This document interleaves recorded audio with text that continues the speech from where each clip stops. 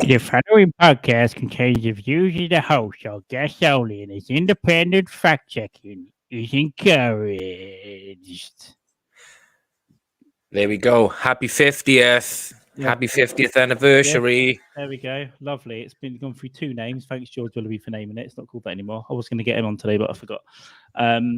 We go saying, did you like our disclaimer? We now have a disclaimer. So the views of us or the guests are just ours, and independent fact checking is encouraged. So I might have an internet problem here, so we got to work on that as we go. So on that note, I don't think 9/11 happened. Let's continue. There we go. Yeah, big joke. Big joke. It was big scripted joke. But it's amazing how they make those towers still not look as if they're not there. Like, it's incredible. Holograms, man. Holograms. Listen, I know Bin Laden. He's still alive, and he works in the butcher shop down the road. Halal. He works in there, and that's his little joke as you walk through the door, didn't he? We say hello, and he says halal. You're like, he's a funny guy. Yeah, actually, he's a nice guy. Actually, he's just often misunderstood and obviously often set up for massive crimes. And we've got tattoos of him, but he's had a beard shave, so it's like he looks completely different. But I got embarrassed about my massive back Bin Laden tattoo, so I had it shaved off when he shaved his beard off. Shaved off, yeah, it's ridiculous. And, like one man's Bin Laden's, another man's Che Guevara, so it's I'm slightly concerned about something happening with my internet here. It's probably already MI5, but cheers. Got a little Ribena here. Ribena. You are like your mouth is going a little bit, one direction, and your words are coming out. Yeah, I can see it. Well, I'll have to try and sort it out in a bit if it's nothing happening. But throw her at the wall, brother. You don't want to see the pile of cables that my shit is all sat in down here. It'd be a health and safety fucking thing. Hope if we was under some form of management right now, we could probably get like a union together. But these are certain technicalities that are to be discussed at a later date. But it is the lack of management that's bringing us down, isn't it? Ultimately. Yeah, completely agree. I don't know. Maybe someone will step in one day and give us the shot we need and clean this mess up for us. You never knows. Hot sauce. You never know. Oh my god. Okay, so everything good, guys. Hey Kelly, how are you? And we have the Napo himself. The opinions expressed on this Train Record podcast. These are picks. Maybe I should reword it. It's all in it. It's in the all in the words. I think wine. Yeah, I did wine during the podathon, and I forgot that I did that actually. And I thought, do you know what? I'm going to get a bottle of wine and just relax. I mean, the glass is filled. It's not dirty, but it's when you've got watermarks around it, so it wouldn't.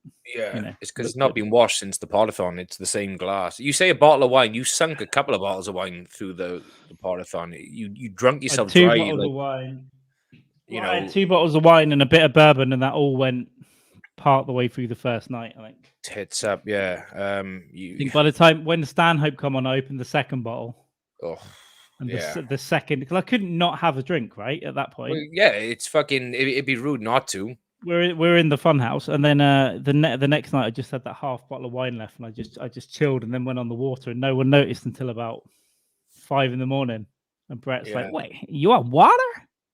Yeah, on the water. Yeah, on the water. You gotta I constantly had like a pint of water to hand as well, because you gotta hydrate, with life-saving fluids as well as alcohol. You got to be sensible about this stuff. I'm trying to kill everything I can that's connected to the internet on this PC, but I don't know. It's just in the last 10 minutes it started going a bit haywire, and I don't know what happens if I just restart everything. I assume the whole stream disappears. I don't think you stay on, so we'll figure it out. We'll figure out something. Yeah, we'll do what my mum used to do in the 80s. We'll take it as it comes. We'll Yeah, we did hear there was the room around by the bins, but if I just start glitching, don't worry about it. It's also like you could think about it as those old robotics dances. Yeah, that's exactly what you're doing. Yeah, body pumping and all that. It's exactly that's what you're doing. I need to get a better camera angle. Yeah, I need to get a better camera. When I move, I'll have a better setup and angle, and I'll have more room, so I can do all the dancing for you. More space. weeks. Is actually I'm in a little cubby hole here. Nice. Yeah, I'm in a smallish type area, but when you come down like end of Feb, we're gonna have to spend a bit of time playing around with this shit and getting the seating right and create space. We'll figure it out. I'll bring everything I've got, and then we can just move everything around, plug everything in. I think we can probably just have the camera set back a little way, and we'll just maybe even sit down somewhere. Sit down, yeah. We can. Yeah, we got plenty of things we can do. I got plenty of chairs, plenty of tables.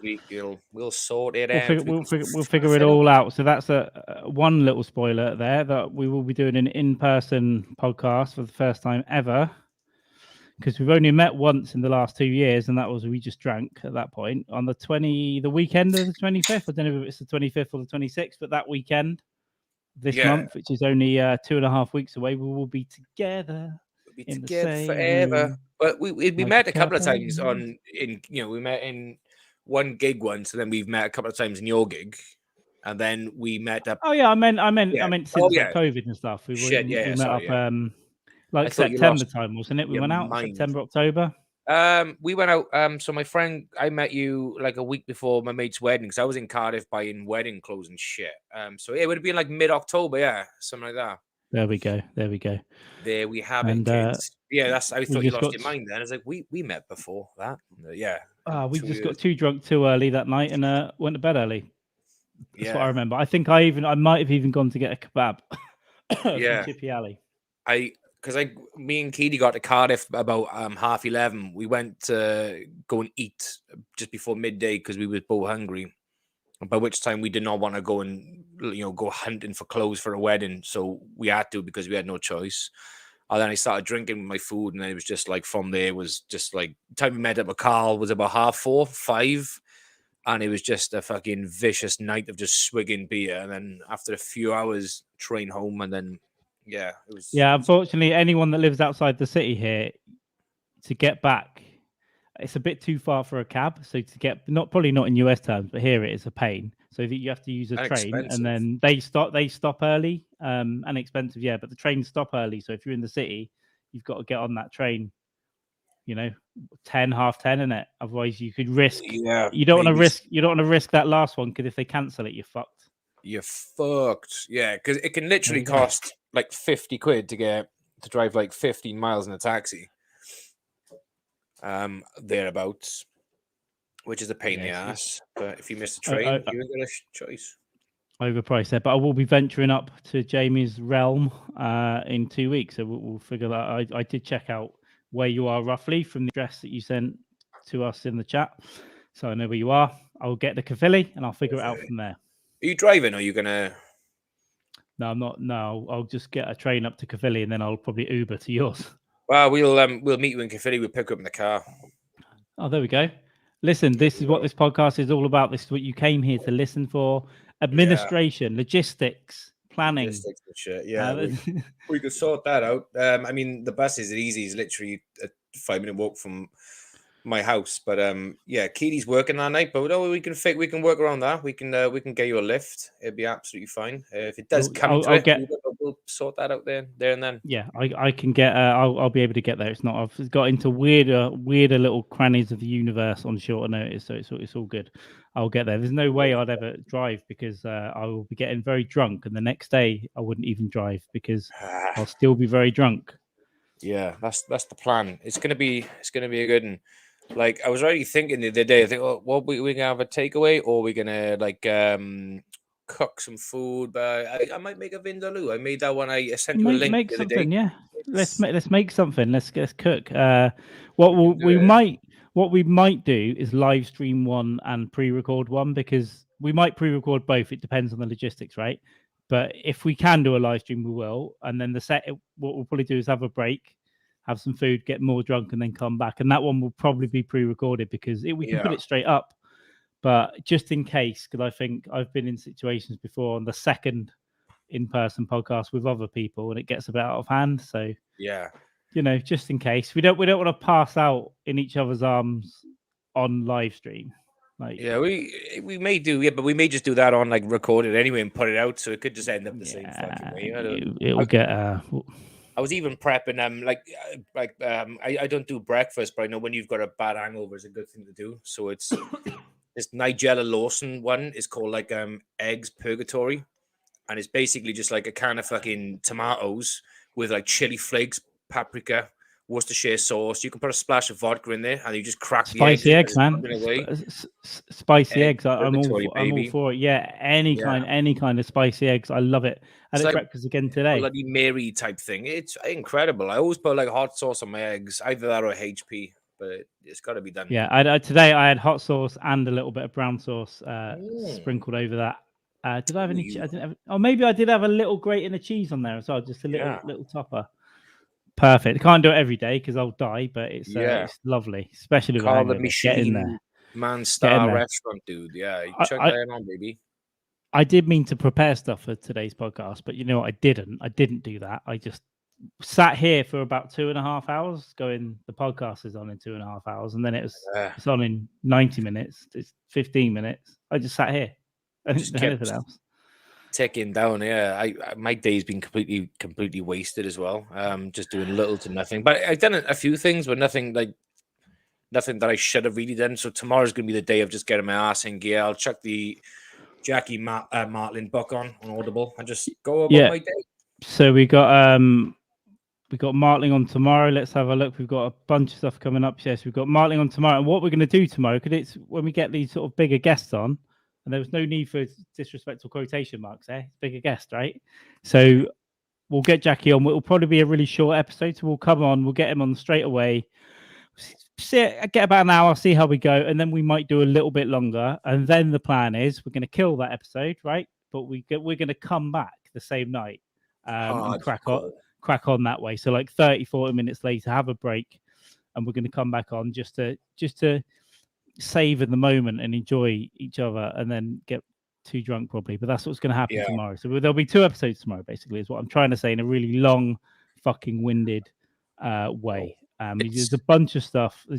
Coming. I actually I made a spreadsheet. We've got a guest list. We've got people being asked at different times. The next month or 2 is going to have a lot of different people on. Lots of different combinations of people, and it will be lots of fun. So please keep coming back, and thank you for watching so far. And if you are watching this and you haven't already, give the subscribe button a smash. Even if you give it a little like. Even if you're so disabled you can't do anything, you know what I'm talking about, and you'll know if you are. Even if all you can do is blow raspberries, right? Like all you can do with your entire body and mind is. There's probably an app that will translate that into pressing subscribe down there. That's what you need to do, right? We're on your side. We're not. If this ever gets taken out of context, we're on your side. We want to help you. We want to help you subscribe to us. Yeah, so that's it. All welcome in wheels, on legs, or just if you've been in a war and you've got stumps and you've fallen out your chair and you're just crawling across the floor with memories of like cutting kids' ears off in Afghanistan and making necklaces from that. All you've got to do is reach up and go and press subscribe that way. So we're here for everyone. And we do welcome everyone to press that. When my parents get advanced dementia, I'm going to tell them just make them subscribe and watch and share it, and just tell them that's how they eat now. That's how they eat. They don't need food. Just do that. Just do that, and they'd be absolutely fine. Even if like you're in the midst of like a family murder suicide thing, just before you put the shotgun to their heads in your mouth, just make sure everyone subscribes first, and then do it, because it's just a waste of a subscription. Otherwise, it's just like it's sad. It's pathetic. You know, if you are like an incel as well, before you go and do what you do, just make them do a subscribe first, and then Beth, we call it chopper in the business. All right. I can't afford it. It's a lot. It feels very expensive for choppers these days. We call it chopper. Right? So none of those helicopter just makes you look like an amateur. Yeah, and that it might be a little segue into there. Go get to the chopper. Go. We might do a pod with Brett Brock at some point and watch Predator if we can figure the logistics out of all that as well. There's going to be lots of Brock on this channel. We're going to do more drinking sessions. We're going to do something related to art. We'll figure it out. We're going to do movie watch-alongs. So we'll try and get something that everyone likes. And if you don't like Predator, there's something wrong with you. So we'll probably watch that. And we don't want to have it too long, but yeah, we can't show any audio or video on the screen, maybe some images, but we'll have a little timer on the screen as well, and you can watch along. So we're going to do some different stuff coming up, but let's figure that out, and we'll get back to you. But just join in and have fun. More in-person stuff, live stuff. I know the Napster today mentioned about live stuff. But yeah, ideas sometime this year, maybe. Napster. There we go. Napster was a great musical piracy instrument from the 90s, which went under quite quickly after I think Metallica sued them. Yeah, Metallica sued them. Didn't they have a thing with Facebook or something, or Facebook have a thing with them, or they were around before. They were around before by the time Facebook came, though. Yeah, they were around before Facebook, but I'm sure there was like this is only like a vague recollection of the film, which the Social Network I watched a couple of years ago. Oh, okay. But right. I think Justin Timberlake played the Napster creator or some shit, and it was You're right. Yeah, there was a few. Right? I'm not sure. It might have been to do with shares or some shit. Yeah, it's quite possible. Yeah, Sean Parker at 19, he founded Napster. By 24, he was the founding president of Facebook. That's right. I'd forgotten about that association. Yeah. And then we moved on to the years of LimeWire, which was fantastic. So I got all my software and video stuff from LimeWire, but you had to be careful. You had to check if the episode was 1 kilobyte. It's a virus, right? But all my episodes of Lost and all that stuff I downloaded individually through LimeWire about 15 years ago. Yeah, LimeWire, and then there was I remember like BitTorrent and stuff then as well, and you had to like download. It was all like I'm still pretty like amateur and all this anyway, because it was very few and far between I would download or illegally, but it was fun. I was always lazy. I watch nearly all of my football is streamed. Lazy. I share a Sky Go with a friend. It's about a tenner a month each. So it's not too bad. But then for sport, and then everything else I steal, because I used to go to pubs as well to watch it. But obviously, since COVID and even now in Wales, it's still a bit annoying to go to a pub sometimes. So I'll just stay here, and it's fine. It's fine over the bridge. But here, it's sometimes just they might have stopped it now, but they brought back those. Everyone's got to go and sit at a table and wear a mask from the door to the table. Stupid. Yeah, I think that's finished now. Play the game. Pretty sure that's done. Yeah, it was finishing. Yeah, I was going to say my only experience of that is going to local pubs in Arbor, but that doesn't say a lot really. So come on in. Don't wear a mask. I quite like visiting those places that never believed in COVID. Not that I'm going to talk about COVID for more than 15 seconds, but there was a couple of places. When I went down to Portsmouth, I was like, this was in September when I started gigging down there, and I was like, oh, that's good, isn't it? Now there's no mask and all that, and they were like, what? We haven't we haven't done any of that stuff for the rest. Yeah, we just kept going as fucking normal. Fucking hell. But on my first, I think I might have spoke about this on the Shannon something episode. One of my first gigs down there, I saw a fight between two girls when another one knocked another one out unconscious. Brilliant. And I like it. I was sat in between them at a bar when they started fighting. Cool. Nice. So that's always fun to be trapped between two women fighting. You just pretend they're fighting over you. That's what I would have done. Yeah, well, and then they went around the corner and there was a knockout, and I just went to help her up, and the bar staff were like, it seemed like she'd caused fights a lot, and she was just unconscious and dead on the floor. So I half picked her up, and then I stepped over and just left down my pint and left, got a kebab. That's great. Yeah. That's brilliant. Yeah. I was just going to say similar story, but it's not a similar story at all. It's completely different. But when I was in Butlins back in September on a stag weekend, we was in one of the clubs, and we were standing by this. It was like an old bar in the corner, but it was like blocked off by like metal rods and black curtains, and it all just came toppling down and fucking smashed some woman on her noggin. She went right in the fucking floor, and she was just lying there all like a little bit. You could see she was a bit like, where am I? What the fuck is going on? So I like armed down to reach her up. Her partner was there, and he was laughing. I was like, whoa, fair. But yeah, she got fucking taken down, and she was completely like disorientated. But looking back now, I wish I just fell to the floor and just like put a pole on me and just said I can't move. I don't move until the ambulance comes. Get a lawsuit out of it. Get a bit of whiplash in there. You should have told her Yeah. she owed you like a 50. Don't you remember? You owe me money. Hey, if you got concussion, you owe me You got that money. money, Give me the you money. dumb biatch. Yeah, no, I just wish I like threw like the poles on me and just laid on the floor and said, "Look, you're gonna have to cut the roof off, get an air ambulance to lift me out here, and all sorts of shit." And then, There's nothing like hindsight, eh? nothing like a good swindle. Yeah, it's brilliant. I've always said to Keely or the kids, and I said, look, if you're ever in, or if we are ever in a supermarket, for example, and we slip and fall, and you just think, oh, I'm gonna get back up, I'm okay. No, just lie there, just stay still, And I like scream like, silently for a while, and then scream yeah, loudly and go, ow, "Ow, my ow. back!"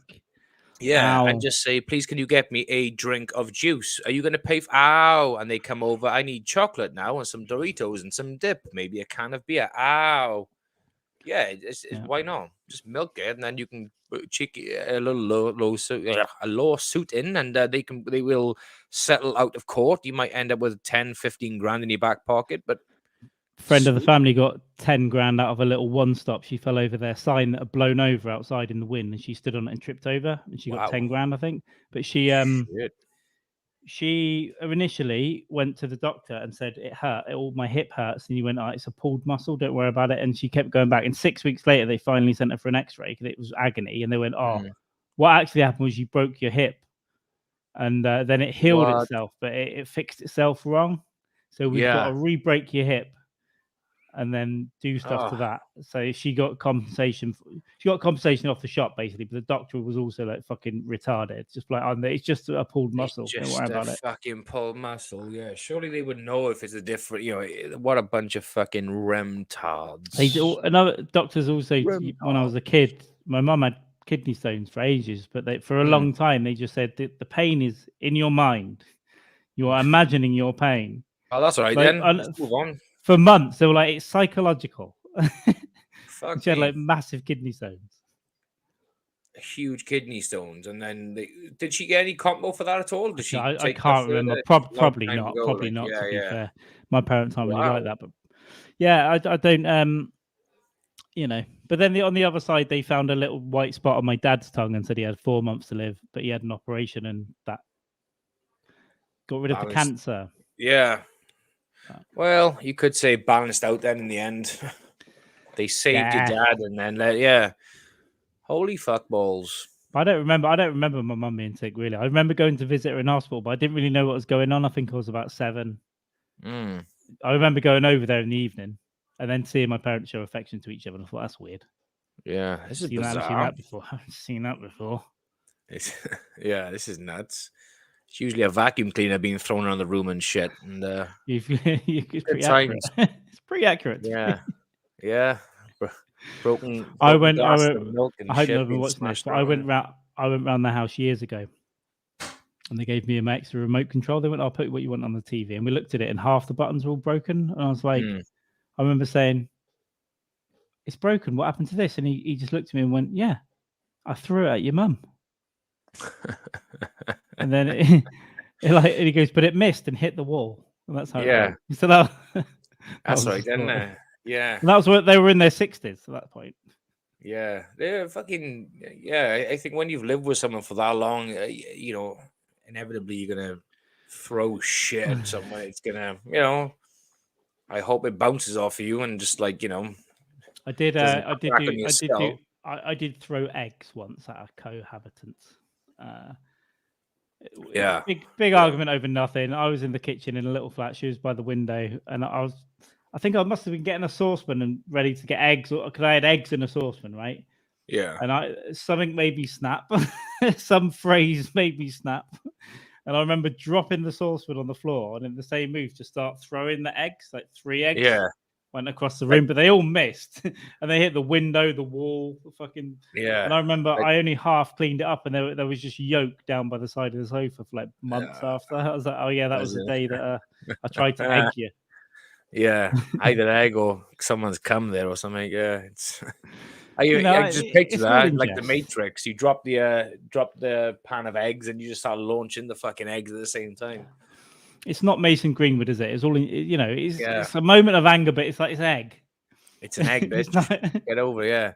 I love throwing eggs. Eggs is a great way. Like I love like I used to love Halloween throwing eggs, but when I lived in when I was in university, I don't know, we had this random thought one day on the way home, let's just go and buy some eggs and just launch them as far as we fucking can over the wall without knowing where they're gonna go, who they're gonna hit. And we did about 12 eggs each.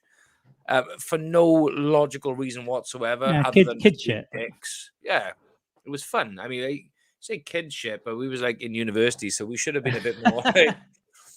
Yeah, I don't know why we did it. We just thought, hey, let's get some eggs and just launch them. Why not?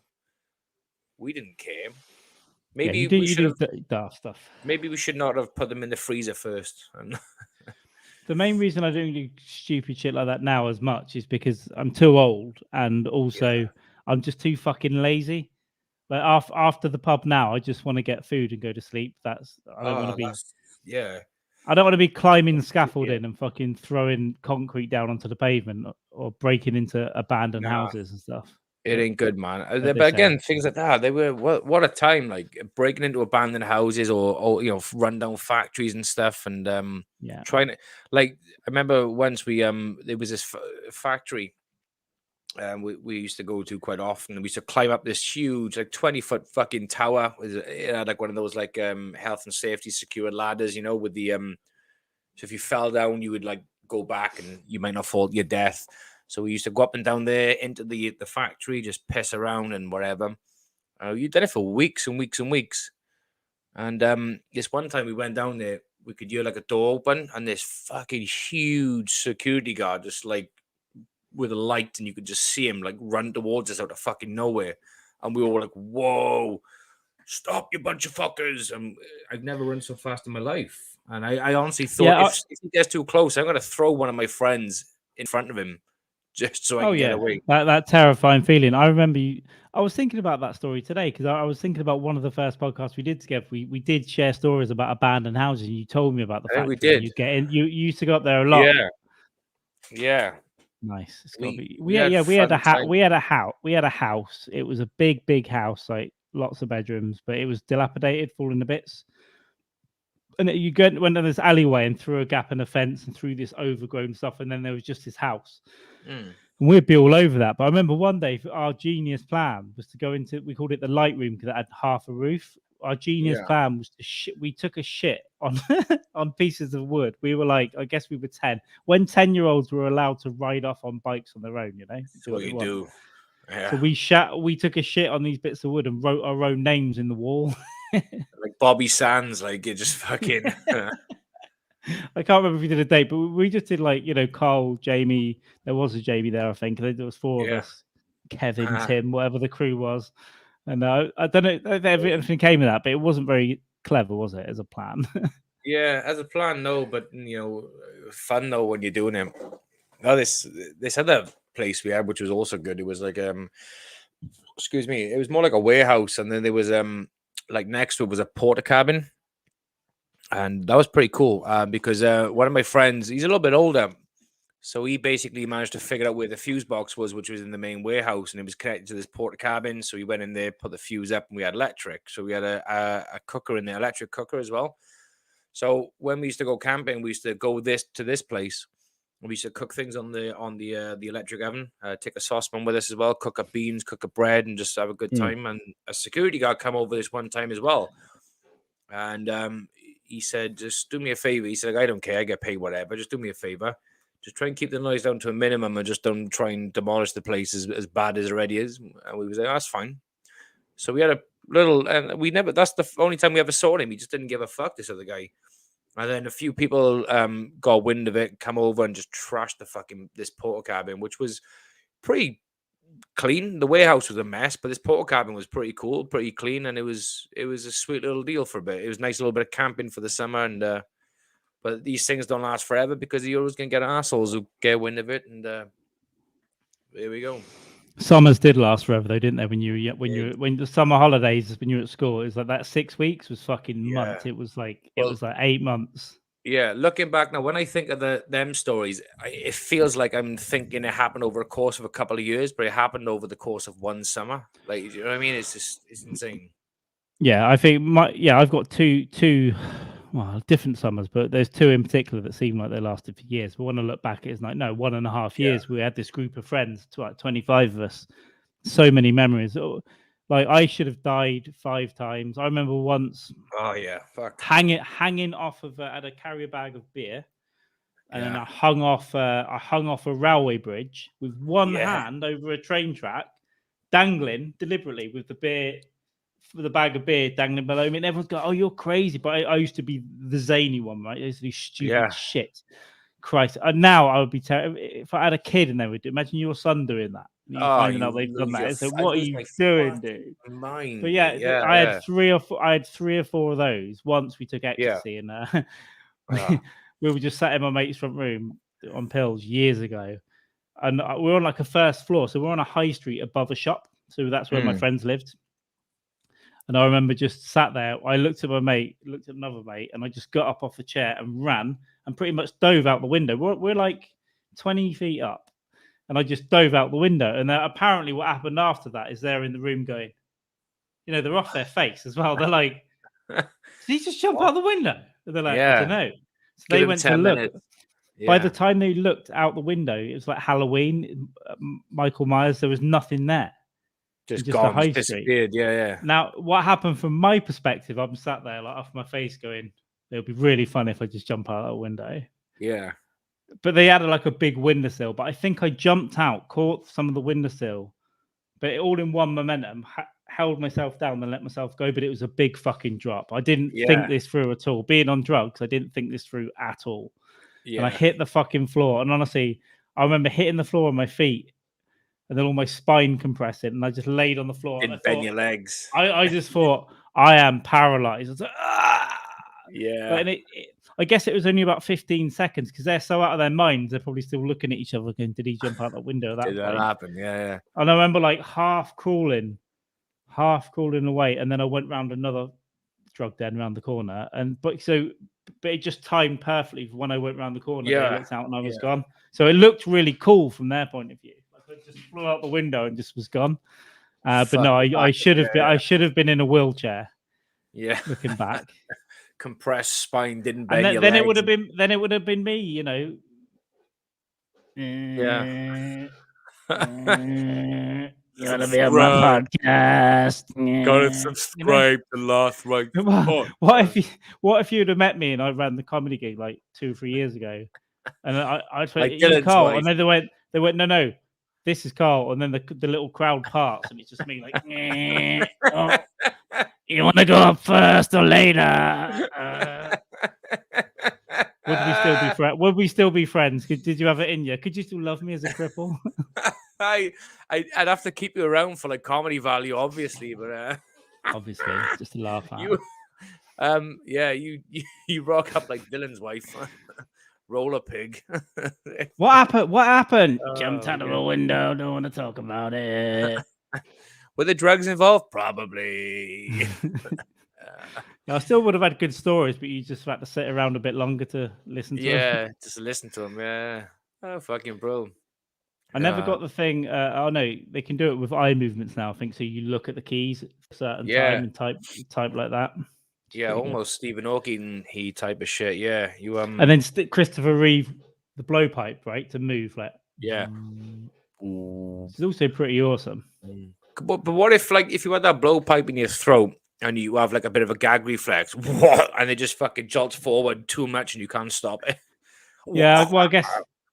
Yeah, you get into there are more choking hazards when you end up in the bath. Fully, I think the technical medical term is fully raspberried up. I think that's the official definition. Yeah, it's according to Google, that's exactly what it is. Alexa just went off too. She just said that's exactly what it is. I remember silly jokes when we were like, when the accident happened with Christopher Reeve. Is like, it's like, what's this? You're like, what's that? Yeah, Superman 4, and then it'll be like, what's this? Yeah. Superman 5. Yeah, just those silly jokes that went around when you're like 14. I guess I was a teenager when it happened. I think shit, like Christopher Reeves, yeah. Man of Steel. Yeah, that's what I think. He was known as like the Man of Steel because he played Superman, but the horse was like, is he? Let's watch this. The horse was like, I don't fucking believe that for a second. Yeah. What's this? How's that, you cunt? Maybe the horse was like, I don't know, General Lex Zod or Luthor's- something. He was yeah, it Zod was or something. programmed by Lex Luthor. Yeah. Man of Steel, my fucking ass. Terrence Stamp, wasn't it, Zod, in the film? I think, Yeah, maybe the horse was played by Terrence Stamp. Maybe it was Yeah. Terrence Stamp and that big guy called Non. Like, and they were in the horse. They were like a pantomime horse with one at the back, one at the front. They're like, we'll That's show right. him. We'll get him. flipping. See, that's what you get on here. Topical news from like hilarious, yeah. 1995 or whatever that was. Yeah, I don't know if I'm allowed to say this now. There was a time where you could say this, but now I'm unsure. But I'm going to say it anyway. Zod in the original and his crew in the original Superman film they look really, really gay. Just like the worst. You can say it. You can say it, but you can't then say they look the worst. You have to say they just look gay, and that's great. They look gay, but what I mean, okay, so separate things. So they look very gay, and then point, and then full stop, and then separately they look the worst of villains. It's, you know what I mean. I'm breaking the thing up and I'm segmenting. But they had those. They had the shoulder pads, didn't they? The leather outfit with the shoulder pads, right? They look fucking terrible. Not the gays. They didn't look terrible. I love that second movie though. I really do. That some of it was filmed near me. Is that the one with Richard Pryor? The second one. No, that's the third one. Oh fuck yeah! Of course it is. That's when Superman gets drunk and fights himself, which is fun. But the first film is classic. But the second one is quite. I quite like that second one. It's still cheesy, but I love. And I had a bit of a crush on the female Kryptonian, even though now she looks like a truck driver. Yeah. But it's like Superman, and then throwing like a drain cover at him or something. That's what I remember. Sure. I remember having a crush on her before I knew what a crush was. I was like 6 or 7. I was like, "What? I like this. Yeah, I like this leather. What's going on here? Yeah. This is funky shit." There's no impact in my subsequent development. Yeah. Superman. Yeah, I used to. What was the one where he had to make the world spin again? I think the first one towards the end, Lois Lane dies and he's like fucked it. So he flies counter to the Earth's rotation and spins it back the other way, which reverses time. Yeah, that's right. He reverses. Yeah, he goes so fast he reverses and reverses time. It's fucking. What annoys me about that is though, why didn't he just do that every time something bad happened? It's like, well, this fucking massive monster's here now. I'll just reverse time again.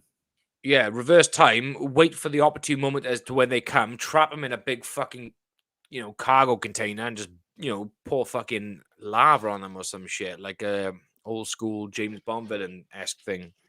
There's ways. Like Superman's so powerful, right? He can punch planets out of orbit. Like in the comics, he would sometimes punch a planet out of orbit. So I don't even know why he's fighting people. Like, he doesn't need to, does he? Just one little punch. So someone did the physics right. Yeah. Some mathematician sat and worked out what would happen if he punched you. You would liquefy. You would just become a pile of liquid. Like, yeah, you would just disappear from reality. Yeah, it's kind of like the Star Wars thing, where they can know, like Darth Vader can just do the death grab or whatever. I know it takes energy, so it burns you out to do. It's probably like benching whatever amount of weights. So Darth Vader does that. Oh, listen, using the force is draining. And I still try and do it even to this day. I'll sit there and look at I'll look at my water bottle and I'm like trying to make it move. Like, go on, trying to make it move. Yeah, I remember like the first time I watched the film Carrie, and I was like the same thing. Like I can love do this. Carrie. Like just like concentrate and just do it. But what happened is I concentrated so hard I started to bleed like she did in the film, but it was from my ass because I had like an aneurysm or some shit. It wasn't my period. Squeezed out of my ass. That must be what happened to me. By the way, I've had the last couple of days, touch wood, the colon area has been better. Oh, well done. And I even went to the shop because sometimes walking 10 minutes and walking 10 minutes back can become a problem. So even that today was fine. Now I'm not going to say everything's better, but well, it's an improvement. It's an improvement. So I'm gonna keep keeping an eye on it, and then we'll see what happens. But if I get any more problems, I am going to call the doctor. It's just I don't know what to say. I know I've got to say what's happening. I know that's all it is. Yeah, let me write you a script. I'll just say, look, there's something wrong with my ass. Have a look. Yeah, what it is, doc, right? But you wouldn't have to speak to a doctor. You can type it up, though. You can just go on like a My Health thing and just type up your thing and just send it to them. Yeah, but eventually, I'm going to have to see someone in person, and Yeah, that's eventually they're true. going to say, "So tell me what's been going on." I'll be like, Yeah. "There's something wrong with my house." You start Welsh. What you do this. What it is, right, bud? What it is, right? What it is, like, bud. What it is, right, bud? My sphincter, right, bud, seems to My fucking sphincter, fall like, out bud. when I walk 10 minutes, bud. My head collapses through my body and pops out my ass when I'm walking down the street. Yeah, That's what happens. yeah. Like one of those deformed people with them weird heads, pinhead type thing, just falls out your ass. I'm sure there's a name for it, and it's not just the Zika virus from Brazil. I'm sure there's other conditions. One of them pinheads. Yeah. But you got to categorize them somehow, haven't you? Yeah. Everyone very, needs very good. everyone needs to be in a category. It's or Calgary. I like that. Calgary. We've been dropping. Oh, here we go. This is what we can do here. I haven't used banners for a while, but let's use. Oh, we can stick this up. Steve Bannon's.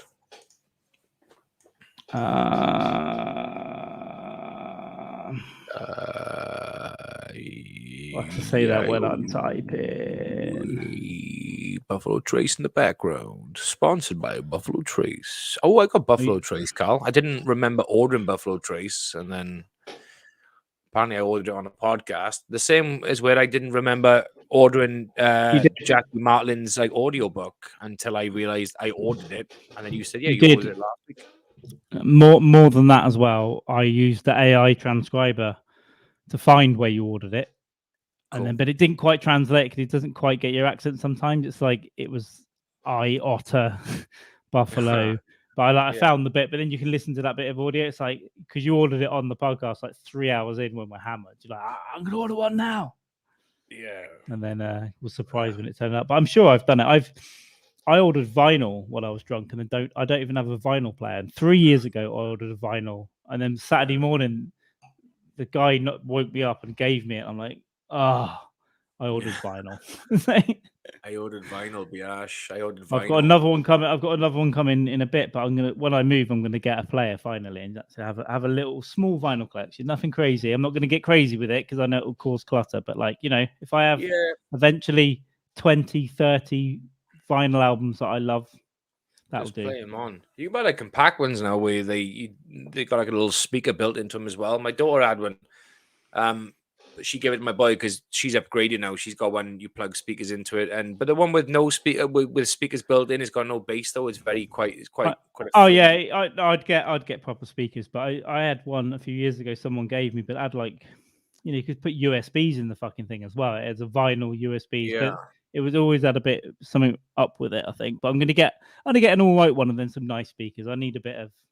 Well, when you come over, I'll show you my daughter's vinyl player and her speakers because that wasn't that expensive. I think it was like 160 quid for the player and then like 60 quid for the speakers. But there's no remote with it either, which is good. You've literally got to get up and adjust the volume on the back of the speaker. Oh, it's yeah. Really cool. That's what I miss. Look at that still there. I miss having proper speakers because I remember when I had my first job, I earned like 100 a week or what, maybe that. And then I paid a neighbor to order a stereo from like a catalog, right? And I paid off 25 a week or whatever it was. But it was when you had separate. So I had a CD player, an amp, and a radio. And then I brought these two like 4-foot speakers, big fucking things they were, and they were loud. Out of 10, if I put the amp on 2.5, that was as fucking loud as it needed to go. For now, I look back, 10 houses around me to hear what I was listening to. Yeah, at 17. Fucking way, yeah. I remember old school fucking shit. That was brilliant. Big. There's something missing from Spotify on a tablet and a little Bluetooth. Isn't there? There's something missing from it, like when you just got the whole setup. It's just nicer. It's much nicer. It's all like sometimes it's so convenient having like your fucking Spotify, your Amazon Music, or whatever, or YouTube. But sometimes, like, it wasn't that long ago. We was in the house listening to music. We would get up, put a CD on, and then skip songs and get up, change the CD. It was great. And then YouTube come over, and then we had a laptop, and you could plug it all up. It was like, what the fuck? This is insane. I used to love CDs. That was a Amazing. big change. Yeah. And do you remember? I never had one. My friends in their car, they'd have like a 6-disc changer. Yeah. And so Big old get through. yeah. Some of them were they kept them in the boot, or they'd have a 12-disc one, and you had to open the boot and put the 12 CDs in, and then you could like rotate. Yeah. Never one of them. We had I'm sure we had one car that could take a couple, like 3 CDs at a time or some shit. That was the stereos in the front could take a few, but then you could get the one in the back was like 12 at a time or some shit. Yeah, and then everyone had a fucking woofer that sounded like someone's laid in the boot, kicking the side of the car. Like, yeah, I had a woofer in the back of my boot to muffle out the sound of someone specifically kicking the boot, because I thought, it was that'll do. But yeah, some people would have like big basses in the back to take up the whole area of the boot and just or you had like a little van and you soundproofed it with MDF and filler, and then had the stereo in the back of that, because you had to soundproof it, otherwise it was above like council regulations for noise. So when you're driving around, it's fucking wild. Crazy times. Now I'm getting old. I get fucking, if I can hear someone's music from a car, I'm just thinking, fuck you, man. Why am I listening to your bullshit? Yeah, I want to throw a breeze block through your windscreen, you prick. You just pull up at the lights and it's like, yeah. I don't, fuck you. You've ruined my whole day. Remember a couple of years ago, Hayden was quite young and he was going through a really big like Ozzy Osbourne phase, which we all do. And we was parked up in Caerphilly, so Keely said, "Look, don't get out. Terrible. I got to run to the shop and I got to get." I said, "I'll stay in the car." I mean, the kids will stay in the car. It was fun. So I chucked on Ozzy Osbourne "No More Tears" live with Zakk Wylde playing instead of the Randy Rhoads version. And I had the fucking windows down and it was blaring, and Keely comes straight over, turn it right down. "What are you doing?" I said, "Just doing what everyone else does, only with decent fucking music for a change." And she went, "Fair enough," and just turned it up, and we just drove off. It was cool. And kids were in the back just fucking listening to fucking "No More Tears." Oh no, sorry, no. That was Zakk Wylde anyway. That wasn't never Randy Rhoads. Sorry, I was thinking of Mr. Crowley for a sec. But we had Mr. Crowley on, and we had "No More Tears" on. 2 live versions with Ozzy Osbourne, both done by Zakk Wylde. Sorry, hilarious. People just walking past like, what the fuck? One thing I want to do is start playing guitar again, because I haven't got any guitars right now, but I played for years. I didn't learn until late on, but then I played for years, but then I haven't had any in the house, and I sold them years ago, and then my old flatmate had one, and then I just haven't since. But this year I'm going to get a little acoustic. I love playing, and it's another thing that I can do every day to level my mind out. It's nice, and it's nice when you learn to play a song that you like. Yeah, cool. I bet it is. Yeah, I've never learned. I've learned a few flicks on bass and stuff, but nothing fucking worth bragging about, really. But yeah, I know what you mean. We'll play some. Your kid's got a guitar up there, and I'll teach you some chords when I come up. Yeah, you got a nice size Ibanez. I got an acoustic guitar here as well. I got an Ibanez, great looking guitar. I've got a nice. When I go and see Napa, if you're still listening, I'm going to be getting in amongst you. I can't play very well, and I always got embarrassed from playing in front of other people, but I just love fucking around. And listen, you get a couple of whiskeys in me, I'll start getting that acoustic, singing at you at 3 o'clock in the morning. We also have a electronic drum kit in the house as well, so we can have a jam. We could just do a stream jam. Just gonna get hammered and stream jam like 2 non-musicians, just like. Well, let's do it. Writing a song. You jump on the guitar, I'll jump on the drums, and we'll just fucking plow away. We could probably write an excellent song about 9/11. Yeah, I hope so. But we'll call it, like you said the other day, we'll call it 1109, because 1109. Yeah. It's the correct way to write that date. Right. 1109. Plus, if we just keep saying it, the Americans are never going to really figure out what the fuck we're talking about until. Yeah, because you can just say, "Do you remember when you masturbate to 1109?" They're like, "What? I must be a boy." Yeah. 1109 was a massacre. 1109 was a tragic day.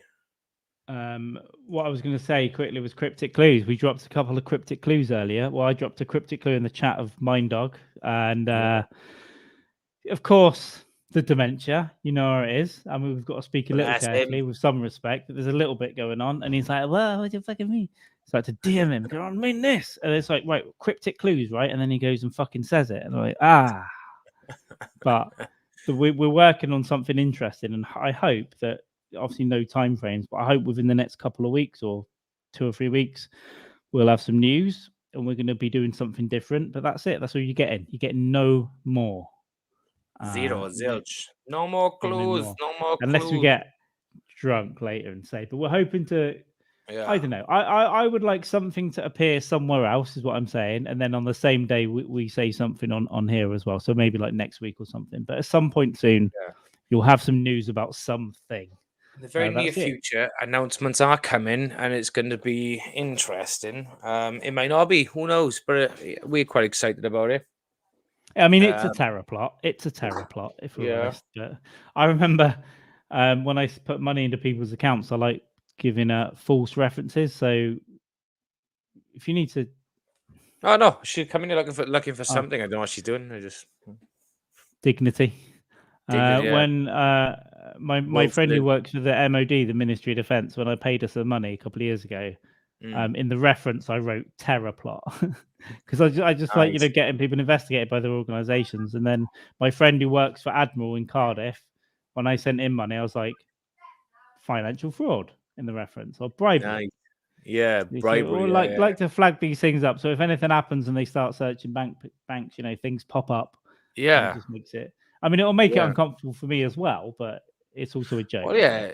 In the same way, like we discussed last week on the pod, I think we said, like Google searching things like one-way flights, Syria, homemade explosive, bleach stuff. Yeah, I mean, already we're probably on a list, so I don't, I'm on several lists already.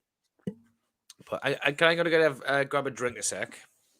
Go right ahead. It's all good. No worries. We'll try. We'll try this. God, I think if you press the wrong button, it just descends into madness or something. I don't know what's going on.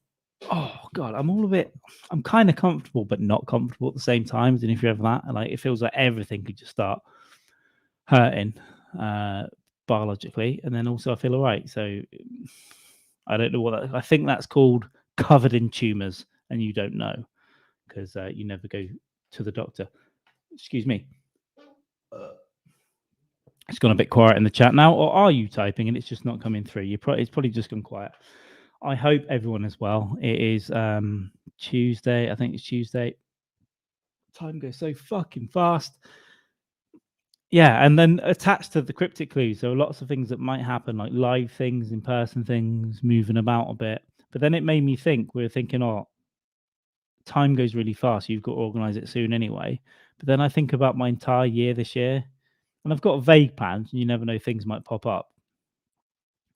But the whole year's gone in my mind. The whole year, I've got little sections of like 2 months here, 6 weeks here, and I've got to fill that up with this, and then that, and then I've only got 2 months until this, and then I need to be there, and then only a month until that, and then that's going to be busy, and then this opportunity might be there, and then I guess this is just called being alive and being human, but trying to progress in comedy and stuff. I'm thinking got a bit of a plan, but it means every part of the year is let's just bring Jamie back in here.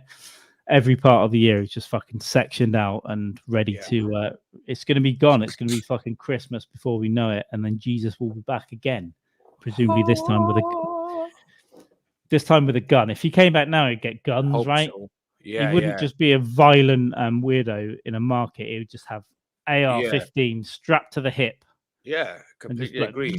And do you know what they wouldn't do? They wouldn't crucify him. Do you know what they would do this day and age? They would cancel him. They would just cancel him, and it would be a lot worse. That's a great premise, actually. I don't know if anyone's done that, but you should. I would steal it from you, but you should do it because you just came up with it on here. So do it. Get a bit together about canceling Jesus. Canceling Jesus, yeah. We can do that. I'll attempt to write a note. Yeah, and he could only get his word out, via social media and stuff. He's like, smash that subscribe, follow me on Twitter, and then he gets a Spotify deal or something, and then just gets cancelled for saying, I don't know, the L word. It's just like love, man, love, man, peace and love. Someone puts a compilation together of him just saying love, love. But But Jesus would probably now, like in some kind of ironic way, would probably be like anti-Semitic, you know, going against the, you know, he would. I think make I up think if he somewhere. if he comes back, he might have a problem with the Jews. That's Yeah. all I'm saying. He might go, "Hey, Yeah. you guys, hey, You you guys, what was all listen that up. about? What Yeah. was all that about 2,000 What years the ago? fuck did you do? Sneaking Yeah. around." Yeah. The only That's all person I'm who saying. really cared about me was Pontius Pilate. He actually fucking had a bit of an interest in me. And he was a fucker who crucified me eventually. However, you guys put him up to it. But that's a different story for a different day. There was always that obviously it's an old take, but obviously when he does come back, everyone's just wearing a little symbol of him being nailed to a cross. It's like that's how you worship me, like my death scene. Yeah. That was a Bill Hicks bit, wasn't it? Do you think when Yeah. Jesus comes back, the last thing you want to see is a fucking cross? You know? Well, I think a bit Hicks, but I think a lot of comics were doing it as well, but maybe probably after Yeah. Hicks as well. But I think it's just that it's just like seeing your death scene. Imagine if you were raped and murdered as the Messiah, right? Imagine the next time he comes back, he gets raped and murdered. Just gets raped, and then he comes back again, and then everyone's just wearing a picture of like a rape murder. A rape murder, yeah. Which would be a good tattoo, by the way. If we could find a skilled artist to do it, Brett Brock. I wonder if anyone's got a tattoo that says rape murder around their neck. I think someone might have it. I can't Google it on this machine.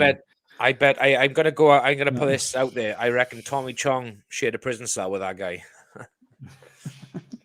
It was called Spiritual Awakening, wasn't it? Oh yeah, yes, yeah. You sure it wasn't a bike? What did you say? He said it was Spiritual Awakening. One of them was like, "Are you sure it wasn't a big biker called Steve?" Yeah, and then he's like, yeah. "Huh?" Yeah. I tried 3 times and it either went to silence, nothing. He didn't hear, or he pretended not to hear. I was like, "Damn it!" It's all I had because I felt I was really quiet in that, but I thought all I've got is prison rape jokes. Yeah, you landed with clarity, and I think he just didn't pick it up because he's like 83 or some shit. So it's like, yeah.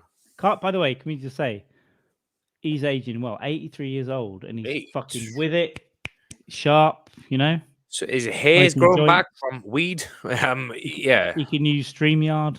Yeah, he can use StreamYard. He's got hair follicles growing back after using the CBD fucking shampoo. He can remember everything from his life. Copious amounts of weed induced as well. Yeah, he's fucking sweet. He's a cool guy. He's a sweet guy, isn't he? He's a nice for sure. I'd love to have another chat with him someday, and we might have to try and do that at some point. Yeah. I mean, we should try soon. Not just to help this channel, but soon would be good because he's getting up there in the old numbers. Yes. If we do get one of these veterans on one point and they just die, imagine if they just died during an interview. But like, you okay there, buddy? You okay there, buddy? He did. Hey, bud. You just have to share it everywhere. Good. Does anyone know where he lives? Because he's dying on air. He didn't give us his address because we'd stalk him, but that'd be awkward, wouldn't it? That would be bizarre. Yeah. It wouldn't even be a beat because he wouldn't be in hospital, presumably. Yeah. But yeah, it'd be odd. But it would do wonders for views. So always be branding. ABB. Always be branding. ABBB. Always be branding, baby. Always be branding, baby. I've been watching never be dying. A crazy fucking show the other day on Disney Plus called Pam and Tommy. Mate. Is it about Pam and Tommy? Yeah. I didn't want to give it away. Was it documentary or is it a drama? No, it's actually a drama. Yeah, Pam and Tommy Lee. Pam Anderson, Tommy Lee. It's fucking nuts. The joke book is coming out and it is very empty because it's new. But also, this is my podcast note. So here we go. Podcast notes, hieroglyphics. Pam and Tommy, Disney Plus, which is a weird place to put a program like Pam and Tommy, but there we go. Well, I think they might expand a bit because even Get Back was full of swearing and stuff, and it's like the first time Disney ever allowed like bad language on their platform. They've got. I can see them changing a little bit. Yeah, they've got Disney Plus, but there's like a subsection called Stars. I think it's called Stars or some shit, and that's where like anything. That's right. Like 12A plus is on there. I think like Sons of Anarchy's on there as well because that's Fox, and Fox is owned by Disney or some shit, and it's loads of stuff on there. It's I'll have a look. Yeah, I've not really browsed Stars. I've got it. I've got all the streaming stuff. Well, I've got Disney Prime and Netflix, but I fucking rarely look at any of them. And then I'll get caught up in a Netflix thing, and then another thing, and then it's like, oh, but what about this on Prime? What about this on Disney? It's like, this? Yeah, that's because come March now. I think I'm going to be. It's looking likely I'm going to be canceling my Sky subscription because we don't like. that's use right. it You lent me the a login. I lot. watched what did I watch? I watched Oh, the JFK documentary, which was phenomenal. If you haven't seen it, the Oliver Stone JFK documentary, watch the longer version. Is it what was it called? The longer one? It's called Destiny Betrayed. JFK Destiny Betrayed. Yeah. It's phenomenal. It's all the stuff we know about, but then a lot of newer stuff as well. It's really, really good. I mean, as far as conspiracy theories go, that's pretty fucking. That's a the pretty one guy in interesting there one. was hilarious. He was like obviously an older dude, and he was talking about the magic bullet. So you telling me the bullet went through Conley, then this, that, the other? Oh, and here's the magic bullet.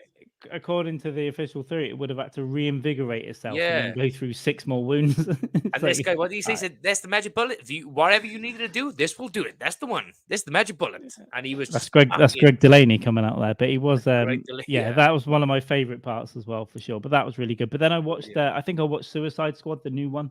That was fun. That was Suicide Squad. The Suicide Squad. It was fun. It got a bit zany in it. It was these fucking starfish with eyes at the end. But it's it's a fun movie. I watched it on like a Sunday morning or something. I watched the Suicide Squad. I haven't even watched the Suicide Squad. My kids love watching that shit. My daughter loves it. My boy does because of Margot Robbie. Oh, who doesn't? Well, I mean, that's why one of the reasons I watched. Exactly, yeah. It's worth a watch because all they've done is just put "the" in front of it. Took out Will Smith because he's shit, and they just fucked the first one up. Yeah, completely. This one they went, oh, we'll get a decent director and try and make it fun, and then make it here from here. But it's way better than that first one. But it's a fun movie, but it's stupid. It's stupid. I watched a little bit of it actually. Tell lies, where Idris Elba is going to save Margot Robbie.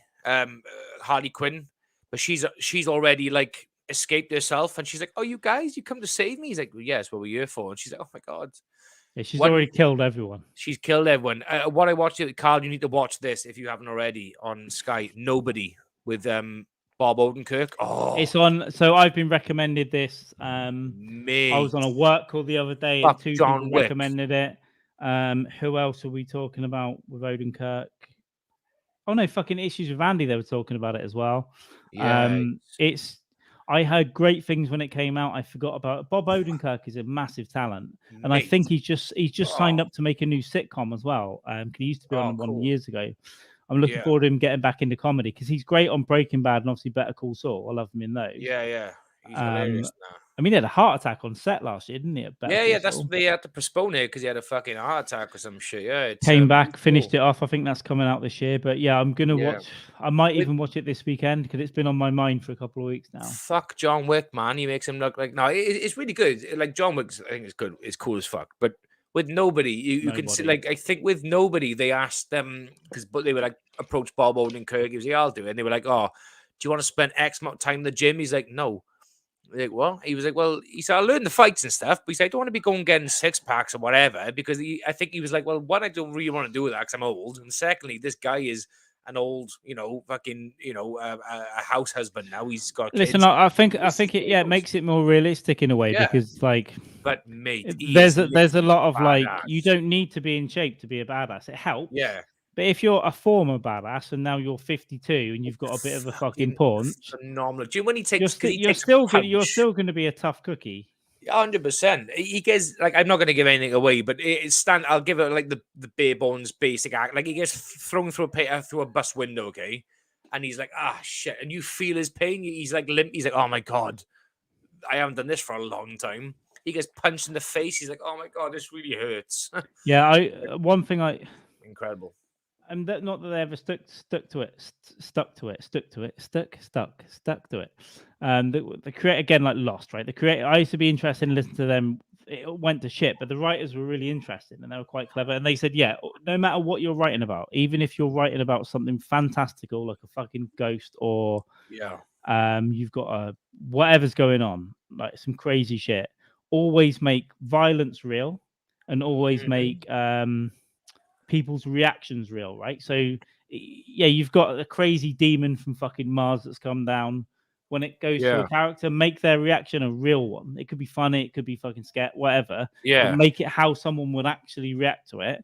And if someone gets punched in the face, make that real. Because if you do that, people watching it will buy anything else. It doesn't matter how ridiculous anything else, just what the people's reactions.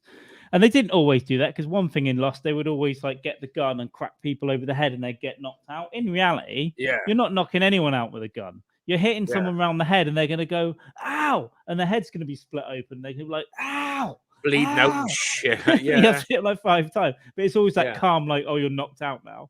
No one's knocking anyone out in real life. You're just like maybe breaking a nose or a jaw. But you're causing serious fucking head injury. But I've tried over the years. I've started to write, I don't know, 10 things, and I've never seen anything through. But one day I'd love to write something. And that always stuck with me, though. I'd always want to make violence real. Like, if you get punched in the face, for the next... Like, I watched Ozark the other day, right? And this guy gets fucking pistol whipped 5 times and kicks in the face. And all he has later is a little bit of blood. It's like, no, his whole face is going to be swollen up. Like, put the makeup on. Make an effort. Make it look real. Yeah. And that's what was good with fucking Gangs of New York, when Daniel Day-Lewis finds out DiCaprio's the... whatever. He finds out who he is and he gives him a fucking pasting and he lets him live. But like, there's quite a bit of time in the film where DiCaprio has still got like fucking bruises and scars and whatever, because he had a fucking pounding, man. You know what? I need to rewatch it. I haven't seen that since it come out. I watched it on DVD like in 2003 or whenever it came out, and then I watched it maybe one more time. But that's one of those things I need to go back and rewatch. And the same as There Will Be Blood. I probably watched that 4 times or so. Don't even get me fucking going. I probably watched it. Yeah. I had it on DVD, so I probably watched it 3 or 4 times. Yeah. Well, I've got it on DVD, but I haven't got it. It's on Sky, actually, or Netflix. I got nothing to play. Yeah, no, I can find it. I just need to watch it. I just need to get around to doing it. But that's one of those ones now I could go back and watch twice, and just... I just remember the milkshake speech, the classic. I'm probably going to even fuck it up. At the very end, yeah. My milkshake is reaching into your... I have a long straw, and I'll drink your milkshake. Way over there. I'll drink it up. But basically, it's just it's the beginnings of like oil-based capitalism, right? Oh, mate, it's fucking phenomenal. Such a good fuck. Yeah, but it's... Yeah, another good film, Daniel Day-Lewis, then, which when I was a kid, I used to love watching it. It's called The Boxer. He plays an IRA. I remember it coming out. Yeah, he was a terrorist. He got arrested and all that, and he went to prison. He basically stayed away from everyone related to the IRA. Got his head down. Come out of prison after 10 years or whatever. Just one more job, Jimmy. Just one more. That's right. Yeah, just one more job, Jimmy. Shit like that. And he was like, "No, I am done." He said, "I'm not doing this. I just Get down here now." Yeah. You want to fucking combat the fucking us now? You want to? We are family. We are family. Get down these stairs now. We are a legitimate political organization. We are not terrorists. Yeah, we're not terrorists. I mean, we may have dropped a few bombs in a fucking couple of schools and stuff, but the Minister for Education threw a grenade, nail bombed a school. Yeah, so, when he was younger. McGuinness was it or some shit like that? Yeah. Oh no, it was Martin McGuinness, I think, wasn't Martin McGuinness. Yeah, that's fucking right. Yeah, I remember we are not terrorists. I remember watching him. I was watching a documentary on it was on YouTube and it was about the Troubles. Why the Troubles of all things? You could have called anyone. It's like everyone just calls it. It's like not even menopause. It's like a heavy period. Do you know what I mean? It's like the Troubles. And it was a good documentary. And it was a lot of people in and out. And I remember I always remember Martin McGuinness. They had like an actor between him running down an alleyway and this and they had some guy. He was like whatever rank he was up in the army and shit. And he said, basically, I remember we was chasing Martin McGuinness down an alleyway and it was the might of the British Army behind him. And this guy was early in the morning. He was running down the alleyways with no top, just a pair of jeans, and he had a little pistol, just taking pot shots. And you could see in some respects, this guy in the army had a little bit of admiration of, say what you want to say, but this guy didn't give a fuck. you had the might of the British Army chasing him with their fucking guns, and this guy was like, "Fuck off," running on the street in his jeans, barefooted, no top on, like Bruce Willis and Die Hard or some shit. Just fucking. Oh, they're wild. Yeah, they're probably off their fucking tits and just wild. Completely, yeah. Wild times, but yeah, the Troubles is such a weird. It is a way bizarre. of saying it. It's like you mean the religion, the fundamental religious civil fundamental war. religious civil war in Ireland. Yeah, that one. Yeah, it's like, can you imagine they called the Vietnam War or the Troubles or whatever? Well, one of your main tactics was like nail bombing kids. Yeah, the Troubles. But just like on a flip side of that, though, is like the Ian Paisley fucking lot. You know, the DUP party. They were just as bad and just as fucking worse in some respects as Sinn Féin and the IRA. No, it was one another. It was a big mess out there, and there was a book. Huge fucking mess. I used to read a lot about. I used to read a lot of special forces stuff, and in the 90s, I read a book. I think the guy's name was Paul Bruce, and it was the something file, I think. And he said, right, okay, so in the 70s, he got into the SAS, but they got sent to Northern Ireland. And he said, this is his claims, and he went to prison for this, I think, for writing this book. He said for murder. So he says what British Special Forces were doing at one point is driving around a Protestant council estate and shooting pregnant women, right? And dressed as like Catholics or whatever, dressed as like the other side in a shitty old car. And then they would basically go and do pot shots at people and start more trouble in certain areas. I don't know. I can't remember whether it's to bring more troops in or what. And they said, they buried the bodies. They would go to like Southern Ireland and bury these bodies. And for the book, he took loads of photos and he was like, we buried bodies here. But he said the whole team was so depressed by what they were doing for the Queen. They became alcoholics, right? And they were boozing whilst doing it. So they were pissed, driving around Northern Ireland with guns in like Cortinas. And anyway, he brings this book out in the 90s. Right? I need to go and fact check somewhere. Yeah, I need to hear this. I had the book, right? So in fact, I've probably still got the book somewhere. Yeah. And he's got all the photos and he did all this. The British government's come out and said he was never in the SS. This is all fake. And then they put him. I think he went to prison. I think he might have gone for murder. I don't know. And they just denied he was ever in anything. But it's like, I don't know, man. You'd like to think that isn't true, but it's a bit weird to come out and write a book with so much detail about stuff. And then no, that didn't happen. Don't worry about it. Fucking so hell. I lean towards thinking that maybe we did some really fucked up shit in Northern Ireland. I can completely fucking believe it. But what do we what's the word? A proxy war, isn't it? If you like, you use one group of people to fucking fight another group of people. You aren't involved, but not sort of indirectly involved. Proxy wars. Well, that's a bit different because we were still had troops fighting the IRA. Yeah, we were still there. It's a bit different. Proxy wars are often like Syria, where it's like you're doing one thing, Russia's doing another thing. And you're kind of like strategizing against each other. Yeah. It's like I think with like Northern Ireland, for example, it seemed to almost, like, even though British troops were there on the ground, there was almost this thing of a proxy war behind the scenes, like you just said, then to almost like just get the Irish to fight the Irish, but with the backing of the British Army and all that bollocks as well. I think it seems to be a bit of a proxy war play in the background. But yeah, even though proxy wars are usually the main person pulling the strings doesn't get directly involved, but yeah, it's fucking carnage though. Absolute fucking carnage. So the book's called The Nemesis File. So I don't know what happened to this guy. The RUC arrested him. So this is the Royal Ulster Constabulary or whatever. They basically extradited. They took him over there and interrogated him under a terrorism act. I think he went to.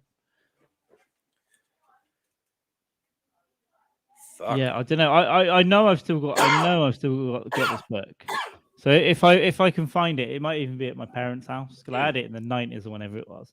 Yeah. I'll dig it out and lend it to you. But I remember it being really interesting because I think he grew up in Abergavenny. I think he was a Welsh lad. Okay. Yeah. I think I read a few of these books, so maybe I'm mistaking the person. But I think this guy grew up in Abergavenny and he trained like walking up the hills and stuff. But I don't know. So his real name was Paul Inman. Any relation? Yeah, no relation to me, bitch. What do you mean, any relation to mine? Good old times, eh? The good old times. How about the world just stays out of everyone else's business and just lets people get on with it? Yeah, that's not gonna happen. Crazy. Doing Inman's voice actually hurts. You fucking guys, it's all you want to do. I did queue up after our chat the other week. I did queue up Desperado to watch, but I just never did it. Like last weekend. Me too. I chucked I had it off queued up, ready to go, and as I was like, do you know what? list. Right now I don't feel like a movie. I'll do this. I'll cook, and then the next day I didn't do it. So Yeah.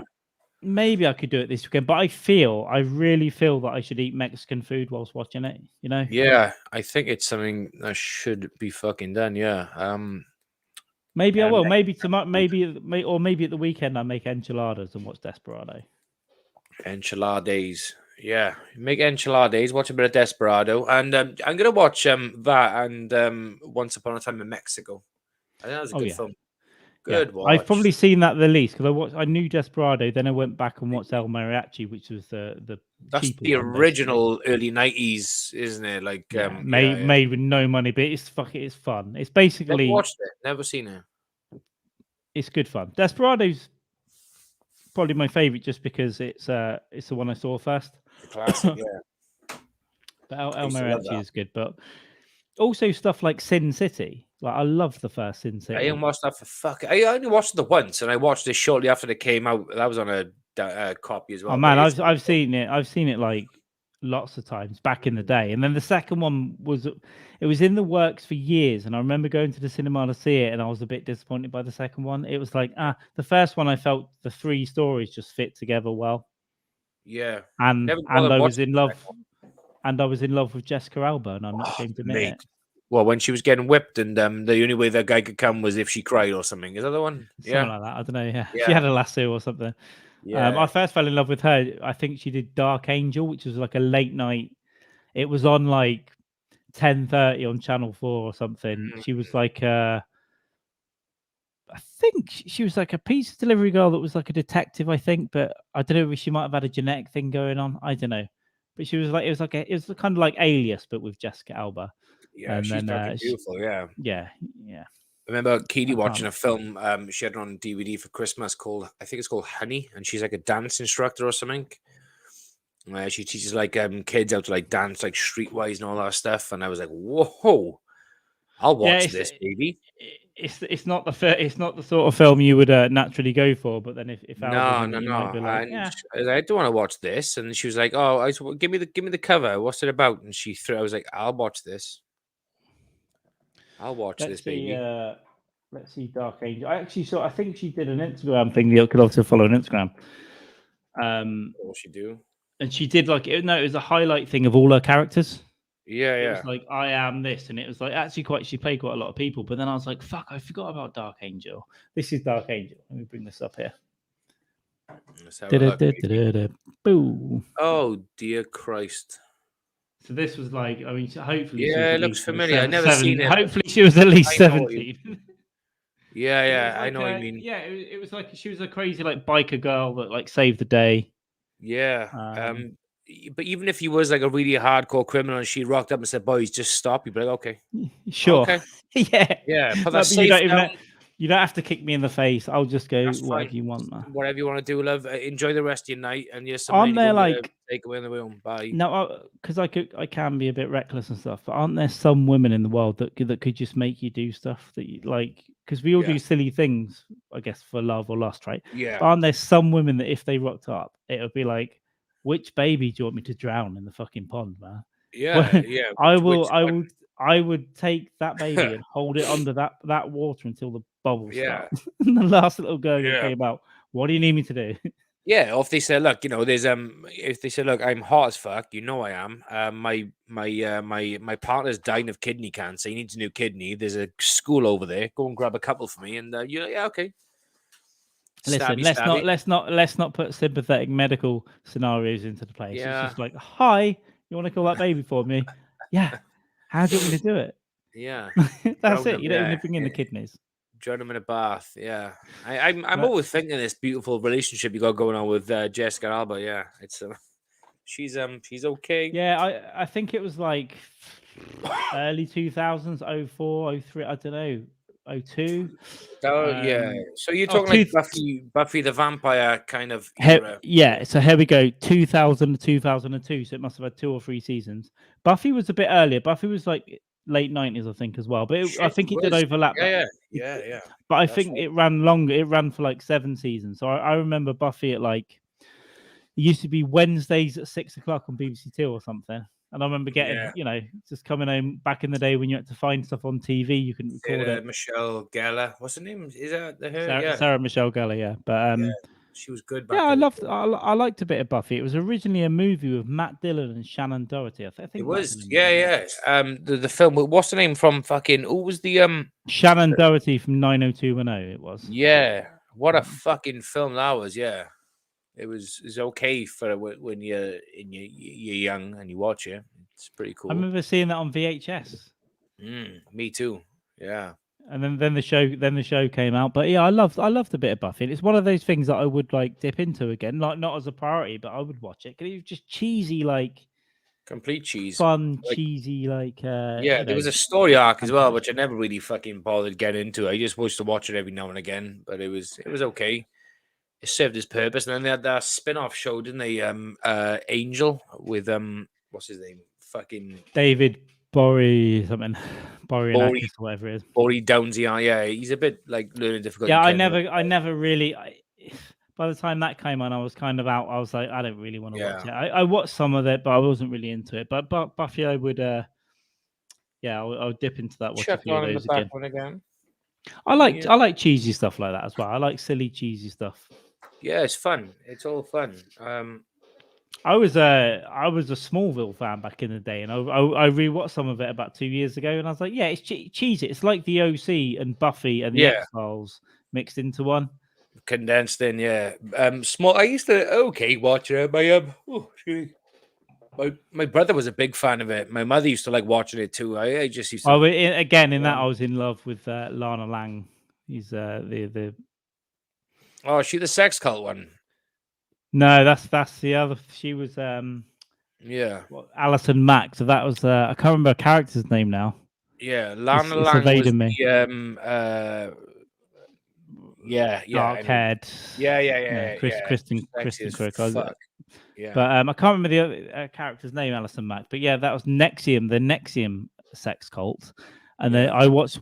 Again, it's one of those things where there are 2 documentaries. I think there's an HBO and a Hulu or something. I watched the HBO one, and that's great. But then there's another one that's about because it's about these parents trying to get their daughter out of the cult, and I think the other one is about her, like it's filming her and she talking to the camera. But that's a weird one. That Keith Raniere ran that. How did anyone believe that guy? And they were like intelligent Hollywood people with like. He's got like multi-millionaires in the team, and they're just giving him like 250 grand, like to build a center. It's like, sure, they're not stupid people. They're like, some of them are like smart business people, but he's convinced them to like come into his thing, play tennis with me, let me fuck your girlfriend. Yeah, I like him though. I really do. What I can't remember. I can't remember. I don't know. That doesn't surprise me that you remember that one. I don't remember any specific episode at all, apart from the last one. No, I'm just reading the. So I got into Buffy later with we were obsessed. I was Team Spike. Oh, Spike was the blonde. We'll just brush over the Widow thing. Spike was the blonde guy, and he also went on to play Brainiac in Smallville in the later seasons. Can't remember his name, but he's been in a bunch of stuff. That guy. Yeah, he was like a bad vampire turned good vampire, or what the fuck he was, I don't know. And then vaguely remember. I think he turned up because a few years ago I watched a show called iZombie as well on Netflix, and I got into that as well. Again, it was cheap. It was very Buffy and X-Files-y like. Yeah. It was about a pathologist or an assistant mortician or whatever that became a zombie, and she had to cover it up. So she'd go to work with makeup on to make her look human. And obviously she liked eating dead things, and she worked with dead bodies. Nice. That was another fun show, but it was in that kind of Buffy type. Sounds like porn. Sounds like porn. What, I'm gonna grab a vodka a second. Unbelievable. The state. Go. There we go. Yeah, iZombie was a lot of fun. I think they did 5 seasons of that. But and the finale had the Cranberries zombie in it. Loved it. You remember iZombie Kelly? Yeah. Liv. I can't remember the actress's name. Again, I followed a tiny little Rose someone. Not McGowan, obviously. Rose MacGyver or someone. I don't know. But interesting little show that was. It was good. It was good fun. It was just silly, like easy to watch. 24-minute episodes. You know, you could watch 2 or 3 of them. And that was that. There we go. We've already covered quite a lot today. We've covered TV shows. We've covered, I don't know, cryptic clues. Yeah, cryptic clues. What could they possibly be referring to? Hot sauce. But I think, I've just had a thought. Yes. I can't tell you anything, but I've just had a thought. And hot sauce is actually meaningful for this and something else we're working on. But yeah, Jamie and myself are going to be working on a lot of stuff together, including a lot of in-person stuff, a lot of weird stuff we're going to film. I don't know, through the year, probably more so in the summer. So you might not even see any of that stuff until like the end of the summer and the autumn, because stuff takes a long time. We want to make something good. But yeah, we have got a few weird little ideas, but that'll be where we leave that. But yeah, like I said, busy fucking year. Not least, hopefully getting into a bit of Edinburgh Festival. I'll have to support on something this year. Hopefully, I'll be able to do that, which is quite big in the comedy world. And then next year, the plan would be to take something a little bit more serious up there. A little, not serious, but something more of my own, you know. Jessica Alba Scientology. I'm not sure. I'll have a look. Let's do a bit of research. Let's not slander anyone. I think she had like makeup companies or fashion company or something. She promotes a lot of that stuff on her Instagram. There we go. I typed Jessica Alba, so please give me a minute while Google refreshes that.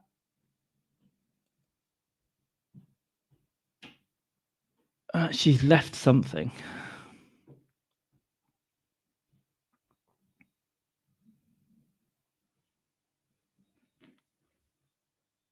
I don't know. There's a lot of articles with her related to it. Apparently, she auditioned to be Tom Cruise's girlfriend through Scientology. But I don't know. They've got a name mentioned in here. So I think she was associated with it at some point, but whether she is or isn't now. Also, the actress that was in Mad Men and thing about pregnant women, Handmaid's Tale. I think she's a low-key Scientologist. Yeah, I've been on several Scientology rabbit holes. They actually blocked me on Twitter, like the official Scientology Twitter account, because I think I posted something like, I'm not saying David Miscavige should have the piss beaten out of him, and Scientology, the official Twitter account, DM'd me like almost immediately, and they said, Carl, why would you advocate violence towards David Miscavige? And then I looked at it for like a couple of days. I was like, oh shit.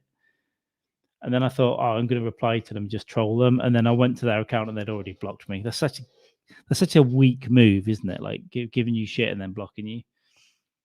I can't find anything about it here. Anyway, maybe she is, maybe she isn't. I'd take it. I think Alba would be one that I'd join the church for, if I'm honest. I'd just be like, yeah, sure. Where do you want me to hold this fake piece of electrical equipment that you can measure my thetans on? And I'll do a personality questionnaire. What would you want me to do? Good catch. Having hot actresses in your cult is always important, I think, for recruitment purposes and PR purposes. So I would.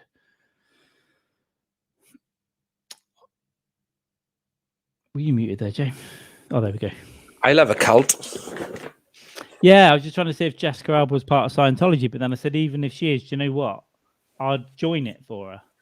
Yeah, is there something you heard? Is she part of that? Oh, okay, Kelly mentioned she might be, and there's a bunch of articles in Google where she might have auditioned to be Tom Cruise's girlfriend at one point through Scientology. But Yeah, he was going through an I, audition period, wasn't he? she either used to be or is, but I don't care. I love her. Yeah, I'd drag my balls over broken glass and hot coals just to have a sniff right of her ass after she had a curry fart. You can also put that in a greetings card as well. Like, I love you, I would drag my balls. Yeah. After having a curry fart, either one works for me. Good, nice. I wonder when my first piss break will come, because it'll come soon, and then it's a problem, isn't it? After the first one. Yeah. The first one is like I broke the seal a few minutes before the podcast started, and then I held on until I just got myself another drink, and I just had another one, and yeah. You know, So whatever. To recap quickly, yeah. So tomorrow we've got Jackie Martland. That's of the. I don't want to keep saying the Howard Stern show, but he was on Howard Stern for 18 years. He was head writer at Stern. He sat in The Chair, which became The Chair, which had lots of people like Stanhope and Rogan sat in as a temporary thing, and then they had Artie Lang into it.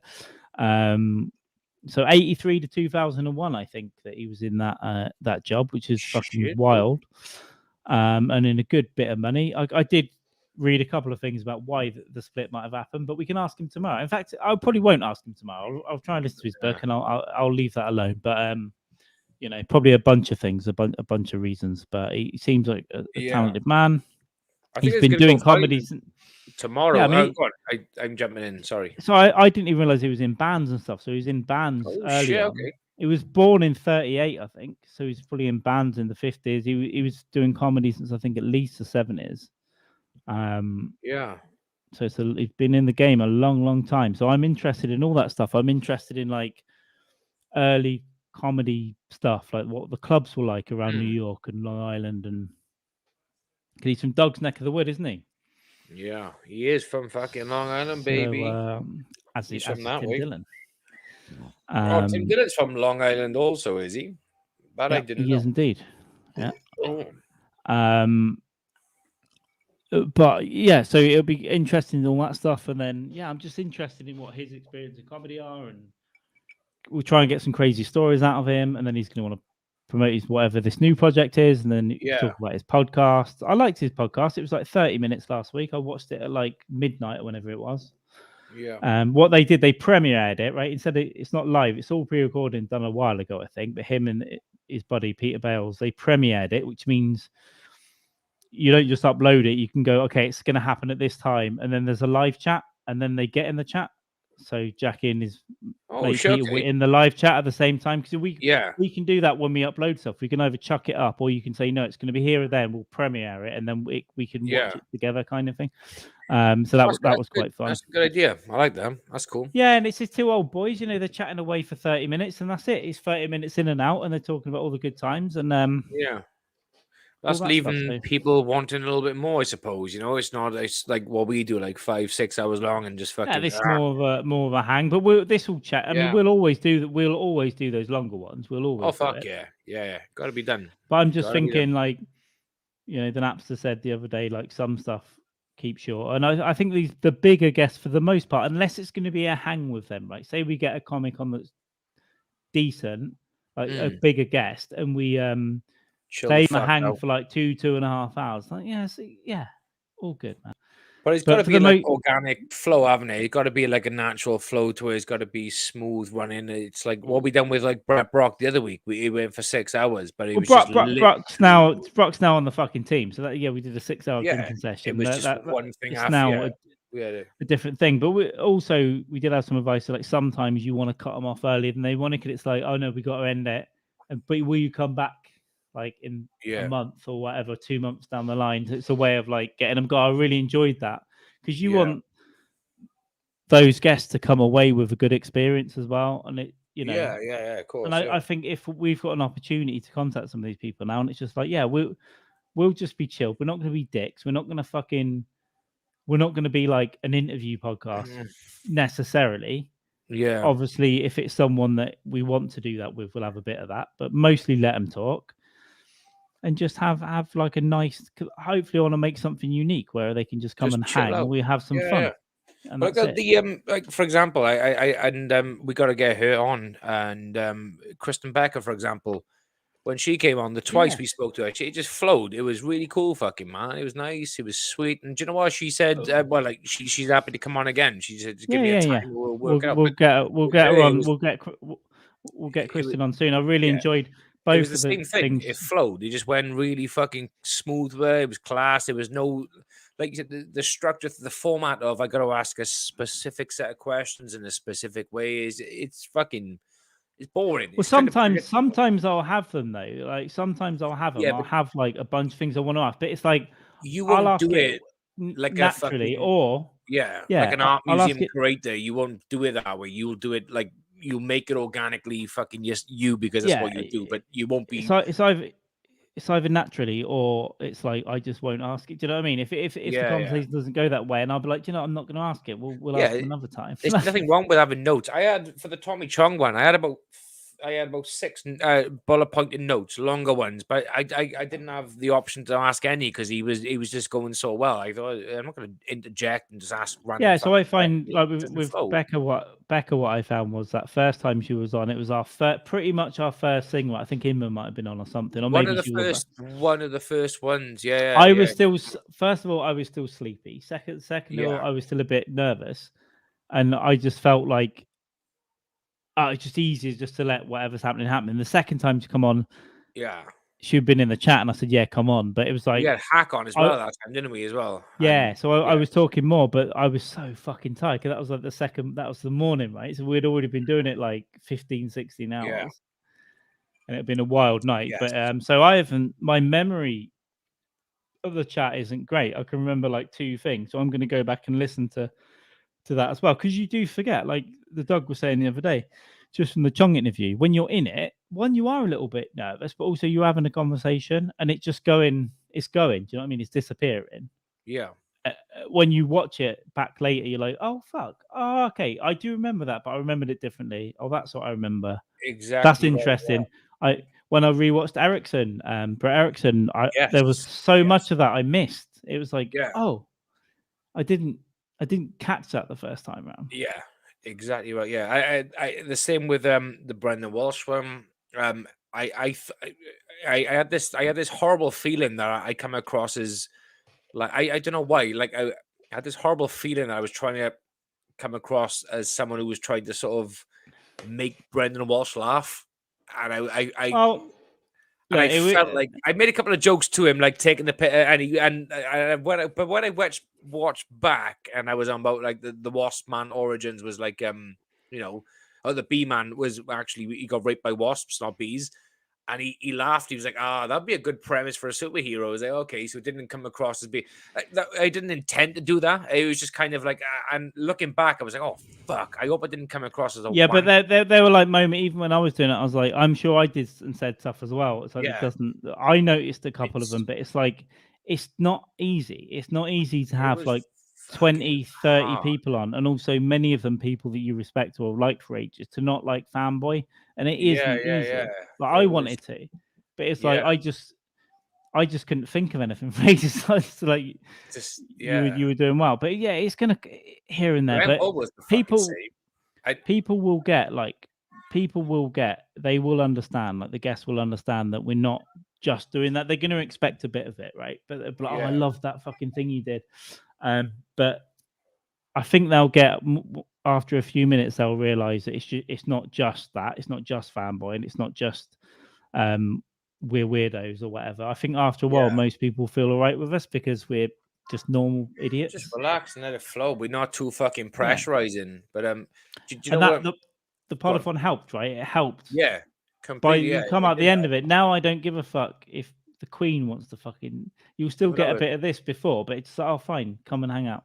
We'll have a chinwag, bitch. We'll have a chinwag. And as cool Glenn Wool fucking was, like I made some fuck ups at the start, and we giggled about it. But do you know when you came on, like I see your face on the screen, I had this whole thing of I was like, "Thank you, Carl." I was like, "Thanks." It just like really took the fucking pressure, and I think that was probably the point where we was both like, "We'll stay. We'll just keep doing this all for the 40 hours. We'll just stay." It was It was like, just it was too much fun. So I'm glad yeah, Imran was late because I'm glad we just popped on and it happened the way it did. Did get a bit crazy. All of us getting tired, but you know what? Fuck it. There wasn't anyone I would have. No, there were a couple I wanted to miss. But I'm not going to mention any names. For the most yeah, part, it was everyone one was or two. fucking cool. There were a couple towards the end. I was like, fucking, I can't listen to Yeah, this. But every comic was great. And I yeah. was surprising, not surprising because I didn't really know him with Derek Sheen. Like when he come on, I think someone else said I expected you to be like Shit, yeah. introverted, but I was like, Derek oh Sheen wow, was he's really cool, man. fucking funny. Not only really Yeah. funny, but really interesting and like When it got to the fucking the Ed Gein shrine, it was like, what the fuck? Well, we were talking about Ed Gein. There were like Yeah. 2 or 3 conversations about Ed Gein, and then it What came on, the and he had an fuck? Ed Gein shrine, and we're like, Yeah. what's And happening? we was Like, like, what's what happening? the fuck is going on here? He was like, oh yeah, Ed Gein phoned me when I was a kid to wish me happy birthday. I was like, That's what? right. We I were was like, up for like fucking what? that was early in the morning of the second day, wasn't it? So it was Yeah, like it was that's kind when of it was like, getting wild. I was like, how is all yeah. this Ed Gein stuff coming It's like, together? Like, yeah, because we were talking about serial killers, and Ed Gein was brought up, and then I he came on. swear, I It was like, swear it was 3 guests. I think it was one other, someone else before that, and then Derek yeah. with his Ed Gein strike. So it's like, fuck, man, something's going on in the Matrix. Fucking in. Well, the same thing happened earlier, didn't it? Like, I said the similar thing earlier about I mentioned the space time continuum because we was listening to a Coffee with a Dog, and I was fucking commenting and stuff, and I was getting no replies. And then the dog message on the live chat, he said you're on a 90-minute loop or whatever. I was like, what? And then you messaged me earlier on the podcast on Coffee with the Dog. You said, "Yeah, you're like you're way behind on the podcast Coffee with the Dog this morning." And I was commenting. I was like, "What the fuck?"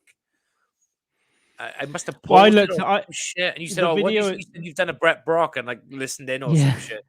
the video had finished on my laptop, and I was doing something else, and I just looked Mm, down at the chat, and I saw the highlight because if I say something on here, it highlights, or saw the Napster, it's highlighted, and then I was like, sport. I like sports. I like yeah, sometimes like, yeah. I was, yeah. what the fuck is going on? I was like, I've done it before because I'll pause it and go out and then come back and there's an 40 minutes gone. You have to remember, oh yeah, I've got to like catch up.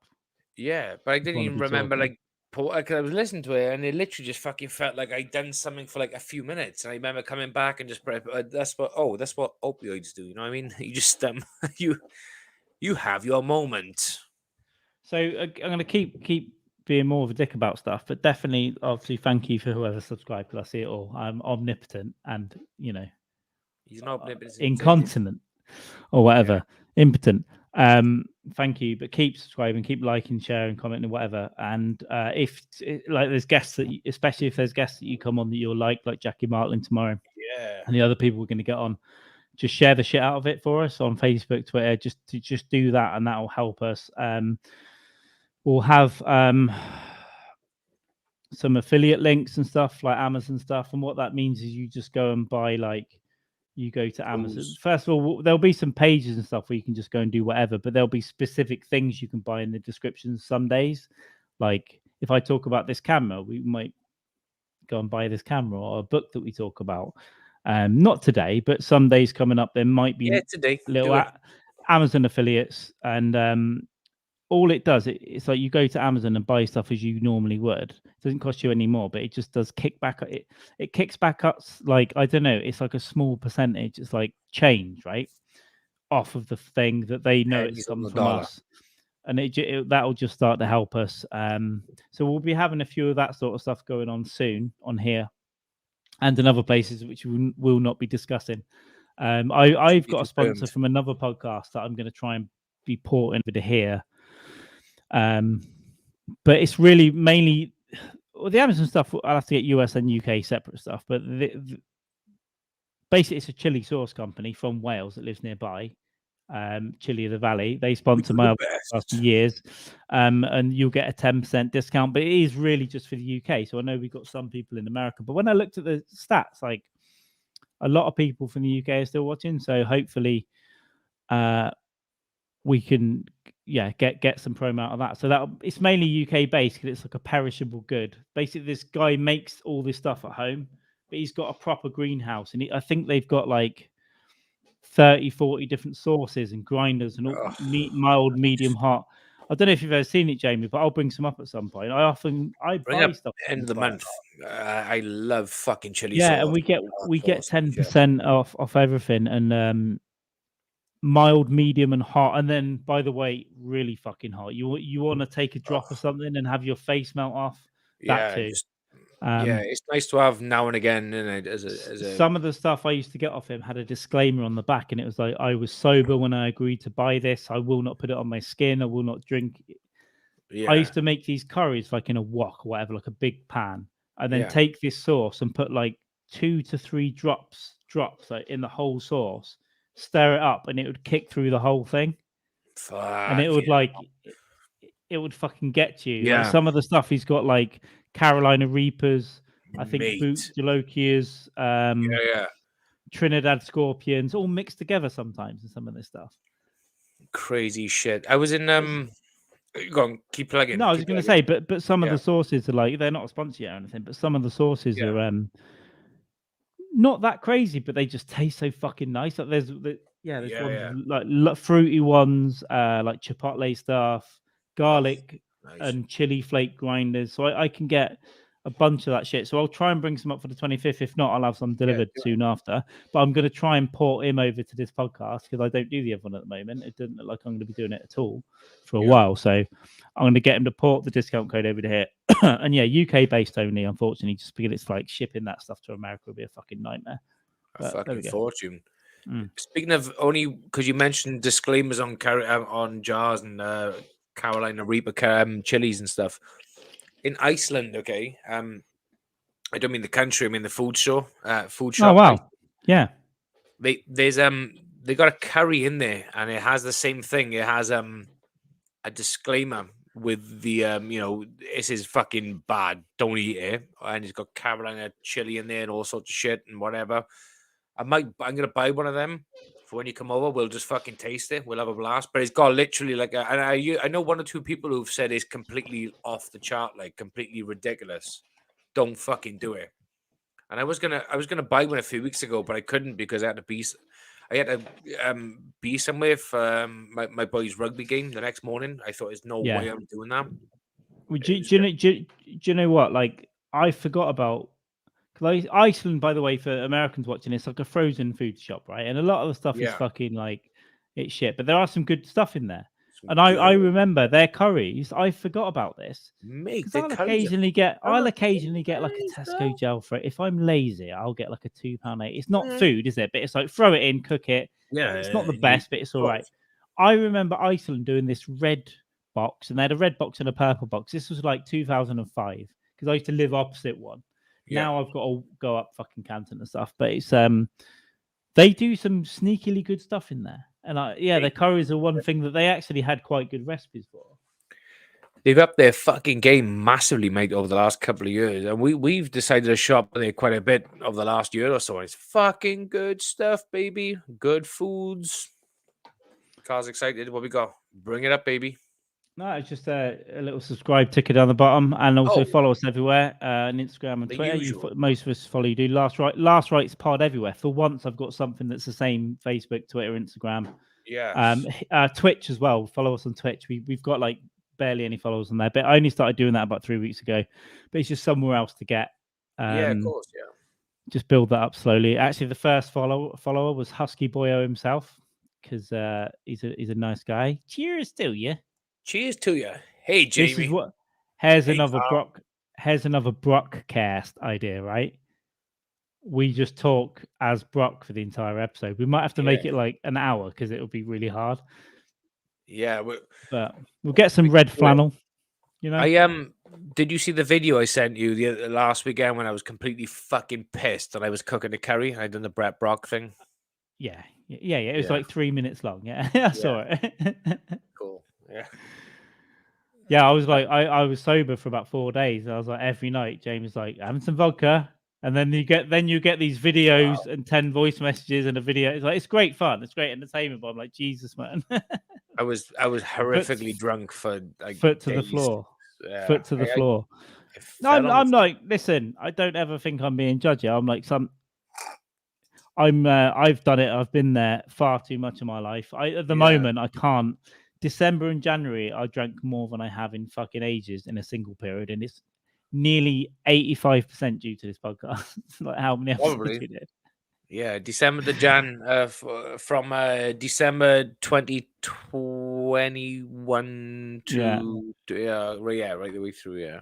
Oh man, even December there were some wild nights. But not only that, I went to the pub in my hometown, and one of them obviously we did the pub podcast as I'm walking home from the pub. Yeah, and we then at did. my That's parents' house. yeah. That's I need to watch that one back because that was fun. Because you cut off once. It was well, I cut off because my data ran out of where I was, so I had to sprint home to get on my parents' Wi-Fi.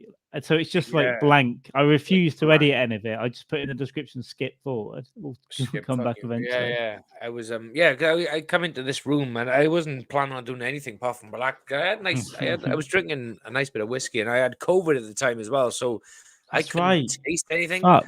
I was just like nothing tasted good, so I was drinking whiskey and it was just going down like whatever.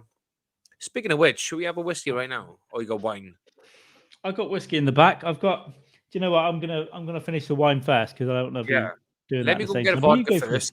Let me get a vodka and I'll have a whiskey with you in a bit. Let me get a vodka. Yeah, I got a whiskey back there. There's no problem. There's always a Buffalo Trace in the back. Yes, listen, the pinnacle of this podcast was when Buffalo Trace sponsor us, right? If we can get a Buffalo one day, that's the aim. That's all I want. Yeah, and then I'll kill Buffalo myself. Trace. Yeah, and then I'll kill myself. Yeah, we just want a few bottles of Buffalo Trace a month each, and then we're happy with that. We can live, we can retire, and call it a day. I'll do a Brett Brock. Kenny wouldn't walk across the street for Tom Cruise, and he better meant to listen. Tom Cruise was an absolute hero for years, and he still makes good movies. But he is starting to the plastic surgery started to fall through the plastic now. I've still got a lot of respect for him in terms of like he still does make good movies, and he still does a lot of his own stunts and stuff, and it's wild. But yeah, he's obviously a crazy Scientologist, and I heard during my rabbit hole that him and John Travolta within the Scientology, and this is allegedly Scientology, don't come at me, within the organization, that him and Travolta both have the right to kill people, and it's the absolute, how would you say it, responsibility of the lower people to clean that up and cover it up for them. That's what I heard by someone who left Scientology and said, yeah, at that level, you can do anything you want. You can walk into like the clubhouse and just stab someone in the eye and nothing can be done about it. It's like, yeah, they have to cover it up. But who knows? It's a very odd thing. Maybe we'll do a Scientology episode at some point. It's a rabbit hole I go down every 2 or 3 years. And it's probably been about that. But there's a lot of wild stuff around it. I walked down Hollywood Boulevard in 2016 and the Scientology Center was there, and I was pretty drunk, and I almost took the personality questionnaire and held on to the thing that measures the thetans. Is it like the E-meter or something, the fake science device they have? I almost did it, but then I had a part of me that was still rationally aware enough that that was like I could wake up tomorrow in the blue Scientology castle, like in a robe, and I'm in. There was a part of me left, so I just went to a dive bar called the Burgundy Rooms off of Hollywood Boulevard, and that was nice. It was a nice time in there. I had a great time. So I don't know if it's still there, but I will be returning to Los Angeles later this year, hopefully. Go and see my friend in Venice and get drunk.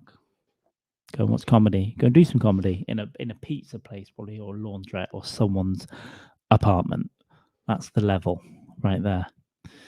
But yeah, I'm hoping for September. We'll see what happens. It's going to come around fast, whatever it is. My life. I'm going to Brazil in April, actually. I'm going to visit some friends in Brazil. I've not been there for a long time now. So that's going to be fun. It's all right. I changed my flight. I brought a drunk flight at Christmas for February, and then I moved it by 2 months, and it only cost me £7. It cost me like $11 to move it, which I was very happy with. I was expecting a bigger fee. And actually the flights that I got were way better in terms of like connections and stuff. So going through Canada. But yeah, I'll be going to Brazil for a few weeks. So I'll have to figure out what we do about these podcasts. We'll bank some. I'll try and do some from there, but obviously internet and all that. I should be able to figure it out. But we'll bank some in emergencies, and there will be the other news that we're going to announce soon. I might have to do some work for that as well while I'm out there, but it'll be fun. I've got good friends. Good friends are almost like family in Brazil. I'm a godfather actually to my friend's daughter in Porto Alegre. Tudo bem? Sim, tudo bem. Que bebemos cerveja. Nós comemos, nós fugimos. Obrigado. There we go. We know a little bit of Portuguese. It's like it's stuck though, I haven't learned any for a while, so I've got like the vocabulary of a 3-year-old. I can pronounce stuff well. I'm a good mimic, but that's about where we are. And here's Jamie. Jamie, I'm holding on to my little dinky like I need a little wee. Do you need a wee wee? You don't need a wee wee. It's can't need a wee wee. Good boy. One day I'm just going to get like a 5-litre jug under the desk and just piss in that, and then I'll tip it down the bath. At the end of the night. You won't need to. Keely can fit us a convene. Convene. Yes, because no one needs a catheter up in their dick. Catheters are huge, like instrumental device in your penis, baby. At one point in our lives, we'll both have to have a catheter, but not yet. Probably. I hope so.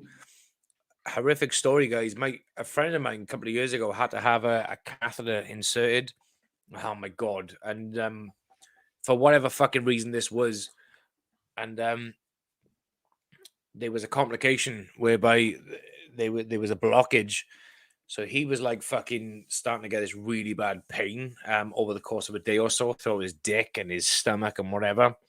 And they had rushed him into hospital, and it was a blockage. So basically, long story short, they literally had the tube for the catheter, and the doctors yanked it out, and he just pissed everywhere, and it released a lot of pain and pressure and all sorts. It was a blockage, so all that fucking piss was like building up and not doing his job properly, and the catheter was all fucked up. So it took the pain away. So point being is, fuck the catheter, just piss internally for the rest of your life and just die shortly. Who needs a catheter, baby? Where are we going? Happy fucking days. But yeah, convenes though. I didn't know this until the podathon, whereby a convene is it's almost like a condom, and you roll onto your dick, and it straps like a bag, and then that goes onto a tube down to your leg, which goes into a bag or some shit, and then you can just piss. And apparently it's got like a 72-hour lifespan or something, so you can just walk around with a condom device strapped to your dick and you piss through it, and you got like 3 days worth of juice in that fucking bag before you got to empty it. But apparently so it's good for like rock festivals. So if you're like hunched like right in the middle or to the front of the fucking Guns N' Roses gig or some shit, and you like, rather than get your dick out, you take a piss, you can just piss into the convene. It goes right down the leg and you're all sorted. And I'm sure it's a 72. Yeah, I'm sure it's a 72-hour thing, isn't it? Did she say 72 hours like lifespan of the bag which you piss into or something? I got like 13 seconds attention span for women, Jamie. I think it was a couple of days. Yeah. Yeah, I hope so, because I've gone fitted right now, and bollocks to it. But yeah, I love a convene. The convene idea is just like phenomenal to me. I think it's one of the greatest inventions of mankind ever. Amazing. Yeah, or if it fails, just a man nappy, which I think where the conversation started. If you can't get a convene, I'll do a man nappy. Yeah, I'll take one. I mean, I wouldn't want to sit in my own shit for hours though, even if it was secure. I couldn't do that. Yeah. Imagine undoing it as well. You have to do it in the shower. Yeah, it got to be done. Just undo it in the shower. But then if you've got to take a shit down your legs, like fuck's sake. Yeah, but it's unlikely you'll be able to stand up in the shower if you have to wear a nappy in the first place. Because a man wearing a nappy would indicate he got a mobility problem. So no, I used to, when I used to be a mental health carer. I did work with a guy that wore a man nappy. Yeah. Okay. Well, I suppose there's like a physical problem where you just shit yourself. Just like pure incontinence, right? It's just like just pure incontinence. It just comes out like liquid fucking chocolate. I leak. Sometimes I leak, but it's not like the whole thing comes out, which would be terrible.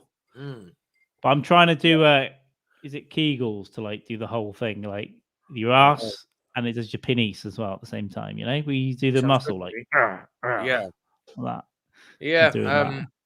Maybe just see a doctor.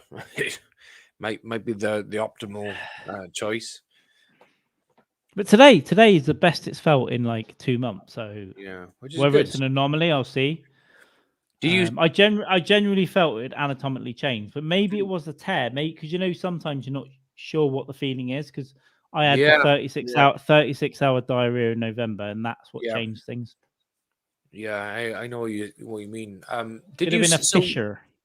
Did you sit through the podathon with that hang out your ass? Do you have to sit in like a rubber ring or a pillow? No, it's not. It's not like that. It's like it only flares up at times. Like it's like sometimes walking to the shop and back in 20 minutes, I'm like, fucking hell.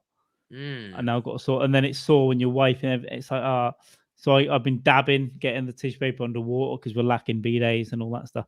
But today's fine, and it's like it's up and down. No, it wasn't like that at all. It's like when I went to the toilet, sometimes there'd be a problem, but it's not there all the time. It just feels like something's different. What probably happened is that when I had that diarrhea, I just tore some stuff, and then because it's an area that's used a lot with me, it'll heal a bit, and then I'll fucking tear it. Yeah, well, it's an area that's used a lot by me. Yeah, it's an area that's used a lot by me. If you're gay, who cares? Not a problem with me. Happy days. You can still come over, Carl. We'll share a bed. I don't care. We'll probably both pass on the couch either way. It's not a problem. Just be honest. Here's what I think will happen. Right, you're gonna make up a nice little room for me, and what's gonna happen is, and move this a little bit. What's gonna happen is, we probably will both pass out in the front room. It sounds like 1 a.m. Yeah, it sounds about and that's right. it. We'll wake up at 3 o'clock, like all dry and like. I have this like a double-sized inflatable airbed, and I tell you what, mate, it is outstanding. I only brought it when we go camping, right? It's like Keedy was like, "Oh, I want a good airbed," so it was like 60 quid's worth of self-inflating airbed, and do you know what? It is outstanding. So we will like make a nice bit of space in here. But yeah, point being is, it's likely we'll both pass out on this double beautiful airbed, and you never know. Keedy might crash out in there with us too. It might just wake up in a drunken slumber. I'm sure there'll be plenty of photos for our Twitter followers that come out of that night. I hope so. Yeah. Nice. What? And she says, "Well, keep them there for like my purposes, but you got to blur the face out. We'll just like blur it out like a nose or something, just a little blur in a nose." And they'll know. Everyone will know exactly who it is because there's only me. Yeah, exactly. Yeah, the fucking hole. But yeah, we passed out. We passed out at 4:27 after 3 bottles of vodka doing karaoke. Yeah, karaoke. Yeah, we slept and we'll just do what you did, and the podcast will just be on after you wake up in the morning and still going. You wake up like fuck. And it's just Keedy fucking doing renditions of fucking Celine Dion and fucking Whitney Houston and shit. It's like, it's gonna be a fun day, and hopefully after that we can make it at least semi-regular. Like, it doesn't have to be wild. I know you've got logistics to sort out, but hopefully, like every few months at least, we can get together and do in-person stuff. Because 100%, yeah, it's a completely different atmosphere. Definitely, but. And it's weird how quickly we got used to like video calls and stuff. Like at the beginning of the pandemic, like Zoom. I used to do my stuff on Zoom and record that, and that was shite. But found StreamYard, loving it. Yeah, Zoom was like there's definitely a difference. Like I've never used either myself for anything at all because I'm a lazy cunt. But there's definitely a difference between going on a Zoom chat and a fucking StreamYard one. StreamYard seems more friendly. It's more friendly. It's more fun, and you've got more features. So look, we've got the chat. We can bring up banners and what we're talking about. It works easier. Do you pay like a premium thing? Have you got like a certain package per month? Yeah. So I paid. I pay the highest one now, which I shouldn't really, but I got conned into it. But I paid the lowest pay one. But it turns out, like I can't even remember what the feature was. There was 1 week where I needed like more space or so. I don't know what it was, and I was like, "Fuck, I'll pay this." So there's also no need to, because without doing business on air, there's another account you can use of StreamYard. Remember, so we can probably use that account. So we'll have a word with that person, but I think we could probably use that, so especially you. So that I wouldn't bother going. And quite frankly, you can use mine as well. It's like, you know what I mean? It's like a friend of mine who I did the other pod with, he has another podcast, and he at one point is like, "Oh, we'll share the login," but I didn't at the time. I didn't trust him. I was like, if you use my StreamYard and start saying crazy shit. Yeah. Like, I don't want my account to be in trouble. But quite frankly, I don't think StreamYard give a shit. It'd be more what you're streaming to, like YouTube or Twitch or stuff. Yeah. They're So the it's ones. like, Yeah. but we can go down that. Yeah, I was going to say, because what if there was a, without saying now, like a 50-50 split? Like, someone was to say, "Oh, I'll pay you half." No, just use it. If No. we'll try the other route. We'll try the other route, and then if not, you can just use this one. I don't give a fuck. Yeah, just take it, because the way I thought is, it's an investment, right? Because if I want to push the podcasts, if I want to push the podcast better, then paying a few quid, hopefully that'll come back at some point. So it's just like, that's what I was thinking. Yeah, because I had some good news from work earlier, which I will message you. Like, I actually message you now. I want to say, nice. You know what I'm going with this. I know this. I know the subject area. Yeah. I'm gonna send you anyway. 9/11 didn't even happen. The towers are still there. They're giving vaccines in them now for the pedophile warlords. That's exactly verbatim what the message was from work, Carl. You just give the whole thing away, Carl. I might as well end the podcast now. You just destroyed it. Oh, that is good news. That is good news. It is good news, baby, because I hate it, and I could do with a huge cash input. Let me just send you another message as well, just to go on top of that as well. That's very, very good news. Where's my business manager tonight? My business manager isn't in the chat. He's backed off, the business manager, and also, Evan. Yeah. And do you know what? Next time he gets on it, I'm gonna have a fucking word as well, because he told us he was rich, but I think he's having us on because if he posted him doing poetry and he was smoking inside what looked like a train spot in flat. So unless you're being deliberately bohemian, hey, be my manager, but like, make yourself look good. Yeah, I just sent you the date now. Oh. Certain things, but yeah, that's a pretty good time. So that would be it. Yeah, that's the date they've set. However, it could be a case whereby I could do something else beforehand. Yeah. Of course, things can. Oh, okay. Interesting. So, well, that's good. I've never been in that situation. I could have kind of been, but my request would have been turned down a couple of years ago. Happiest decision, like if I ever get the opportunity to do that again, I'm just taking it, because I'm pretty skilled, so I can just go, yeah, sure, you do that, give me that, and I'll just do something else. I'll do something else. Yeah, the thing with me is I am pretty skilled, but what I'm good at doing is kind of like bullshit, and I just say, I've done this. A skill. Yeah, it's okay. Like, realistically, how many people check references these days? I'm asking for a friend, like for jobs. I do this. I've done this, that, the other. Yeah, they a lot of people still do chat, but no. But what you can do, that's where you can bullshit, and you just learn it in the meantime, right? Yeah. So it's out, Carl. Yeah. Carl's phrase. Figure it out. Figure it out. It'll all be fine.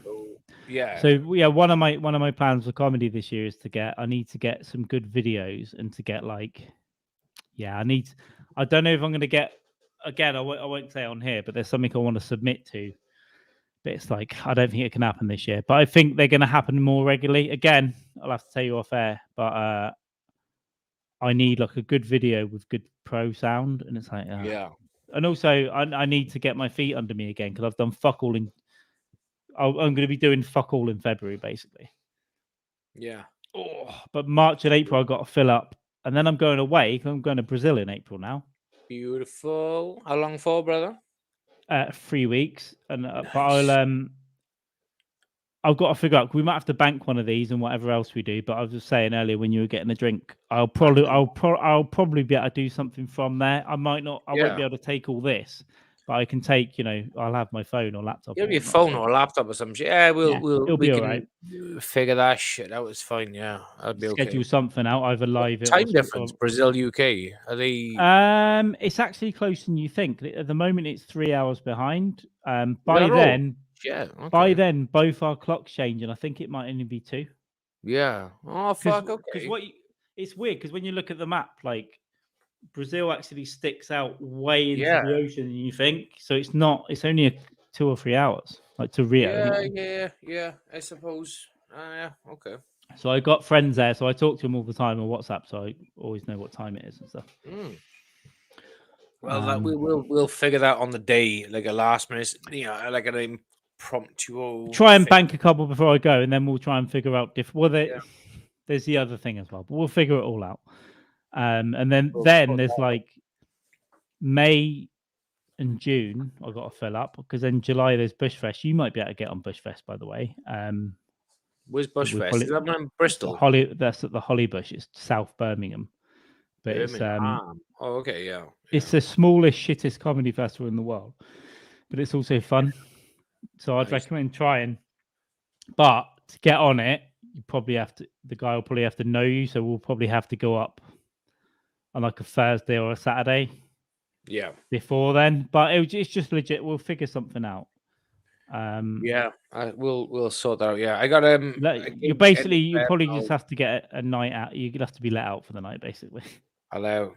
The wife, I gotta go to Birmingham, Alabama for the night. Back sometime in the next few months. But and then off the back of that, you'll probably be able to get on the Bushfest, and then that is fun. That's 3 days of comedy. And last year I went for the whole 3 days and just did my set on the Saturday after being in the. That was when it was like 32 degrees in Birmingham last July. Fuck. Yeah, and I was just sat in the sweltering fucking heat for 7 hours, and then went up and bombed because I was just sweating. I was just like, I can't fucking cope with this. Sweating, pissed up as well, and just fucking it happens. It's a good place to have, and then once you do it and get it, then you can do that every year, so you can have that in your calendar as something to look forward to. It is a proper. He only opens his pub for comedy. That's cool. I'll look into that. You've mentioned that a couple of times. Bushfest. It's that's fucking sweet. The Bush in general is probably somewhere we could do a live podcast as well. Oh yeah, that'd be fucking cool. Just get He said before, do what you want. Yeah, that'd be cool. Before, do what you want. It might be difficult to live stream because the internet's pretty shite, but we have to record it basically. But it would be live, like on a stage with a little table, and we could get like guests. And I want to do a talent show, like get people to come up and do a talent, like a stupid talent. Fucking roast them, Like, can you do a somersault on the spot, or fucking or break your back? Get an erection on command or something like that. Yeah, can you come on scene, bitch? Ron Jeremy, do it. So we can go there. So it's like a weekend comedy fest, but you can pretty much just say, look, we want to do 10 minutes of stand up, and then we want to do a podcast for the rest or whatever. The festival is mainly stand up, but at this venue though, at the Bush in general, he's pretty much said, do what you want to do. Oh, okay. So it's like, and we would do a special night. We'll do like a Saturday where it's like, we're doing an hour of Last Rites. Yeah, okay. And maybe we just get like a certain, maybe at that point it'll be a certain person who might want to come on, like a certain, I don't know, American comedian we can try to rein on if we get friendly with at some point. Possibly. And then another idea would be, there's another podcast which I'm still not going to mention. I need to speak to the guy, but we could do a swap cast because there's another podcast with quite a good following from up that way. Yeah.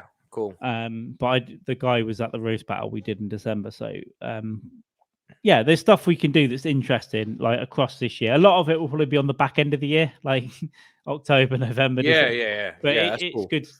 it's good stuff that we can plan to do on here. So we'll do lots of different stuff. It's not just going to be on fucking StreamYard forever. So yeah, no, we can't just keep doing fucking like this forever a day because it's just not. I don't think it's like a sustainable way of doing it either. It's just. But it's also like it's frustrating because it's like you just want to be Yeah. in the same room. Do you know what I mean? Like, yeah, you want to be in the same room. You want to be like meeting. You want to be smelling the sweat. But also as well, if you got like a live audience, it's like you want that interaction as well. Like a comedy show, it's like I think like podcasting, like what we've been doing for a while, and certain ones like Legion of Skanks and this that other. It's like imagine us doing that like live. I'm not saying it's going to be Legion of Skanks, but point being is no. But that when I started this, that was my something. fucking inspiration. It was like I want to make an interesting podcast that can get a bit wild, and it's just because it's happened during the pandemic that we've been stuck doing this, right? That's all it is. And now it's easy to do. So like, oh, we don't have to get anywhere. We can just do this. But yeah,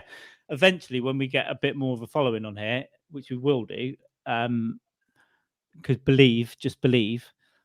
If all you lovely people keep supporting us, and then we'll do something interesting and live. And I think that could be, you could just do like cheap tickets to it and just the best would do it free, but another time you could do ticket it somewhere else, like in a pub, and just get these really good guests on because we know some good people now, and we know some good people in like the UK that could help. So we'll call in favors later on. Gonna be fun. Yeah, definitely. We suck each other off. Shit, we'll just do it. Yeah, a big blowjobs in the back of nowhere. What bitch? Motherfuckers. What? Who's gay? Who's gay? I'm happy for being gay. But we should definitely like when you come down now. We'll my local. We maybe pop over there for 1 or 2. Maybe scout it out. Hey guys, can I just translate? When you come down here now, that's Welsh for when you come round my house in a couple of weeks. Yeah, when you come down now, but when you come down now. What it is, right, Bat? What it is. What really got me was when I moved to Cardiff and I got locked out of my building and security had to come but I had to phone him, and it was like the first time I heard the phrase, "Where do you?" Is it "Where to you? Where do you?" Yeah. Where to you, bud? And like, what? Bad? I was like, what, mate? And he's like, where do you? We had like it 7 times. Like, what do you mean? And then after a while, I was just thinking maybe it's some weird shit, and I just told him where I was. It's like, okay, 2 minutes. But it's like, then that's the first time. And then I started listening. It's like, oh, they say where to you, or where is it? Where to are you? Where to you, bet? Where to are you? Where to you? Yeah. And then it's like, oh, these fucking these weirdos. Yeah, wait, be there now in a minute, but be there in a minute. But now I'm used to it. It's just fucking normal, isn't it? But it's, when I first came, I was like, what does that mean, mate? You fucking what? You can't. Oh shit, that's been nice. Sorry, he's been good. I think we are like a welcoming bunch of individuals. It's just got a weird way of saying shit. For the most part, there's obviously scrotes everywhere, and there's a lot of scumbags near where I live. But for the most part, whilst people are very nice, I know you can't generalize, but very welcoming. And there's scrotes everywhere though. There's scrotes in every city. Every city that I know, there's absolute scumbags. But I just live quite close to a fucking, there's some fucking scrote bags around here. So every day of my life, I'm out just fantasizing like shooting people in the back of the head. Like, fuck you in your tracksuit. Yeah. Fuck you cunt. I'll fucking put a dag in the back of your head, motherfucker.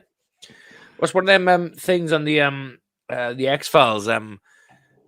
These alien things. The only way you could kill these aliens was like a metal spike. Remember that come out the back of the neck? You had to... Oh, they stabbed them in the back of the neck. That was the bounty hunter would stab the aliens in the back of the head. With like a metal spike and just fucking that's what I need. One of them, or the No Country for Old Men, like the cattle bolt thing. Cattle ball thing. That's more like the X-Files thing. It's kind of like all it was like a cast iron fucking like a stainless steel fucking like projectile rod. It was no different to a knife. You could do that. You could kill anyone in the back of the neck the same way. It was a shit tool, really, wasn't it? Unless it was laced with some alien DNA alien killing shit. I don't know. I was rewatching it again recently. I can't remember. No, Yeah, it was just it was- they had a weak point in the back of their neck basically, and it Yeah, made but like, you could- green slime come out. Stab it with anything, then surely, not just this specific tool. But I guess it was just a handy weapon that fit in the weak point. It was just like, Yeah, it was cool as That- fuck. I remember. Yeah, it was. oh yeah, cool that as guy shit. was like that bounty hunter was like the Terminator. He was Yeah, just like unstoppable. badass. Yeah, you're a badass motherfucker. And the bees. I forget what the bees before now with X-Files. That was in the movie. Scully was taken to where they do an experiment with bees, and it had to do with the black goo. That's all I can remember.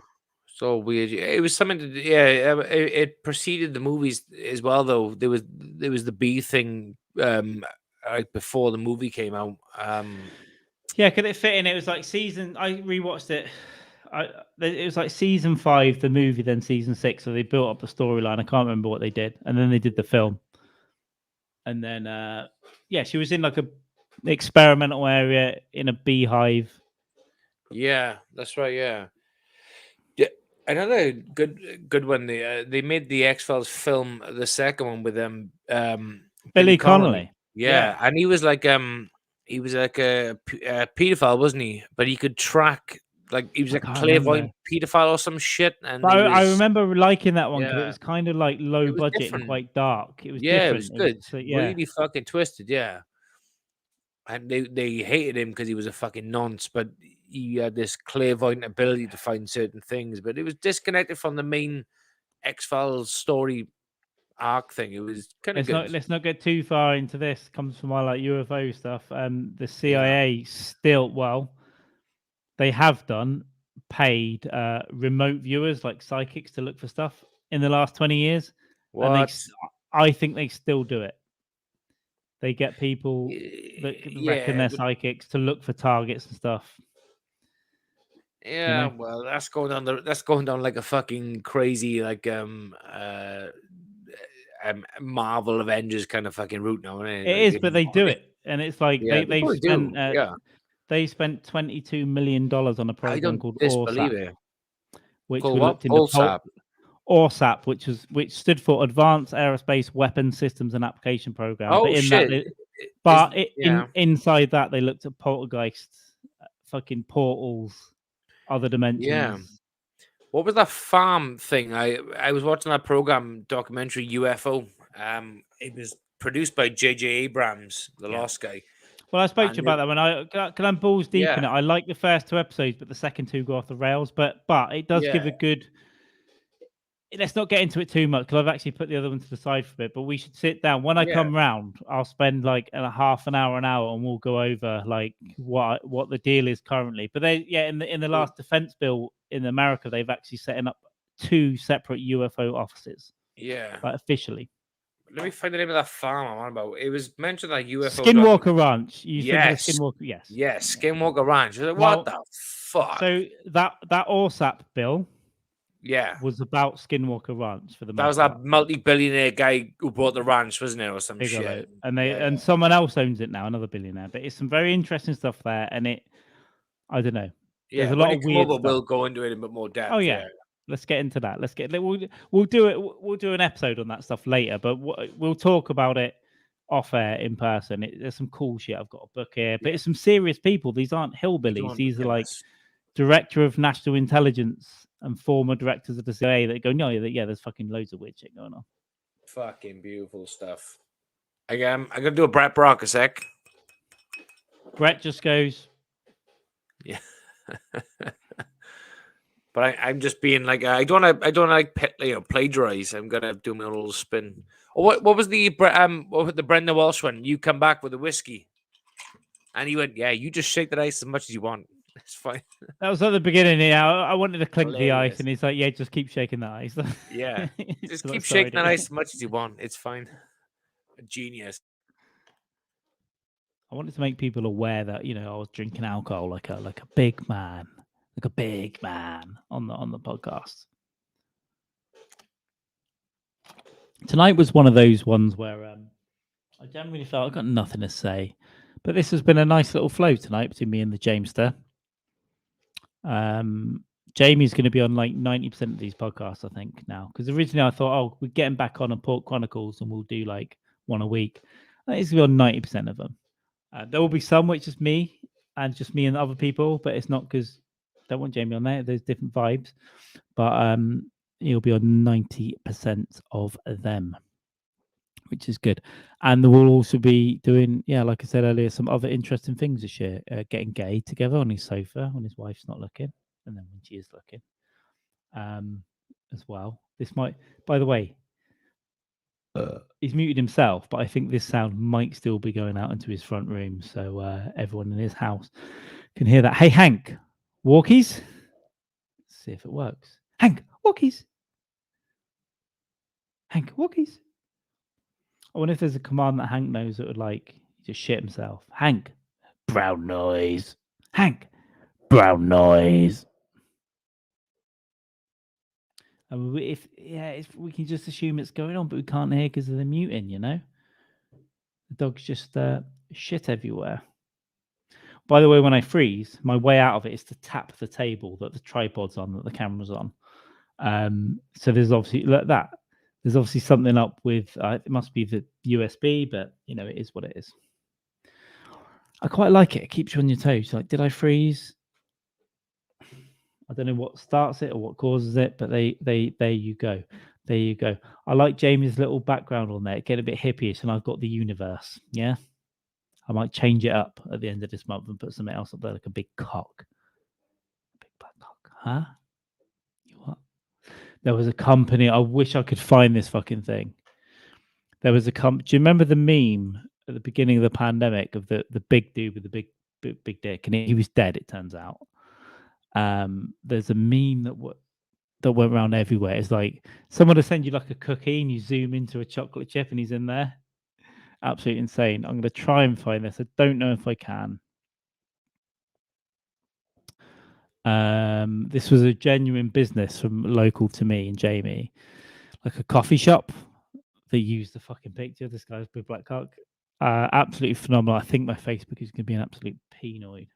It's because I've got it open on two different tabs. Okay, it's claiming there are no messages ever sent to me. Hopefully they're not being data dumped because there's some real incriminating stuff in there. I'll try and find it. I'm not gonna look too hard though. No, that's who we're gambling today. But there was a great example of this, and I didn't notice it first. But a local coffee shop had basically taken out an advert, and I guess whoever they're paid to publicize it, just like got an image of Google of cappuccinos, and this chat between me and three other comics now is just us being the worst. We are saying, if you're a comic from the Bristol scene, we are probably absolutely destroying your entire personality, life, and parents in this chat. There's so much of it. It's just like 2 days worth. Oh, here we go. This is crazy. So, do you remember? Go on. Sorry. No, I was just going to say, I can't smoke in this room unless it's a podcast for cancer. So every podcast we do from here on out has got to be cancer related so I can smoke in here. I thought that was only when you just got hammered, and when you started smoking, is that, oh, he's on one. Yeah.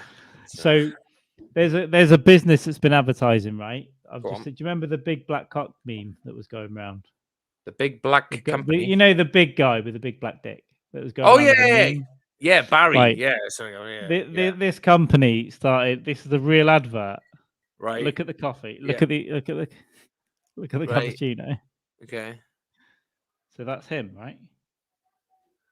There's the penis. Oh fuck yeah! Yeah, he's on the cappuccino, right? That's amazing. Beautiful. Yeah. Beautiful. Yeah. So this is Chiaro's. Let me find out where this business is. It's Leo Kirst, the Scottish comic, that found it. That's beautiful. Chiaro's Pizza and Restaurant, Sellersville, wherever the fuck that is. It must be in the US then. And so they've issued an official apology. I apologise for letting this slip by. None of our proofreaders, the community connection, or the actual printer proof has caught the mistake. They had printed this as flyers. Like someone had used a photo of this meme and stuck it in there. And they had printed it to advertise their coffee business. Phenomenal. Holy fuck! So did somebody actually do that with a coffee machine, and like they would do with a Guinness, where they put the No, fucking it'd be photoshopped on the picture, Photoshop? but How it's good like, would that be, yeah. though? That's incredible. So some company though found this screenshot. And thought, oh, that's a cool cup of coffee, and then wow. I guess they hired someone. They found a picture there that looked great. Is Yeah. it copyrighted? No, and someone's trolled them, and then Oh, they just had it amazing. printed on fucking Beautiful. flyers.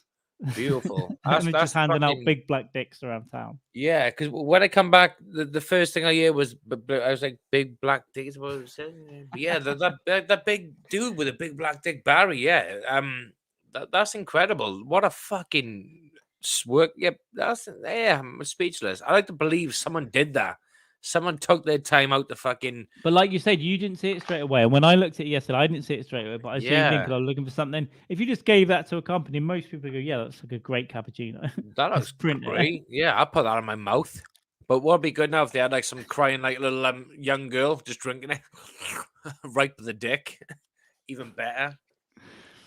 Yeah, Now we got problems. Yeah, it's not good. That's incredible. That's beautiful. That's absolutely fucking a work of art, I'd say. All right, I might as well tip this bottle out here. I've been Muzzle drinking this top, nice and baby. slow. Get this little buzz going. Yeah. Do Suck it. that Do off. it. Eh? Do it. When you can suck this end off, that's better. Like, I hope so. You just remind me of my mum. You remind me of my mum.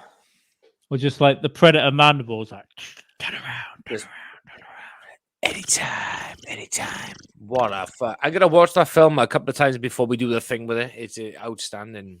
I'll probably watch it once maybe, but you know it'll be good to do a watch along. So I want to do that. I want to do some like real schlocky horror, like low level, shitty, absolute wank films. Yeah, like that sort of stuff, but stuff that people can access. So as long as it's one of the major streamers or whatever, so we can get hopefully people involved.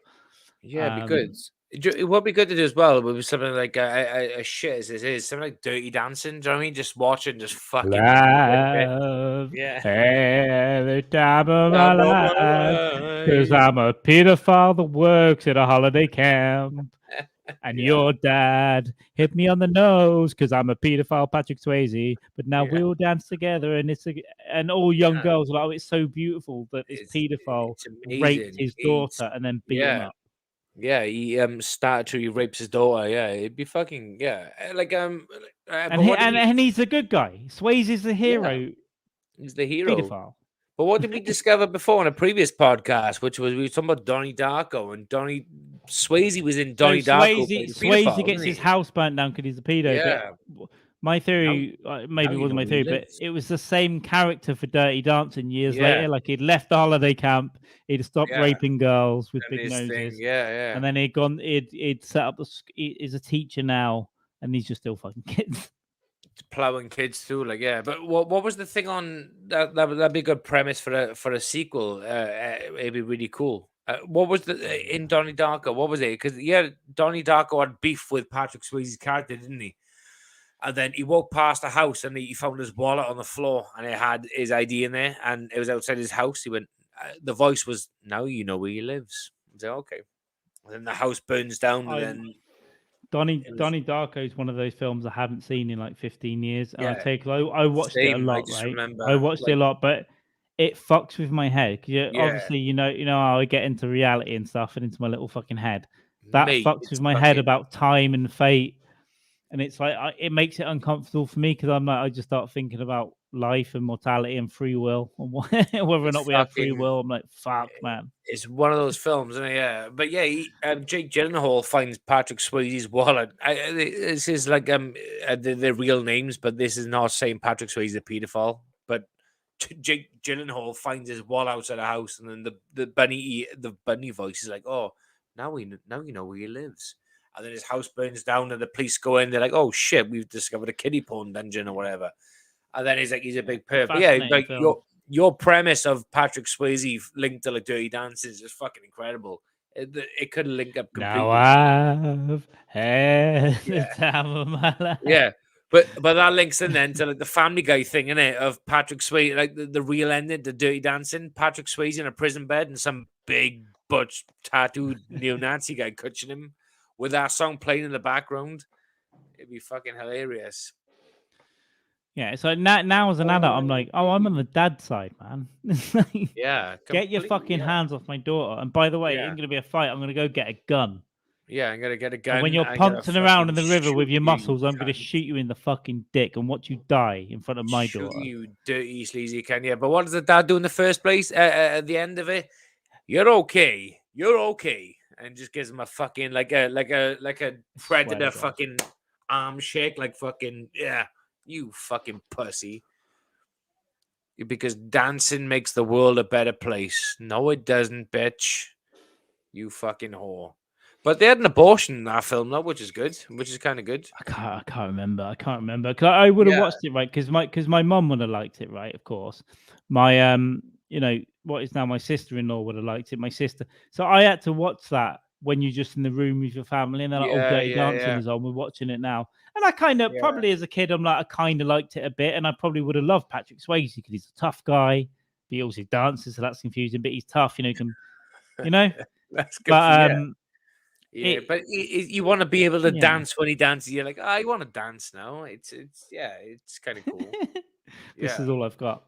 I saw a bit of a making of it actually. There's a bit where he jumps off stage and does the splits. Does it himself. He does that himself, right? So he actually learned to dance. Well, credit to him, But they had to film it like. He was a dancer though. Anyway, but they had to film that scene like 50 times where he jumps off the stage and he's fucked. So he blows out both knees. He's fucked up his whole hip. Good. And he still has to keep doing it and like keep doing it and keep doing it. It's like I had a bit of respect for him after seeing that. Yeah, that's fair fucking dues. Like my Katie loves that film. She likes watching Pretty Woman, which is a film I can watch and tolerate because it's like the time of my life. We're gonna get pulled for this, mind singing this song. Fuck YouTube. The Tart with the Heart. The Tart with the Heart. Pretty Woman. Walking down the street. But that's another thing. It's like people watch that film because it's beautiful. No, it's a multi-billionaire who basically gets a prostitute to fucking. And in real life, she's addicted to meth. Like it's a problem. She's riddled with fucking dirty She'll suck shit. you off, but with a condom, And it's like, yeah. But she's riddled with all sorts of stuff, and she's been in your bath, and Richard Gere jumped in the bath with her, and that dirty flange. Romantic. Around. It's romantic. Yeah. He's got his. Who's behind who's? Yeah, she's behind him in the bath, I think. So her vagina, is wart riddled shit in his back, and she's like again. That's one of those ones when I was a kid. I probably saw 10 times. Yes, because my parents would watch it. They'd watch it on video. I did. Yeah, he was a cool guy back in the day. Yeah, fucking Richard Gere doing his fucking thing. But yeah, Julia Roberts had her legs wrapped around him in the bathtub, and it was like, yeah, you're a whore, bitch. You've rubbed his clean multi-billionaire back with filth, you pig. And but she does try to get like some Richard Gere's like friend tries to rape her, so it's like give it a little bit of credit, like in the film. The guy from Seinfeld, whatever his name is. The fat dude. I can't fucking remember. I can't fucking remember anything about that film. But pull that up, Jamie.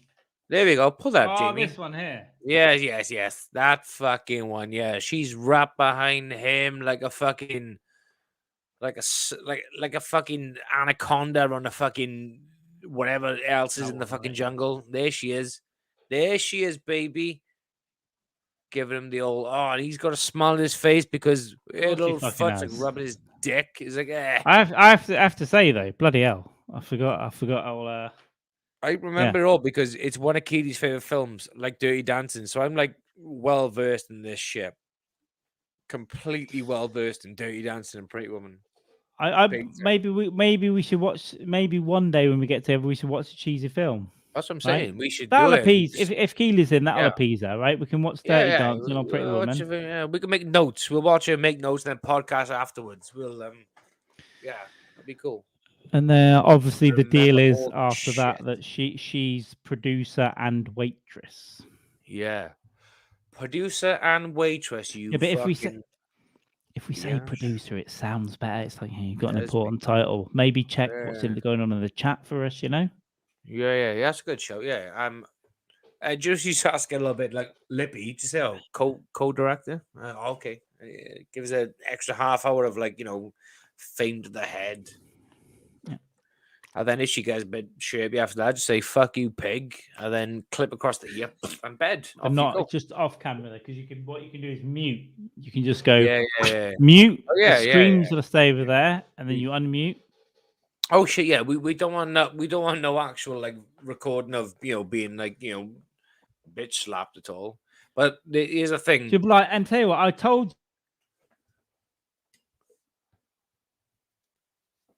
you. Yeah.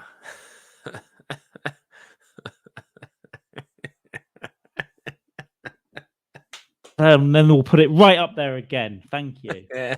Love you. Right, brilliant.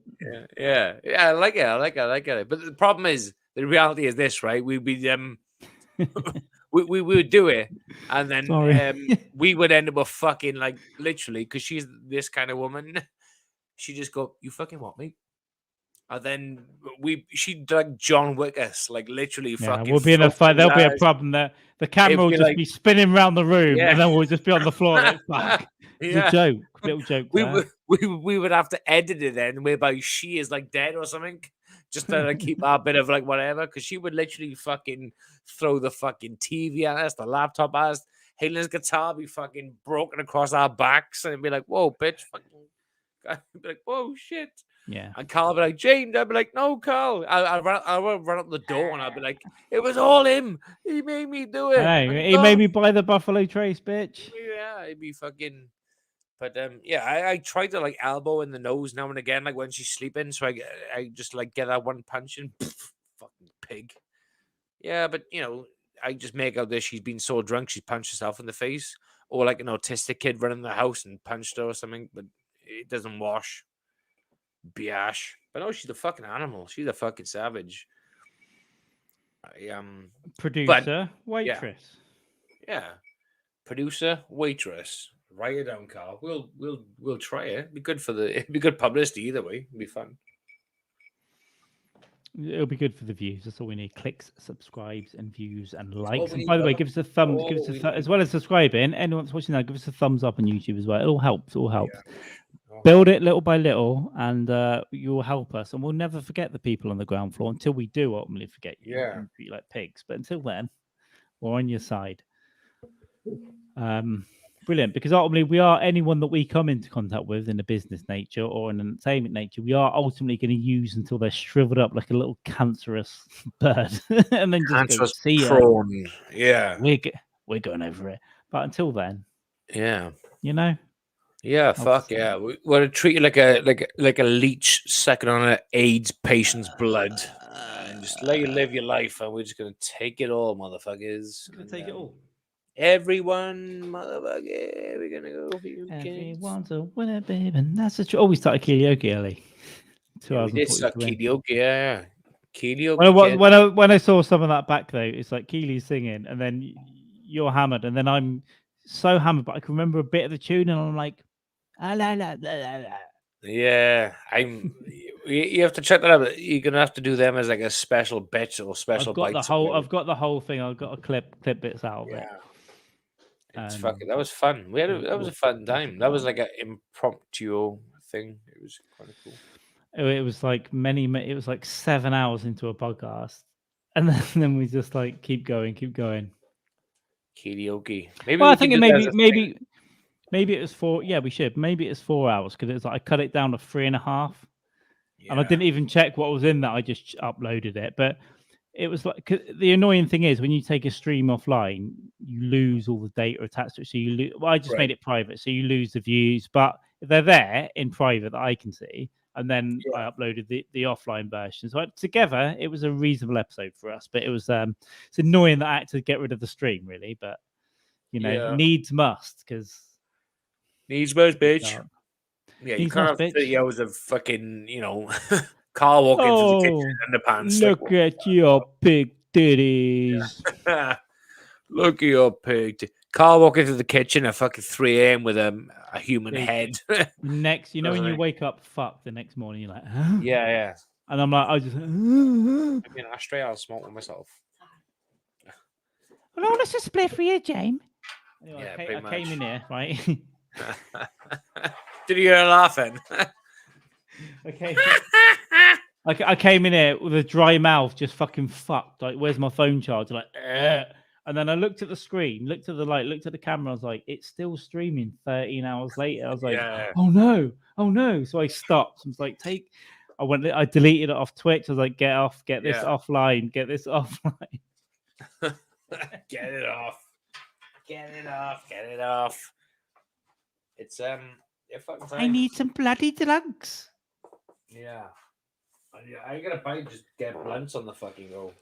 So we have got a producer / waitress that's addicted to drugs, but it's okay because you know. So we're all addicted to different drugs. It's all scripted, by the way. This is just a rollie, by the way. But it's all scripted YouTube sitcom about the dangers of the life of drug addicts. I'm addicted to caffeine and alcohol. Although I'm good at not drinking, but then when I do drink, I like it a lot. Yeah. You know, I wish I could just absorb it. Like you had little suckers on your finger, and you put your finger in the glass, you just absorb it straight away. That would be a nice way of drinking. I think. Would it be good to be like addicted, like Novichok, whatever it is? Novichok, yeah. Yeah, and just I mean, once you never get addicted though. It's a chemical weapon that killed. I should know his name. Russian dude. But I did a Novichok tour of Salisbury the day that I think I got COVID. Yeah, and I took pictures of the CCTV off the Russian agents, and then I went to the same places they did, and I followed them on their CCTV route and took pictures of the cameras and where they would have stood. It's just insane. It's just something to do. Well, while in Salisbury, I went to the Skirple. That's his name. I went to his house, mate. I went down his road. I walked for miles out of town, went to his house and took pictures of the house where they got poisoned. Wow. That's kind of obsessive. That's fucking. I know. It's psychotic, isn't it? But also, I think I caught COVID that day.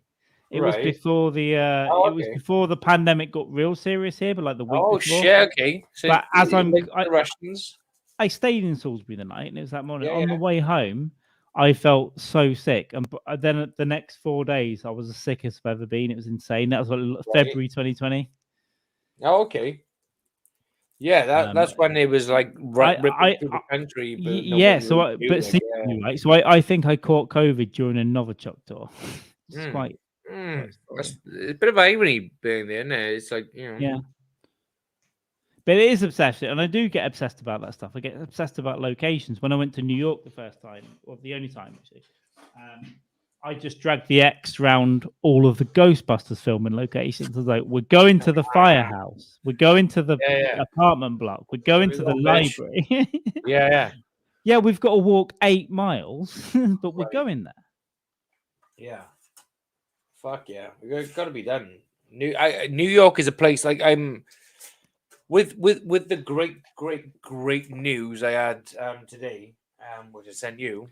New York, I always wanted to go to New York during Christmas time or just before Christmas time, and this year might be completely possible. Yeah, so me too. Actually, that's like one year I'd like to do. I've got a friend that lives there, but the only thing is about that, it's very beautiful in the snow around Central Park and stuff. Yeah. But the only thing is, the snow can come down. Well, here's the thing. If I'm stuck in a hotel with a pool and a good bar, I don't give a fuck about New York. I just sit in a nice hotel room, just watching the thing come down. But yeah, no, New York's a wonderful place, and of course, all the comedy places there. Honestly, so my next plan is when I'm there is to spend a couple of days there and go and watch some shows, but also go and try and get up at mics and stuff in New York and just to feel what it's like. I would absolutely love it, absolutely love it, And do you know what? If this year come, pushing towards Christmas time and the winter's kicking in, and we end up New York together. If I go, Keely and the kids, you're out there at the same time as well. We'll meet up. I'll come back out, mate. Who gives a fuck? Even if I can go in September, right, and you can't, Mate. if that happens, I'll come back out with you. Because let me tell you this: at Christmas time, yeah, but you can get cheap fucking flights to New York, man. Mate, Like a couple of weekend hundred. stays in New York are not that expensive. A girl in work sent me a thing. She sent me a link. Where her and her husband were doing a couple of years back. It was like you can get a good deal from that. Like $300 for like a weekend in a half standard New York hotel. I flew to LA for like 300 quid and back, right? But it was on the cheapest airline, the cheapest airline you've ever seen. They didn't give you anything, nothing. But I did survive and get there, and we connected through Iceland. But we got there. Yeah, but it was like when we landed there, it was literally we got off a plane. It was diagonal rain in Iceland. We ran into the gate, and we were in the gate 15 minutes and got on the other plane. Yeah, there was no wait at all. And then coming back, it was like an hour wait. So it was nothing. Just get a coffee, a croissant, you're fucking back on the plane. That's amazing, though. Yeah. Honestly, this year now, I'm thinking this might be the year. This may be the year we actually just do like just before Christmas in New York, early December maybe. We could do it. Well, so yeah, palm the kids off to grandparents unless you're taking them.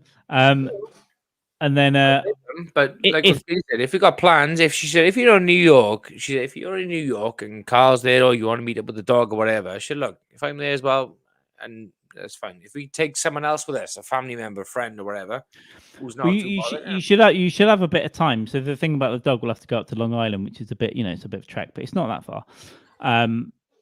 But yeah, no, or worst came to worst, we just take my mother. My mother can sit the kids. We're just in Manhattan, and we'll go to some comedy places and try and get up and cause some fucking havoc and get hammered. Well, yeah. I tell you, my mother would come, right? And when I say come, I mean she will come, and then she'll come to New York with us. So it's like, So my mother will come, and then she'll come to New York because we can pound there and then whatever. But no, point being is, if I said, "Oh, Mum, look, we're gonna go to New York, right? We're gonna go to a nice hotel, got a pool there, got everything. Fuck you didn't have to leave the hotel. You have the kids. Keely will come back a couple times a day, make sure you're all good. I mean, Keely say, look, if I go up at this open mic in Manhattan, one day I'll sell out theaters and I can buy you a house. Yeah. I will never try to fucking finger you again. Or we might get shot by a cab driver. Like either way. So. I hope something to remember, isn't it? Can you imagine though going out there, right, and being like involved in like a 9/11 and I can. I think about it all the time. That's why I stay hard. And like this podcast blooms up, and like we get nothing from it because we're dead, but everyone we know and love gets like whatever residuals. Yeah, we'll have to sort out. We'll have to do a will and say all proceeds go to the ones we love.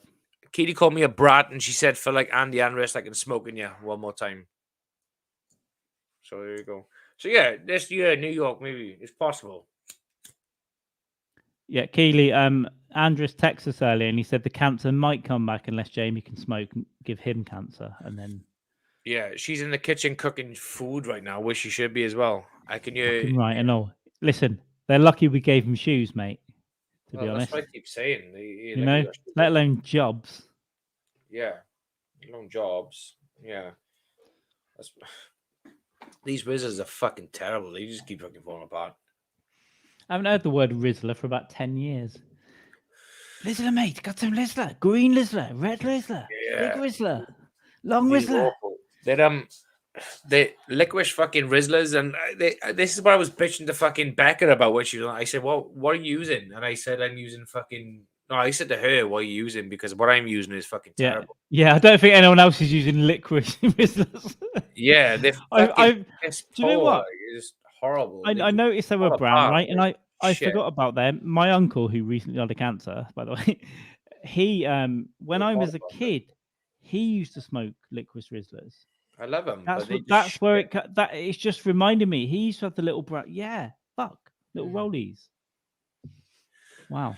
Anyway, he died of cancer. Enjoy. He died of cancer. Let's do a polython for him. They're great, but literally they you need to double up because the stick is so terrible on them. They're fucking awful. And even when you double up sometimes, they just fucking keep unraveling. But here's to your grandfather anyway. You know, it's Uncle. uncle, sorry. It's for Uncle Mann. This is for Uncle Mann. Like Whoop, whoop, whoop, whoop. Yeah. like Oh yeah. no the stick. That's why you gotta double up, see. It's like going to South Africa and have sex with a prostitute. You gotta double up. You know, you I have get to it. double up, I bitch. get it. You have And to. this It'll is double seep up, through. the stick falls apart. And what happens then is the burn just like takes up half the resin and you're like It stands for HI, very porous. yeah. You have to double up. Yeah, she allowed like I'm not a massive smoker, but when I'm drinking, I just like to smoke as well. And but on the potathon, she just allowed. But the second potathon, I didn't smoke in there because I had a 2 hour sleep on the couch. I come back and this whole room was buzzing of just smoke. It was horrific. So I wasn't allowed to smoke in here. Then my kids come home and they were like, "What the?" It's just bad. My daughter had to spray Febreze in here. She only come in here to put her school shoes on to go to school. My boy was the same as well, put his coat on, and he had to spray Febreze as well. They said it was so bad in Like there. Dad's at I it was like, again. Oh, you yeah, frozen there? Is it Charles, on? Oh, there we go. you, Okay, I thought we you both. froze. We can't accuse you. I think the whole thing froze. No, the whole thing. I blame Brexit. I do. But yeah, Brexit and cancer. I couldn't smoke it, so I was sitting there thinking I need to smoke. So every now and again, I snuck out for a little toop of the back door and then just come back in. But now Katie's gone. Yeah, you can have a smoke. So sweet. In the room, baby. She's letting go. She's letting go, and that's important. Yeah, like Elsa from Frozen. She's letting go. Letting go, bitch. Letting Do go. you know But what? I'm gonna buy one of those little extractor fans, which like suck in all the fucking whatever. Just do it more often. That'd be a good little buy. I wonder what I'm going to eat tonight because by the way, I'm happy to carry on for ages. But in my head, I kind of thought it was tomorrow's schedule, so I thought there's a gap. I thought I could cook that chicken in the break and eat a curry later. Yeah. But you know what? Either I'll eat nothing, or at midnight or whenever, I'll knock together a curry or pasta and sausage and pesto. Nate. Oh, I've done that. Sausage, pasta, and pesto is easy to cook. Throw it in, mix it up, shove it in. Right? Easy. Curry, yeah. I think she's cooking like a Chinese pork chop with chow mein and some Did you hear that earlier? Napo, are you still in the chat? Did you hear about the dog earlier? That he was when he was a child, he was taken in by some Chinese when he got lost or something. Yeah. I missed the first part. I'm sure he told us this before. Yeah. He lived with the Chinese for 4 days. Yeah, because like I heard bits of it earlier, but I'm sure you heard this before. Where his parents were like the horse racing or some shit. I missed how it started. Yeah, his parents were the dog races or the horse races or some shit, and Dog then races, they like just fucking literally just neglected him. But yeah, and then the Chinese took him in for days. yeah, maybe he's a Chinese operative or some shit. All I can think about is the dog with like a little Chinese haircut, you know, the Beatles one. yeah, like a little bowl cut or whatever. Yeah. Fucking hilarious. Can you imagine they tried to like sort of indoctrinate him into like Chinese fucking communism or some shit and just Death make to him the West. Yeah, like maybe he's a sleeper agent. Yeah, maybe, like a sleeper agent. Maybe that's why he's going after the great man Rogan, because he's a sleeper agent. You know? The great man Rogan, yeah, he's gone after the great man Rogan because he's been activated by President Xi. Yeah, G with an X. Hey, Napo, Wuhan are calling, you know, and they click the fingers into a fucking microphone, and it just activates him. Yeah. I gotta move my glasses out of the way because I'm afraid I'm gonna burn my fucking glasses if I don't move them out of the way. But President G is calling G with a silent X or whatever the fuck. But he's calling, baby. You're one step away from a celestial North Korea, bitch. I'm gonna have to make a note of that. That won't make any sense tomorrow. But Yeah. so all we've got is Napo, raised by Chinese. Yeah. Wait. Yeah. Sleeper agent. Yeah. And tomorrow we're just gonna be like, what the fuck? But maybe he's drip feeding us this information so we, join his clan. I don't know. He's like a Spoiler alert. quadruple. He's like a quadruple agent. He's like, yeah, I'm Yeah. with them, but I'm with them, but I'm with them, but I'm with them. I really hope so, because I got a feeling we might be indoctrinated into this philosophy of Chinese communism at some point. I think that's what it is. Yeah, That's spoiler why again. that's why he's going after the real bull daddy. But we will stop talking about that now. Everything's fine. Everything's fine. Yeah, Who's the real bull daddy? I'm the real bull daddy, and the other bull daddies. yeah. I want to say the N word. And when I say the N word, I mean no. Nutella. Yeah, Nutella. Agent, a provocateur. 7-7. It simply never happened. There were never a bomber. It was a bomber. Yeah. So we've got our own little tunes coming out. Yeah. Obama Killed all the Londoners and blamed it on the Muslims in 7-7. And that's a London, baby. fact. Yeah, I remember fucking when that happened. The day that happened, I had to go and get a bus. I was like, oh, whatever, it's fine. I know one of the squares where Can they happen. went off. I used to go every January because we had a conference there in that square. So I remember that one, Tavistock Yeah. Square. So it's where the bus came off. And if you go Yeah, down yeah, rabbit yeah. holes every now and then, like I do, you can find the uncensored pictures where the roof is off the bus and then it's just half a person, like their head's gone, and then all the guts are over the side of it. But you can find the Nice. uncensored pictures, which I always like to look at and masturbate to. Huh? What? Yeah. Man got to come. You know what I mean? The man got to come, baby. Whatever he Yeah, does. and you've run out of Pornhub categories like interracial fetal alcohol syndrome. You know, they've all gone.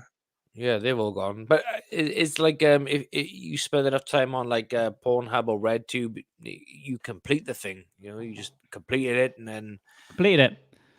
Get the yeah. demo. Get the beta app of the demo, which is just watching gore of terror attacks. And just Yeah. going, That's a good stuff. Yeah, I remember before like the internet became a big thing in my house. Anyway, my uncle fucking he's a bit of a nutcase. He was like, oh, here's a DVD. Watch this, and it was all like a DVD of like 2 hours of just horrific accidents and shit. It was people getting smashed up by trains and blown up by fucking all sorts. It was incredible. Oh, I had a video Loved and then I had a VHS in the 90s called Executions. Yeah, And it was like it was beautiful everything stuff. from everything from gas chambers in the Holocaust, like real footage, Yeah, to like people being executed and shot in a ditch, to Same people thing. being stoned. And when you think about people Yeah. being stoned, you get rocks. And no, they just drop boulders on people, and then there's half a jaw left. Boulders, Yeah, I fucking watched I that used to shit. love watching all that stuff. Yeah, one of them I think was in I think it was in Russia. There was this fucking group of people waiting to cross a rail track, and there was this huge fucking Russian type train just literally obliterated a fucking family of 10 or whatever the fuck it was. It was beautiful. It was really good. Was very good indeed. I can't remember what else was in this video, but it was a real fucked up thing though. But what put me over the edge with when ISIS were about, I watched an ISIS propaganda video, and first of all, can I just say production values? Mwah. Amazing. Mwah. Yeah. Chef's kiss to the ISIS. They had immediate. It was like the ISIS song, like no. Yeah. But then the way they had taken over this place in Iraq, and I swear to God, they executed in this video. Yes. First of all, it had people being set fire to in cages and all that stuff, like Air Force pilots, American pilots. But then it would have like, oh, they went into a city and executed every 18-year-old. Yeah. Right? Yeah. But they had a guy with a pistol and then push him down to the river, pop in the head. next pop in the head, next pop in the head. And I just sat there and watched 50 children be executed, right? For no reason, like pop, pop, pop, pop, pop. And the bodies fell to the river. And I'm like, the music's going and the graphics going. I'm like, yeah. First of all, I was impressed by the production. Yeah. And then I was like, when I finished that video, I was like, I am completely desensitized to like human life. We're just bags of water and tomato ketchup. Like, it literally doesn't matter. All those hopes and dreams just snuffed out for no reason in a second. But then I had another relapse later, but now I can't watch it. I can't watch anything like that now. I watched a mate of mine used to watch some fucked up shit on Live Leak and stuff, and Reddit when you could put stuff like that on Reddit. And he sent me one. He had heard about it, and it was like on a Reddit, and it was like this guy was tortured by the Mexican cartel, and it's like apparently the comments were so bad he didn't want to click on the link, but he said, "Carl, can you watch this?" My mate Nick, he goes, "Can you watch this for me and tell me if it is as bad as they say?" And I watched it, and I went back to him and went, "It's the worst fucking thing I've ever seen," and it's still stuck in my mind to today. It was like horrific. This cartel had this guy strapped on the floor, right, and they were torturing him. They had like I can't remember the name of the song. Let me try and get it.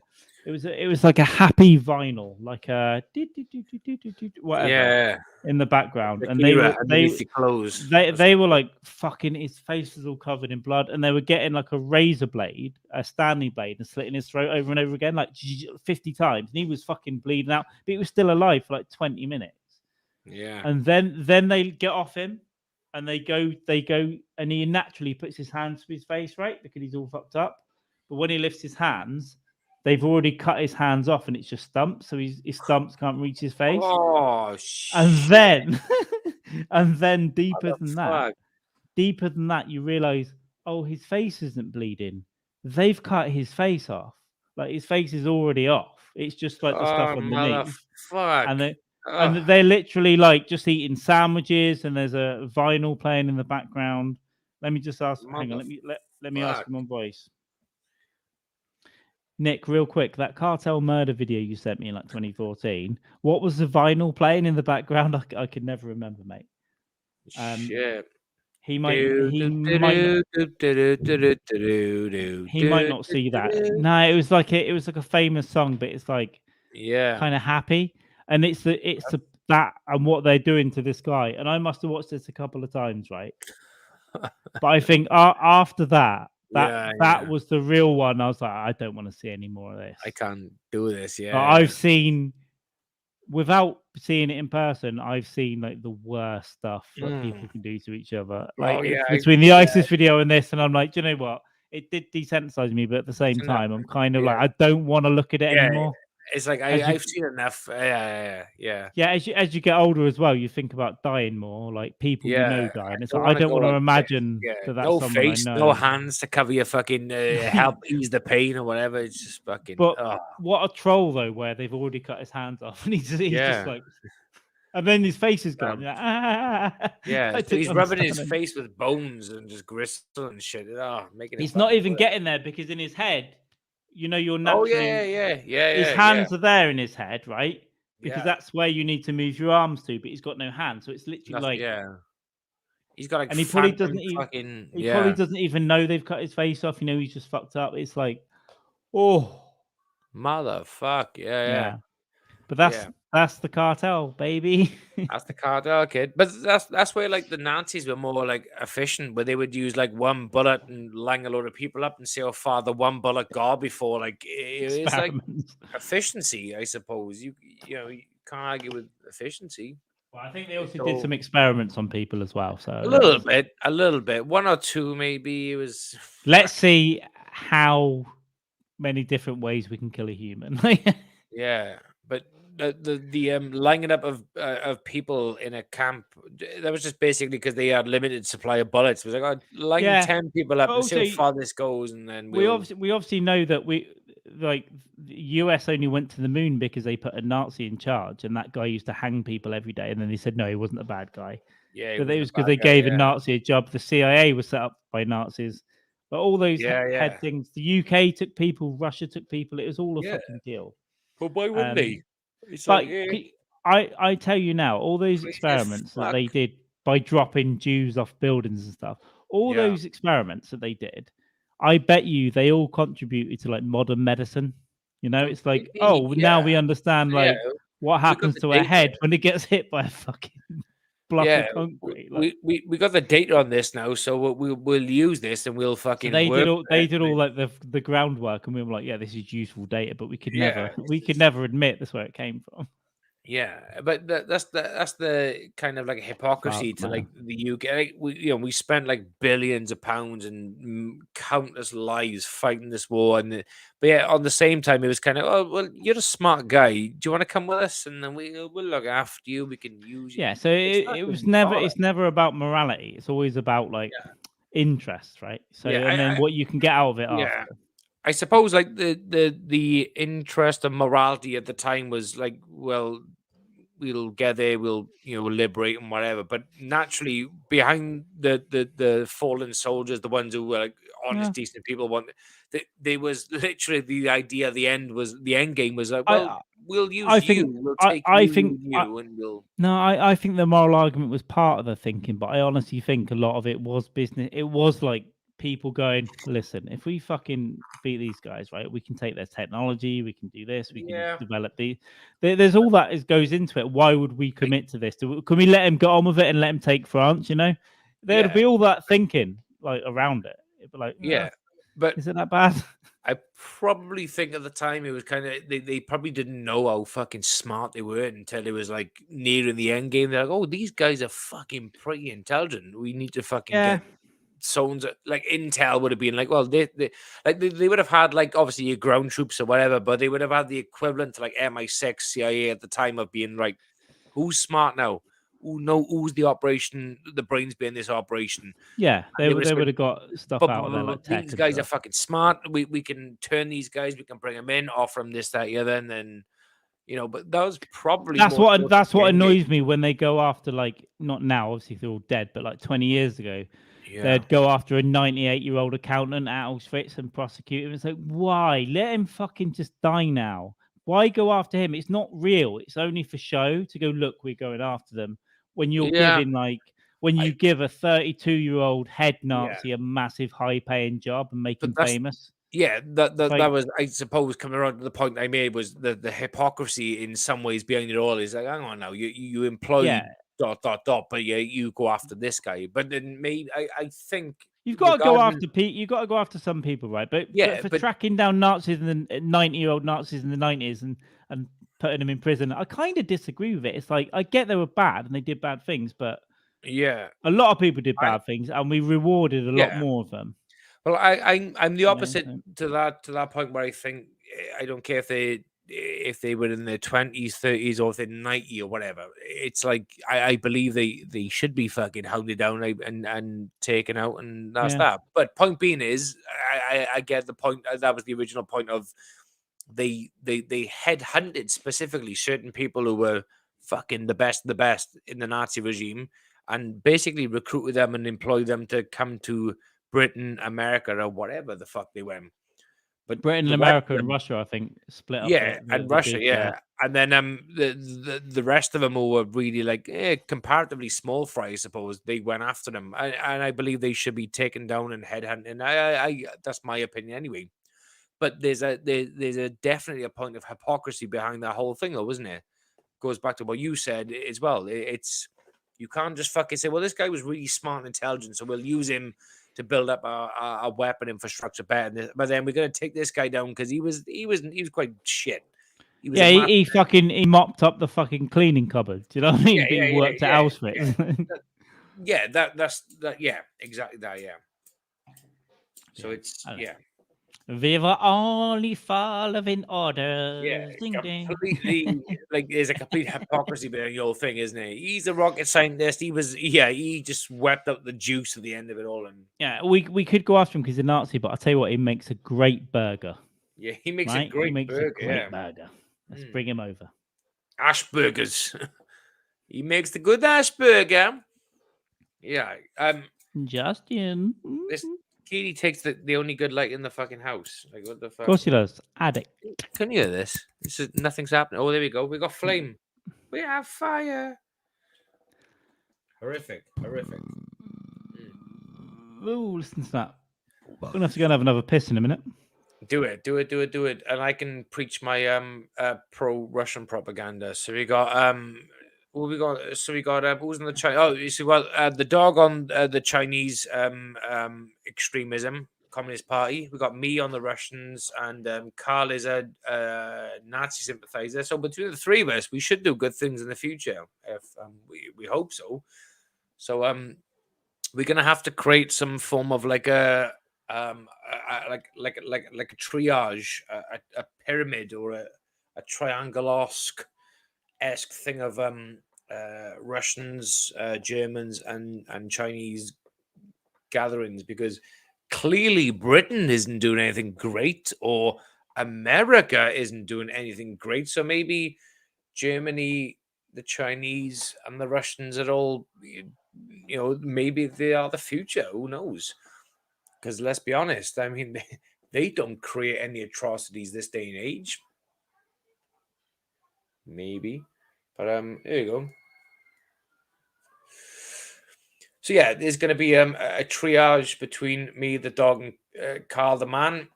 It's going to be a conglomerate of minds. We are all sleeper agents, provocateurs, or whatever the fucking word is. Provocateurs. Yeah, provocateurs. We're all in it together, basically, and this is the message. This is like with my backdrop as well. It's got like an ISIS sort of feel, beheading serial killer vibe to it as well. Like, just submit, basically. It's going to be better than fucking Scientology. It's going to be the best cult ever. It's going to be the minds of three great people. Me, the dog, and Carl. And yeah, me and Carl are alcoholics at this point. The dog's a weed head. He likes a little bit of bourbon or now and again. So the three of us collectively are going to do some good fucking things. But what we're going to do one day is going to get together on edibles, maybe a bit of cocaine, and we're just going to see where things go. We're going to throw the chips down, let them land where they may. It may land nowhere. It may land in some good places, but we're going to work it out. We're going to figure it all out and iron out the details.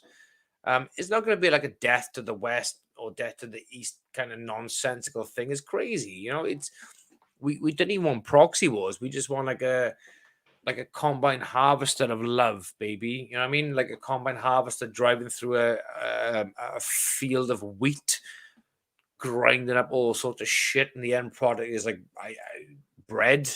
That's what we want to do. That's what we want to be. We're aiming for that one specific unification of love. And I get that there's people in life who can't eat wheat because of, allergies and stuff, but we want to be that fucking conglomerate of love, baby. That's what we want to be. I don't know if you're that radical. Beautiful. I left it at Nazis and came back at conglomerate of love. Yeah, so that's exactly where we are. So it's beautiful. I'm not even going to repeat what I said because you have to watch back. It's beautiful. I think it was great. It's beautiful. I'll never do it. I'll never watch back. Yeah, it's good. What I've eaten is in the fridge. I found. When you find a little bit of cheese? Yeah. I just ate all the cheese that was left in one go. So that's what I did. Light is dead. And it will sustain me. It's fat. It's salty. Yeah.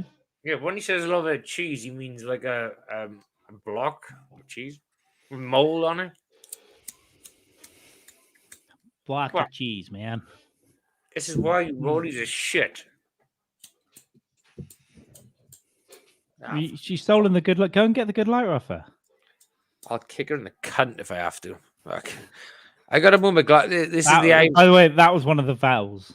Yeah, this is the irony, okay? It's like I gotta take my glasses off to do certain things, but yet put them on through a podcast and read and stuff. But when it comes to like put them back on with the squirting scarts. Yeah, baby. She doing Keelio out there? Oh, she's watching 2 pints of lager and a pack of crisps. Jeez, what is it? Fucking 2001? Right. The classic sitcom. Hello, Gary. They did a podcast during COVID, though. I found it by accident. Oh, okay. Those two lads, Ralph, whatever his name is. Yeah. Ralph Macchio. Yeah, they did a drinking podcast at the beginning of the pandemic. Any good? Do you know when Facebook started really pushing their video thing? You click on a video and then you're in the scroll thing, right? Yeah. I got caught in that in like April 2020, and I just found a couple on one of Yeah. them. So I didn't really. I watched that 5. It's all right. Kind of like one of the worst years ever in some respects, but for me, it was one of the best. I fucking loved it. Well, I definitely got depressed, and I definitely went down several dark rabbit holes, but not really knowing it at the time. I knew I was at first, but then when I look back at the end of the year, I was like, oh, that was a low moment. And then now when I look back at summer 2021, the beginning of it, I'm like, oh, I was in a bad place there. But I didn't really notice at the time. I often had a great time. Yeah. Same. We literally, like, we've discussed this being Katie a couple of times. We've said, all things considered, people were dying in their droves. Pretty good pandemic, dude. Yeah, but come on, it wasn't that bad. Fake. For me, for the four of us, me, Katie, and the two kids, I tell you what, great time. It was we feel guilty saying it, but the four of us, like, we get on anyway, but we had such a fucking we just locked in and we just done our own thing. It was never, I don't think ever again in our lifetime. We made ridiculous mistakes by locking down as a nation. We locked down and then some people died. We were fine. Everything's fine. Masturbate, continue. Yeah, masturbate, continue. Yeah, literally, I found a new lease of love for my family. Honestly, I was expecting cabin fever and shit, but it was kind of like well, that's the crossroads, right? Even if you're just like a couple, you either realize, oh fuck this, we can't do this, or like, oh, we really do like each other and we can get through like difficult times. Like that's the crossroads. Yeah. So I think a lot of people split up. A lot of people found that they're good together, and a lot of people also met each other during the pandemic as well. And like. Yeah, of course, yeah. Had a cheeky Tinder date when you shouldn't have been going out. Yeah. Oh well, yeah. Fucking right, baby. It was a time. It was a weird time to be alive, but it was a beautiful time in some respects. But it was. And you know what I'm gonna do? Fake virus. You know what I'm gonna do? When people ask me about the pandemic in 10 years, I'll just say it's nothing. I'll say it's 2 weeks off work, dude. And when they say, what about all these? I'll say it's fake. It's fake. They made it. I didn't see any of that. It was 2 weeks off work. I lived there. I was there, right? Yeah. And I'll just start spreading misinformation at a local level. Everyone I meet go, hey, nothing happened. If it was real, why I dead? Yeah. Why am I still here? Lies, Yeah.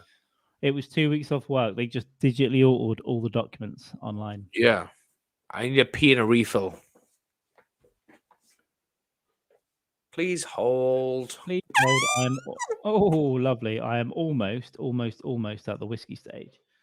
Although, not intending to go too crazy this evening, ladies and gentlemen. Just a bottle of red and a couple of whiskeys. That'll be it. Which for some people is a lot of alcohol. For me, it's not too bad. I will not be drunk during the Martling episode tomorrow, but I will have a drink or two in the episode directly after. So again, 6 p.m. UK time tomorrow, 1 p.m. Eastern time. The rest of the time zones, you guys work it out, right? Fuck off. I'm doing all right by saying Eastern time every time. Jackie Martling.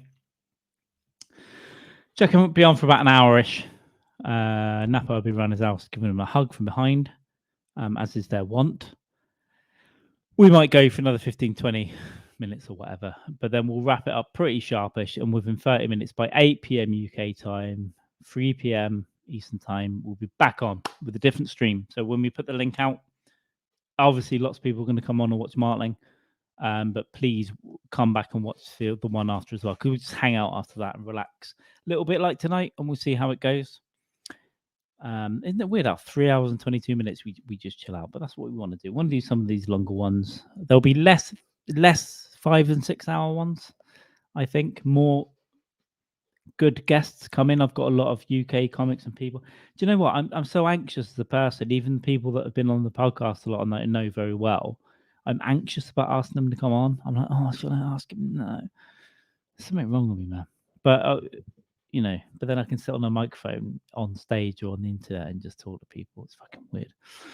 But I will be doing that. So I've got a lot of people lined up. We've got Clay Zombie Dude, Jake Jolly. We've got Steamrolled by Valencia on the 12th of March. We've got Martling tomorrow, another one. We've got Matt Napo on next the dog himself. And I've got a new idea for a series about that, but we'll announce that on that episode on the 16th of March. I think it's next Wednesday, 7 p.m., 2 p.m. Eastern time. Jolly's on at 1 p.m. on the 12th of March. Film director, of course. So I've gone through that little Podathon list and trying to poach a few people. We've got a couple more people lined up from there as well, but there'll be more news. I just decided to do some admin instead of doing what I should have done today, which I often find when I should be doing something else. I'm fucking around in the background of this, but we are working very hard on doing good stuff for this and elsewhere on other shows too, which we will be announcing again in the next couple of weeks. But we're going to make, a little environment. We've got you guys watching. We've got us, being ridiculous, and it's going to expand like a dilated arsehole over the next couple of years. That's the plan. If it doesn't, we'll just kill us. I will kill myself. If this doesn't work out on my attempts at comedy, I'll just kill myself on it. YouTube, that's a scripted sitcom. Don't worry about that. It's not a self-harm warning. I'll kill myself on it. It's a scripted joke. So again, but we're gonna have a go at it and see what happens in the next couple of years. But it'll be fun anyway. We're gonna have a good time. You're gonna have a good time. I know you are. I do think you have, if you listen to us for more than like 30 minutes, you have a mental illness. All right. I know that, you know that, but we're all in it together at some point. We're on a blue marble hurtling through space. We don't even know what space is and nothing else. There's nothing else around us. The infinite vastness of life and the universe. That's what's happening. Look, I've frozen on philosophy. Unbelievable. Unbelievable. This podcast is also available on Spotify. We fully support Spotify. Fuck off, dude. I don't care. I don't care about any of that stuff at all. At all. You guys fight over it. You guys worry about it. And then I'm busy. So I'm busy. That's it. Same with politics. I'm too fucking busy. I'm going to live my life. I'm going to die. You guys worry about the detail. Just make sure there's a sandwich right here, a drink in my hand, and I haven't got a water leaking on my head. That's all I care about. I also care about time, the universe, and everything. I am future man. Oh, for fuck's sake. What am I? This is why I think sometimes I'm just in a coma. I'm just in a coma, and all this is just a unique way of waking me up. And there's all these messages going, wake up, Carl. It's a live stream. Is it? Or is it a doctor playing a radio into a hole in the side of my head because my ears have already been sliced off by the Mexican cartel? Who knows? Who knows? Oh, I've got to keep an eye out for Jamie. I do remember him going for a break the other day, and he goes, "We'll be back in a minute." Here he comes. And he came back about 25 minutes later. I can see him now. I can see clearly now that Jamie has come. Pull that up, Jamie. Pull that up, Jamie. Pull that up, Jamie.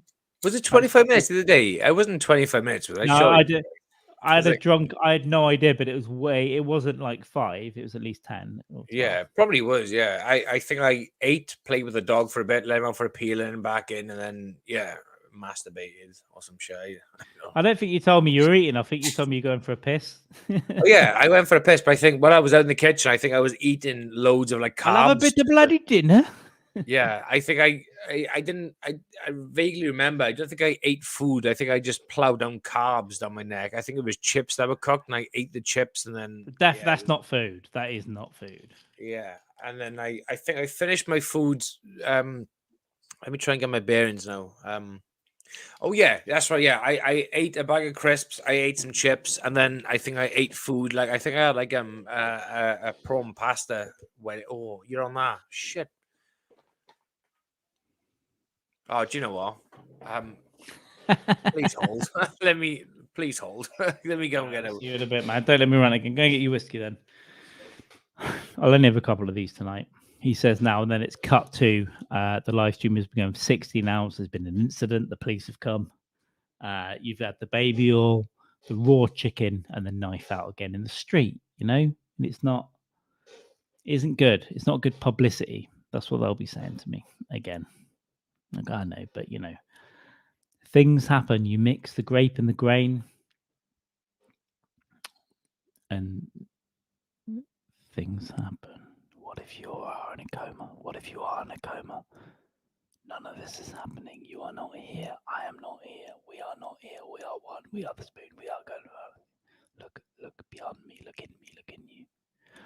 And then, you know, exactly what I was saying. Thank you for saying that. Oh, mind that cup there. The last time you came here, of course, some weird stuff happened. You came again sooner, and we both died.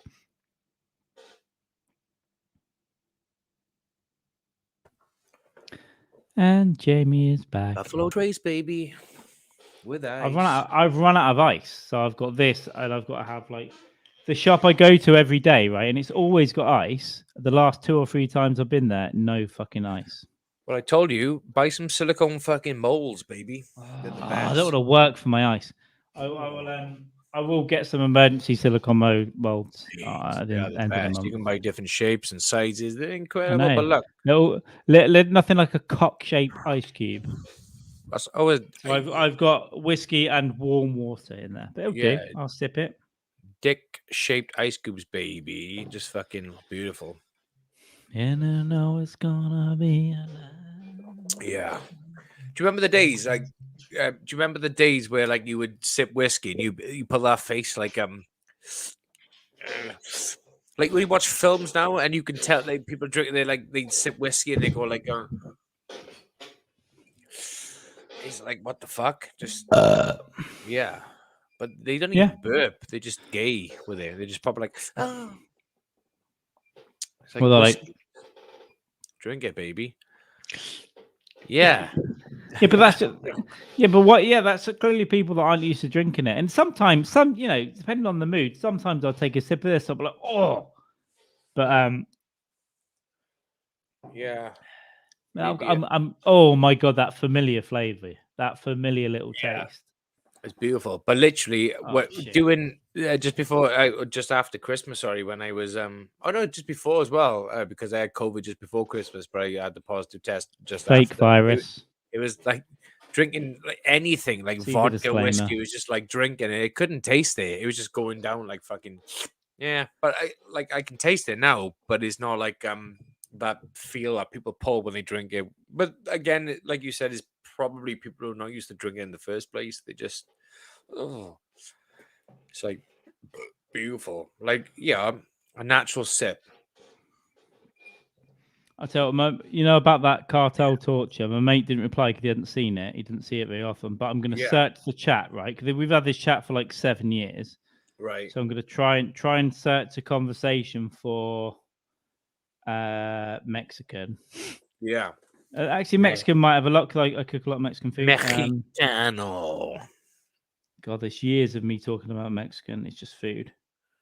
Mexican, baby. Okay. Let me search for torture.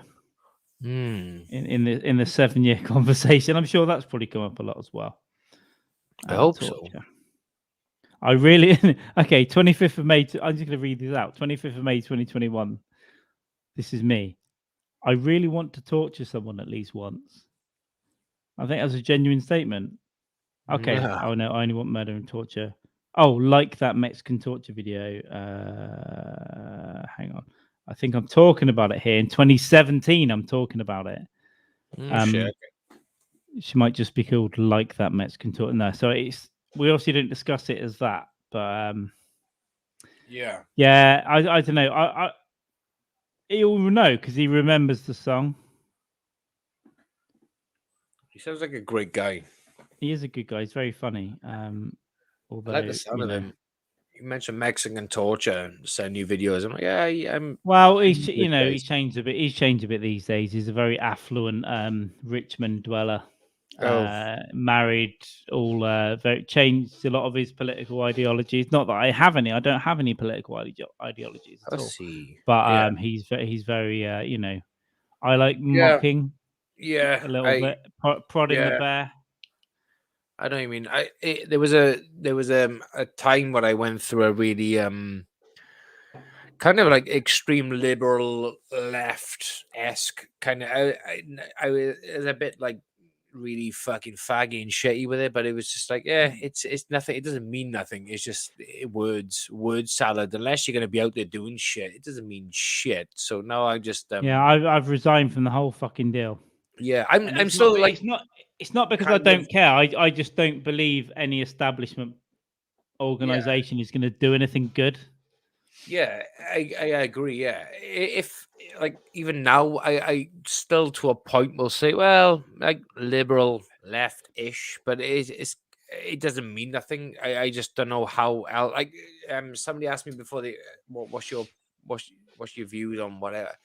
I said if I had to class myself as something, I would say I'm a materialist. A materialistic socialist because. You know, I believe in equality for all, but also I believe in like, you know, earn your money and get your own shit, you know? So it's like spread the wealth, but also if you earn a bit more, then you should have a bit more. All of these ideologies, they're not represented by any party. They're not. It's just like they're not. It's all the political elite do. They want power for them fucking selves. And they can tell you, they'll tell you what they want to do. They'll tell you all fucking day to the blue in the face. And they're all lying. And none of them do what they're going to say they're going to do. Yeah, but so half that's it. They probably can't half the time is like they probably like mean some things they say before they get elected, but it's like when they get into power is before they get into power. So if you're a local politician, then sure, right? Sure, you've got ideals. If you're on a cabinet or on a prime minister or a president, you ain't telling anyone shit because you are told what to do. You're in there and you're just being told what to say and do, and that's it. You're not in any sort of power. Yeah, you're the centerfold of Playboy, basically, as can your idea Look at me. I wonder where they're going to put the staple. That's about as imaginative as it gets. So fuck them all. I think Ari Shafir went on to Huffington Post and said all politicians should be just murdered, like every politician. And they were like, "What?" And he's just like, "Yeah, I think they should all be murdered." Yeah, but there's obviously some that probably have been in there for long enough and probably still have these ideals and they believe they can go through. Like for example, I mean, I don't know the ins and outs of the guy. I don't pretend to know as much as I might pretend to say, but like Bernie Sanders comes across as a guy who genuinely wants to like fucking help. Yeah, but then it could never be in power. Yeah, but that's the thing. He will never be in power because of that thing. He doesn't buy. Yeah, he's probably because the money because he's not going to take bribes. That's it. They know he's not going to take bribes, which is why he got fucking kicked out. Yeah, and that's why they let him, take a sideline while Hillary had done her thing. The Clintons taking like 20 million for a speech. Yeah. You know, these people just mainline adrenochrome. They're not going to go, oh, we'll let the guy that was not going to take any money in. Yeah. So the question is, if where was we? Fucking. Well, we shouldn't go too deep into politics, but yeah, not too much. Yeah, but Hillary Clinton's a pedophile. Let's move on. Yeah, her husband fuck kids. No, her husband didn't fuck. Her husband raped Monica Lewinsky. And she is the bad one. She is the bad one. Yeah, her husband's practically a fucking rapist. But yeah, Hillary Clinton is a pedophile. Next, no, Alex Jones. Oh, should we get Alex Jones on the podcast? What do you reckon? Well, he was right about Epstein, dude. 10 years. Well, so were a lot of people, but they were silenced, like Jimmy Savile shit. You turn up with 2 suicidal gunshots to the back of the head. Look on a street. Yeah. Good old times. I literally got so infixated with making a fucking rollie right now. I literally forgot my point completely. So yeah, it doesn't matter. Let's get off politics. Let's move on, baby. We just agreed that Hillary Clinton's a pedophile. Let's move on. Right. I got a question. Yeah. I got a question. Question. Brett Brock's body. Do you reckon he got a beer belly, like you said, or do you reckon he got like a massive 8-pack? No, he's got a paunch. Yeah, I hope so. Because he said the other day, he stood up. He said, my beer belly," and I had this idea of him having like an 8-pack and like. No, I think he's lean, but I think he's got a paunch, but it's fine. Yeah, I reckon he could probably kill you with a one brushstroke though. Probably, yeah, he knows exactly what to do. I often think about getting the Brock on an emergency stream, like send him a link, but we're 4 hours deep and he might be, you know. You might be like, Hey, cheers to you, but I'm out killing chickens on the streets of Nashville, Tennessee. yeah, or running after his dogs. Did you hear him last night? He was on about his dogs. No. He said they obviously. He said they're in the garden now and again. They got like a 20-foot lead, but by the sounds of it, he has no fence, so they got like a 20-foot lead. But when they break out, you got to go after them all night long, finding where the fuck they are, because they're like Siberian Huskies, and Siberian Huskies got like no recall and all that shit. They just fucking like wild dogs. Well, weren't they raised by Nazis? So if they're really intelligent, but if you leave them alone, they'll build rocket engines and open intelligence agencies out the back. That's exactly what I was like. He was saying actually, verbatim. That's the words he used. That's what that is. I broke it down between his. Yeah. Well, he didn't say that actually. I tell a lie. He actually drew that into his sketch. You got to know where to look though. But that's pretty much what he was saying. I think his sketch is a cry for help. My dogs are Nazis.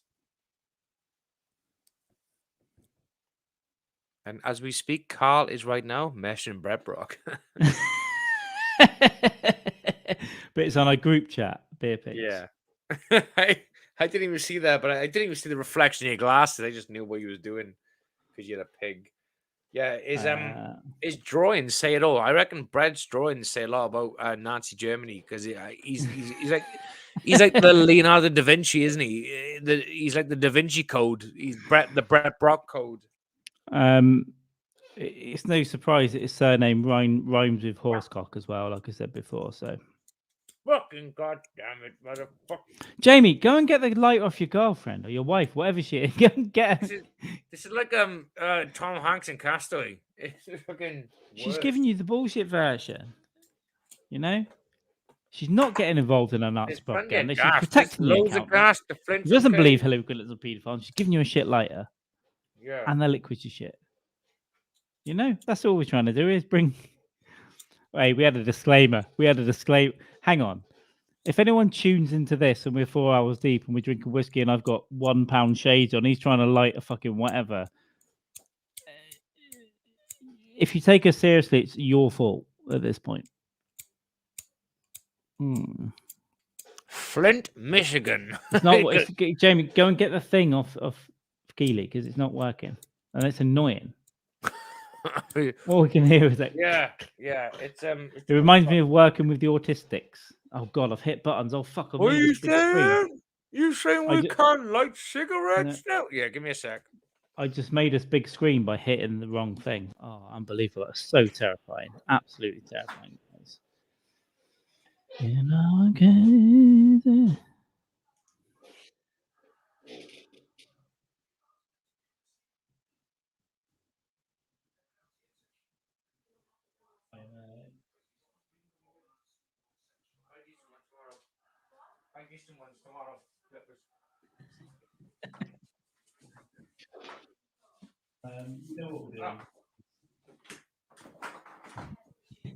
I was just messaging Brock there. He sounds like he's not a no, but you know, he's like, when? Now? Hey. Oh, okay. Yes. I see. No, so now I'm trying to talk to you. Fuck. Okay. Okay. This is confusing. So Brock's probably seeing that we're on Twitch now. And okay. Whatever. Let me just send that. Shit. Is Brock on Twitch drawing right now? No.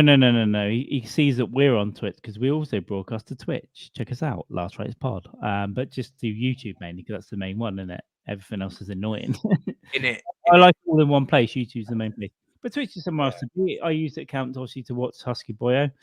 Lovely. No, did you want to jump on? He goes, tonight? When? All innocent. I was like, now to whenever, but it probably won't be long. And also we're deep in. But listen, Brock, if you're listening. Oh yeah, it's a group chat. Oh yeah. It doesn't matter. It's just like if you wanted to pop in, you know, that's all. All nice and easy. But also, I'm not even sure I've got the brain power to talk to a third party at this point. I have. I know, because you want to go, Keely, the wife in brackets loves you. Yeah. Well, what will happen now? She'll jump. What will happen is she'll all of a sudden hear. Wait, here we go. Hey, Here we go. Here we fellas. go. Here we go. Look who we've got watching on Twitch. Yo, jump on. Hey, Brett. I'm from Hey, Nashville, Brett. Tennessee, and I like to draw and hide my clothes under the camera, and I have my penis out down here, but cheers to ya. Hey, Carl. Yeah, nice glasses. Yeah, that sounds okay. Well, I'll tell you what, Brett. There is a link in there. You're welcome to jump on. You don't have to, dude. You know, if you're just alone watching the X-Files, it's all good. We were a few hours in, and it was just a random thought. We were talking about you as normal, you know. We like to talk. We like to talk. And Jay, are you still trying to light that fucking thing? That took 12 minutes. Yeah, the lighter died. I went to get a fresh lighter from the wife, and then I come back with a lighter that works. But I lit it, smoked it, and it went dead because these Rizzlers are fucking shit. He means happy by that, all right? Yeah, he means happy by that. It's a jump in, and yeah. By happy, it means massive cock up the old ass. Yeah. It's the only way it can come these days. And I like a 12-inch black dildo as well. One that got like a face of I don't know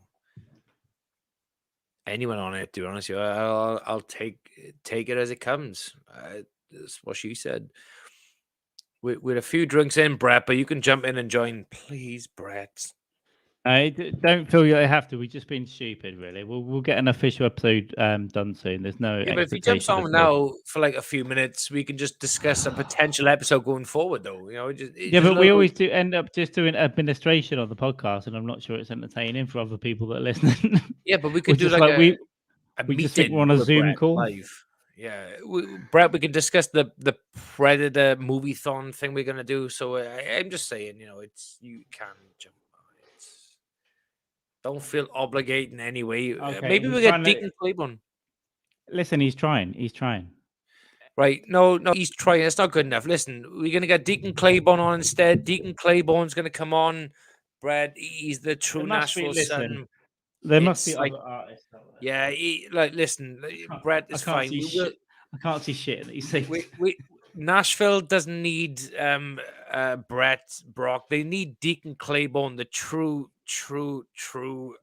Nashville son from Nashville, the program. He's the ultimate hero. It's Hey Jamie, if he comes on, do you think you can share the link and say Brett's live, because it'll get people in? Yeah.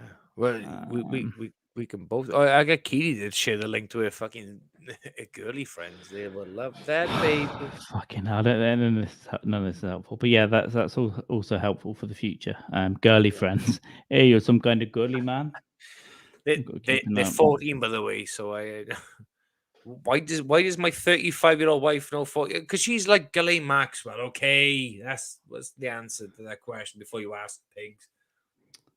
I would have gone to a party with Ghislaine years ago, you know?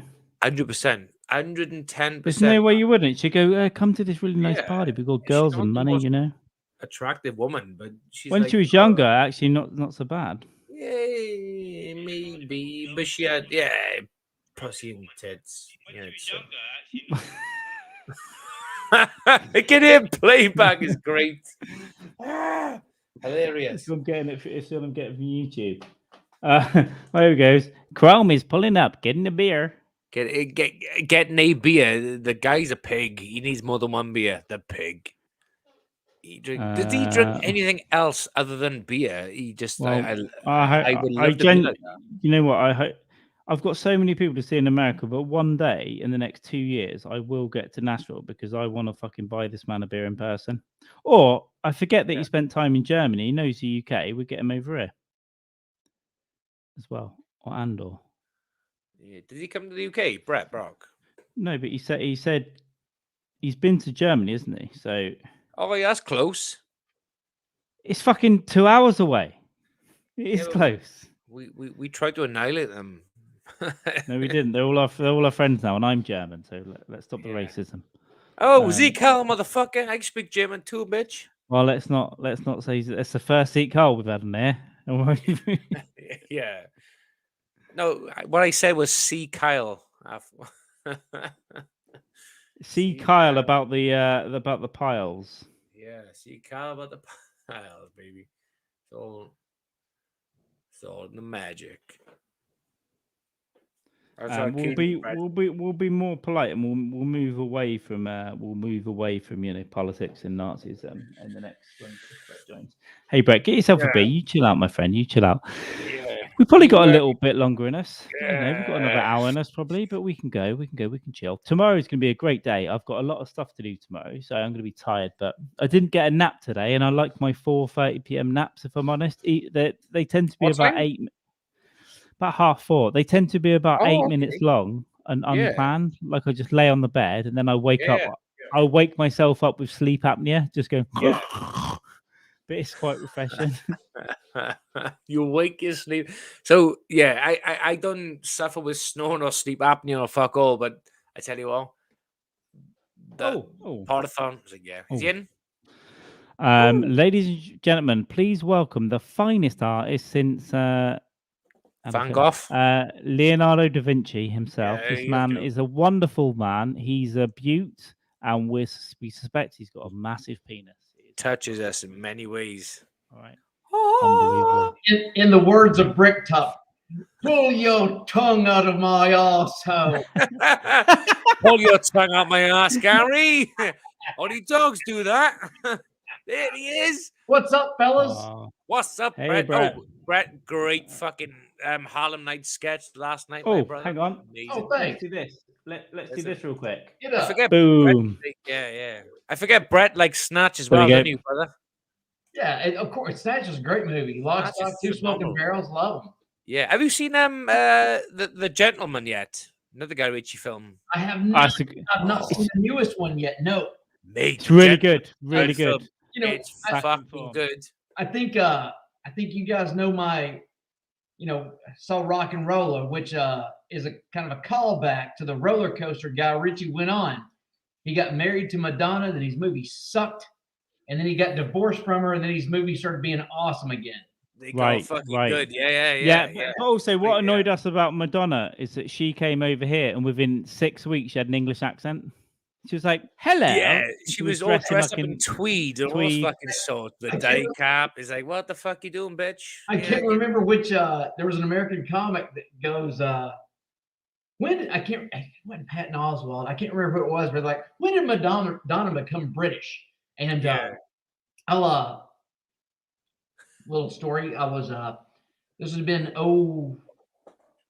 probably 2004, something like that. I was coming out of the Middle East off deployment, and we were landing at Prestwick, I think, the western side of Scotland, and we had to hover. We'd been in the aircraft for 8-10 hours just getting there, and there was a shitload of people on the ground at the airport, and there were 2 private jets, like G4s, G5s, that kind of thing. Oh. And we were like, was there a global summit? Was there something happening?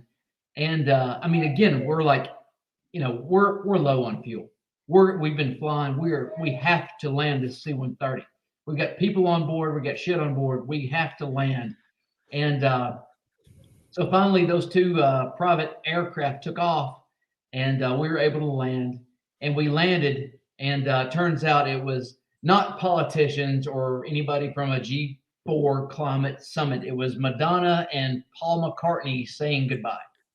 Fucking hell. Yeah. Like, what a lot of shit. Like, Paul McCartney and Madonna, they're not been famous for a long, long time, really. Well, no, I'll argue against that. I think McCartney's still pretty fucking famous, dude. Like, today. Yeah. And famous, but not like, Paul McCartney, but fucking ridiculous. To be honest, I'm glad that it was them, because there was a shitload of people there to just get autographs and wave goodbye and that kind of stuff. Had it been like a politician or something, there'd been Secret Service and there'd been everywhere and guards, and they'll close down the whole fucking neighborhood and strip, right? So luckily, once they took off, the crowd dispersed and they left. and so we were able Fuck. to land unmolested. Yeah. How many? This Like, is always it's like the a best big plane. What sort of plane we talking? How many were on So your that's plane? is that a Hercules C-130? That's a transport military plane, Yes, right? Shit. 4-engine I'll bring up turboprop. a picture. Yeah, Yeah. So fucking yeah. So you had to circle around low on fuel in a big and Madonna and McCartney were taking president of fucking a lot of shit. Nah. Gee. that's the way it goes. So, hey, enough about me. Thank you for having me. What is No. up? How are you, fellas? We're good. No, We're good. You are Brett Brock. How are you? Fucking I'm fine. good, brother. You- Yeah, you- we're okay. Well, there we go. There's a C-130 coming up now. It's a transport plane. It can man, fit. I look. believe it can fit vehicles in, right, like jeeps and stuff, and troops. And it's a Yep, big you old can, transport beast, right? it depends on which model you're talking about, but I was qualified in E's, H2s, and WCs. So you had 6 pallet positions. You could get a couple Humvees in there. You get 3 in there if you really pack them in tight. Yeah. But then you get in the J models. I wasn't qualified on the J models. They've got an extra pallet position. They're faster, stronger, better, etc. Wild stuff. Yeah. I can recognize. I'm pretty good at spotting various military stuff in the sky. The Chinook has got a unique sound. The double chopper. Yeah. Right? It's the I think that's the only aircraft ever made that could take itself out. Shit. If those props ever come off or got off kilter, they get back into each other. Yeah. Yeah, they're loud as fuck. Because where I live, in the South Wales valleys, every now and again you will hear a big fucking roaring sound, and it'll just be a fucking it'd be all sorts of fucking shit in the sky, and they. So the reason is there's a military base called St. Athan round the corner along the coast, and that's home to a lot of stuff, including special forces. But it's also got a lot of US Air Force stuff there as well. Yeah. So I know that they fly Chinooks because SAS and stuff use Chinooks. But there's also loads of US stuff. C-130s come out of there, so that's a whole route up mid Wales. Jets. Yeah. All kinds of stuff fly around there, so it's an all interesting... sorts of shit. And sometimes you'll see people in the street, like you wouldn't even see the fucking plane. You'll hear it like 10 minutes after it's gone by because the sound bar is like fuck. What the fuck? It's big old. It's always funny. A lot of people that live, well, sometimes they don't even live around a military base. We'll just have a conspiracy theory that clearly there's some secret stuff going on. Well, of course there is. That's what you do in the military. You keep your mouth shut and you do your job and you don't tell it. That's exactly it. There's always secret stuff going on. My father.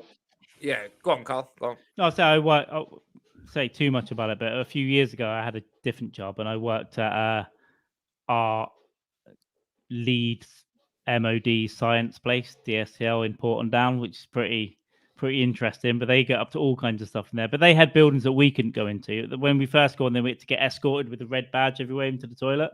Yeah. And then we had coffee in this main building, but they were like, yeah, you can't go beyond the 3rd floor. Yeah. That's 2 levels. They were, that's what even the MOD stuff was saying, they do all kinds of weird shit up there. We're not allowed. Yeah. My father used to drive freight trains, big old fucking freight trains, right? And he said every now and again, 2-3 in the morning, they would always be you go to the depot to pick up the train, do whatever you have to do, but they would be armed police, and then you see the odd army vehicle, and he'd be like, okay, whatever. And there'd always be you driving fucking X amount of fucking tons of fucking freight behind him, and there'd always be one which was MOD shit, whatever. And every now and again, he said you see a helicopter go by. And then every time you got to stop at lights, they'd be you could see on a bridge, you'd be armed police, soldiers, all sorts of shit. And he said you'd be driving for 3 hours, taking this fucking train, wherever it had to go through the UK. And there would always be a helicopter now and again. Or every now and again, you see fucking police or military vehicles. It's like the end of Goodfellas. He's like, fuck, I gotta stir the sauce, I gotta take the calculus. Without the soundtrack. Yeah. He said you never know what was in there, but he said every now and again you'd see your pay would be a little bit of an extra couple of quid in your pay packet. Like, Yeah. there we Dodgy, go. dirty shit. So- Well, they closed down when they moved nuclear weapons around. They closed down whole sections of motorway, like our freeway. So Sure. you just go Yeah. try and get on somewhere at 1 a.m. and it'll be, oh, this is closed for 3 miles. Yeah. And you have to get round, and they're like, all they're doing is like trucking nuclear weapons around. It's almost like they Sorry. learned from past experience. Yeah. Almost as if they don't want to be driving around the public with like fucking Yeah. missiles. Yeah. Jamie, you mentioned your dad, I guess, was an engineer and did that. I think trains are they're fascinating to me. How they go, how they continue to go, and just the mass momentum they create and their braking system, etc. And I guess this was, what is it, 22 now? So this would have been at least 9 years ago. I was having drinks with this dude in a bar, and he was an engineer on a train, and like he and I were just drinking, and I don't know how we got on this. I think I probably asked him what he did, that kind of thing. And after several hours, he started kind of breaking down with this massive PTSD. This guy had killed around 10 people. Now, this is America we're talking about, where people are kind of dumb. You know, they'll try to outrun the train. They'll try to go around the barriers that come down, and their car will die. And then the train just smacks into the car and kills everybody inside. That kind of deal. And the dude had just plowed over 10 people, and and it's not his fault. I mean, that guy was absolutely torn apart. Yeah. And that for other people, he had killed people for their stupidity. And he's they don't understand how it takes a mile to stop this thing. Yeah. Fucking insane. Yeah. My father's. Go on, Carl. Go on. No, you go on. You're right. You can... my father's never hit any person, but he's hit, like he said, he's over the years he's hit like deer, cows, and he said it makes a mess on the screen. He was telling me a story once. He said he knows this guy. He used to work with him, and what happened was a guy, jumped off a bridge in front of the train, and so the police come, train stops, and he took this guy, and he was like, "Oh yeah, I'm fine." And he had a few days off. He was like, "Oh, I'm gonna come back to work or whatever." And it was like 3 months, 6 months later, his mate was doing his job. He was like, "Oh, I'm fine." And 3 or 6 months later, whatever, how long it was, just under a year, let's just say, he was driving his freight train wherever the fuck he was, and all of a sudden, he put the brakes on, middle of fucking nowhere, and he froze. Whoa. And he was like, and obviously they got like sensors, they know when the train stopped, and he was like, "What's wrong?" He went, "I can't do this." Like, let's just say 6 months later after the incident, was just like, fucking, I can't do this. I literally, it was that what happened, 3 or 6 months previous just came back like PTSD, in it. It's just a flashback. PTSD. And he went, I can't do this.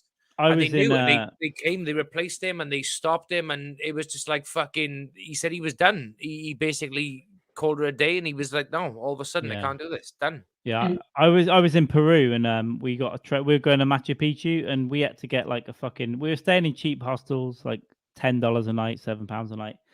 One night we thought we'd treat ourselves to a hotel, but we had to get a bunch of buses and trains all over the fucking place. And then we were going for this train through the Andes in the middle of the night. It was an all-nighter. We're going to get to a hotel at like 2 a.m. And suddenly there was a thud, and I'd been dozing off, and it's like, was that, huh? And then the train stopped, and then the train stopped there for like 3 hours. And we were like, they're Spanish. I didn't understand Spanish, but my Brazilian friends who spoke Portuguese spoke Spanish. So they were trying to get bits and pieces, but the staff raisers were going, "Nothing's wrong, de nada, nothing's wrong, for like 2.5 hours. And we're like, "Oh, we hit something, man." And then they started going up with tools and brushes and shovels. And then the ambulance came like 2.5 hours later. And then we're like, "Oh, they hit someone." And then eventually my Brazilian friend like demanded they told him, but like, "Yeah, we hit like a villager," because we're up in the mountains, right? So there's no street light and there's nothing. So some maybe even drunk, maybe not, but some local just decided to risk the train line. And there's a big train coming down. Maybe the train didn't even have lights. I mean, who knows in South America, right? Who knows? But fucking someone had to be scraped off the front of that thing, and we're sat there for Yeah. 4 hours. But ultimately, it was a loss of a human life, and we did Yeah, of shout at some course. schoolboys for saying it. But we were still annoyed that we only get 45 minutes in this hotel that we paid for. Like we laid in there, and we were like straight up breakfast Machu Picchu. But obviously, I'm severely jealous of you for being able to see Machu Picchu. Yeah. I've been to every country in South America except the northeast tip, the Guianas, and that. I haven't stepped foot in any of those. And Brazil and Peru are the places that I've been to. I want to go back to Peru though, because we cheated. We got the train and the bus up the hill, but I really want to do the hike. You can do a hike up the hill, which is half a day or a day, or you can do a 5-day from Cusco, and I kind of want to do that. Yep. Yeah. Camp, get drunk around the campfire, and just every day just walk a few miles, stop. That's what I really want to do in a couple of years' time. So maybe we should do it together. And to go back to your point about a train hitting somebody, I did a joke this was years ago. There was something like in the States, 250 people die per year, not in cars, not trying to beat the railroad, not trying to beat the train, but they just get hit by trains. Yeah. Shit. In the States. So I was working up this joke, like, first off, how are you falling asleep on the train tracks? How are you? Are you trying to sprint across a bridge and it just hits you? How are you wearing earplugs, earphones, and you can't hear it coming? First off, why would you be going in America? Why would you go? There's bums, and there's like you're going to be attacked if you go to railroad areas in this country. I don't know about you guys, but it's like you're going to get shivved. Fuck yeah. Why would you loiter in that area anyway? Like, wild. Yeah, here too, I'm sure, like level crossings where the car can cross and they're very safe now, like the barriers can come up, but there are places the way you can just if you've got a non-electric line, because there are still petrol lines here like in my hometown, there's a petrol line and you're in the forest and you can walk across it. To walk across the track is a public footpath, right? You have to just look and you can go. But yeah, I know someone that killed themselves. I mean, I'm glad he did because he was a paedophile, but I knew his daughter, but I didn't. It's a long fucking story, dude. She was a Christian. Anyway, I found out years later her dad was a paedophile and he killed himself at this place. I don't know too many details, but now I know why she was so like looking for God and stuff. And But there are places like that where you could just get hit. Touch in life, and it's insane that they even let you near a place where you could possibly get hit by a train. Like, shit. Yeah, it's fucking madness. Like when we were kids, right? I'll cut out the geography, but the quickest way to our local leisure center for the swimming pool was you can either go the long way, which would take whatever amount of time, but the shortcut was over a 5-foot wall and then through a train track, which is what we did as kids. And we would literally just fucking wait, but we would stop, look, listen, like we did with cars, and then we'd go for it. And you cross a fucking train track. But we always told my mother, we went the long way round. But the point, we would always go over a 5-foot wall. All of our friends would bunk each other up, and we would make sure there was like, whatever to help the last person over. We'd pull them over. But the shortcut was a 5-foot wall over a train track. And we did that for like years. That's what we did. But across the train track, it was easy to fucking do. But it was dangerous. And if like me and Carl were talking about this shit earlier, if I caught my kids doing that now, I'd be fucking horrified. They wouldn't leave the house for a year. The stuff we used to do as kids, it was like it was crazy. Wild shit. Like, I should have died. I should have died like 5 times when I was between 16 and 21. Like I should have been dead. Like the things I did. Getting in cars with strangers to go to the store and milk. Oh my god! I can see stuff, yeah. But I've been in police chases from getting in people, and we've outrun the police. Like in people's cars that I shouldn't have been in there drunk. Like, I don't know what's happening. Like it's just fucking the stupid thing. Like we've been drinking together all night and maybe taking coke. But I'll take a lift home from you, dude. Yeah, you know, and so what you just said combined with my story, now I think about like Japan and South Korea and people with high speed trains that are just Oh wow, those 400-mile an hour, like yeah, you got a chance. They're coming, boy. They're well, coming. that's what you So- isn't so that how what many you want to get hit by?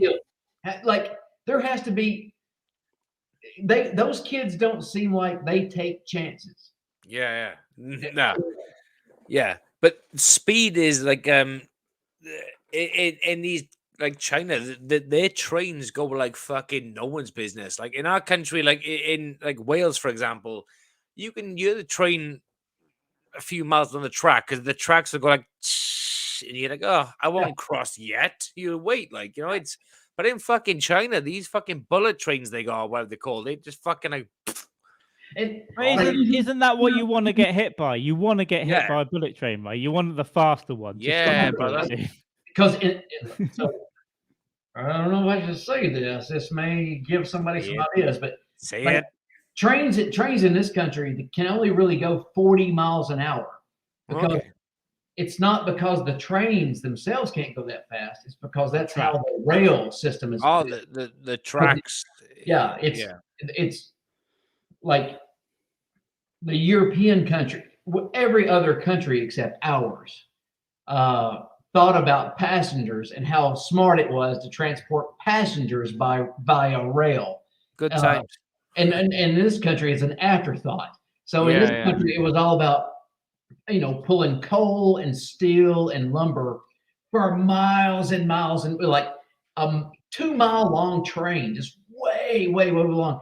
So they built the rail system based on that 40 mile per hour, long train. So you're not going to go anywhere fast in this country by rail. Yeah, So, here you get the 125 miles an hour back in the day, but I think we've got 200 miles an hour, right? The high speed, like Northern Line, so. not in Wales, but in England. I think you've got 200 they miles set an hour up. that will hit like London to Birmingham, London to Scotland. Yeah, and that's the thing. Like, so many people here want a rail system, because they can get rid of their car, they can save money on insurance, they can kill their car payment, etc. But you're not sat on a bus interstate. But on the other hand, though, the politicians are like, no, we're being paid off by so many other people. You're not getting that. Yeah, but on the flip side, Brock, it's like in the UK in general, it's like every January of every fucking year, the price of rail fare rockets through the fucking roof. It's insane. It's insane. It's crazy. So we and might they put it have up by like really 10% every year. Yeah, we might have like good connections between A to B, C to D, or whatever, but the price to do it is fucking ridiculous. And you every can January, fly just after Christmas. It's like always like a 10% increase, and it's you can fly. Nothing. You can fly to Amsterdam or sometimes Berlin, Brussels, cheaper than getting a train from Cardiff to London, which is fucking 200 miles. It's stupid. Wait. You can take the Channel, or you can fly. No shipping, no boating. You don't want to take a canoe to Amsterdam? What? Anywhere you want to go, it's cheaper than a fucking internal go, train here. It's crazy. Immigration to this country from foreign countries is better than the transportation systems we got in the UK. It's much better. It's fucking horrific, but it's honestly. But what happens is you're crammed into you're like sardines in a can. You just fucking crowded in like fucking, and you pay. Like, what was it? Like fucking 20% of your wage per annum to do an annual train fare, whatever the fuck it is, just to be on a train to commute back and forth work. It's shit. What? 20%? Well, if you live horrible. 2 hours outside of London and go in every day and use the tube, right? Yeah. Your ticket will be thousands. It will be like 2,000, whatever. Stupid money. So 20% is a really bad, poorly Down syndrome educated. I've looked at it because I've looked at working in London and commuting, right? And the train ticket would be like nearly £2,000 a year. Did the British government subsidize it, and they took over the rail systems? They subsidized a bit, but the problem is that privatization. They privatized it, but it's these separate companies never maintain the tracks, and now they're having to start Yeah. to maintain them, but it's costing so much money that it just goes into the ticket price. I think that's part of it as well. It's just got fucked. Yeah, private companies took over, and then it was like, they did nothing with the rail infrastructure, and then all of a sudden, it's like over the last couple of decades, they're like Carl said, they're like, oh, we got to spend out. Oh, well, we'll spend out over the course of 2 decades, and we'll. You're just like we are, except we're taking it from different sides. You know? Yeah.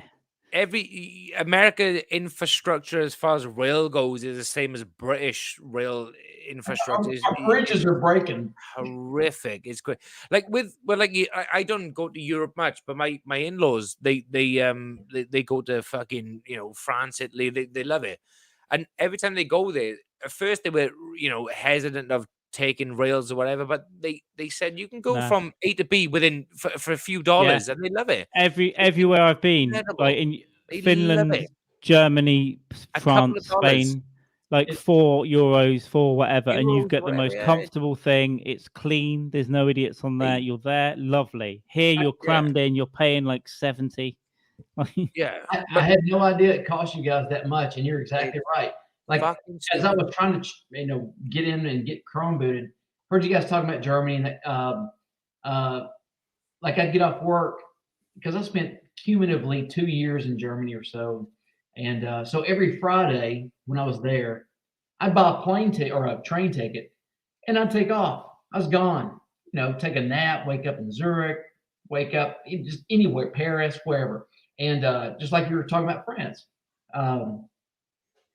Left Kaiserslautern, and the French rail system was on strike. They were protesting for higher wages, and I had to get to the western side of the border of Germany, and I pretty much had to ride the rails and just kind of hang out on the western side until the strike was going to be over at midnight. And once it was over at midnight, rail service, and I was able to shoot into Paris. And this was 98, somewhere in there, I think. And I didn't know the politics of it at that time, what they were doing, it just more wages.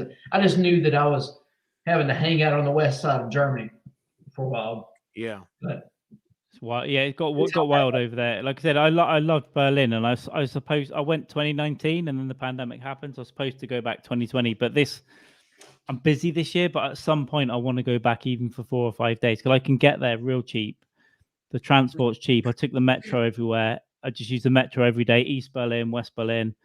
The beer's cheap in the store. You go to the store and you buy a bunch of beer. Seriously, Jamie, it's like 80p for a beer instead of like £2.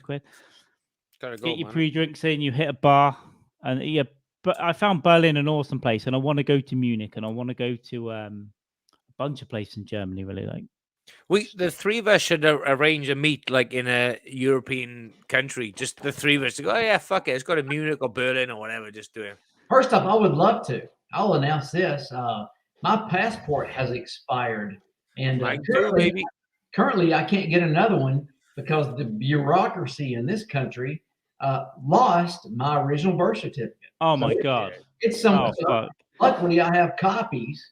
So without that original, I can't get a new passport. So that's how well this is going. Yeah. Without your original birth certificate, you can't get a passport. It's hard. It's tough. You've got to prove your ID in other ways. Yeah. I bet some department will charge you an extra $100, $200 to process it, and like. Yeah, I got to submit to my original hospital, which is 100 miles away, which is no problem. And then I've got to submit to the state and archives, that kind of thing. It's a pain in the ass for something that is not my fault, but bureaucracy has made it my problem. Here's the thing, though, right? Now we're all online. Yeah. Surely we all bank online. You're identified through your bank. The internet knows who Brett Brock is, right? So why can't you just go on the internet onto a government website and go, look, all these organizations verify me. Just give me a fucking passport. Well, everybody's certainly been hacked, especially like Equifax and Office of Personnel Management.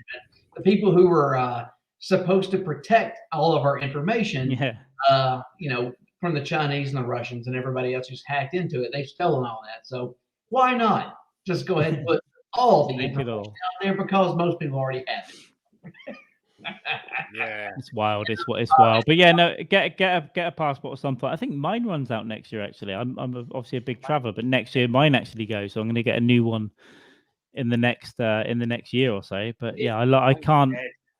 My traveling is going to start to up this year. It feels dumb not having a passport. Honestly, it's not having a passport is almost like not knowing your own blood type. It Yeah. feels like, come on, man, you're supposed to have a passport. Come on. Yeah, I agree. Even if you don't use it for 5 or 6 years, just have it there. have And you can go. Guess what? Now we've come into some money. Let's take a trip. But yeah, where's my passport? Let's go. But how crazy is it that we need this specific form of identity to travel borders, though? On the other hand, it's crazy, isn't it? It's fucking nuts. It's Yeah, but that's planet Earth. How deeply do you want to go into borders? deep. Yeah, that's planet Earth. We'd all rather not have borders, but unfortunately, we all want to fucking kill each other or like steal each other's stuff. So we need. No, I live in a perfect utopian society. I live in a perfect socialist utopian society where everything is great. By and the free way, and equality for all. Britain, the UK made most of the fucking borders. So it's like, Yeah. we just went around the Middle East drawing lines, going, "Yeah, this is where you go." But if you remember I guess it was after World War II, between Stalin and FDR and Churchill. this is ours. They carved the shit out of World War II was like Churchill and fucking whoever your president was at the time, whatever his fucking name was. Like, FDR, yeah. Well, what we're gonna do? We're gonna give Europe back to the people, and then Stalin was like, what we took that was bitches. Is like, okay. Britain and America would have had their vested interests, no doubt, but Stalin was like, no, we took this, we raped and plundered this, we keeping it, bitch. And he was like, yeah. And it was almost like the game of Risk between those three. And they got one of them got butt hurt, and two of them said, you know what? Fuck that butthole hurt guy. Because it wasn't in the vested interests of Britain and the Americans. It was just like, oh no, we should be a collective three, and it was like, no. Stalin was like, no, I'm going to do my own way. By the way, Stalin was the bigger mass murderer than Hitler, but that's by the by. But whatever, like fucking. Yeah, it's a meme. I love this meme. It's I'll send you later, Brett. It was Mao Zedong, Stalin, and Hitler, and they had Hitler's death count, Stalin's death count, and Mao Zedong's death count, and Hitler's was the lowest, and Hitler's lowest was great. And they said when you do the least working class, but you get all the credit, it was like. Yeah, because it's always brought up. Oh, it's the new Hitler or the new fascism. How about the new fucking? How about the new communism or the new Stalin? Like that should also be brought up. It killed like 60 million people, right? It's 20. Somebody always posts that anytime they, for anybody watching, this is very heavy shit. We had a disclaimer. We had a disclaimer at the beginning of this. We would have been from Nazi side. Red Brock told us to say this. Yeah. This is disclaimer. It's it is horrific. It was genocide. It was terrible. But that but is where they get you. I don't know about that's not the lead story with Stalin doing all that damage. Yeah. It was like the I've got Siberian Huskies. And the story I've read, I don't know if this is true. I think I've read it twice, so I haven't read it 3 times. So I guess that makes it true. Yeah, but you gotta have it 3 times at least. 3 sources. I guess when he sent the Cossacks into Siberia, he wanted to eliminate everybody that was who had ever supported Lenin. Yeah. And I guess. The folks, up north Eastern Siberia, they just supported whoever. And I guess they went in there to slaughter all these people from these native villages, and they just fell back into the snow and ice, and they just froze the soldiers out. And once the soldiers were frozen out, they put the dogs on them. Just tore them up, I guess. Yeah. So is that how the Huskies got the genetics? They just Well, I mean, became. the Chukchis, from what I understand, the Chukchis people where the Siberian Huskies come from. Again, from what I've read, I'm sure somebody out there is going to say, no, he's wrong. He's wrong. But so that's what we're going. Them. So, but the Chukchis, I guess, theoretically supported Lenin. Stalin didn't like that. Sent them in to eliminate the Chukchis, and Chukchis let the soldiers almost freeze to death, and put the dogs on them. And after the dogs had went in, then they went in and finished them off. And the ones that didn't retreat, the ones who did retreat were the lucky ones, I guess. And that's why the Chukchis still survive, and the Siberian Husky breed line survived as well, because they were going to kill every woman, dog, man, everybody that they ever thought was supported Lenin at that time, from what I understand.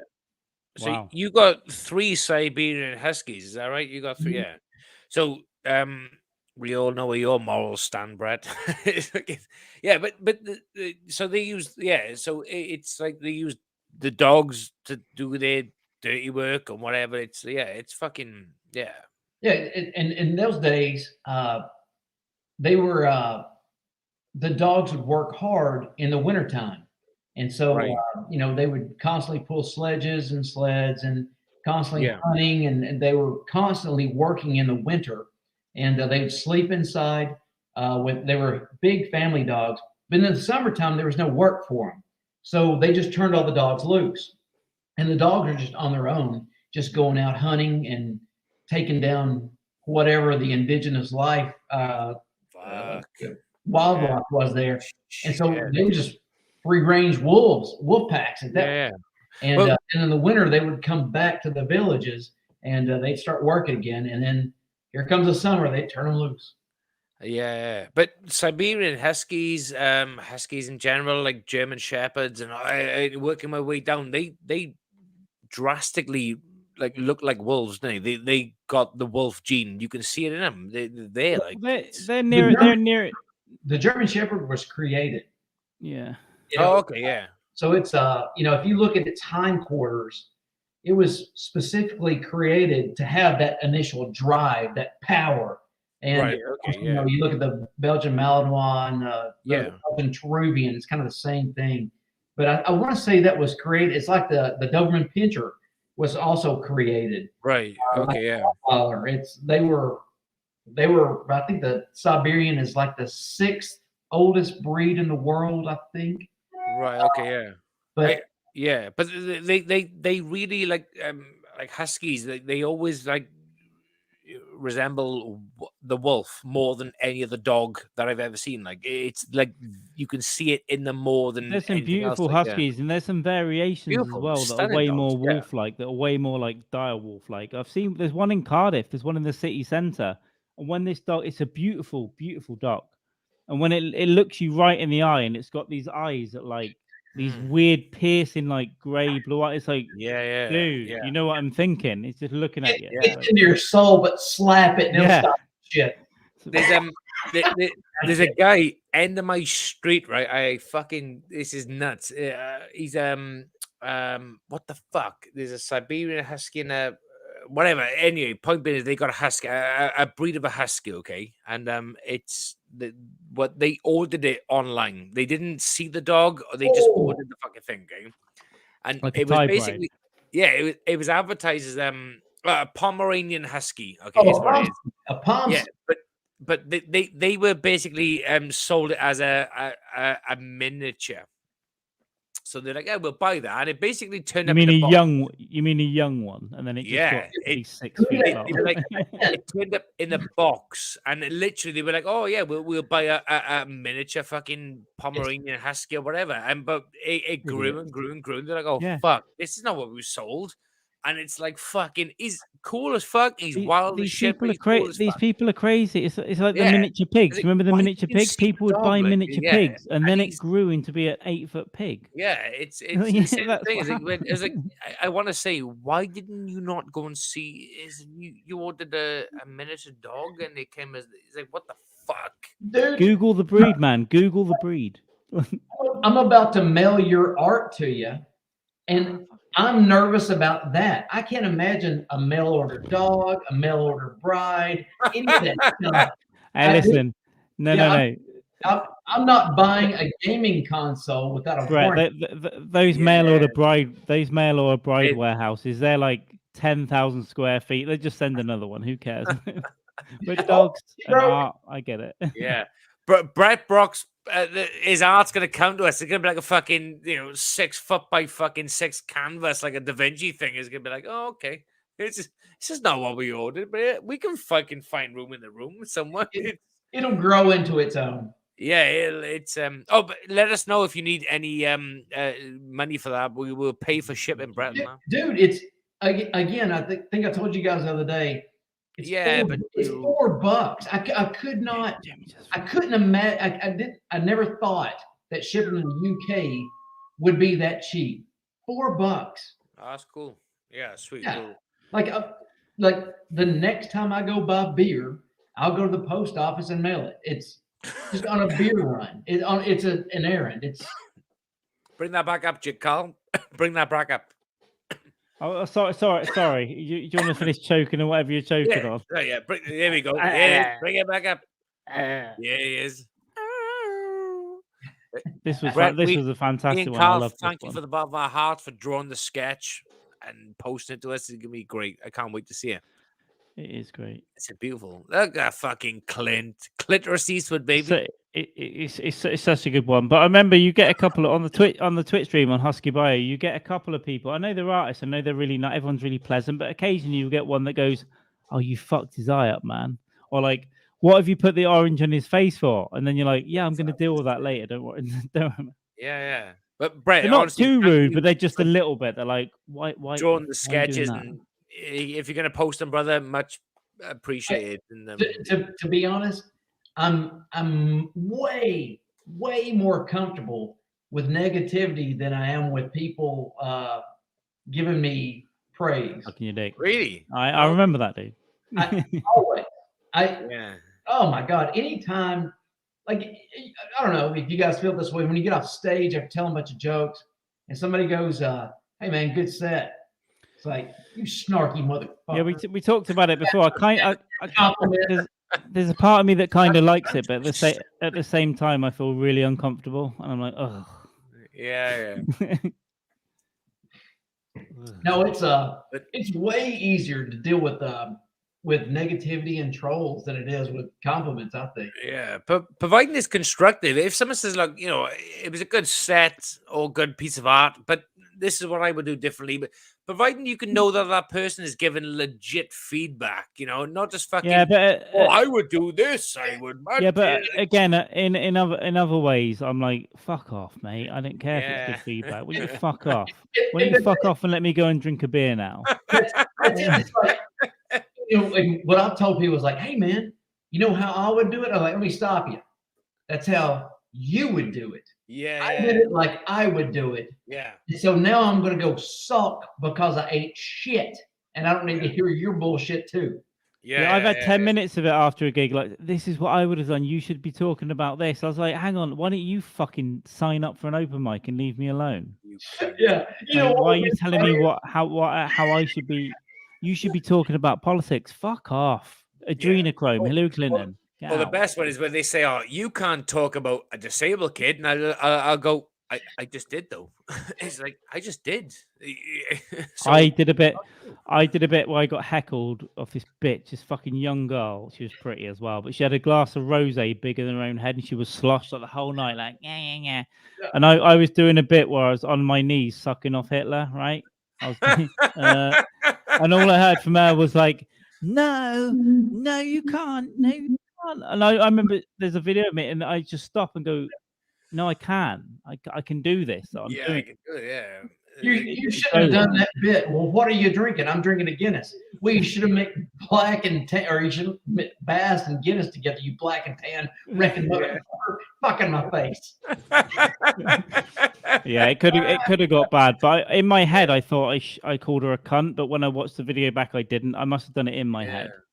Like I really wanted to punch her on the fucking nose. You can't. Yeah. There's if only there was a great origin story for Captain Hindsight. But Captain Hindsight fucks it all up in the edit booth.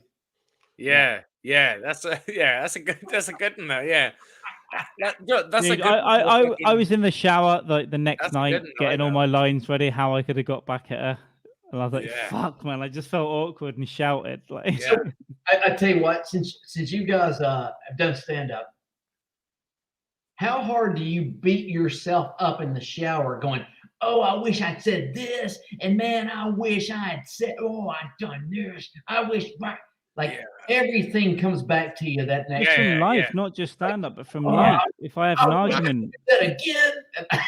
Yeah, flash memories. Yeah, I know exactly what you mean, Brock. I get it. I get it. Yeah. Not only that, but if I have if a friend slightly annoys me about something, I'll get in the shower and I'll invent me confronting them about that thing, and then I'm having a whole argument that does not exist for 15 minutes. Fuck you, and this is how all this fantasy happens. And then when I get out the shower, I'm mad at this guy for no reason.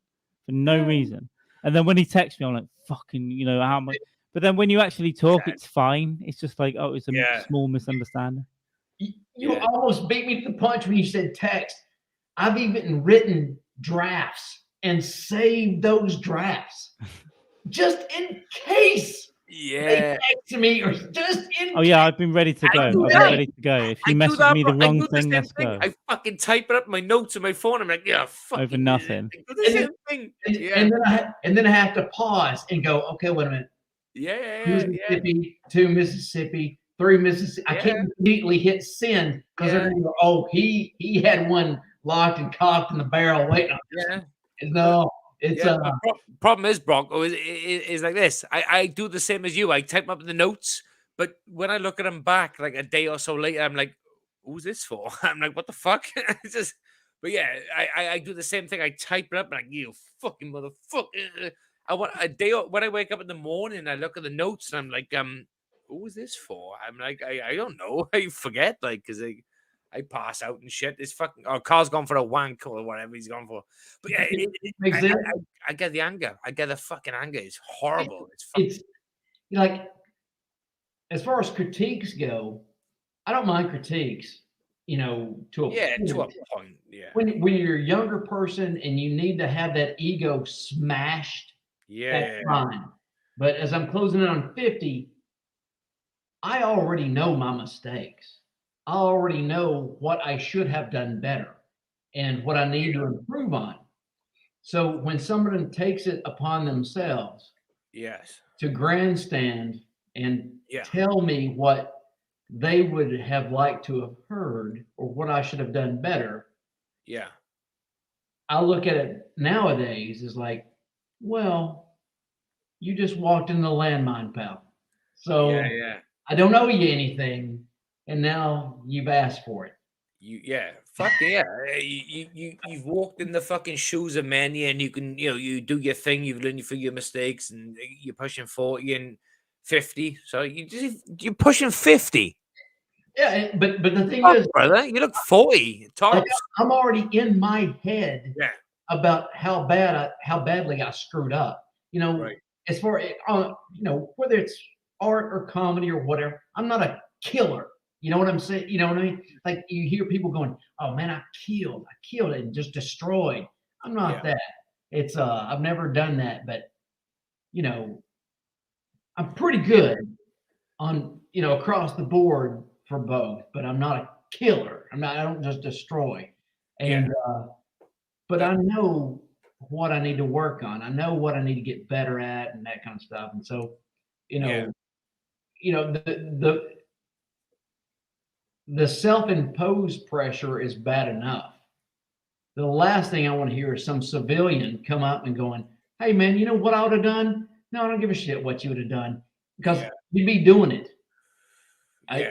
You're civilian. Shut up. Yeah. I'm going to tell you what you need. Yeah. Because you're like more experienced and older, and you know you've done, and you walked in your own boots and whatever. But like go on. No, then you walked in your own boots. I think that's my favorite part about getting older. Is I'm just having fun now, man. I don't care. I'm just, you know, people were like, "Hey, man, why don't you draw this? Why don't you draw that? Why don't you?" No, I'm just going to draw what makes me happy, and I'm doing it to have fun now. I don't care. Yeah, do your own fucking thing. Tomorrow, I don't know. Yeah.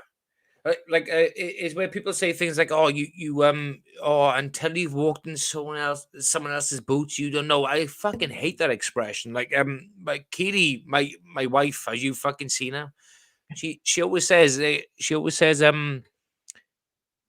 never says until you've walked in someone else's boots, but what she always says is your reality is different to someone else's reality. So, for example, someone could have a mental breakdown over one thing, and you might think, well, that's pathetic, but someone else might have a breakdown over this side and be like, well, that's more extreme, but that's their reality. Someone else's reality is different to yours. You know, it's not about walking in someone else's boots. I know it's a metaphor behind it, but the reality is people's life experiences are fucking their own thing and whatever. Yeah, but for someone to come up and say to you, "Oh, you should do this more," it's no, this is my reality, bitch. It's like this is what I'm doing right now. It's nothing to do with you. There's a bit that I do. Hey, Carl's back. Let me finish this beer. I'll get a beer. I'll be right back, and I'll tell you about this. Go on. A sliver of a bit. I won't give it away, but Cheers to you. What we're talking about, Jimmy. Yeah. Go get it. Okay. Hang on. No, Brett drinks beer. I thought he was. I thought he was a sober person. I had most of that because I had my headphones in. I've just gone and put some food on. I got put some pasta on, and I put some little sausages on in there, so that'll be ready in a bit. But then it's ready for whenever the end of the podcast is. I can just go and eat. He's going for sausage pasta, baby. He's going for it. Yeah, I got some pesto. I got some pesto to throw in. Yeah, Joe Pesky pesto, baby. Nice. Joe Pesky. Well, let's get this sliver of a bit from Brett first. Yeah, I heard most of that, but what was your sliver of a bit, Brett? No, it's just you know, in today's cancel culture, and I'm trying to frame this correctly. Yeah. And our culture where so many people are constantly evolving and they're discovering who they are. Yeah. Specifically the LGBTQIA community and, you know, everybody. Like, I've tried to avoid labels all my life, but society has labeled me cisgender. So I'm all right, cool. I'm now a cisgendered male. Yeah. So when I meet somebody for the first time and I don't know their pronouns and I don't know how they identify, give me a minute. Maybe don't, you know, if I say, hello, my name's Brett, who are you?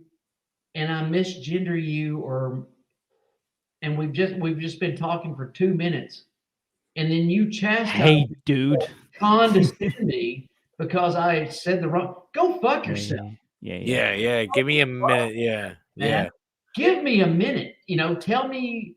You know, I'll call you by your name. I'll whatever. Yeah. But go fuck yourself if that's where. Yeah. You're off the top turnbuckle within 2 minutes of talking to you. Yes. Now, I don't know you. Yeah.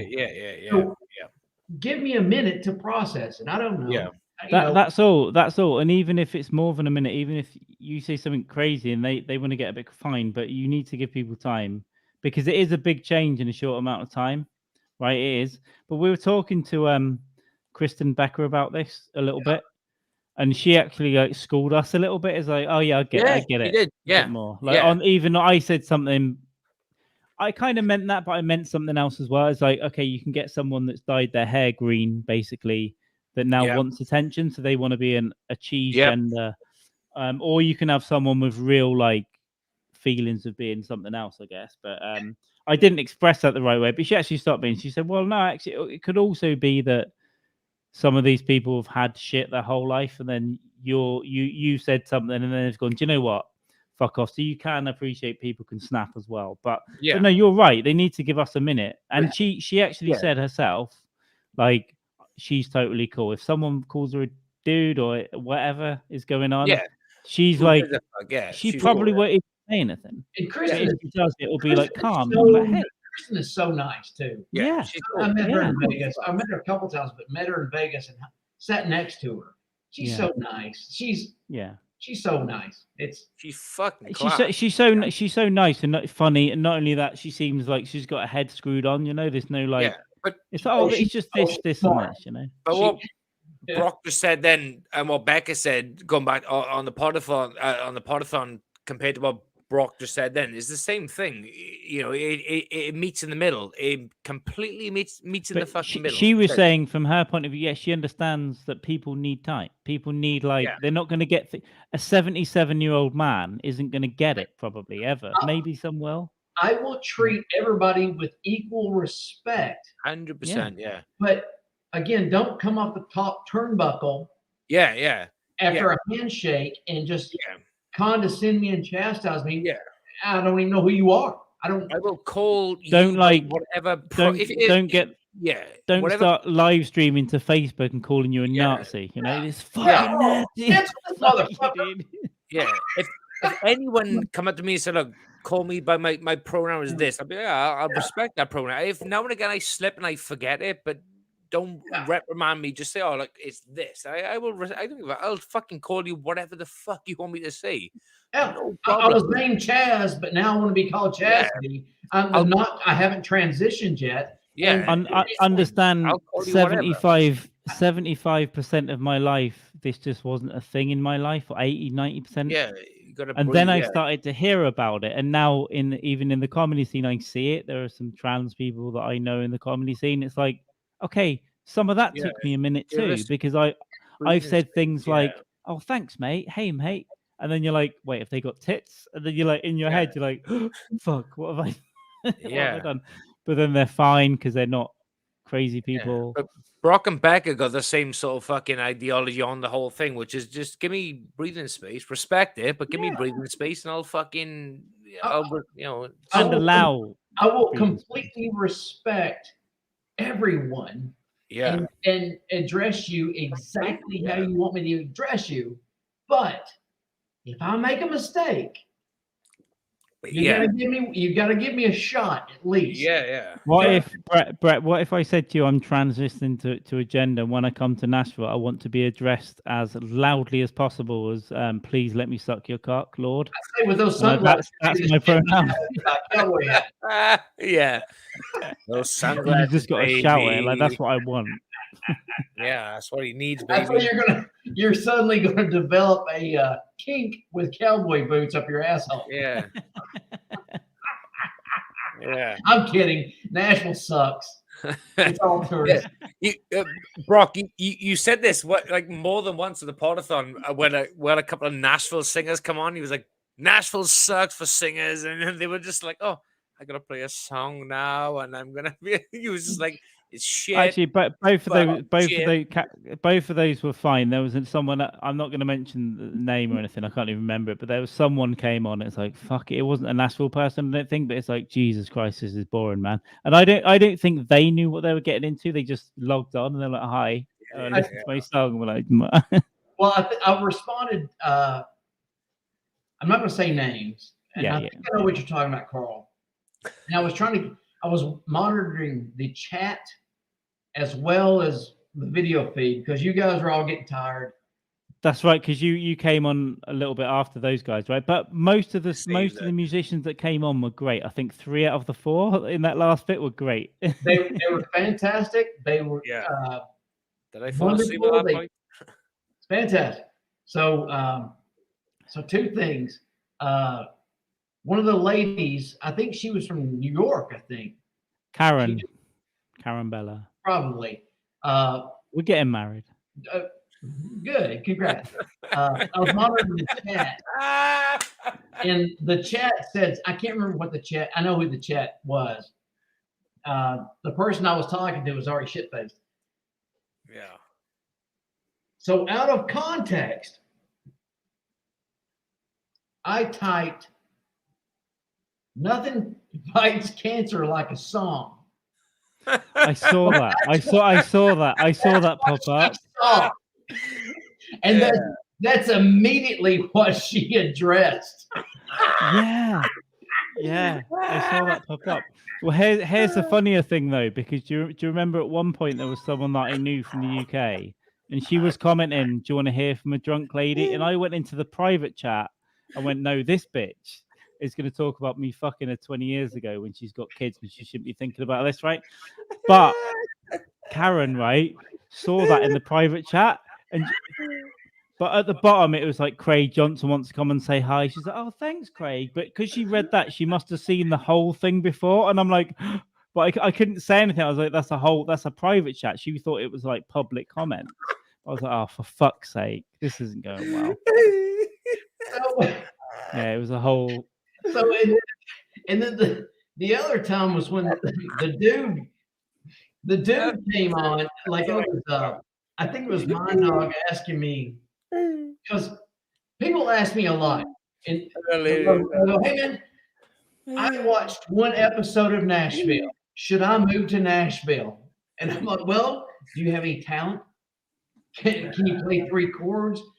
Do you know how to sing? Have you written anything? Are you prepared to work really hard? Because if not, you're going to be working in hospitality at the, you know." And then that's when my dog brought that dude in. The blonde guy, right? Yeah. Then the blonde guy. Then he gave me a little bit. And of course, you know, I was like, okay, I'll just wait till, because all I was doing was just breaking him down. I was like, okay. It wasn't the best. He's got an unfurnished apartment in a high rise. Yeah. And he looks like an old woman. Okay, here we go. Yeah, great job. Yeah, he's not even paying rent. He's sucking someone off for that view as well. There's no. In an unfinished apartment in a high rise. So those. That's better than the cancer joke. Move to Nashville. And then finished apartment in a high rise. I forget about that, right? Because LA is obviously is where we're going into fucking Potathon territory, and I'm gonna piss myself. LA is where you know, actresses go to their dreams go to die. They go there thinking they're going to be Meryl Streep, and they end up getting gangbanged for 3 months in fucking San Fernando Valley. And Nashville is the same way. When people That's show what I mean. Is it Nashville that everyone comes with a new guitar and like $10,000 in the bank? They're like, I'm going to make it, and they just end up like fucking on meth. That's hilarious. If you're in it, this is, and I'm going to call it, Sturgill Simpson said it best. Sturgill Simpson made it publicly. His goodbye letter to Nashville. Same way with Waylon Jennings. Spot on, perfect. You can show up to Nashville, you get recorded or get signed by a label. You show up with this album full of songs. They're then going to send a couple of flunky writers into the room with you to listen to your songs. They're going to change a couple words, and those dudes are now going to share writer credits with you that you did. Right. And now they're going to split the money. It's a evil because they've got the bigger pool, right? They can go, right, we're going to be the big writers. We're all taking 30% now, but then she's left with 20-25%. It's not a, like, In the 80s, probably, yeah, it was probably good. But now it's There's nothing romantic about it whatsoever. It's kind of fucking like it's like the death of the American dream, like Hunter S. Thompson in Life, Fear and Loathing in Las Vegas. Is the death of the American dream. Go to Nashville with a couple of songs which are great, and they change it, and they rape your fucking song to death, and they just take the money. It's crazy. It's it's like I worked on Music Row for years, and it's the same way if you're an artist. You don't have any control over that at all. Let's say you do 20 posters, and on the 21st poster, they approve it. Yeah. Well, those 20 previous posters are just fine. But now you have no control over them. They own all 21 posters now. Yeah. So now they can sell those to anything they want, and they're making all the cash. They can make movie posters out of them. They can put CDs on it. They can do whatever they want to. And it's the same. I guess it's the same in any entertainment, like TV, even like writers. Most things that get written never get made, but the people you sold the scripts to or developing the scripts, they own it. So if you put all that work in, they've paid you a wage maybe, and then next year you could be sat at home. The new Netflix fucking drama, whatever the network has just made. You know what? Yeah, I was just gonna say, begs the question: like, how many people have gone like, Nashville on the back of what you just said, have written great songs, and then countless. 2 years later they gone, oh, you shit, and then Taylor Swift singing it. Yeah, it's right? like, yeah. The next Taylor Swift is blurting out on the new album. Like, Taylor Swift is smashing out. It's like, what the fuck? I wrote that. I got 20 grand in the bank because of the song, but that's it. Like, now, don't get me wrong. I have yet to hear anybody bitching about a residual check. Like, I guess I'll go fishing today and drink some beer on this fat ass residual check and sleep well. Nobody says that, so it's, I know, I know, but in the back of your head, it's like, but the person singing it on MTV has got like a apartment block in Manhattan or whatever. It's like taking 75% of that just gone. Yeah, some fucking greedy ass motherfuckers taking whatever the fuck they were. Yeah, but while the musician is living a life of luxury in apartments every fucking way, and the person wrote is like, I was told I wasn't good enough, and I turned up with a guitar, and it's just fucking crazy. That musician's going to end up dead in a bath at 27, though. It's not them that's going to really benefit. They'll have a bit of 27 Club, baby. 20. Yeah, Jim Morrison. It's the record companies and the producers, right? That will just be. Yeah, it's fucking sucks ass. We can stack the 27-year-olds up. Yeah, isn't it? I don't want to go down conspiracy theory route, but isn't it you a conspiracy that I do? Like Jimi Hendrix died at 27. Isn't it a conspiracy theory that he was actually like choking on his vomit and he could have been saved, but I don't know. I don't know enough about Hendrix. I always understood that his girlfriend was also high, and so I always understood that he mixed too many pills. He puked on his own vomit, asphyxiated on his own vomit, and died. Had his girlfriend pushed him over on his side. Yeah, pushed it all out. But she was also but you're just partying. They just partying, and shit. But everyone's fucked up. So. I might be. It was a guy I work with. He's a massive Hendrix fan. He reckons. What did he say? There was a guy who was We claimed Hendrix. He was a Fort Campbell army guy. He was an army guy. Yeah, he came to the UK in the late 50s. He snapped his ankle on a training mission here. Yeah, so he's a fucking pussy. couldn't handle his ankle. 101st Airborne guy. He was pretty tough. Yeah, but he there was someone apparently his tour manager was again this is like secondhand what I've heard from someone who's read a biography or whatever.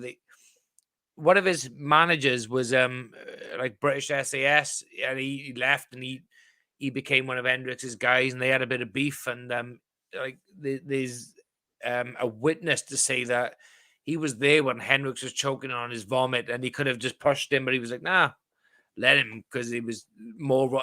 It might be complete fabricational nonsensical shit, but that's something It's an unknown, and everyone's never he was fact probably checked fucking- it. Never fact checked He, it. But I was like, he was okay. probably fucked up. Everyone's probably wasted. His bodyguards are probably wasted. Yeah, You know, it's a completely, fucking rock and roll in the 70s. Yeah. Here's the reason I say that's probably bullshit. In today's they're trying to cancel Elvis right now. That's insane. Rightly so. Yeah. I made jokes about this one about Elvis Presley fucking kids, but If some dude admitted that he was there and just went, "Nah, I'm not pushing him over on his side," he'd be in the jailhouse. Yeah. In this culture right now, they'd be wanting his head. Yeah, it would be. Yeah, because that's the birth of shit. No, that doesn't exist anymore. Yeah. Elvis Presley, I waited for Priscilla to be a legal age before I could fuck it up. Yeah, but the ass and the thing is though, every single musician or actor you've ever respected has fucked a 12-year-old girl or 13-year-old girl. Every single fucking one, right? I told you about Chuck Berry. I think on the that 6-hour podcast. Toilet. Yeah. Please finish my sandwich, boy. That kind of deal. But Chuck Berry was convicted under the Mann Act. So was Frank Lloyd Wright, Ghislaine Maxwell. But it was written for Jack Johnson, the preeminent boxer in the 19-teens here, black man who was engaging in sexual activity with multiple white women at one time. And so some insecure senator from Illinois. White women? Yeah. So they wrote the Mann Act under Jim Crow laws. So if you were a black man, you couldn't be in a car taking white women across state lines. That was illegal. And so he was tried and convicted. And so he took off to Mexico, South America, and hid out for a while. And it ultimately destroyed his career. I think the title went to Jess Willard.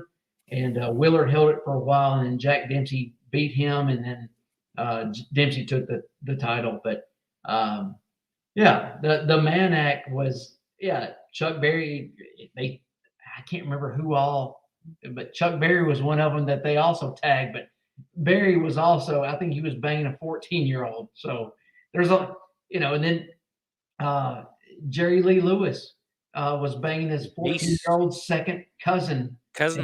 Yeah. That's right. But what my point is though, it's not like these aren't anomalies, Yeah. Every single famous rock star actor was smashing a 14 or 15-year-old for about 50 years.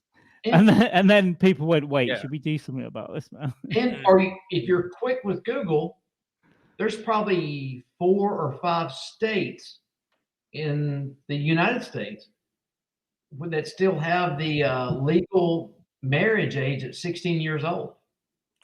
Shit, that's fucking nuts. That's crazy. I watched Arkansas. Probably look at Arkansas, South Carolina. Probably. Yeah, I watched a documentary a few months back. It was about what the fuck was it called? Whatever. But it was about rock stars. Basically doing what we talk about now, fucking abusing minors. And it was about Aerosmith, Steven Tyler. He adopted a young girl because he had to adopt her because it wasn't. I don't like where this story's going.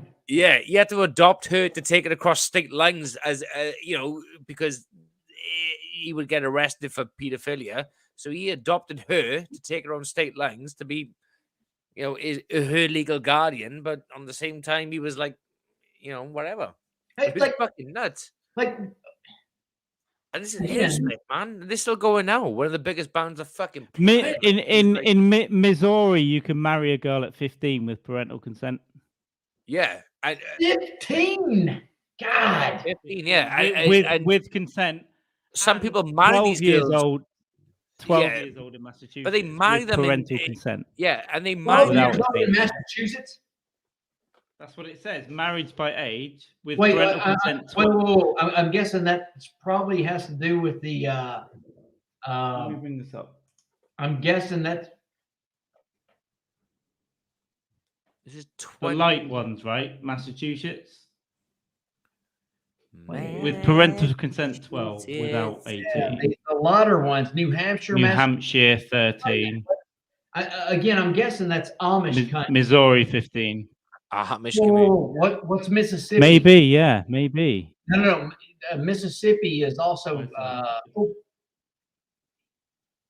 Mississippi is down there in white between. Yeah, there you go. Oh, it just says with parental consent blank. Yeah. So without is 15. So with New Hampshire and Massachusetts, I'm going to chalk that up to those religious things, the Mennonites and the Amish, that kind of deal.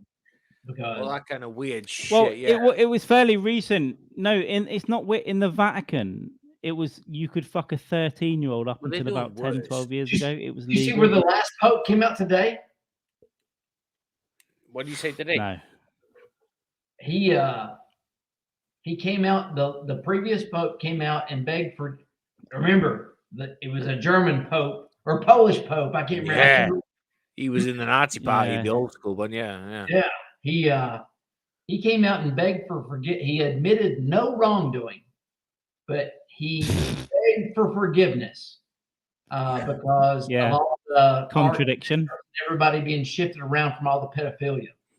Yeah, fucking awesome. He knew about it all, though. Right? Like, if you're he was a Catholic priest and you get like found out for being like a pedophile, what do? They send you to a little country in Africa to be not even. They just in the United States they just move you to a different state. They just move you 300 miles or 3,000 miles. Who cares? If your job is changing tires. And every time somebody leaves your business and their tires fall off, you're not going to have a business much longer. No. You say no. Sorry, you're unemployed by us, and we are not going to recommend you to anywhere else. Off you fucking go. Bye. Have you both seen the Louis C.K. sketch on the Catholic Church? Well, which one? He did an MTV or something sketch, like a proper sketch or maybe it's for HBO, but years ago. I can't really play it on here because I'll get annoyed by YouTube, but I'll send it to you. Watch it later. Hey, speaking of which, speaking of you not being able to play stuff, are you guys still under double secret probation right now? In what we told you on the DM? Yes. Yeah, well, not really. We can say, but it's just that we haven't quite figured everything out. Official, but to be honest with you though, I tried to like say some spicy things in the chat earlier, and because he's got dementia, that old bald fuck. He's listening, right? Right, fuck him.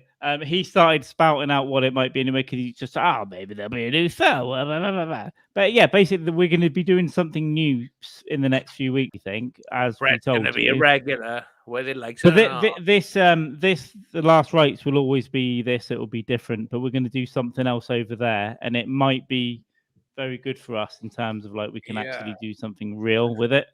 Well, and it sounds good. Yeah. And we're going to use that fuck until he's all dried up. Are you listening? He knows. Yeah.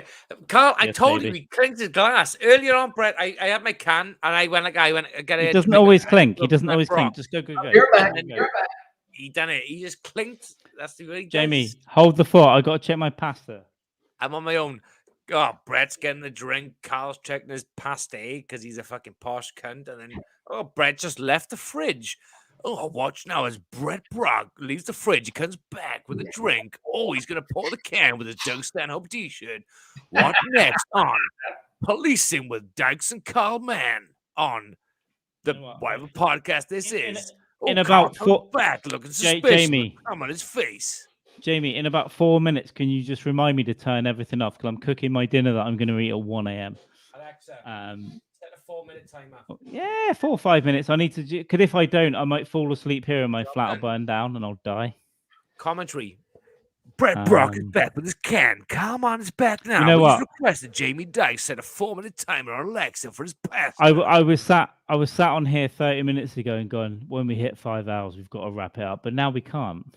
Well, I can't because Katie is sleeping on the couch. The dog is sleeping next to her, and I'm gonna roll another cigarette, a rollie in a minute. And all good, man. Carl, good. Carl, can we we're gonna blame Brett Brock for everything. So fuck you, Brett Brock. Go on, Brett Brock. Take it away. Go on, Brett Brock. Over to you, Brett Brock. I would go take a shit and just dump on this podcast immediately. I would. What's it gonna be, fellas? No, go for it, man. You stay. Do you need shit? Take a shit, Brett. Take a shit. He means it metaphorically, I think. So it's weird. You mentioned rolling a cigarette or just rolling anything. Oh, making a rollie, yeah. A roll up, a rollie. Like, yeah. If you see somebody in the States rolling a cigarette in a bar, they're homeless. Well, no, it seems illegal, but it's absolutely legal. Totally legal. But it seems like that dude's trying to get away with something. Is there anything like that in the UK? No. A lot of people do rollies in the UK, actually. Like outside of pubs and clubs, you just fucking roll rollies and shit. But I only like if you were to eat a carrot stick on, in front of the Queen's Palace or something. Oh shit, yeah. Nah, because no one cares. That's the Queen's Palace. Not even the Queen's Guard gives a shit. They're like, do me a favor, kill this bitch so we can move on. Yeah, okay. Try and climb over the gate and see what happens. Yeah. I walked past. Actually, on that, I walked past Buckingham Palace about 3 months ago, and this is when she was sick. She went to hospital, and there's an entrance where the staff go in because I know London quite well, and I just walked past, and all the armed police were there, and I just looked in and went, "Is she fucking dead yet?" and carried on walking, and their faces, man, it was the picture. It was a picture. Because I'm not doing anything illegal, right? I'm just saying, is this bitch dead or what's going on, man? Yeah. And I just keep walking. I'm not staying there because they could probably arrest me for disrupting the peace or something. But I just asked the question, and then they didn't answer me. They just looked we've got no respect for that. What's your thoughts on YouTube videos where, as the guards come walking by, and some tourist gets in their way, and the guards absolutely trample them? Love them. Yeah, that's going to happen. It's going to happen. Yeah. You can't fuck. Love it. Because those guards with the stupid hats and stuff in the boxes, you can do what you want to them. You can click your fingers. You can get your dick out. You can do whatever.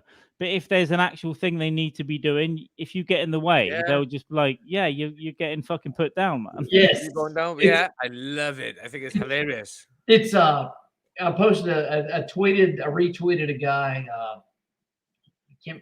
He's in Sweden or Norway or Denmark. I can't remember where he is from. But my favorite videos are when animals turn and they absolutely wreck. Oh yeah, the handler, and that's my favorite video on earth. It's when you know what? Fuck you. What's this one? All these people. And fuck everything I can see. Like those 70 shows when they bring a bear out on a TV show and it just goes, you know what, bitch? Fuck off. And just like, and so that's the way I feel about the Royal Guards when they absolutely kick the shit out of anybody that fucks around. It's like, look.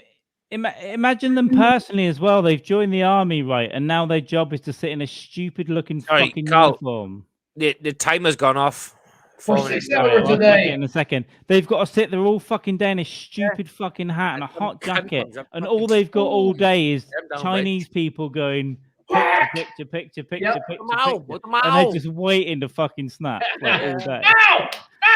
I would get fired. I'd get fired immediately because the first person that asked me for a picture, I would just put the gun at the head and blow the fucking head off in front of the camera and stand there, and then I'm getting fired and put in prison. But my favorite thing is when the public, who's also filming it, screams in outrage. Oh my god! You don't know this. So they're an actual soldier doing a real job. They're not just there for tourism. There was one a couple of weeks ago. Brett, I'll find it and send you. There was one in London where this family were out in London, and the Royal Guard were doing their march, and a little kid walked out in front of the Royal Guard, and they continued to plow through this kid, just walked through him, and the parents were like, "Oh my god!" I saw it. At the same time, though, that's a child, and they should probably, I don't know, there probably should be a contingency in that. But it wasn't like be a he- parent. It Parent wasn't your like he kids. stomped the shit out of that kid because that was the moment when they were going through the courtyard. Yeah. If I'm not mistaken. It's called parenting. Parent your fucking kid, biash. It's like, look after those motherfuckers. I got 2 of the fuckers. And I'm like, yeah, look after them. Hey man, it's I guess this was back when I was on Facebook. So I guess 2012, something like that. I don't know. But when the kid at the Cincinnati Zoo fell over the fence into the gorilla pit. Yeah. Parent biash. And then they killed the gorilla. Yeah, horrific. Yeah. And then it was not the mother's fault. Yeah. Or the father's fault. Harambe or something. Yeah. Harambe. That's exactly. There was another story. Wasn't there memes about that Harambe had information that could send Hillary Clinton to jail, so they killed Harambe. Yeah. But there was another story where a kid, like years before this, fell into an enclosure, a very young kid, and the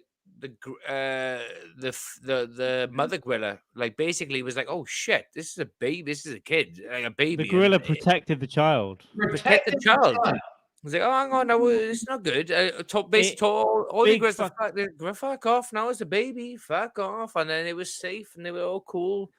But yeah, it came up to the kid, and everyone was like, "My God, it's going to eat the child!" But it actually like put its finger under its back and was caressing its back. And the other one that near it, it was like going, "Stay away, stay away." So it knew that it should nurture. Yeah. And Harambe really didn't do anything bad until everybody started screaming. Yeah. And then freaked out, like, and then he just grabbed the kid's leg and ran off with him. Yeah. And to me, that was like a protective instinct. Yeah. Like everybody's freaking out up here. Let's probably the last thing he heard before being taken out of Africa and dumped in Cincinnati Zoo was a bunch of people screaming. Yeah, completely agree. 100%. Yeah. If people shut the fuck up and just was calm, like the original kid was on about who like fucking fell into the enclosure, the gorilla was like, oh, I'll look after you. It's fine. Just wait. No, just relax. And no one was screaming then. But yeah, in this enclosure, the one you're talking about now, it was people fucking, oh my God. And the gorilla's like, fucking shit. This is danger. It's fucking insane. It's horrific. It's horrible. But it's like when the gay people in Vegas with the tigers, what are they called? Stephen Roy. Yeah, and one of them died, got mauled by a tiger or some shit. It's like, did he die? He got fucking mauled. That's for sure. Yeah, mauled. He's like, good. Fuck you, bitch. He's like, yeah, you got mauled by a tiger. Has this bitch got a water pistol? Yeah. She needs a bayonet in the tit. And he's like, oh, bayonet to the big tit. Wait a minute. You guys do have all the context for all those photos, correct? Yeah, we got him. We got him. Yeah, it's fine. Don't worry, Brett. Say what you gotta say. We got it covered by legalities. It's fine. Say what you gotta say, Brett. Yeah. Those she and her husband, I don't know if they have to spend jail time together, but I think they had to give up their firearms and. Oh, it's just photoshopped, isn't it? I remember them now. They were outside the lawn, right, with their guns raised, during the they I guess some BLM protesters had supposedly stormed their allegedly gated community. Walking on their fucking grass for a second or two, maybe, but and that married.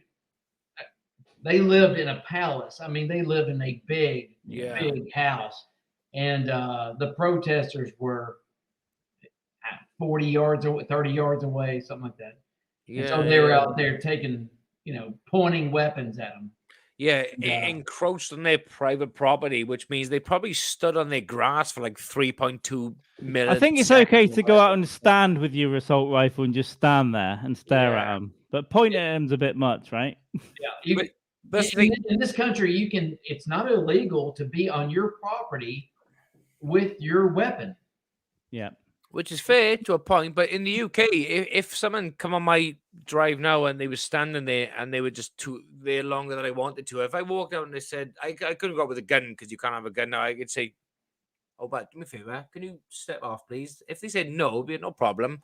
I'd come inside, come back up with the fucking frying pan, and be like, "Do me a favor, move, please, bud." And if they said no, I could throw it at them, drag them in the house, beat them to a pulp, and then say, "Oh, you know, breaking in fucking entry or Broke whatever." in. Just come They in the house. broke in and tried to rape my wife. Yeah, and And he just this hit is them what with the happened. frying pan. You pull You have her to bring pants him down. I would, inside. yeah, because Come on we have in. enough- I'm having bacon. Yeah. You're invited. Yeah. Do you Yeah, want come on pizza, in, man? motherfucker. Come in. yeah. I just, yeah, it'd be fun. But in the States, you can walk up with a fucking assault rifle and just be like, that's a little bit too much intimidation for like, you know, my liking. But you know, It's okay. You know what? It's there's so much bullshit going on over here, and so many people getting away with so much stuff. it's fucking crazy. Yeah, like, you know what? It's Kyle Rittenhouse. Like, what the fuck? I'm fine with it. I'm fine with it. I'm really looking forward Yeah. to people storming the gated communities of billionaires Yeah. and dragging them out by the hair of the head.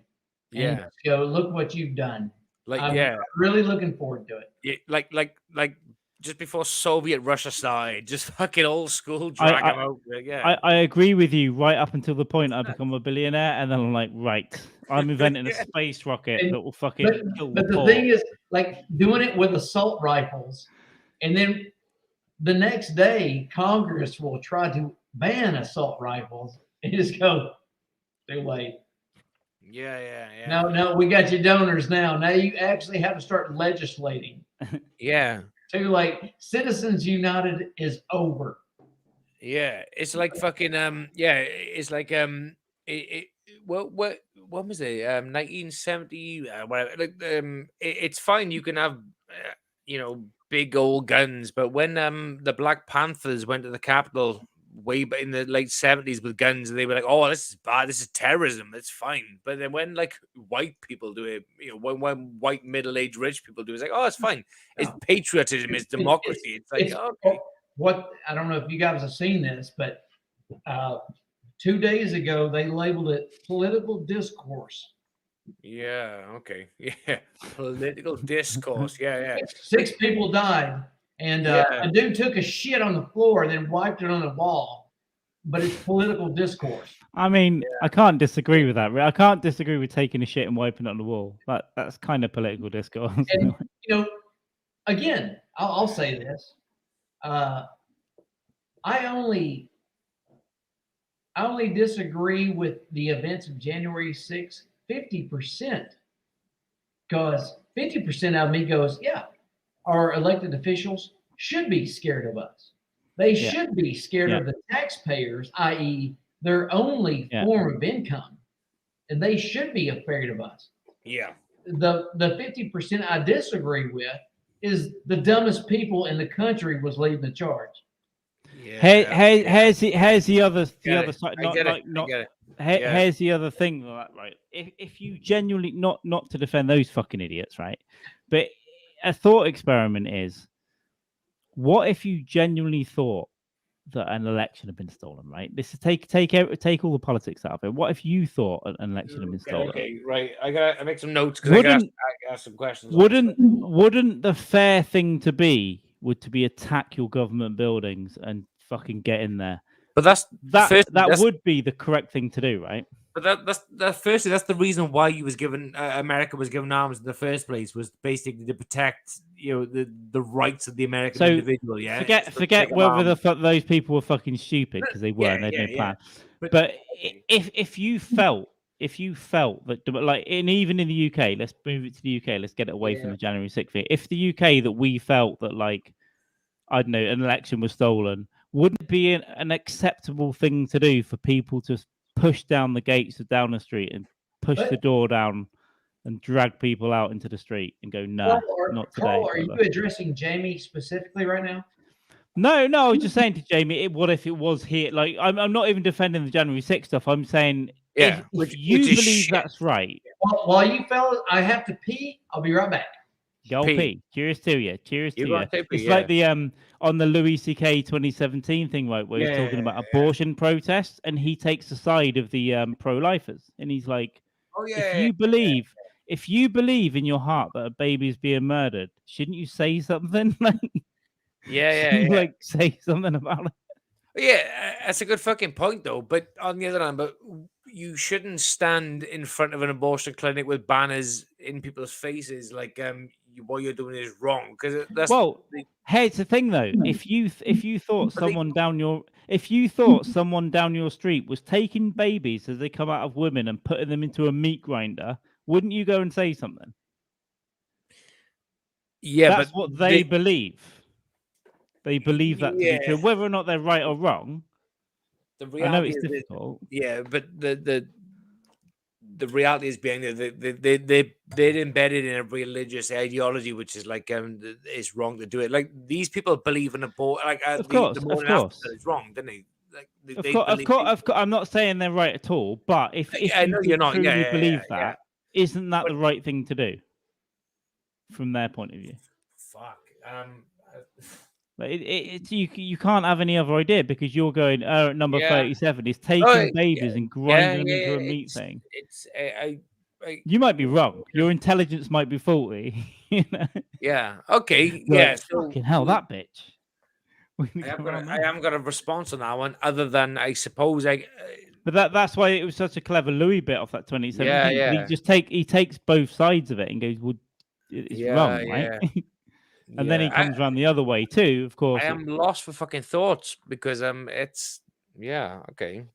But if these stupid people believe then they're within their right to go and do something. It's not right. Yeah, you shouldn't do that. What Louis C.K. done then wasn't it transpires beyond a joke, is more of a philosophical point. Surely it's like that's food for thought. Surely it is incredible. It is a good point, though. It's a great point. Yeah, it's great. It's like, and that made me think, oh yeah, they're not just fucking evil people. They just in this belief system that they're locked in.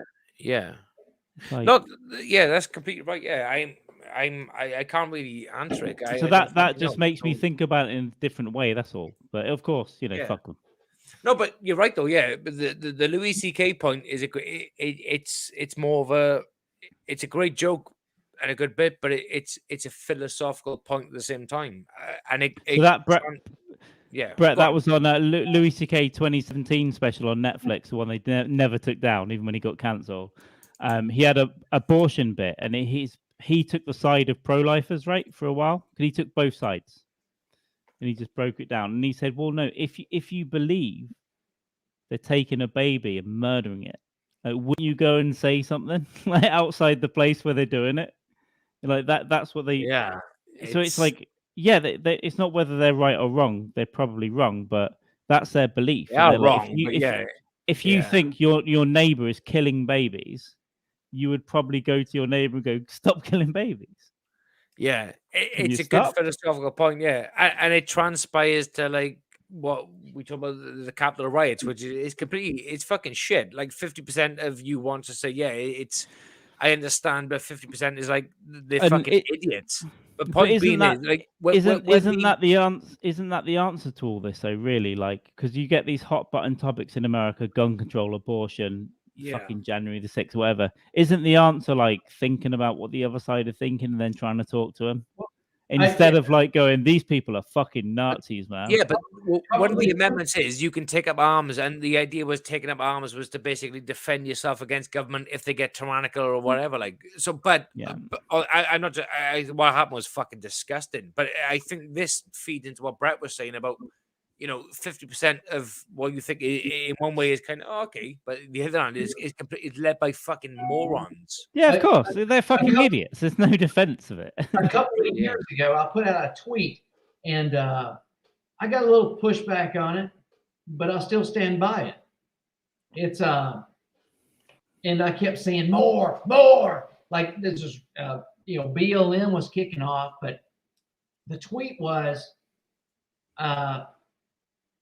if women's rights, LGBTQIA, the gay rights march, BLM, Second Amendment rights, and all the other rights, the marches, would actually come together. Let the women plan it. Let LGBTQIA, let them decorate it. Let Second Amendment folks provide protection. Yeah. Let BLM be the spokespeople. And you'd have 5 million people marching on the U.S. Capitol. Yeah. And then that's with a collective legitimate cause, right? Rather than It's not gonna that be the anyone's most- not legitimate, but you're together and we're going, look, there's fucking loads of us. We're not happy about all these things. it's going to be the most terrifying thing for legislators to Fuck see yeah, man. everybody united. And especially if you get U.S. veterans who've been fucked over by the system and the Veterans Administration, and they're all marching as well. It's all about getting people together, but not. I mean, it's edging into conspiracy, but let's face it, it's probably fucking real. There was no moon landing, man. No, but if you are a government, you benefit from people being divided, right? You benefit. That's why there are hot button issues. That's why the Republicans go, we're going to be anti-abortion, you're going to be pro-abortion. It's almost decided, right? We're just going to take this one. We'll take this one. These people will fight like fucking crazy. So we're never going to have a united people, and because it's only united people that will just go, hang on, all of you guys are fucking idiots. Let me ask both you fellas, who was on the ballot in November of 22? November of 2020. Who was on the ballot for president? I couldn't tell you because I knew in 2016 I knew some more of the candidates, but 2020 obviously like Biden, Harris, Trump, whatever, and then I knew I did know some. I knew more about Steve Bannon. That's really it. Our media, you'll have like 10 people running for president, but the media chooses 2. And that's it. That's the only option you have. It's the same here because a third party is disruptive to the status quo, and the status quo benefits both parties, right? And then you've got Germany that has 15 people run, for chancellor. We had a third party here that was a joke. Like the Liberal Democrats in the UK were a joke for 30 years, right? And then all of a sudden they kind of got hung parliament. So they kind of got together, but they made a deal with the Conservatives who were like the right wingers. And these were liberals. So they made a deal with the right wingers to do a joint government. But what ended up happening was the Conservatives were in charge and they took all the good jobs. They give jobs like sports minister or whatever to the other guys. Then they go, well, they campaigned on like writing off student debt or something, right? So when they got in on their manifesto, the Conservatives went, no, you're not doing that. You're not fulfilling your promises. So then they look bad. It was a class move because it completely destroyed the third party. They got voted out. The Conservatives got a strong hold, and now that third party will not be near power for another 50 years. They destroyed themselves. Yeah, the establishment wants 2, right? The establishment wants 2 in the UK. It wants 2 in the US. 1 red, blue. Keep it simple. Keep people fighting. It's a duopoly. It's Coke and Pepsi, and when you have corporations like that, and they're both terrible. they're very good at one thing. That's eliminating competition. Yeah, you get rid of here we had like Panda Cola or like a cheap Walmart soda or whatever. They're very good at eliminating the shit sodas, and they'll just you vote for Coke or Pepsi. That's all it is. It's just a trick, and everyone takes a team. I hate Pepsi. I hate Coke, and that it's just they're all the fucking same, dude. Because at the end of the day, you're getting a shit fizzy black water in charge.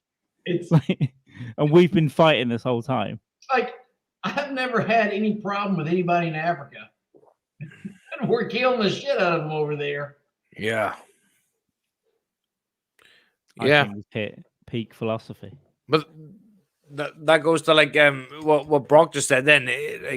No problem with people in Africa, but we're killing the shit out of them. It's like the Muhammad Ali point with Vietnam. Yeah. I ain't gonna go to Vietnam. Why? Because no Vietnamese man ever called me the N-word. It's like, oh, okay. You're going to prison, son of a bitch. You know, It's like, and I'll throw this out, and people will, my buddies will slap me in the face for it. You know, they were calling me a liberal and that kind of shit, but I was just asking questions.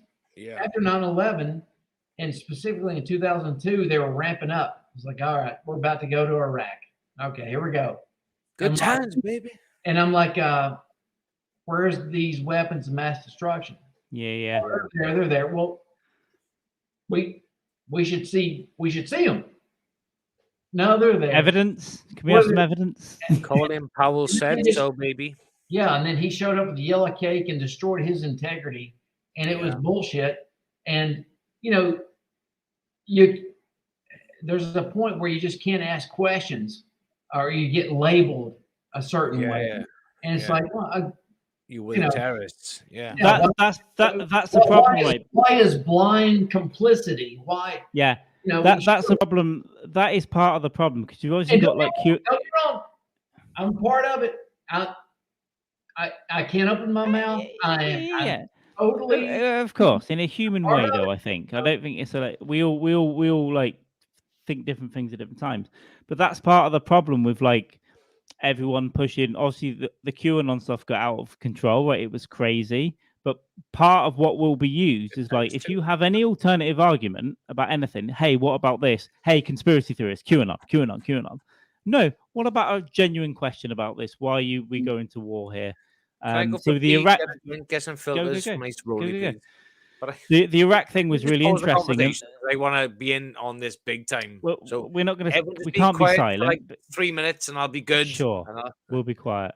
Jamie's got to pee. Jamie's got to pee today. I gotta go and come inside my wife while she's sleeping, babe. Jamie, waterfalls. Well, don't. Oh God, there's a rape. There's a rape right there. Please go. There's a really good movie with Keira Knightley. I can't remember the name of the movie, but it's got Keira Knightley. She's a posh English actress, and it's about RNSA, GCHQ, right? And it's a true story. And she finds an email from the US that says, yeah, it's all fucking bullshit about the weapons of mass destruction. Meanwhile, all our media saying weapons of mass destruction, he's going to kill us in 45 minutes. Saddam's coming. Our boys are going to war. And she eventually leaks it to the press. She's like, fuck this, man. This is all lies, this whole thing. And they have our intelligence services, our secret police, all go after her. They take her to court. They try and fucking put her in prison forever. Eventually, without a spoiler, because it's facts, eventually she does get let off, but in a really she had to have a real good lawyer that just about got her off. But the whole establishment went after her for telling the truth. They're going, none of this is true, guys. None of this is true. I'll try and remember the movie. It's a bit of a cheesy one, but it's actually quite interesting to see because I'd heard about that case. It was just an analyst, an intelligence agency going, no, I've seen an email. This is all lies, this whole thing. Carl, have you, while you're looking that up, have you watched And the Band Played On?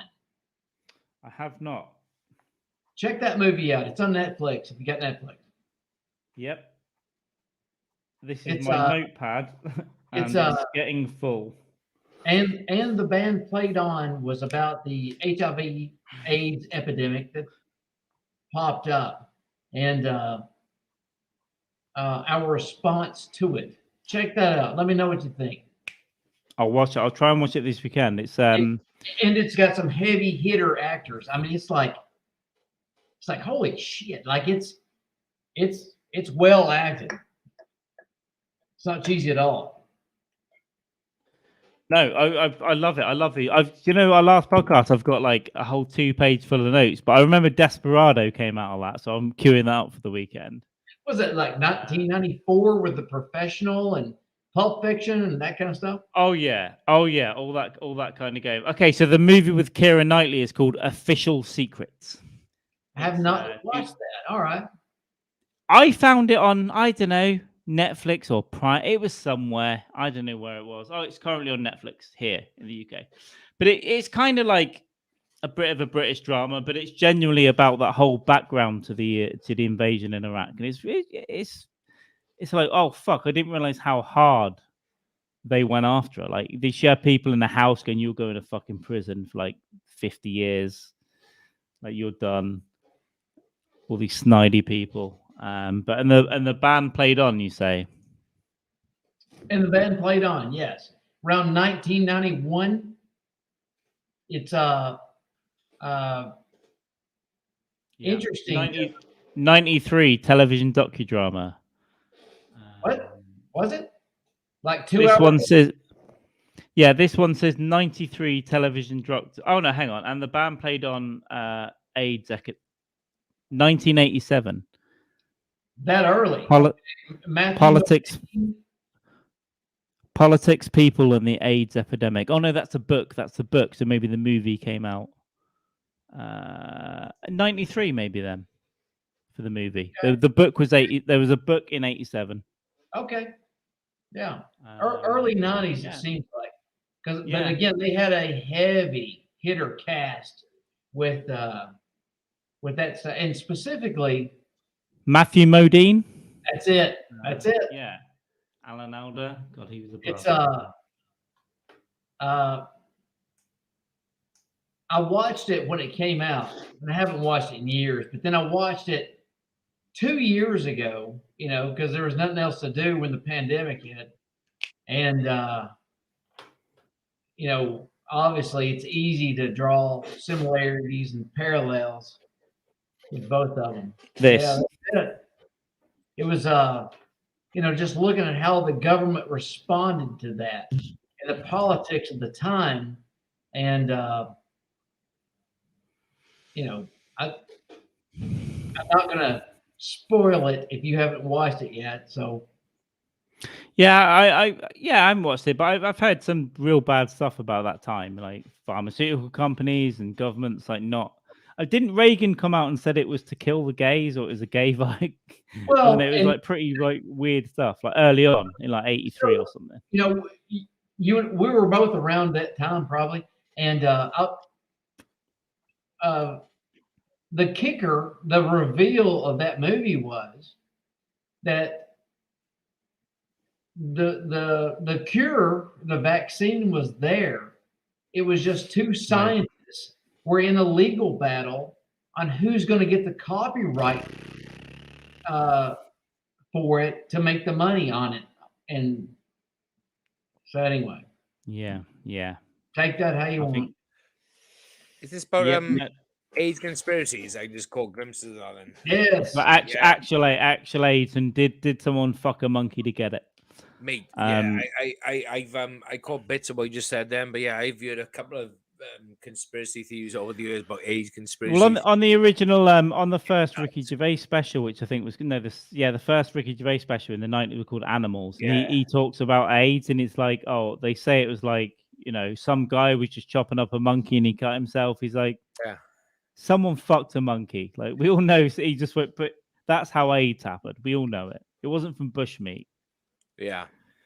I remember a couple of years ago, I stumbled across some YouTube rabbit hole shit, and it was like about is AIDS a genetically engineered modified fucking disease? Or I was like, oh, okay, this is interesting. And then I like the fucking break it down. It was how does they say, for example, cancer doesn't discriminate. Cancer will kill you if you're white, black, male, straight, whatever. But like with AIDS, it's like it went from wiping out black people in Africa to all of a sudden gays and black people jumping into the homosexual population in America. It's like, okay. And I was like, okay, I can't. I'm not a fucking scientist. I can't see how that would work or whatever. But when you read into it, it was like, okay. And then there was Wait a minute. Wait a minute.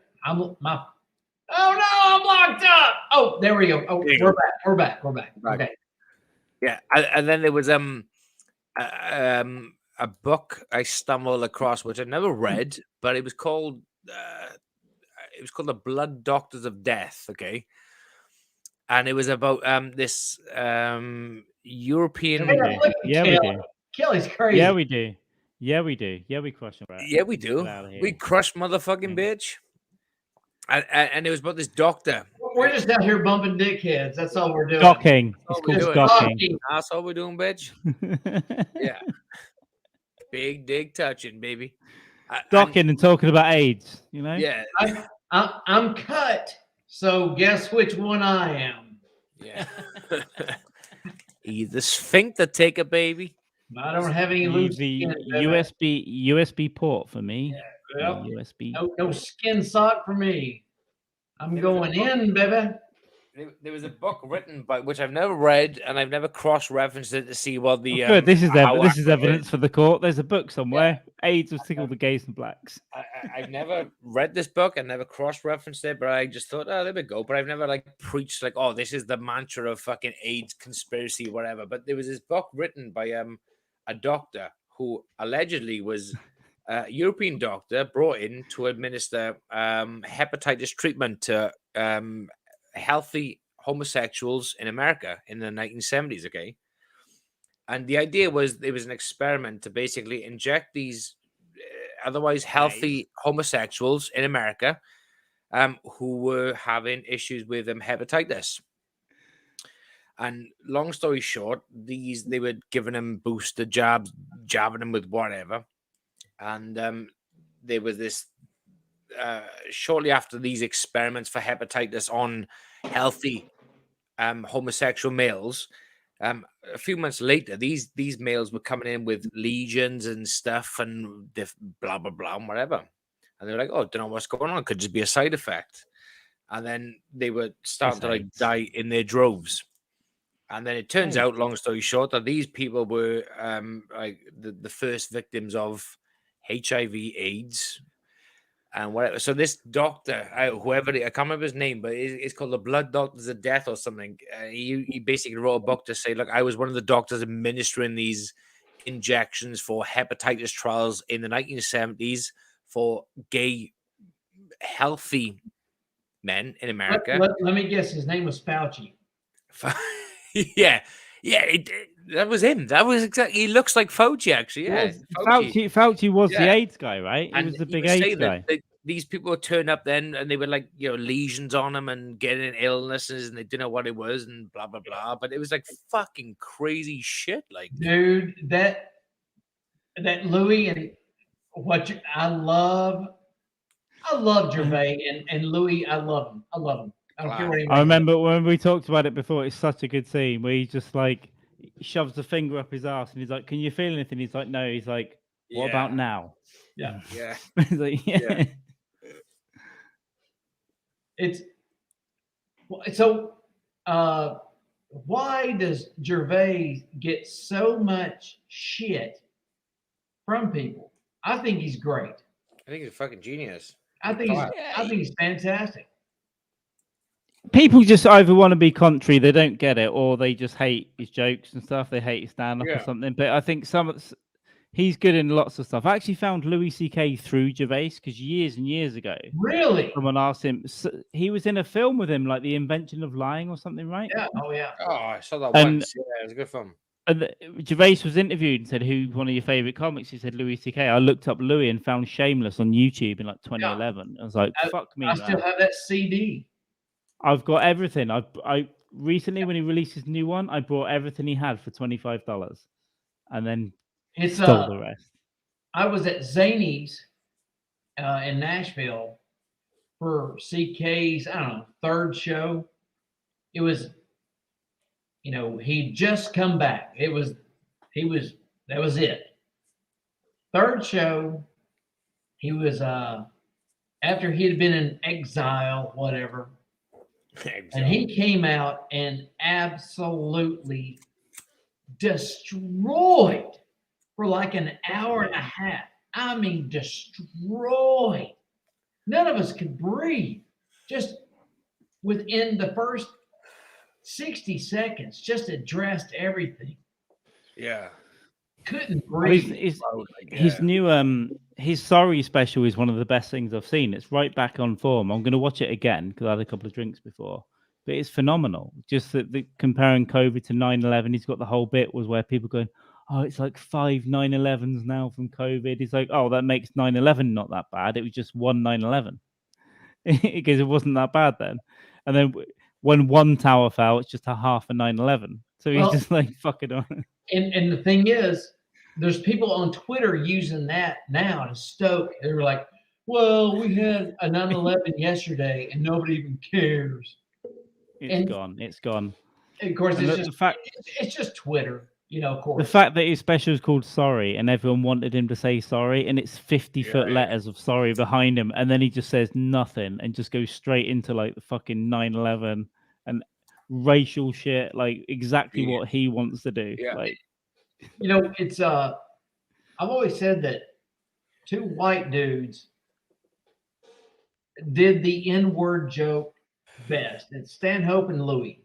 And Louis the N-word joke is one of the best pieces of fucking art ever made. And that's Stanhope's N-word's a class. Stanhope and Louis did the N-word joke as white dudes, and that's it. There's no reason to ever, if you do the N-word joke, you're just copying somebody else. And it better be better. Brett, are you talking about Stanhope's N-word joke in Oslo? Maybe it's one of those rough specials that Hennigan fucked up the filming of. Yeah, right? It's just a shit camera angle. Stanhope does it. He does it in Oslo, which is a really rough cut thing, and then he does it in before turning the gun on yourself. And Stanhope, class. He crafted it best as it's about a word, that kind of thing. And Louis, shifted it about the phrase cunt, the N-word, right? Cunt, N-word, and he did three bits together, and at the end he called someone a cunt nigger deer. It was like a nigger deer. I said it. I just said it, by the way. Cancel me. I slipped. And to me, that was it. That's it's that the N-word bit for white dude has been beat to death. But it's because he did three jokes before. One was about a deer, one was the N-word, one was something else, and then he combined it at the end. He goes, "Why don't you fucking cunt deer?" Yeah. But that individual N-word joke is so good. He goes, "I said the N-word the other day."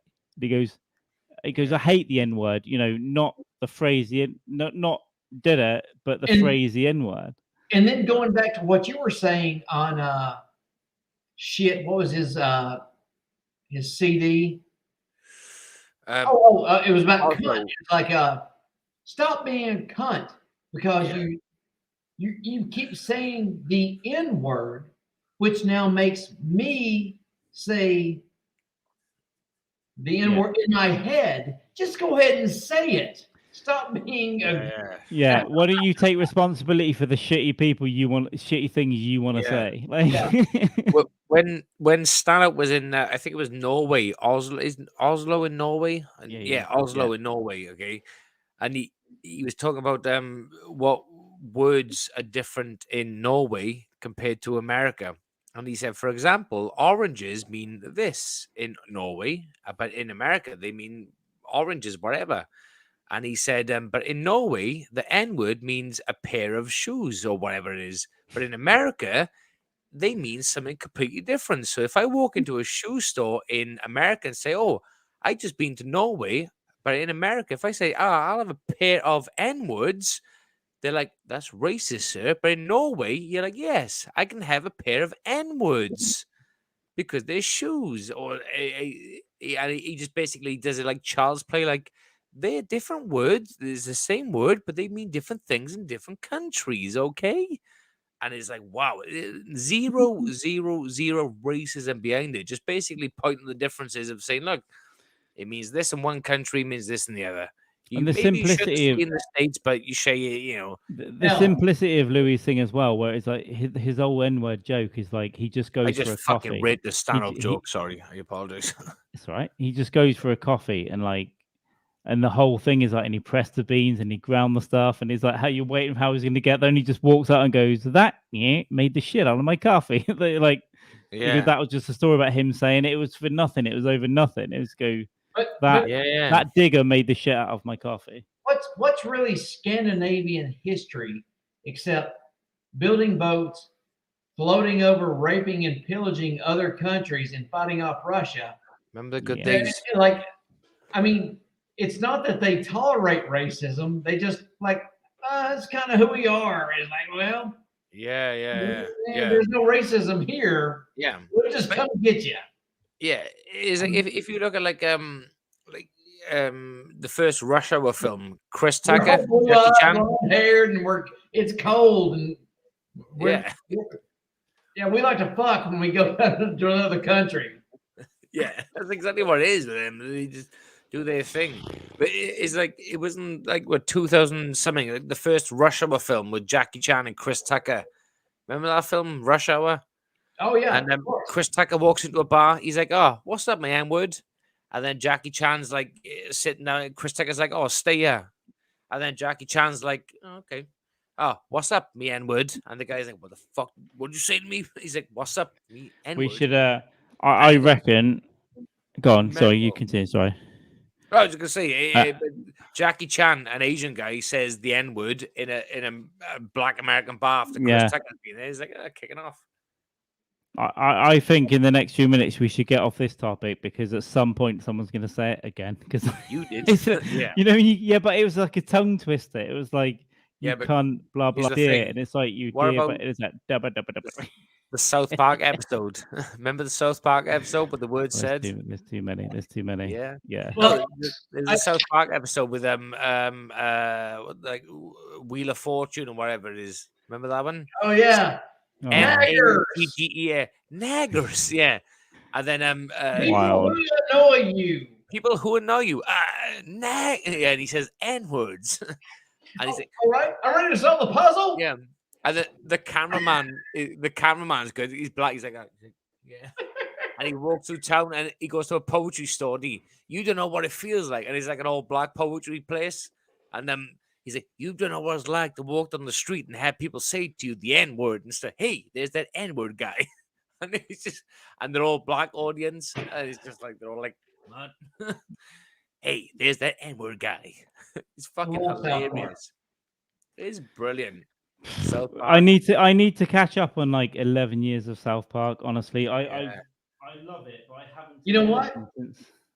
It's last year I binge watched them, Carl, and that's what I need to do. And they still hold up. I've heard not only do they still hold up, but the new ones are still just as relevant. It's like they keep hitting every time. It's amazing. Like I'm so jealous of those guys. Look at The Simpsons. Look how good The Simpsons was for 10 years, right? The Simpsons for 10 years, and it cost millions of dollars to make an episode, and it takes them 6 months. South Park knocked together an episode in a week, 2 weeks. Fucking thousands of the budget. They stay relevant for 24 years. Yeah, but their animators sleep under their desks. Yeah. But they make something beautiful, though, right? They make something that's everlasting. I'd rather work on something like that. Like Amazon workers, basically, you know. Yeah, well, at least Amazon workers can take a piss in a jar and go home at night. Not South Park workers. They're sleeping under their desk, not even getting to hump people. Yeah, they get in there. They hump in the bathroom. Yeah.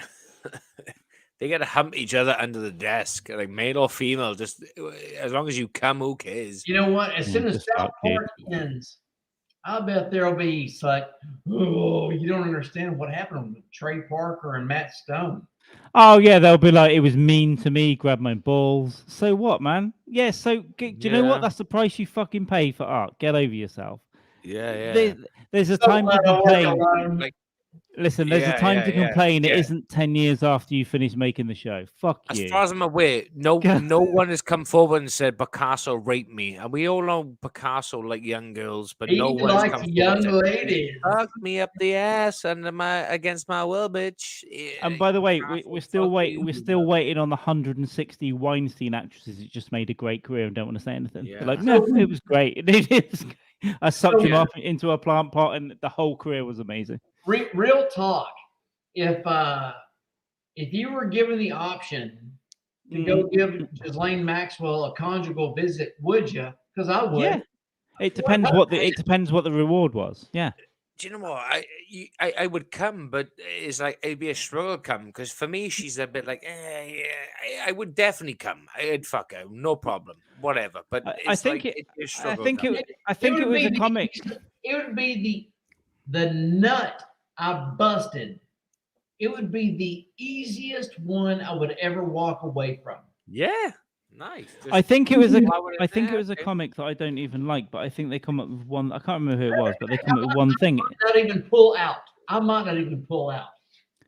There was a comic that I don't even like, but I think they come up with one thing. Long enough to father the kid anyway, or mother the kid anyway. It's fine. With one thing, but it was like if you could. If like Weinstein wanted you to suck him off, in fact, I do a bit about it, but it kind of goes in a different way. But some guy said, if Weinstein said you suck me off and you can be the next Batman, not that he made Batman, would you? It's like fuck yeah. Or if like your son, if your daughter was going to get fucked by Weinstein to be an actress, you would be angry. But if your son was going to have to suck him off to be Batman, you'd be like, go for it, dude. High five. Here's where I disagree with that rhetoric. That I think Weinstein, or not Jeffrey, I think he would be the one sucking you off to get the Weinstein gig.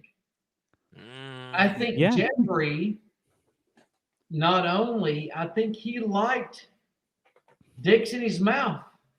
And probably. I think he liked the young girls, and I think he liked peckers in his face. Probably, yeah. Listen, if you're a billionaire, right? You've got an island. You get what you need. You get what you need. It should happen to him at a young age.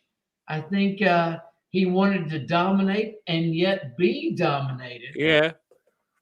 And I think he wanted the cocks in his face. Let's not forget he wasn't the head of the snake.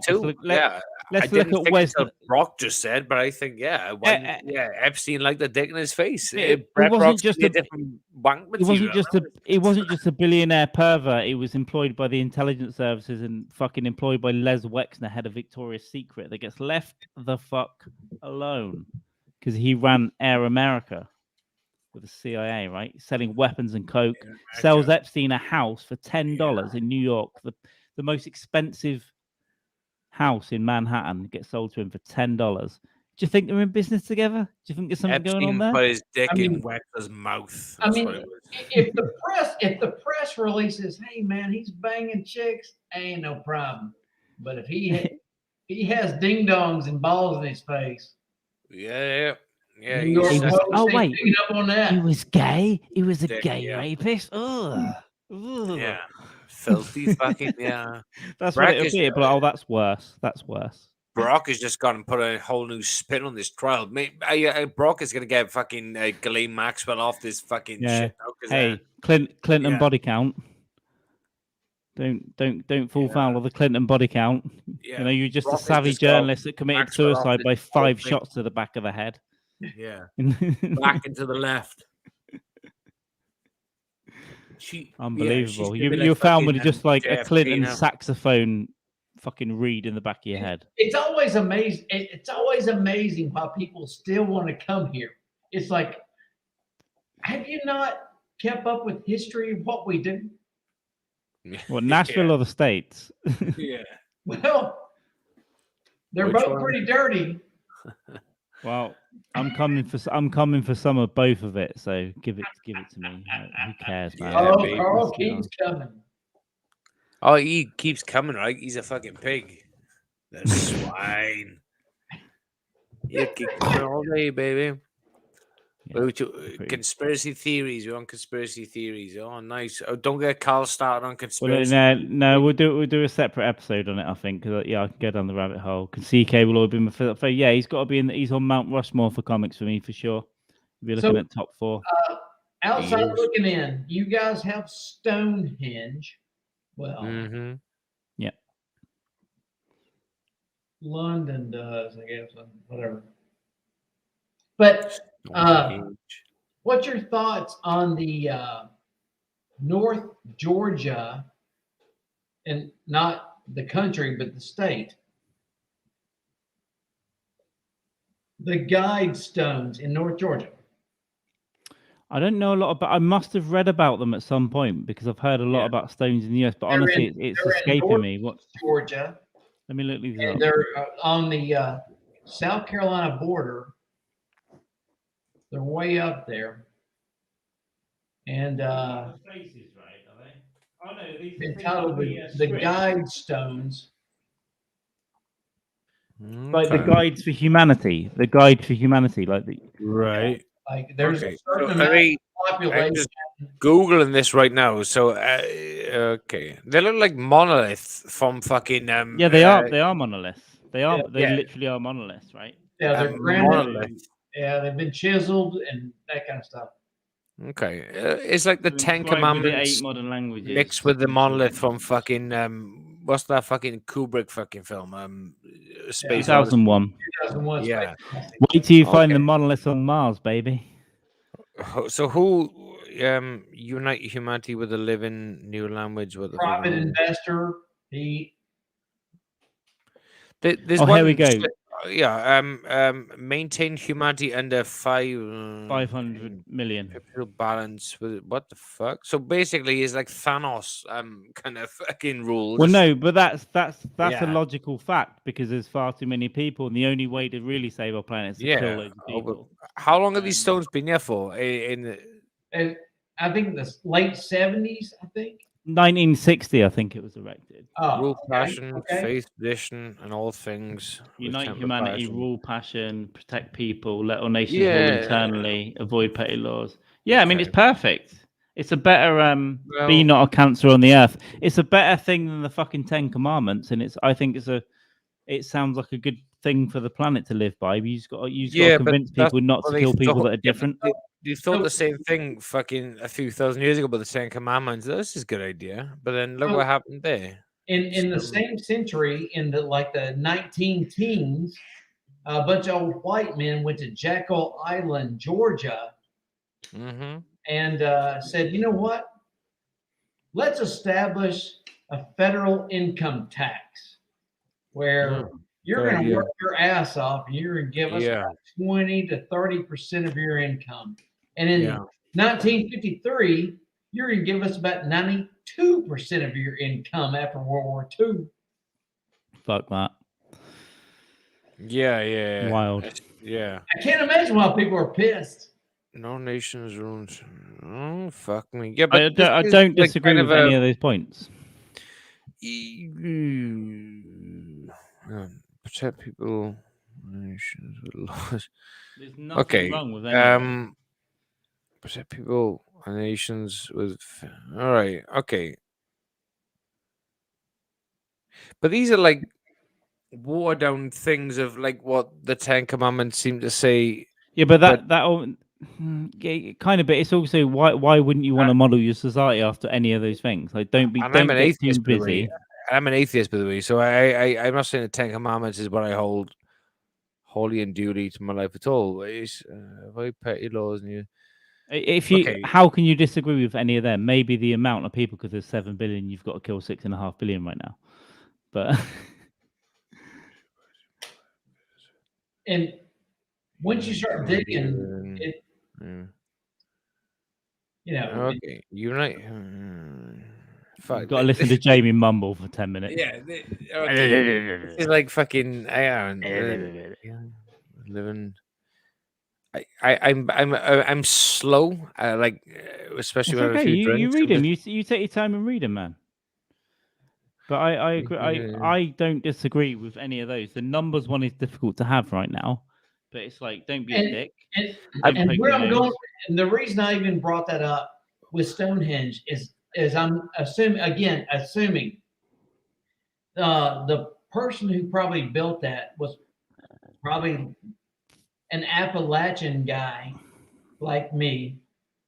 You know, their ancestry either showed up on the last boat of the Mayflower Compact, or they showed up in Virginia in the mid 1750s, and they basically walked the Appalachian Trail like that guy probably did. And then he posted up, he bought that land, and like, you know what, this is it. I'm buying it here. Yeah. And thinking about Scotch Irish and heritage, that kind of thing. I'm going to do this. So I'm basing that off nothing. I've got no fucking idea, man. What Stonehenge? History. Just thinking about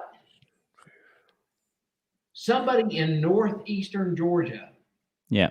I'm giving them the benefit of the doubt. They're like, oh, well, maybe their heritage is Scotch Irish, and they came over and they knew about Stonehenge, and they knew about the rednecks, and the revolution, that kind of stuff. So they we're going to pay a tribute, but here's how it's really going to be in this country. And that's fair. Like, and interestingly, like, again, I'm interested in like paganistic history. Like over here, obviously, we've got a longer history. There's a lot of standing stones in the UK and around the world, right? And they've all got like, and this does get a bit crazy. They've all got significance to either the stars, right, our fucking solar position, or they've got relations to geomagnetic areas, like things that we can now detect with technology. Oh, there's a lot of geomagnetism in this place, but they're all over the world, especially in the UK, especially they're all over the place. We've got circles of stones in Wales and in the countryside, Stonehenge, and it all crosses. Like anywhere there's a strong I think it's geomagnetic lines, and these stones are on all of them. And there was like a more of a paganistic belief of ley lines here, like lines of between places that meant something. It gets a bit fucking wild. I think it's a bit wild, but I think people that lived 2, 3, 4, 5,000 years ago knew a lot more than we do about, I don't know, the planet or life. And I know we've developed science and technology, but I think they had a lot of knowledge that we've kind of lost somehow. I don't know. It gets a bit wild, but not the American stuff, obviously, because that's from 1960. But some of this, I disagree with you because what did you say? 6,000 years ago, people thought I didn't even mean a specific period of time, but I think ancient civilizations had more knowledge about certain things pertaining to life or the planet than we do. Certain things, not everything. They're all dying at 27. They've got no medicine. They're throwing shit at each other. Wasn't it Galileo that was just absolutely? I mean, the church wanted to crucify him because he. Oh yeah. When you start bringing religion in things, I didn't mean they were more advanced. I mean like paganistic before the fucking there was a church, right? Before there were just tribes or whatever. I think as a human species we discovered things about the planet and our position on it, and we maybe couldn't express it. It wasn't a science, but we had a way of understanding our place on the planet somehow. So, and we've kind of. So I don't know. You know what? Let's go ahead and get into. Let's get into it. Let's do it. Let's get into it. I need to go to bed in a minute. Come on. Oil companies say that there will be blood.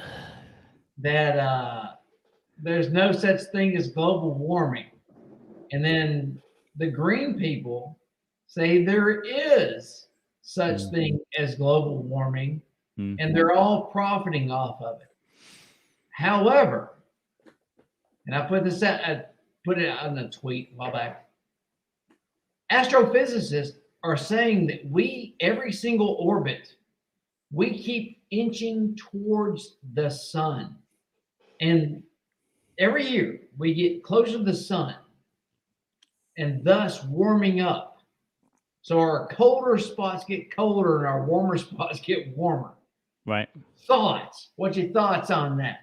I don't know. I don't know too much about the astrophysics of that, but it is interesting. But what I do think about climate change is that what you aren't allowed to say is that a lot of it is a natural phenomenon. A lot of it is the planet gets hotter and the planet gets colder, right? And it gets too hot for people and too cold for people, or life, or most life.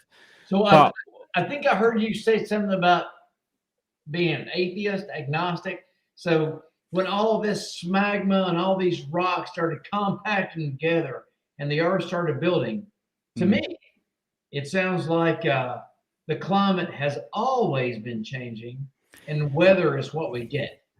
Okay, that's but like what factual. Yeah. What's But put on us now I think with like global warming aspect, like of now, like mod, like it always happened. It always will happen. It'll continue to happen. I think human beings have drastically contributed over the last 200 years to global warming. It's not that drastically. It's process, drastically. and It's that's drastically. It's yeah. drastically in terms of our timeline, right? So Yeah. the planet gets warmer and the planet And you- gets colder, right? yeah, if you but think about it, let's warmer, colder. and you factor in like carbon emissions, but so as far as I know, the models they factor in haven't even yet factored in like the nuclear test. They Well, start it's one of the most difficult sciences in the world, right? My number one stance is and always will be: fuck corporations and our free water. Water rights are the number one thing that we absolutely have to fight for. Period. If corporations take water rights, we're fucked. It's over. Well, one of the things, what I was going to say quickly is when the Earth gets hotter and colder, what we've done is put a bump on the top of one of the spikes. We've made it like a bump on our head, right? Like a difference, right? Sped that process big time, but it's not even big time. It's just for us, and humans literally don't matter. We don't matter as a species. We're going to live and die. The world will take it back, no problem. But what Brock said then about water was great, because I remember reading something before about I don't know who wrote it, but I read it. I can't remember, but it was a specific said thing. It said when the end of the world, the last war will not be fought over oil; it will be fought over water. It's a fucking author. Who controls fresh drinking water and who doesn't have it? Like Mad Max shit. You know what I mean? It's like it will because it will be water and air, right? Because water's going to be the fucking ultimate end game. Oil is we're going to stop. We're going to move away from fossil fuels, get into like. And then what are we going to fight over? It's going to be air and water, and it's going to be like space resources, because humans are going to go to space. We're going to have millions of people living in orbit in 100, 200 years, right? The whole thing is going to change, but it's going to be over air, water, food. Over these past 2 years, I haven't changed my oil in 2 years because I just haven't driven that far. I haven't driven that much, but I'm definitely paying attention to my water, and I'm definitely same. We're doing the same in this house too. The utility companies fuck themselves now, because I'm really looking and absolutely nailing down where my electricity bills, gas bills, water bills, and I'm really my utility system, sewer and water, send me a assessment every year. And I keep every one of them, and I pay attention to that. It's I don't care. I don't care about your chicken wings. I can quit drinking beer. I don't want to, but I can. You can, yeah. My water is the number one thing. That's what I cannot live without. But no one can. It's sanitation. It's what keeps you clean, keeps you alive. It's fucking it's always gonna be. It's always been the thing through human nature, like fresh drinking water. If it wasn't for fresh drinking water, we wouldn't be here right now. It's as simple as that. Going forward, the same thing. Monitor it, fucking use it wisely, fucking treasure it. And here's Carl. If you want to look this up. Research: Chicago lifts town for sewage. I don't know if it's going to work. Chicago lifts town for sewage. Chicago was so filthy, they actually elevated the town and jacked the city up to allow the piss and shit to flow out in the river to Wow. get rid of it. Because The How the raising fuck of Chicago, the raising of Chicago in sanitation 1856. was so shitty. It was, no pun intended, it was so awful. But here's my point with that. You know you built a city. You know you built a city on shit, man. That's going to come back to haunt you at some point. That's what a municipality is capable of, and that's what governments are capable of. And they failed to do it. Fuck. They lifted a town for sanitary reasons to make it better for their inhabitants, because they knew that those people had to work, they had to be healthy, they had to pay taxes. They don't pay taxes, they ain't got no money. And the city collapses.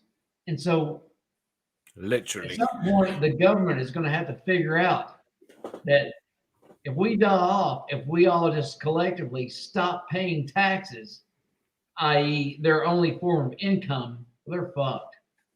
Yeah, that's the and people forget that's the only reason there's like an NHS and a healthcare. So it isn't to fucking help you, dude. It's so you stay alive and go to work and pay gold. You pay your fucking gold when you get up to work on Monday, because when you get over that cancer, go back to work, bitch. Go back to work, bitch. Give me the money. Yeah, we just little ants. Yeah, and they're lizards. Completely right, baby. Yeah.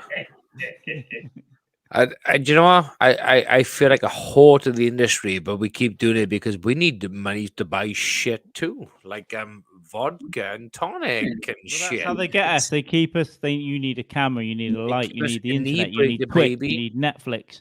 You keep looking at this fucking screen, man. Yeah. And specifically, Jamie's hair tonic is his hair fantastic or what? It's amazing. I'm surprised. I mean, the amount of addiction this boy's got. I'm surprised it isn't. It's all in the bin, but he's keeping it together. The elixir of life. Yeah, I need a haircut drastically. It's like fucking. No, it's holding strong. It's good. Badly need a haircut. That's a fantastic head of hair. Yeah, look at mine. A thinning piece of fucking nothing. Yeah, Spider's web. It's like literally like fucking like rough, and I need a cut. Like it's fucking. You're Elvis, man. You're Elvis. I would say Jerry Lee Lewis. Yeah. Well, as it goes, I like my 13-year-old cousin too. She's cute, baby. Well, you know, we've heard it. We've heard the rumors. It's Thanks for the haircut, like, you know, thing. I grown it out. I am like pretty, baby. Thank you very much. Boys, as wild as this has been, I think we should wrap it up soon. And do you know what else? I can't believe Jamie, me and you have done 6 hours and 18 minutes for no fucking reason. Brock's fault. It's Brett's fault. Yeah, but we were talking about Brock in a loving way, and then we thought, should we just ask him to come on and see if he will? And he did for like 2 hours. I came on you. Wild. Continue to come on you. We've covered politics. We've covered Nazis. We've covered space. Me and Carl just being Me Too'd. Brett just said he's going to continue to come on us. It's like fucking. Well, you know, we'll work on the guy with dementia to get the lawsuit. But everything's fine. It's what a lovely little thing. Like I said, I do get into that weird stuff. And when I said to Jamie over the podathon, it's almost as if we manifested something into reality. But for a long time we were just like talking to ourselves and fucking being depressed. And then we meet a whole new community of people, including yourself, and it's lovely. It's very nice. Is it called the internet? Yeah. But just like the opportunity, you know, to like the fact that we were just suddenly talking to Stanhope and his mates, and then it's like that was wild. Yeah, you know, a little bit wild. About 20 years ago, you could walk outside your house and talk to somebody, get punched in the face. Right. Yeah. Well, I do miss making friends in bars. You know, not I would now, but when I was younger, you didn't really have the smartphone. You just sit in a bar and you go, "Hey," and that you might make a friend or you might get laid. Yeah, you might get laid, but you got to work for it. Yeah, you have a conversation, but now everyone's just immediately looking at their Instagram when they're in a pub. So it's like, for fuck's sake, man! Now we've got to break through that barrier. Bastards. You know what? I may venture out to a bar soon, and I may videotape it just to try to hook up with a lady. We'll see how it goes. You won't have any fucking shortage of fans, Brett. Oh, listen to him go. Yeah, well, not. I can't even string my words together. Brett, Jamie will not Jamie have wants any to suck shortage you of off. fans, baby. Oh, Brett Brock for OnlyFans. You should get an OnlyFans. Ain't no chick hooking up with me. For sure. At this age, it's like, lady, may I buy you a drink? Oh, you don't agree with 100% of my politics and exactly what I think? Fuck off. What do you think about the Nazis, man? Yeah. No, you should. Brown shirts. Cum looks good on brown shirts, doesn't it? all you need to do, and tell me if you've ever done it. Nipples, bitch. Sit in the corner of a bar real quick and sketch someone in like 4 minutes. Just sketch them real quick and go, "Hey, I drew this." Most of them will probably just suck your dick right there. Yeah, because they're like Leo DiCaprio in Titanic. Just sit there with your sketchbook, just fucking just do it. Yeah, everybody gets tanked. It's great. Fuck. Draw me like one of your French girls. It's an absolute classic, and it should never go away. Oh my god! It is 1:24 a.m. Oh, fucking hell. I need to eat dinner. I don't want to stop this ever, but I think I've got to find a sensible piece of responsibility. Only because before I went to bed and left the stream running for 13 hours, and then I couldn't edit it the next day. So it's a true story. Are you doing this for like YouTube clicks or just friends? Like so we don't kill ourselves, basically. This is just we've just so used to broadcasting it. We'll just get drunk and hang out, and if people want to watch it, they'll watch it. Oh my god! Go on. Go get one more. Go on. We'll do it. Fucking hell! We're gonna keep going. I'm gonna get a beer too. He didn't listen. I said this is the end, but now it can't be the end. It can't be there. When he gets back, I'm gonna get a beer too, and I'm gonna fucking be dead in the morning. Brett's brought. I'm gonna get a beer. Hold the fort. I'm gonna get one beer, and I'm gonna go and cry. Yeah, you're out of here. Go. There we go, Brett. I was just ending this, but now you've gone and got a beer. We're gonna have to stay for one. So you know what? I mean, Carl, you guys don't have to. Like, you guys slid into my DMs. We did, like. And you were like, "Hey, do you want to be on?" I'm like, "Well, why not?" You know what? 2 out of 3 of you drinking. I'll have another drink. Let's get another whiskey in there. Cheers. Right back at you, pal. I'm gonna pay for this tomorrow, man. Oh fuck! Tomorrow we've got Jackie Martling. The Joke Man. At 6 p.m. or 1 p.m. US Eastern time.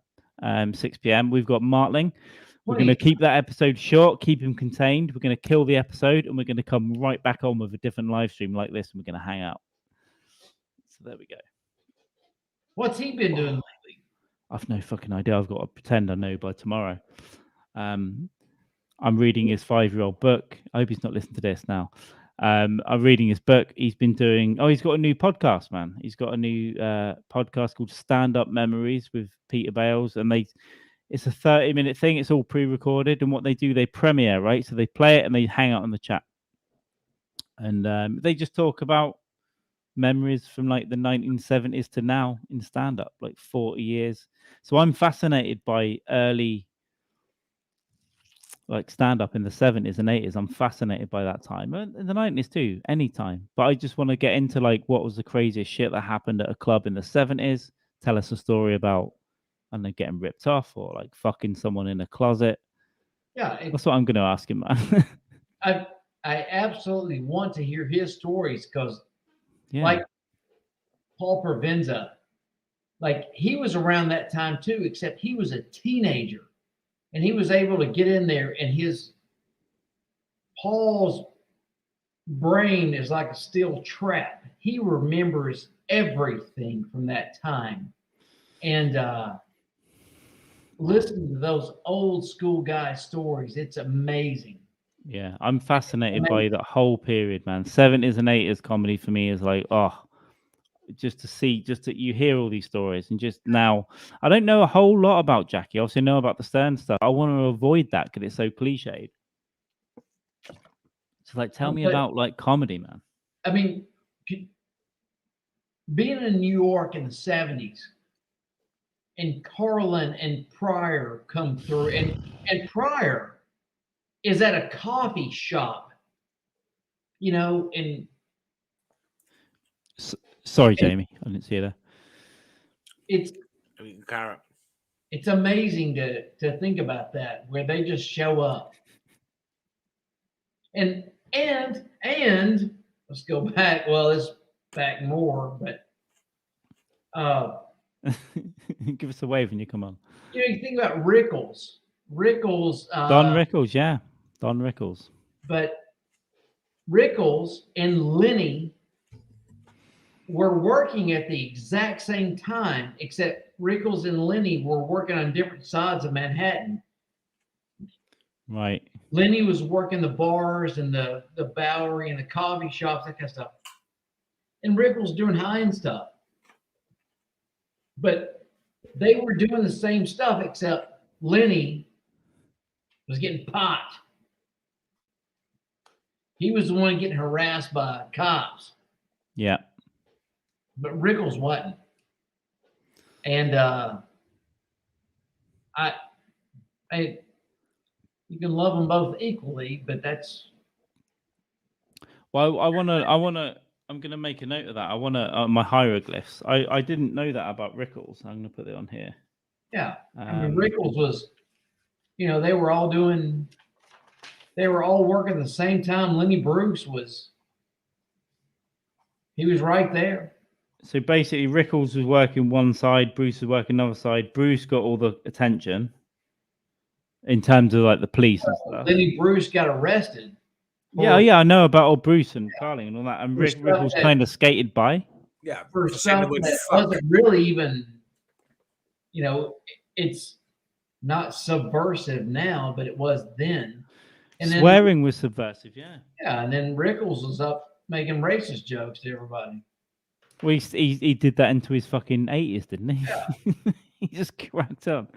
But I think, again, like going back into generational stuff, but if you see Rickles still doing that shit in his 80s, it's like fair play for staying alive, man. And the reason I say that is I was on a Twitch stream yesterday and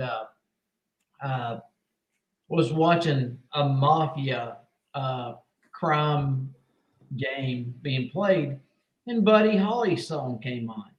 And a dude from Texas. Which one? Mafia 2. Nice. And I don't know if that's the name of it, but it'll do. Nice. A dude from Texas was driving a car, and a Buddy Holly song came on. I was typed in there. Convenient. A guy from Texas playing a fella from Texas while riding around. Great. And then he chimed in back. It was like, hey, yeah, it's Buddy Holly. He grew up not too far from me. I was like, yeah, Buddy Holly and Waylon Jennings were best friends. And he goes, what?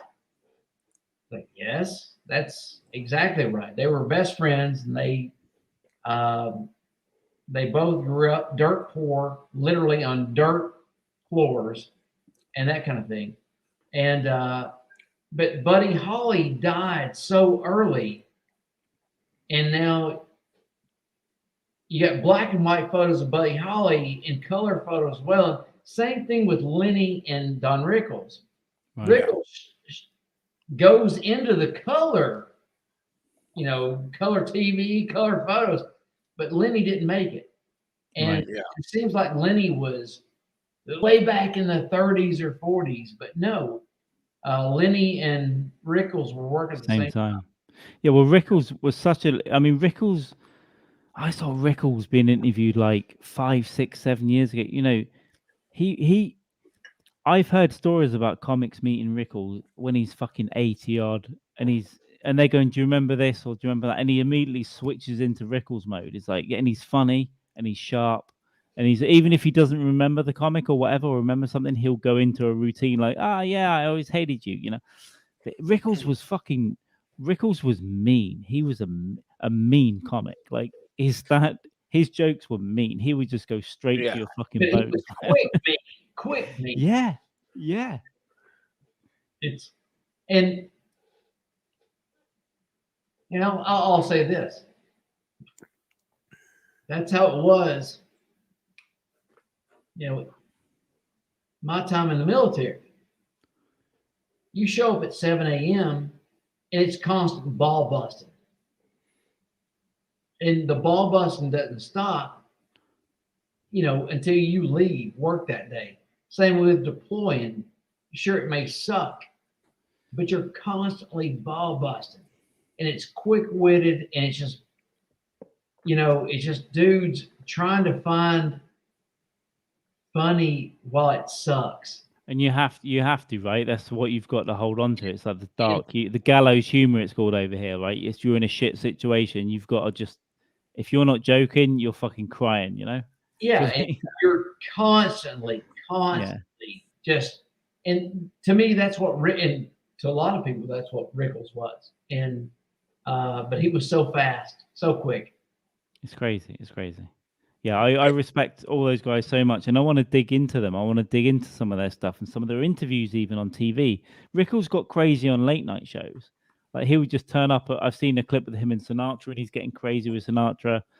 Like, it's just odd, quick, fucking weird, alternative sometimes. Like, just crazy guy. But yeah, and that was back when they were smoking. Like Johnny Carson, everybody was smoking. Like, Rickles would show up and sit next to Johnny, and then Frank was sitting next to him, and yeah, they were just smoking and having a good time and just ripping, and everybody was. It's amazing looking back, and as a kid, I watched that, and now looking back, holy shit, that was kind of wild, you know. Early last year, I had on Audible. I got Lenny Bruce biography. How to talk dirty and influence people, I think it's called. And it was boring as fuck. I got like halfway through. It was like, I was gonna note it. What a drag!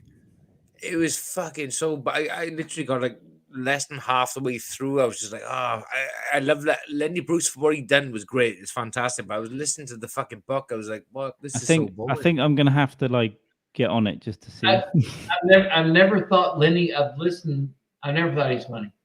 Yeah, I was just like, what the fuck? But it isn't a lot of it like contextual, right? Like contextual for the time. We can never understand the times then and how like it's a biography, but it's kind of like I got like less than half the way through. It was just like, what the fuck? He just dragging. I'll probably autistically listen to the whole thing, whether it's shit or not, and just get to the end and make my mind. But Brock, Carl, I'll send you my details. You can log into it and listen to it at your own leisure. I've got a ton of Audible credits. Yeah, but don't waste your credits. Don't waste your credits. Trust me.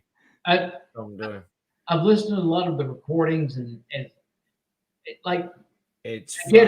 I get it. He was probably edgy in a coffee shop in the 60s in New York at that time. A boring guy.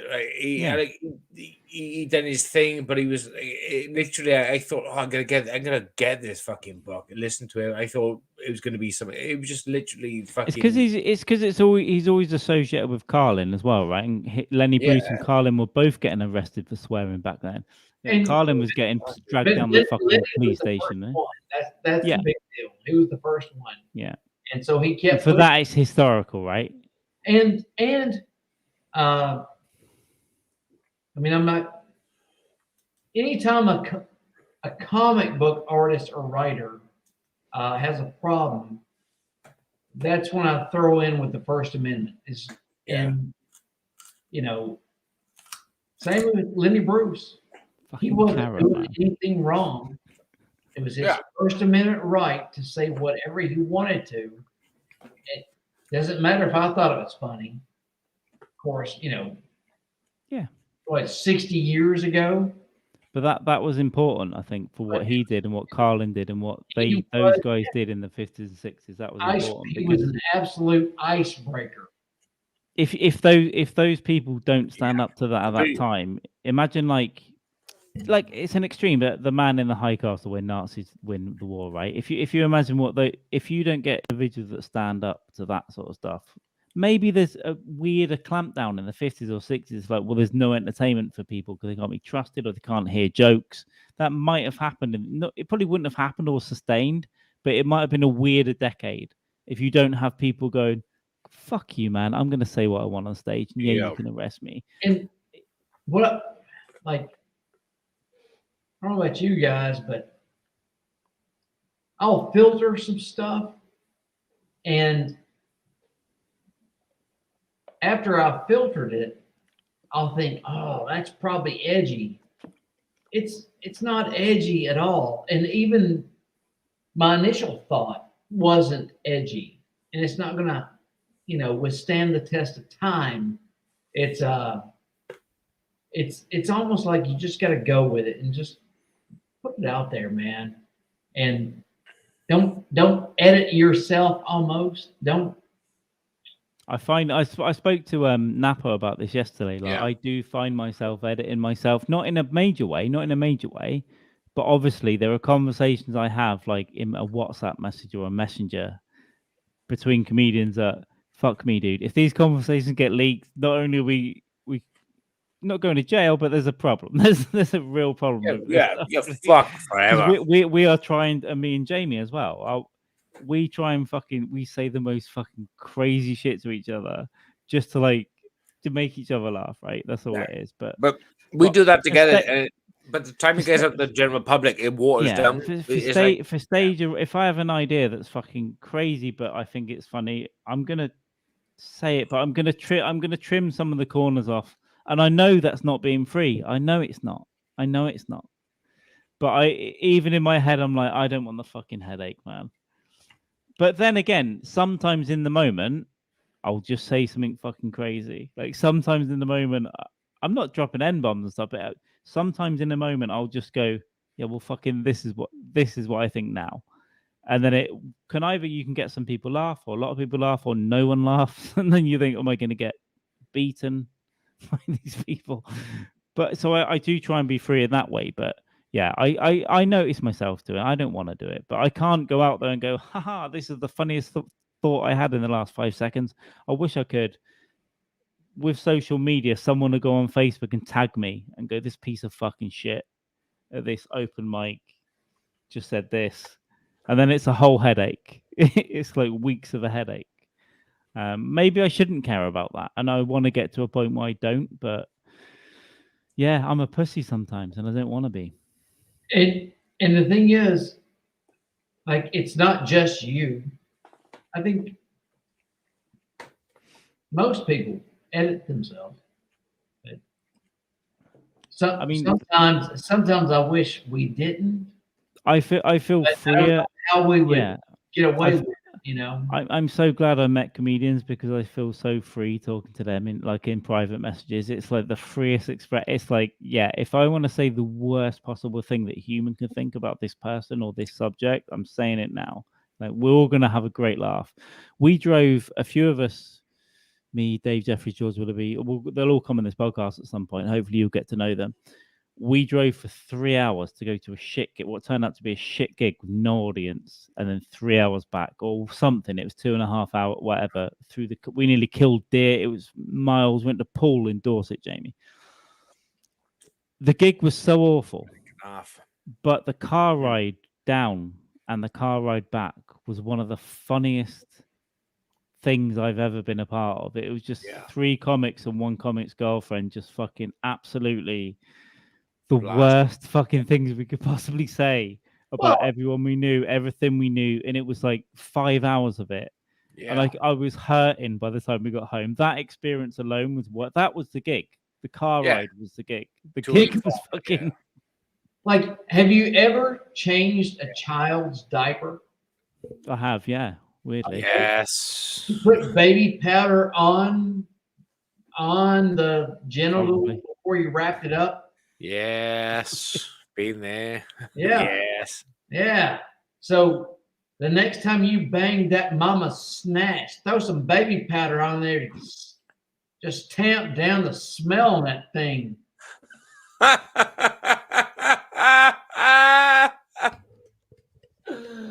You know it. I'm gonna tell Keith that in the morning. You I won't remember in the morning. yeah.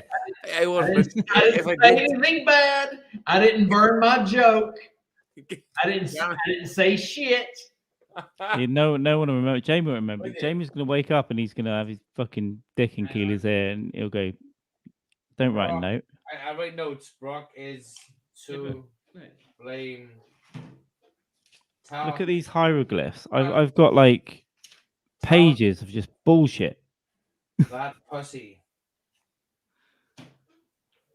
Oh, what I got down is Brack is to blame. Talk that pussy. This is like that film Memento, you know what I mean, with Guy Pearce. Yeah, and you got like memory loss. I've been he's there, battling and in real himself. life, I've sat and thought I've written the you go. most genius bit in the Ready? world, right?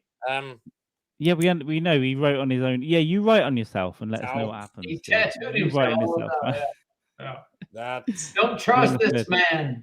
Draw a dick. Pussy. Draw a dick on your arm and a big mouth around it. yeah. Get Matt a that male one. pussy. Yeah, keep going. Brett, That isn't going to work out. Brock. Oh fuck. Oh shit. Yeah, this isn't going to go well, Jamie. Yeah.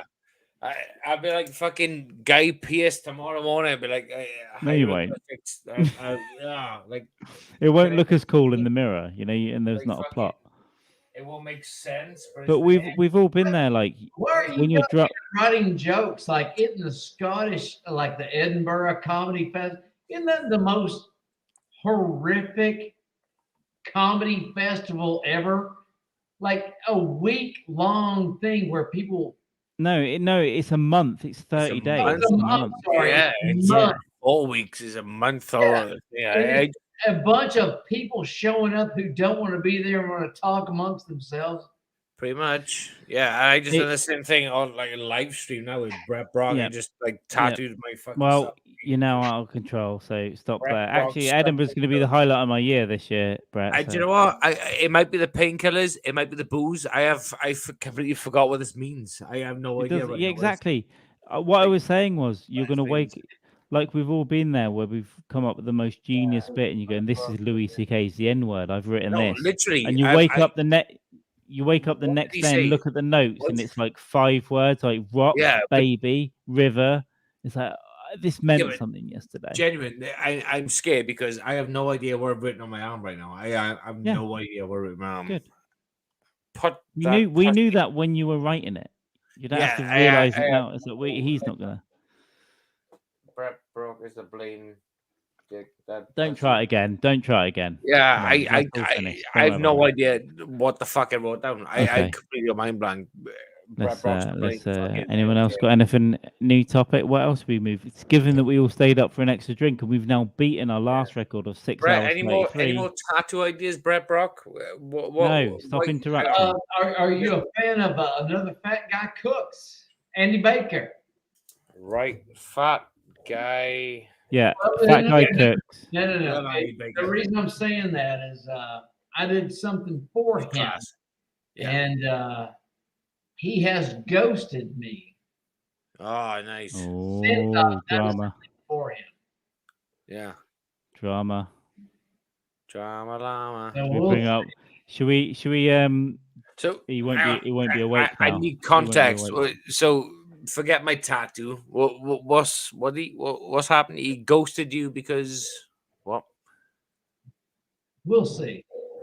Yeah. All right. Let's leave that then. We'll figure that out later. But we'll figure out what it is. Maybe he's just got so fat that his tits have got in the way of his messaging system, and he can't. Specifically, like another detail. Jamie was writing on his arm. So Yeah. so you've got some details. There we go. But the problem is, I don't know what the fuck I wrote. Other than This something isn't that. gonna. See, I literally I forgot what I fucking wrote on my arm. Okay, you wake up tomorrow and take a picture and tell us what it says. I mean, 'Cause no, I can't I remember what you got said fucking now. dementia. So I got all I remember is Fat Guy Cooks, Andy Baker, Ghosted, who, what? We didn't get anywhere else. That's it. That's it. The game is Oh. afoot. Oh shit! The game is okay. You've got to wake. You've got to wake up tomorrow and solve the clue with what's on your arm. Oh yeah, everywhere. It's not going to happen now. You're not going to solve anything now. There's nothing to write down. You've written it I down. It's on your literally arm. wrote down what fucking Brock said in my arm about Yeah. something about put that pussy. This isn't going anywhere as a thing. Like when you wake up tomorrow, you can read it again. And I don't know. Yeah, what the We fuck don't is it? know. I wrote down my arm like fucking. Like, We know you wrote on your arm. We watched you the do it. film Guy Pearce shit is like Memento. oh, yeah, that's one. Christopher Nolan. Put that pussy. Put that. Yeah, it looks like fucking like Lord of the Rings fucking shit in my arm. Well, you wrote it down on a notebook and your arm, Brock so is to you did blame. it twice. Something that pussy. I can't even. Yeah, remember it's not. fucking This bring it isn't. We're not. This isn't going to Brad get Brock's to solved. I blame. don't think. Okay. It's that's the point being is So, anyway, fine, Brad all good. Anyway, Brock. anyway, we've exceeded the 6 hours 33 minutes that we did before. We're now on 6 hours 47. So maybe make the 7. Maybe make it 7 hours and call it a day, or maybe 8. Who knows? Fuck me, innit? We can't go to 8 hours. We can maybe make it to 13 minutes. I'm very close. He's You very motherfucker. close. We What are can you make it- doing? Are you going to try and make us stay up all night? Yeah, he's like a Bill Cosby fucking yeah. He's And gonna then rape when all the internet, when maybe. our go get a beer. Go get a beer. You fucking go get a Go beer. get a beer. Oh, you know.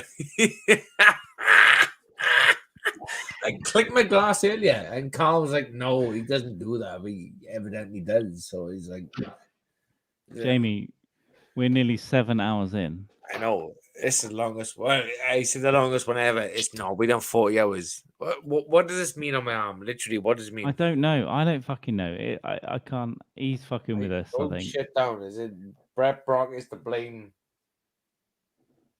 That something that pussy. I don't know. You wrote it. You wrote it. I Yeah. can't. I wrote my arm too. I don't It's know. fine. Don't worry about it. Don't worry about the arm. There's something deep ingrained when I hear you fellas with your accents. So here's the deal. It's a deal, baby. Something good or bad. Every time I've been to the UK and Scotland, Ireland, Right. Great Britain, whatever. Well, I don't know how it's cut up. It's crazy over there. Who Yeah. does? So anytime I hear your accent, I always have to up the booze Yeah. because everybody I've ever drank with over there could really handle their beer Yeah. all day long. And they were it was big beers, high alcohol content, Pints. and Yeah. 5.26%. Yeah. they were always tough folks. Yeah, we drink, man. Yeah, we do. We But, can. It's a boring life and culture, so we got to make up for some fucking now. it's getting harder to handle. I have to say, like tonight Yeah. I've drank a bit, but some nights I'll drink nothing The older and I'm we get, fucked. I'm it's like, gone. yeah. But Same. yeah, I no, just- it's interesting. Yeah, I get fucked up, and then that time when you drink 10 pints of beer, and then you text every girl you ever knew, and then the next day you wake up and you've got 20 reply. You're like, fucking hell, man. Why did I? But then you're so scared to look at the reply. You think I must have said I love you, marry me. But then when you look at it, for me, it's never that bad. It's like, hi, hope your law degree went well, or whatever. But it's like I managed to do that at 3 a.m. for no reason. Oh, But the just the thing is, fear of looking at their and the other lives. thing, Brett, if you was in the UK now, right, and you, me, and Carl were like out in Cardiff and pissed up, and we found a tattoo shop, this would be on my arm right now. This shit would be on my arm. We get him tattooed, man. In the morning, I'd be like, I have no idea what that means. I'd be like, just draw this over my arm, please. Tattoo it out this guy in there, whatever. Okay. So you're Well- assuming that I would sit there and watch you get a tattoo? Yeah, we'd be Yeah. in the bar next door waiting for you to come out. I would totally go do something else. Yeah, you be in a strip bar and doing whatever you're gonna do. We'd come back there. in, slip the guy an Yeah. extra 50 and say, "Can you just draw it on his face?" And Yeah. then we'll go eat Yeah, that's fine. burgers. Here's some And then- here's I to come knock back him in. out. And what I would do, I would, Dick right there. yeah, and I would pay for you to, while Brett's waiting in the fucking strip bar, I would pay the stripper to do a little lap dance for him when I have a tattoo on So, my arm. so you guys, wait, do you guys have tattoo parlors next door to strip parlors? No, but No. here's Well, a weird thing though. There's You a can rough, find them, but there's a real rough club I used to go to, and the nightclub used to get tattooists to come into the club, right? So they Yeah. know they're tattooing drunk fucking people on a Saturday. yes, What's Lord. what's rough to you guys? I mean, rough. like cheap, nasty. No one's shooting everyone, but like The you same go in needle. and vodka is like 70 cents. Yeah. It's like a rough, like student place, and then they've got a tattoo artist in, and everyone's drinking the less same than needle, $1 a and they shot. just put it in their heart, like Mother Teresa, Calcutta, swill the needle under a fucking tap, and then just go. Well, no, the tattooists are genuine tattooists, but like, why did you let them in your club where you're just Yeah. selling cheap vodka, and everyone's going to be fucked and getting a So weird it's tattoo, not like- some like prison rules where he's melting shoe leather and shooting it into you. No, that it will be the tattoo will be No, legit, You but crack it Yeah. then. Yeah, it's just like the a- insanity of It's letting like- one stay in a nightclub. Like so melted shula. So melted shula is the thing in melted Nashville. shoe leather is a prison thing. in Oh, this shit, okay. country, and Toilet it's, wine. That's hilarious to me. That's fucking hilarious. Go on. Shit. Go on. So they melt leather and they tattoo people with leather. When Jamie's had Wow. a few, he repeats things people have Yeah, said 3 times, me- and then say, "Go on, tell me again. Tell me again about the leather." No, Shit. So they melt leather, tattoo people in prisons. How does that work in prison? have you ever seen a jailhouse tattoo? It looks like shit. Yeah, It it turns does. Yeah, blue and it looks gross. yeah. So The they classic, melt down. right? How do they melt down the leather? Like boil it up in water or some shit, or just Burn it. yeah? How do they melt the leather down and fucking tattoo people? Just Burn You're- it, right? You're asking that question like they don't have time. They have plenty of time. I love the answer. It's great. All they've got is time. So, Yeah. no, I'm going to throw my ignorance out there. Again, I've been to Scotland, Ireland, London, but I'm going to throw this caricature out there. This is not a, well, there's a Brighton Beach caricature, but He's never been in prison, by the way. I always just assume that every time you go into a pub, like Right? you're going to have to fist fight on your way out. Yeah. No, only in some areas of some cities it gets a bit Yeah. weird. But for the most part, pubs are fine now. It's all good. It's all Yeah. gentrified. It's all nice. But no, there are some places you can go at like. And now that being said, I haven't been over there in 10 years. 10 years at least. I was, I've looked my last orders and passport, but yeah, it's Yeah, you get the odd place where it gets sketchy. So I was we did a show at a bar at Edinburgh Festival last year, and on the Saturday at midnight, it just suddenly filled up with people with like 3 teeth and a bloodshot eye, and they turned out it was the local football fans from they were rough, like, and they were just looking at us, and we were like, hi with the artists. Ladies and gentlemen, Drinking. get ready. We're about 5 minutes from now. We're gonna have a live stand-up comedy show. Well, this was after the gig. This was after the gig. So there's just a couple of tables of comics, and then these fucking people coming just staring at us like, "What are you doing in our bar?" And it's like, we've been here for 3 days, but they just didn't realize. They were just like one eye, bloodshot, 3 teeth. No, you don't It was very understand. We were uncomfortable. booked here months ago. Yeah, we've been The venue We've been- was supposed to put up posters. we're artists. We're artists, and we've been writing jokes and waiting and going on stage and telling our jokes. Hi. But fucking cunts, man. It's, We were very uncomfortable in that place. You delivering shit. It's fucking bad, man. it's the same across everywhere. I had no idea. It's the same everywhere. I think everything's the same everywhere in its own way, right? You got differences, and that you always get those similarities, especially with comedy or bars or fucking. Yeah. I remember when my mic just fucking spun around. Yeah. I remember We got 3 minutes, and we can kill it. I Let's work. go, let's Yeah, go. I remember when at Carl's gigs, the last Rites comedy gig. I remember going up and fucking. There was basically before the night started. Carl got up on stage, and there was a lot of people there eating food because Carl hosted a gig in a Caribbean restaurant. It was like a family-friendly Wild. place.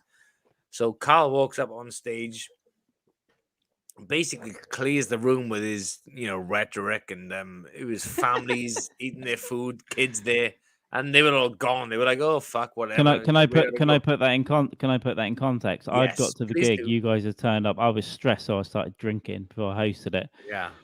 The bar never listened to me. I said, "Can you please arrange this room like a comedy show? Arrange the chairs, put them towards the stage."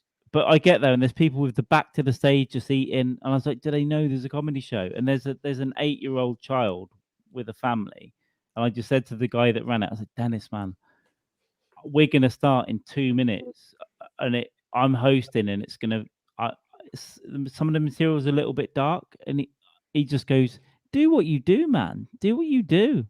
So I just went up there and started straight into like pedophile material, like immediately. And then this whole 2 tables got up and left with this child. But actually, it turns out I thought I was terrified, and I ended up laying on the floor and just going, "Fuck this." There's a picture of me laid on the floor somewhere, going, "I'm not even standing up for this bullshit now. Gonna lay down." But it turns out they were all fine with it. They just thought, "Oh, we better get the kid out of here." It's like, 1, don't bring him to a comedy thing, and 2, if you run the venue, tell them there's going to be a comedy thing on, right? And I've been doing it for months, so they knew what I was like. They knew the sort of shit I was going to immediately say, and it wasn't going to be good for the family. Yeah. So it's just crazy. It's I mean, I've got a long list of hell gigs, and it all has to deal with boxing or MMA at a sports bar when they double book comedy nights. It's always that. So Yeah, a lot of it's venues not understanding what it is or what's going to happen. It's like, "Oh yeah, we just get some comedy in." Yeah, I'm going to come and upset your entire fucking set of customers trying to eat food, man. They just come out for a burger, and I'm going, "Did you hear about Jeffrey Epstein?" Appreciate you showing up drinking beers. We're gonna mute these Joe Rogan MMA fights that you showed up for. Yeah, Because now ruin your whole night. Your attention. Here's a guy talking about dick jokes. Yeah. Boy, that's gonna be great. Yeah, it's not good. It's not good. But that's it's always a venue. It's always a venue. But luckily, I got to kill a venue runner once, as I said before, and I'll keep that on air now, so the police can come for me. A venue owner that I had an argument with died within hours of me leaving that venue. He was dead. He may have had a heart attack. He may have committed suicide. Frankly, I don't fucking care. His name was Steve. It was the fucking, I can't remember, somewhere in Cardiff Bay. Now I'm going to start naming him. He was a cunt. He kept saying, "Why aren't you bringing an audience down?" I was like, "Well, that's your fucking job." So 100%, 100%. Well, especially it's not my problem. It's the venues. The venues. Especially when his barmaid, the bar staff, had said to me, "Oh, I'll take care of the entertainment. We'll get this advertised on this big website, blah, blah, blah." Turns out they did none of it. I got down there, no advertising. I'd paid for promotion myself, no fucking money. Barely anyone had turned up. It was right before COVID, right like the week before. People are getting nervous. And he's stressed and he goes, "Oh, no one's fucking turned up." And I just said, "Why don't you go fuck yourself?" And also, we got into it. Within hours, he was dead. Now, we did shake hands and fair play, a human died. But also, I now tell people in public, I killed a venue owner for fucking arguing with me. That's what happens. Let's do comedy now. You got that fucker back good, Carl. Fuck that fucking pig. I'm alive. You're alive. That fucker. I won. I won. Anybody up for nostalgia? Well, yeah. Here we go. Here we go.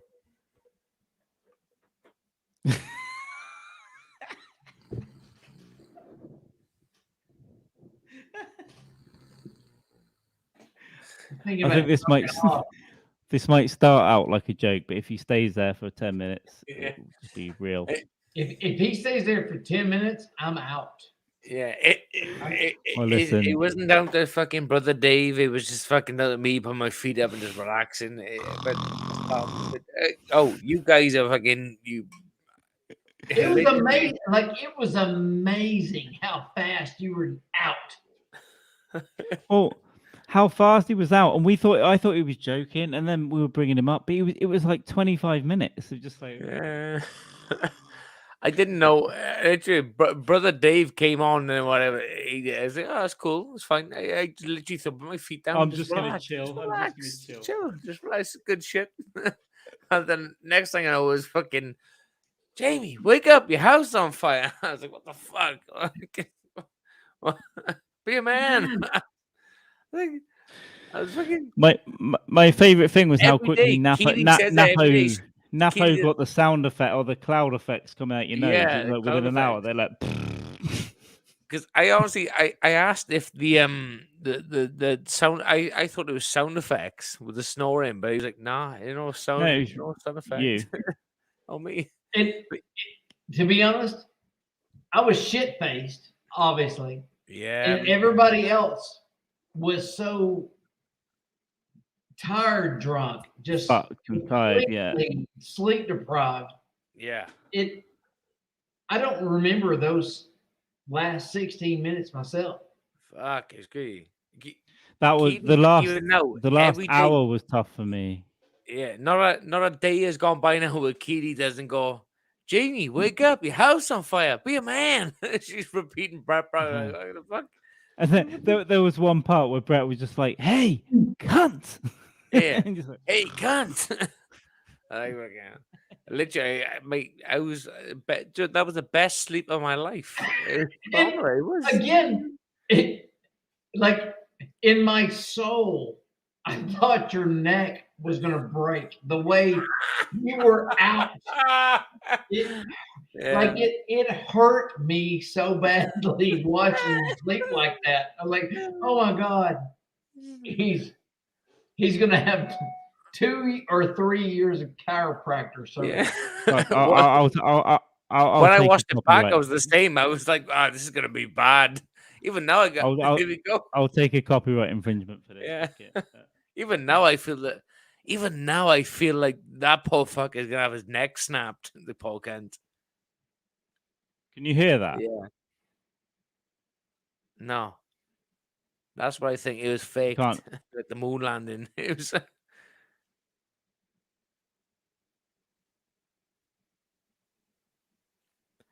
the dog got some good sound though. Jamie, can you hear this? No. All right, I'll fix it in a second. Yeah, but it was just wild, like how much. Well, it was like 28 minutes or 30 minutes. It wasn't nothing. Yeah. You know, it wasn't like you, because you thought the next day, or was it like 5 minutes I was asleep? No, it was about half an hour. Yeah. But like Brock said, I my neck was back, and the next day when I washed it back, I was like, oh fuck, that poor fuck, his neck's gonna break. It's like if it was fine, that was all cool. It's 8 pounds of weight on the back of your neck. Jesus Christ. There you go.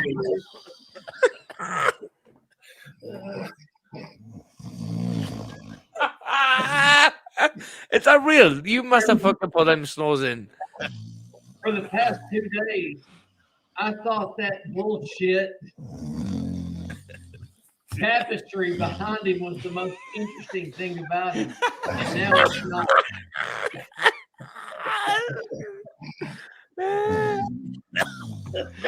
But honestly, I can sit and watch that. It's 19 minutes of video, but it was going on an extra 20 minutes.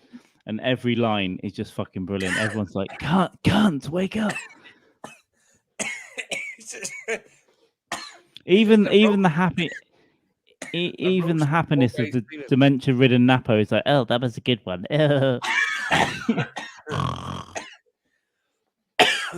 Well, I'm going to tiptoe around this.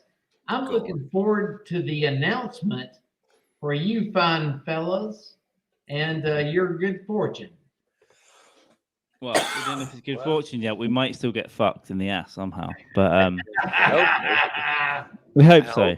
I'll take it. Yeah. No, tiptoe. No one's. It's only Kelly that's watching at this point. Actually, no, a few people are watching, but they won't admit it. They won't come out in the chat. There's a certain Nashville, Tennessee artist who might get a mention like every pod on a certain every podcast. pod, forever. Shit.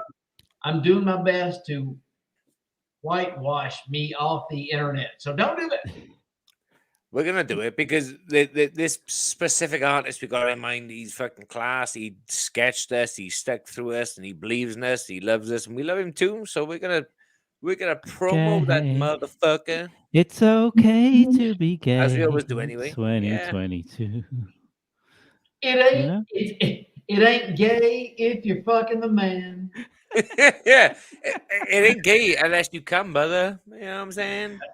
Exactly. Don't inhale. I didn't inhale. Yeah, don't inhale. Let me get my W-2s and my 1099. It ain't gay if you're fucking the man. But yeah, we're gonna have a great time yet, and we've got some good plans. This thing here will always stay this crazy shit, but the other thing we're gonna do be a little bit different. It'll still be us, but we're going to be a little bit more focused, and we're going to bring some sketches into it and some stupid shit, get a bit crazy. But over time, it'll probably just start with us being lazy, but it's fun. Yeah. It's a very nice opportunity from that fucking dementia-ridden fuck again, who obviously helped us with.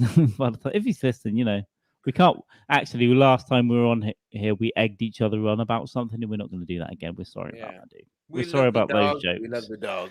The dog is very nice and he's lovely. And that's it. I want to rub his little bald head, and I'm going to come on it when he's asleep in September when I come to Long Island. I mean it. You're coming him when he's asleep. I'm going to be there. I'm going to fucking.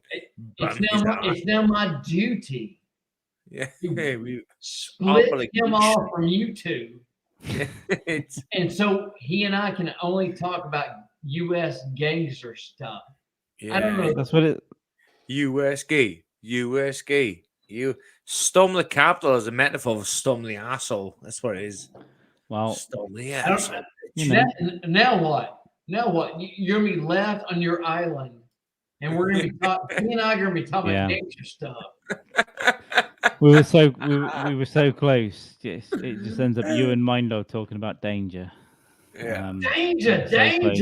High voltage. What we doing? I got something to put in you. Dude, I don't know what it is about that song. I love it. No one can not love it. It's phenomenal. amazing. At the gay When bar. we touch, Gay bar. when we kiss. Because Hey, oh, let me tell you this. When we touch, when we kiss, when we touch, love Love it. When that Beautiful. came out over here, it was still okay to go, ugh, gay, ugh. But Yeah. everyone, when that came on in the bar, everyone was like, at the When gay we bar. touch, when we kiss. Let's go. Yeah. Wild. Love it. What a Yeah. fucking! I remember going. I remember like me and Keely haven't been long together that time, and we was walking through the street on the way to the pub, and with her Keely, brother, the wife. and Keely the wife now, and her brother's friend Scarfy, he's fucking hilarious. He opened the window. as we walked through the Scarfy? street. Yeah, Scarfy. Oh, where you going? Oh, off to the Buffs. He went. You That's go how I to the imagine gay Scarfy bar. sound. Literally, in the middle of the street, just scream at the window, gay bar, gay bar, gay bar. Just fucking riff the whole song. I want to take all your money. I was like, "Whoa, motherfucker!" He went, I'm glad. "Give the song. I'm glad I know I'll about be down in Scarfy. 10 minutes." I was like, "Okay." It's like, that's how crazy that song is. It's just fucking everyone What a breathes. tune, It's like man. Bohemian What a tune. Rhapsody the day, motherfucker. Embrace it, bitch. I got something to put in you. I got something to put in you, yeah. And everyone's dressed up as Lincoln. You know, it's fucking good. He's making up with that old lady. Yeah. Right. Gay bar. Right, you love couple of this. queens. You When couple we of queens. touch, when we kiss. We are 7 hours, 11 minutes into this. Brett, you've been on for 2.5 hours. We should go. I don't want to go, but here's the thing, right? I haven't eaten anything for about 13 hours, and it's 2 a.m. And I need to get up early tomorrow. And at the end of tomorrow, we've got Jackie Martling, and we need to be prepared. All Which is of what I this, said. this all sounds like personal, like a lack of personal scheduling. What are you doing, Carl? Well, there's no scheduling. This was going to be 1 to 2 hours of podcasting tonight, and we just kept going. But what if So we just stay. Carl is not setting boundaries. That's for sure. Yeah, That's what it He's is. a That's what it pig. is. There's no I just let it go. I have an idea. We do Jackie Martlin tomorrow for an hour, and then maybe if Brett Brock is free after a certain time, Oh, maybe. for no. fuck's sake. No, Brett's streaming tomorrow. Nope, I draw tomorrow. Brett's streaming tomorrow, Monday, Oh, he did, Wednesday, yeah. Friday. So, Monday, here's an Wednesday, idea. What Friday. if? Yeah, I'm Yes, quite the man about town. Let's Yeah. not, Jamie. It's okay. We don't have to get Brett on every. We'll get Yeah, enough Brett in our but- lives. We don't have to harass him every day. Brett Brock draws tomorrow. There's So a what we do? treat. We stream tomorrow after Brett Brock is streaming. So we plug Brett Brock like shit tomorrow. Of course we get do. the Of course streams we going do. through. I don't In know fact- why. I don't know why. Well, you're good and entertaining, and we'll Brett's have the sex with you. best. Brett Brock is he's like that Jack guy from Uh, fucking Titanic. He's cool. He like sketches bitches like in Cars in 1912 and stuff. You know what I mean? So I die instead of that ginger bitch doesn't give me a spot on her door. Yeah. Kate Winslet, hey, I would have climbed on top of her, stuck my dick in her ass, and Yeah. we're gonna make room, bitch. Scooch over, fatty. Yeah. You fucking. How about you lay off the fucking donuts and we could both float away? Or just didn't even scooch over, just get on, plow her into her. She just like, hey, Kate, this is what I'm doing, bitch. I'm coming into you. We gotta lay on the fucking boat together, bitch. Just sex makes us warm, baby. Now we ain't making it. Yeah. It's the northern Atlantic.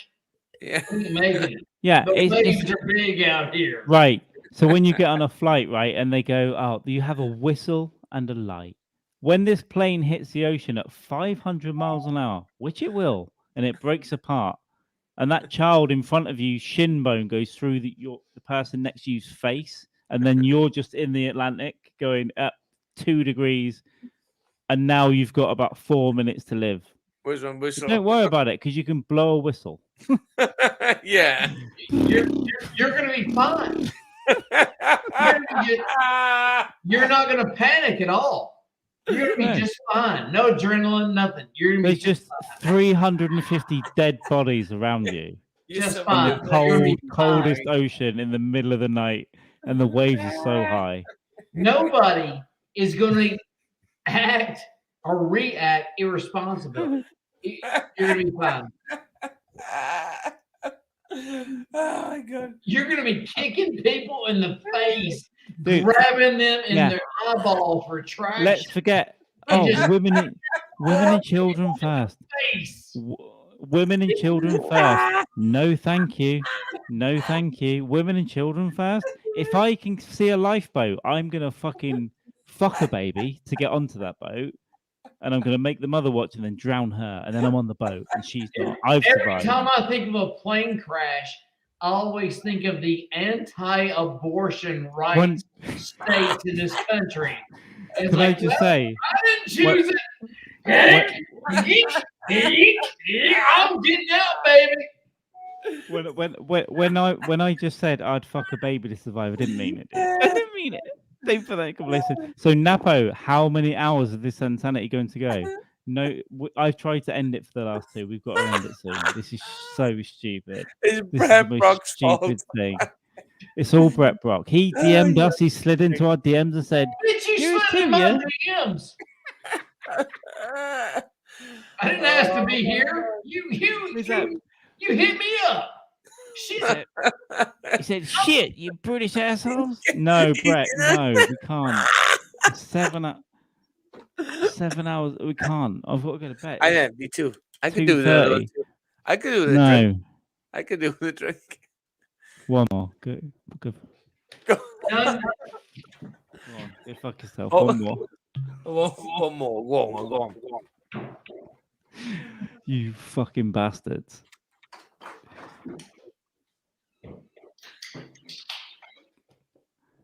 Matt, Sir Dog, let me tell you this. I've tried to end this for the last 2 hours, and these fucking assholes keep going to get more alcohol. I'm like, do you know what?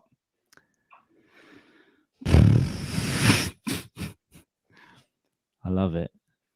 I love it. So I heard what Carl just said. Fucking Carl. He said fucking assholes, not just any assholes. I don't Fucking remember assholes. saying that. So I was trying to make I was away. I heard it. I was trying to make me seem responsible to the boss, the Napo. Yeah. That being said, oh god, that's strong. it wasn't just Jamie DM'd me. It was also Carl. And so Carl went away for a while. I think he took a shit because he was gone for a while. Jamie and I had to carry this thing for a bit. Right, I Carl? stirred my pasta. Oh, okay. All right. I stirred my pasta that was ready 2.5 hours ago, and I've just left in a pan. All right. Well, that's good. So 9/11 was really something. The boss is asking. I promise you, by 6 p.m. UK time, 1 p.m. Eastern time, Shit. I'm going to be fresh. I'm ready for Jamie. The boss is asking questions. Go on. What's the ball? I just fell over. Oh shit. You know what? Oh, We'll hear about that in a minute. Matt Yes, Napo. we're ready. Matt Napo is such an interesting person. yeah. Matt Napo I thought he was going to say pedophile. could have a book, not only a book, but about Joking. 3 books that he could write. And I would read and listen to every single podcast. Matt Napo is writing a book. He's writing a book right now. He is. I did not know that. Yeah. And here's what we're going to do on this show. We're going to get Napo on next Wednesday, right? You'll catch up with it because you're drawing, your little gay stuff. But we're going to get Napo on next Wednesday. We're going to do an hour on his life and an hour of nonsense. And then every so often, I got shit to do. and then every few months, we're going to get him on and we're going to talk about his life, like a little section of his life over months and months. We're going to get the whole thing extracted from him. All the bitches he's fucked, all the coke he snorted. He's way more interesting than you turds. Of course he is. He's 78. He's old. I just Are you eating another? What are you eating now? I haven't had any food for 13 hours. just, You're just eating. I just fell over trying to check the dog's water bowl, and I just smashed my I arm, know. leg, and the Listen, floor. It hurt like I know shit. it hurts. I know it hurts, and you've probably broken your arm, and you're eating a banana with a broken arm. But we don't care right now. Mm. One dude shoving like porridge into his face. Yeah, it's a banana. Have you know? Other So dude I've- wearing sunglasses. I've wanted to eat for hours, and he's just eating carrots. He's eating bananas. Mm. You know? No, I Oh god, that's too I bright. just Put that literally back come on. back with a can of beer, and I went to make sure my dog's water bowl was full with water, and I slept on the way down to do it, and I smashed my fucking arm on the floor, and I just that hurts like shit.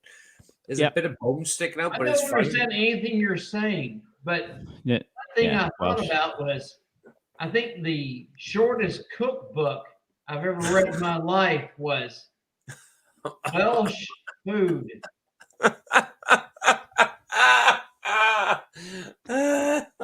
Pies and gravy in it. Brett, that's exactly what I said, Brett, like verbatim. You know Welsh? Brett knows Welsh. It's incredible. Let me get some agua. The Welsh are Daniel Agua. the Welsh are madly fond of war. That's Yeah, something I read from the Roman text. It wasn't mate. Deucey Deasy. I can't remember where I read it, but it's Yeah. the Welsh were madly fond of war. Insane. I can't. That was probably Hadrian's Wall days, which you can just step over. It ain't that big. It ain't shit. You just step over it. It's a crap fucking wall. Yeah, it's a shit wall. But we are like way below Hadrian's Wall. Like it's like fucking crazy. But the story. Can I just point out? One, I just Yeah. ate some dry pasta. 2, Hadrian's Wall, Scotland. Yeah, and they were all fags. They couldn't take on us. But Jamie, what happened is what do you mean by fags? You mean cigarettes, don't you? Cigarettes. Well, I thought it British was cigarettes. a stack of wood. A stack Yeah, of wood. a stack of wood. Yeah, a stack of wood and cigarettes. The Romans came to the UK thinking, "Oh, we're going to conquer this like land." No one's here. That's how you burn people. Yeah, and some of the first people they greeted by was like the Celts and the Welsh and this day. Basically, they were greeted by like naked 6-foot people covered in paint. Also, The Romans were there covered in their clad, like 5'3" clad, all covered in armor and this, that, the other. And the fucking Welsh were they were like naked. And they were like, "Oh shit, a screaming Welshman with an axe." Here we've gone over the Welsh thing. So now Napo spoiled everything. While I'm working on your show pages, let me do an impression of the dog. While I'm working on your show pages, an intro, set you guys. I'm making love to Brett Brock. Nice. Yeah, well, we that's what's happening. And also, now you're spoiling things. Matt Napo is way more interesting than you knuckleheads. Yeah, we know, but he's admitting what he's doing for us. Matt, agree, why don't tomorrow you just play that stupid trailer I sent you, and then tomorrow night we'll talk about it? Because at this point we've talked about it 3 times today. Can we play the song? Carl, can we play the song Matt Napo played? Made for us. Yeah, we've got maybe, but it depends what we're going to do. It depends what we're going to do. No, we've got to get permission. I got Matt's here. I can't. It's his music, isn't it? I don't think it's copyrighted or anything. But anyway, we've pretty much announced it. Who cares? We will be regularly having sex with Matt Napo on air for the next 2 weeks. On air, like Matt Napo, can we play the song for Brett Brock and the listeners? Jamie's had a couple of drinks. Whoa! Talk to me about how you play a song and not get a copyright infraction, whatever. Oh, because it's original music made for us. Oh, yeah. Kind of like your sketches for us, like originals, but you have to sign a disclaimer, so it's like we that isn't necessary though. We can do that tomorrow. Because what I'm thinking now he's blurted that on the chat. We should and by the way, thank you, Sir Matthew of Napo. Wait. Thank you very much because I'm bringing it up here. If you look on the YouTube video, you can see it on the YouTube feed. God damn it! I've got multiple. I don't have YouTube pulled up. You got Twitch. You have to look at. So You have to do look you at guys not YouTube. like your Twitch numbers? Is that the deal? No, I've literally just in the last 3 weeks is when it's been going to Twitch, so it's new. All right. It's not like it's. We'll work on that. I'm I'm logged into your Twitch. In my head, it's if I'm watching you in Twitch, it helps your Twitch numbers. But I don't know. Yeah. I don't know shit about Yeah. If you want to watch us there, because it will at some point. We'll try and grow it. We stream this from StreamYard, and it goes to Facebook, YouTube, and Twitch at the moment, right? So we just go in everywhere. Oh, it's going to Facebook. Yeah. Whoa. Aren't the old, to be cancelled? the old people about to die out soon? Napo said, "Do what you want, except for use Brett's artwork to promote yourself." Well, we asked him today, and we did have to snort each other's cum. Yeah. The dog is a massive fan of Brett Brock, baby. I don't know why, but I want to know when I keep tiptoeing around this. When is the announcement coming? June of next year. I think tomorrow. Well, in that case, you might as well shut it down. An asteroid is going to smack us. Yeah. So Matt, during our 6 hour thing last time, Brett, Napo was saying it went out of sync with audio and video, but I don't think that was StreamYard. I think it was my internet. I think that's what was doing it, because mine was going out earlier tonight. Yeah. I've seen streams. All of my streams have always been in sync apart from that one, so I think it was my internet. But it's all good. Jamie's smoking inside. It looks like it might be tomorrow, given that we're all talking about it on a drunken chat. So it might be tomorrow. But we'll have to talk about it, because I sent a little trailer to Napo. He's working on some stuff, and believe me, we really appreciate it. It's only a joke, you know that. We put a disclaimer: 9/11 hologram. Love you, brother. 9/11 was fake. Shit. Oh, that fucking hurts. Probably tomorrow, but I was thinking next week. But given that some of this is blurred out tonight, and we've kind of hinted throughout today, we can do it tomorrow. And if you want to do it tomorrow on your coffee, doggy, we can then further announce that on the second show tomorrow night, which will be at 8 p.m. Yeah, we'll do it. So we'll figure it out. If not, we can do it next week. It sounds like you two jokers ain't got no day job. We've got responsibilities. We've got responsibilities. Yeah. Don't worry about that. I'm just shirking them now. I don't believe you. I think you got two old ladies that work for you. I wish paying the bills. What are you doing? I wish. Slacker. I wish. Yeah. Sounds like you got time for morning streams and afternoon streams. What are you? Well, no, they're all You say you really do there. They're all evening to us. They're all evening. It's just a time zone difference, right? Yeah. We don't go before 6 p.m. I've seen your content. It's 2:30. What it is, it's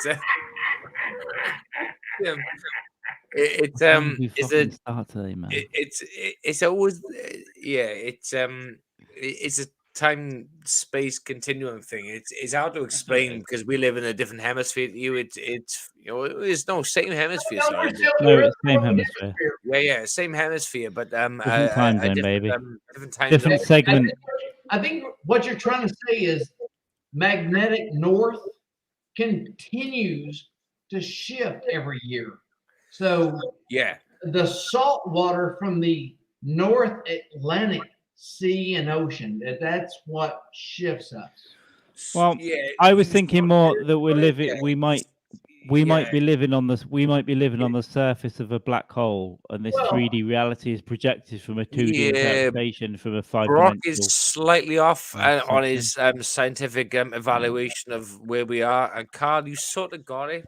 And as we get sucked more into the event horizon, we'll ascend dimensions. Well, somebody told me we lived on a flat Earth, so makes sense. Longitude and latitude. Yeah, there's no polarity. Latitude makes sense to me, as you know. Yeah, listen. Satellites are not satellites. They're just like big planes in the sky and stuff. It's basically it's Brock. It's to do with flat Earth, but we can't talk too much on it because everyone around the globe has listened to us. We can't discuss this. Yeah. Around the globe. Yeah, that was around the the joke. globe, That they was are the listening joke. to us around the globe. I tell you what, I hit my contact up way down in Zimbabwe. Motherfucker, yeah, shit. I tell you what, Black Pussy is We're magic, making- huh? you don't know this, but we're making shit happen. Mm, We're changing shit. that's where you gotta be, baby. Yeah, And hieroglyphs are being built. they gotta be. That's the way it's gonna be. That's gonna be the cultural language of human civilization going forward. It's Georgia, Well, state of Georgia, from yeah, from yeah, Scotland all the way down to Zimbabwe. hieroglyphs. yeah. Hieroglyphs. And Hieroglyphs. ancient runes are going to be a thing of the past. It's all about hieroglyphs. Yeah. Bring out hieroglyphs. Got to come back because runes are like nothing now. It's all about hieroglyphs. Maybe And- we're just in an infinite time loop, and my notes Yeah. become the first hieroglyphs, and You then know- it gets Yeah. discovered again by the Egyptians. From Yeah. my conspiracy theory friends, they told me that on a line of latitude, Yep. if the Earth is flat, Yes. from the Egyptian to the Mayans, etc., all the way to Thailand, all those things, they're all pyramids. How they do? It's fascinating, fascinating, amazing. Yeah. If the world was spherical, okay, and this is something I've learned as well. If the world, if it was spherical, like the other planets and the moon, which the Earth is not, we wouldn't have pyramids. It's impossible to do. It's crazy. You couldn't do it. After this, in a few minutes, we've got to go to bed. I've got to eat dinner first. I've got to eat, then go to bed. I'm gonna Yeah. be awake until 4 fucking am. If And then If pyramids were so great, why don't we live in them now? yeah. And why do we bury people in Netflix. cemeteries and not fucking pyramids? It's crazy. It's fucking insane. Yeah. Well, cemeteries are the It's stupidest true. idea ever. Yeah, like people like back in the day, they put people in like pyramids and shit, and they just bury like tombs and shit, and they wouldn't take them. Like, I think they did that because they were pyramids, rich, though, innit? stacked up on dead bodies, and They this, like, didn't- that's what the They pyramids didn't. They based on. didn't just bury your nan and granddad in a pyramid. They just burnt them, threw them in a pit. The kings went into the pyramid. And we're not talking about New York City back 2 years ago. Yeah, it's Oh, it's yeah, crazy, yeah. But what I like Fake about COVID flat news. Earth, Yeah. what's good about flat Earth is like if you go on a big, you pay like $3,000 for a cruise, run $3,000 or pounds around the world for a cruise. If it wasn't for the fact that the Earth was flat and created by an ice barrier, that cruise would fall off the edge. You'd be gone. It'd be finished. I mean, it's crazy. So No, they figured that out. They figured that out because it goes around the ice. You've got the edge, and then you've got the ice cap in the middle, ice, right? So yeah. it just keeps going round. Yeah, so figured if it it out. wasn't for like the flat Earth and the ice ridge, then cruises wouldn't be around the world. Cruises wouldn't be a thing. You couldn't do it. It'd be Yeah, impossible. but they don't go around the world. They go around the disc. Yeah, sorry, around the disc. Sorry, yeah. Yeah. It keep going like a loop. Yeah, it's great. It's a phenomenal thing. It's great. Yeah. To this day, I just want to live long enough where I'm sitting on the roof of my house, drinking beer, Yes. and everybody's running back and forth going, I told you so. I told you so. While everything is dying. That's Yeah. what endeavor to persevere. And Well, that's that's almost what I it's wanna do. almost like the what Don't Look Up was about, right? The movie Don't Look Up. Yeah, It's Don't almost Look like Up. that. That's It's a like good everyone fucking just film, man. everyone's just ignoring everything and going, "Don't worry about it, dude." Yeah, don't even look up. Don't look up. It's And fine. then they notice and they go, asteroid was going to hit us. I told you global warming. I told you oil. I told you. Okay. and then none of it matters anymore. Don't look up. It's fine. It's okay. Just don't look up, baby. It's okay. It's all good. Okay. Okay. Right. Yeah. But I'll just keep on Get drinking. off my property. Pow, pow, pow. Guys, Yeah.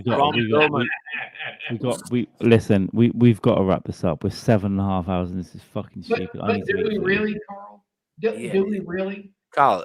I've got a whole day of bullshit tomorrow, and then Jackie Martin. We talked about your boy Eric Clapton.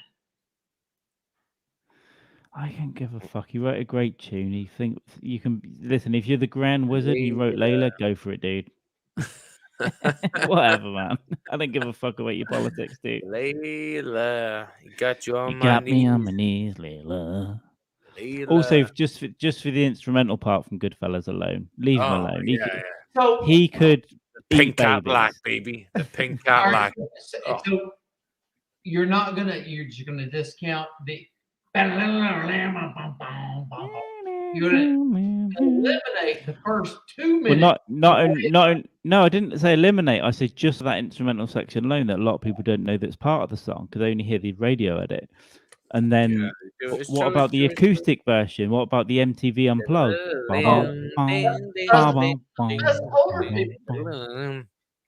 Layla, you got me on my. When I learned to play that acoustic bit on guitar, phenomenal.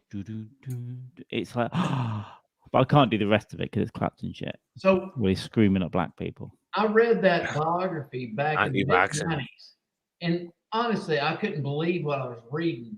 I was like, oh my God, Clapton actually said that? I haven't read the biography. I don't know, but I know he's a pretty bad guy. I was amazed. But, you know, there's some people I'll let go though, just for that. Like I said, just for that Goodfellas instrumental. Do what you like, man. Fuck a baby. Hey Do man, whatever you need to do to create that art. So right, Jack Bruce is awesome. Oh, Jack Bruce, best bass player, one of them ever. Class. Ginger Baker completely gets a pass because he's rest in peace, brother. Crazy. Yeah. But fuck Clapton because he's a racist. Yeah. But here's the thing, though. Maybe they were all racist. Good anyway, really. Maybe everyone's just a racist. They just don't say it out loud. You know? Yeah, but Clapton wasn't that good anyway. He was okay. Yeah. What if Clapton was a pretty fucking good guitarist? White dudes started talking about it and just made it real. Yeah. Yeah. Hey man, I ain't canceling Sunshine of Your Lover badge. Oh no fucking way. Yeah, nothing to do with that whatsoever. But when like Clapton got a couple of good tracks, he's all right. Like he's okay. He's a bit fucking pretentious, but overrated. But fucking Ginger Baker, Jack Bruce, they were the fucking brains of the fucking outfit boy of fucking Cream. They were the fucking boys. I tell you what. When that kid fell out of that hotel room window, I was like, hey, I can kind of understand it. That's motherfucker, yeah. That's probably about $250,000 a year. You don't have to worry about it anymore. Yeah, no one could take. What comic was it that talked about like what a retarded kid that must have been? Because babies. I don't know if you know, but there's an experiment where if babies are on a table and then there's another table and there's a glass gap, they won't crawl. Even a newborn baby will not crawl, or when it can crawl, it won't crawl over the gap because it perceives threat. But how stupid must this baby have been to just jump off a balcony at like 18 months old? Like, what a retarded kid. Fuck that kid. You know, there was no dog there. Won't you know my name? Had he had a dog, different story. Yeah. The dog would have mauled him to death. It would have been. Yeah. If I saw you in heaven. Oh, fuck yeah. I think I tried a stupid bit once. It's like, something about Eric Clapton inventing window lock and roll. It's something so stupid. Yeah. But, you know, it worked 3 times and never did it again. But there you go. Yeah. Like, it's just, you know, thing for the old people. 3-chord wonder, like in Eric the Clapton. autobiographies and the biographies I read, like Clapton and his wife at the time, along with George Harrison and Patty, they were doing nothing except running through a castle, Yeah. fucking each other, and eating chocolate and drinking wine and doing coke. Yeah. And then Clapton just goes, you know what, George, Go on, say it, pussy. I gotta I'm take- gonna ditch my wife, and I want Yeah. her. I'm gonna take your wife. I gotta take Patty. And the level of balls it takes from some dude who was in Cream and Blind Faith, and to look a Beatle in the eye. Yeah. I gotta fucking take it. I gotta fuck it. Yeah. Your wife. Yeah. I want the She George was banging Harrison back in the George day as Harrison well. was like, yeah, you know what? If you're my wife, you can take her. Go for it. I No, love you, brother. what happened was he got so bitter for years, then he got cancer and died. That's what really happened. He just screwed himself up and he just died in Goring. Yeah, Well, but he and accepted it. He was like, you know, he's fine. He's my part of friend. me thinks that, like, you know, if Harrison had stood up for himself and his wife, he wouldn't have got stabbed by that psycho that jumped over and stabbed. So, do you know what? That my ex is my 100%. My ex's grandmother lived on George Harrison Street, so she had a massive house in Goring. It's a Goring near Reading, a tiny little village, but big rich families. But she lives on the same street. Brett, I can't do any more, but it's 7 hours 40 and it's 2:40. I can. We'll keep going now. I will say I don't play guitar. I don't play guitar. Get a beer, Brett. Go get a beer, boy. I don't play guitar. Back up over a dog. I'll be right back. Yeah.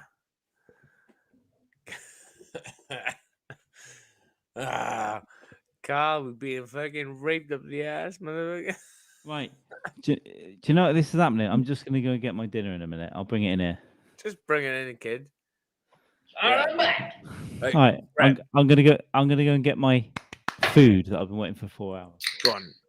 I don't play guitar. I don't play instruments because I'm a dick, and a little bit of bass. I say a little bit of bass. I know like 3 chords, but my father-in-law and my brother-in-law are phenomenal guitar players. Okay, outstanding, and they call Eric Clapton shit because he's boring as fuck. And plus, when you listen to Eric Clapton play, my brother-in-law is 38. I think he's 38. My father-in-law is like 60 odd or whatever. But they're great guitar players. And they've listened.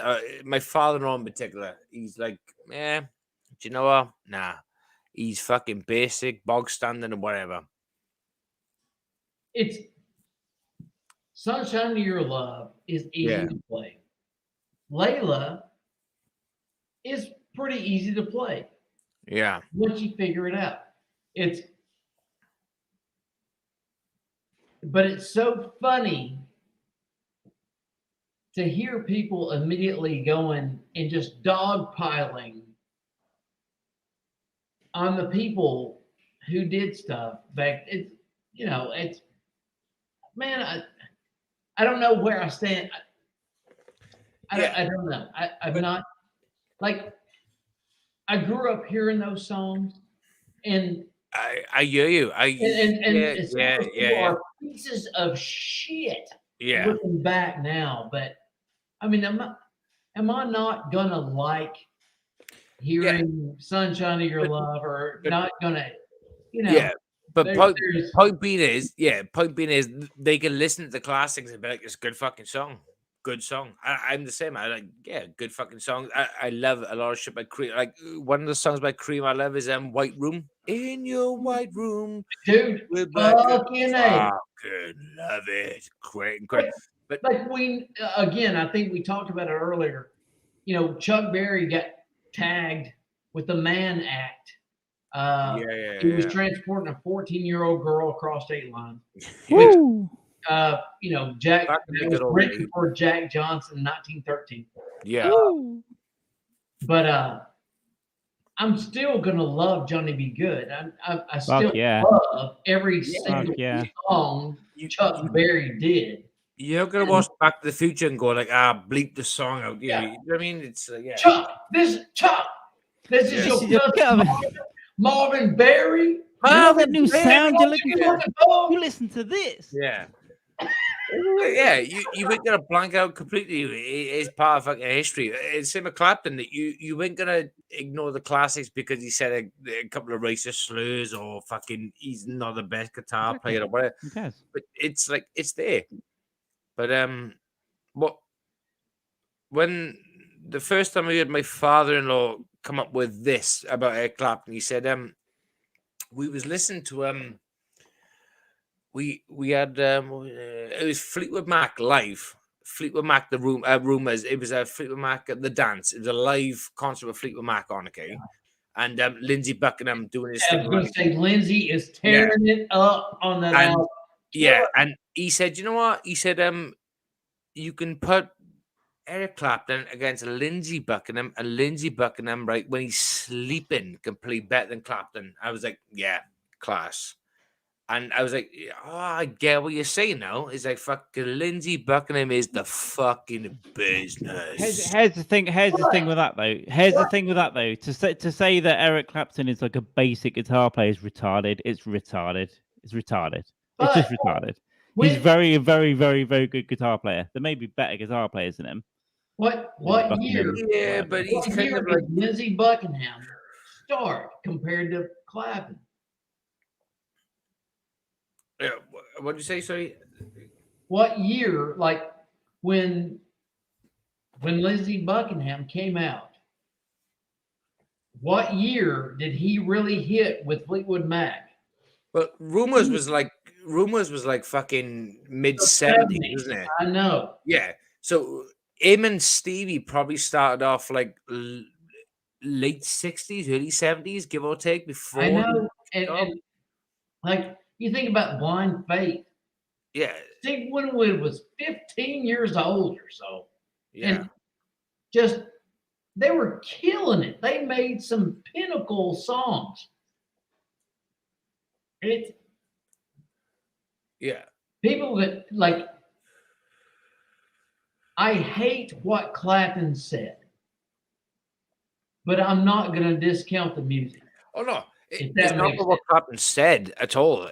I couldn't fucking tell you music from fucking a stone in the fucking water, like at all. I couldn't do it. But point being is, I think it was listening to the first time in my life. My father is an Eric Clapton fan, loves him. Okay. But when I heard my father doesn't play music. He doesn't play guitars, anything at all. He likes Eric Clapton. But when I met Keely when I was like 16, and hearing her father and brother be like, well, and they're like, you know, they play music, guitar since they were like fucking kids. My brother-in-law, my father-in-law play guitar since they were big. Essentially, nobody's criticizing a legend, right? Going, he can't play. No, it's not a place that he can't play, but I think the point being is more like a overrated, let's just say. Overrated, maybe, but I think Matt Nappo, dog standard is. Matt Nappo had just tapped into something.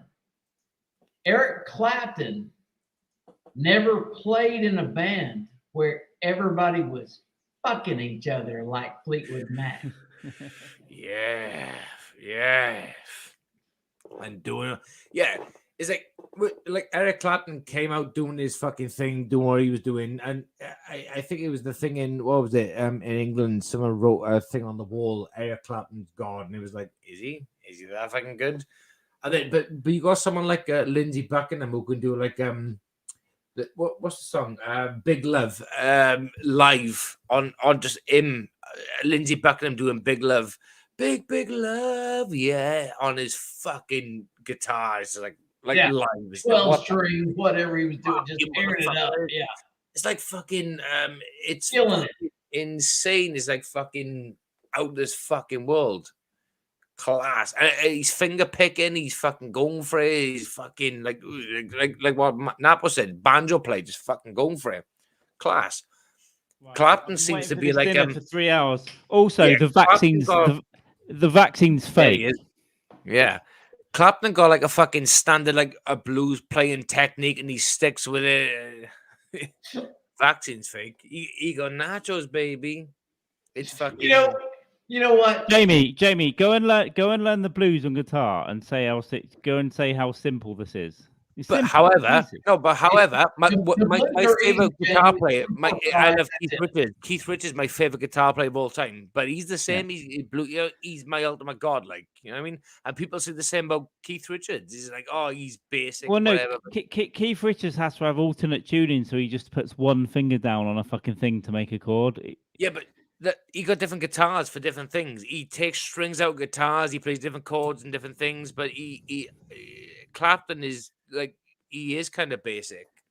Like Keith Richards, He plays basic chord like scales and stuff, but he's a very, very, very accomplished guitar player. Accomplished because of his tenure in fucking being a musician. But same as Keith Richards. But Keith Richards, like he tunes his guitars in different ways. But he got different guitars for different tunes. But Keith Richards has got like a fucking style, and he's unique in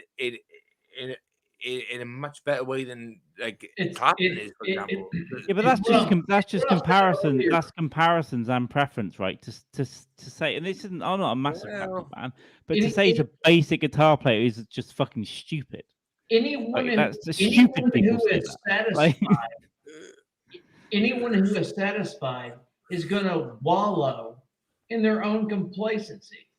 You have to strive to get better constantly. You're going to eat shit constantly. Yeah. It's like I've got a Telecaster.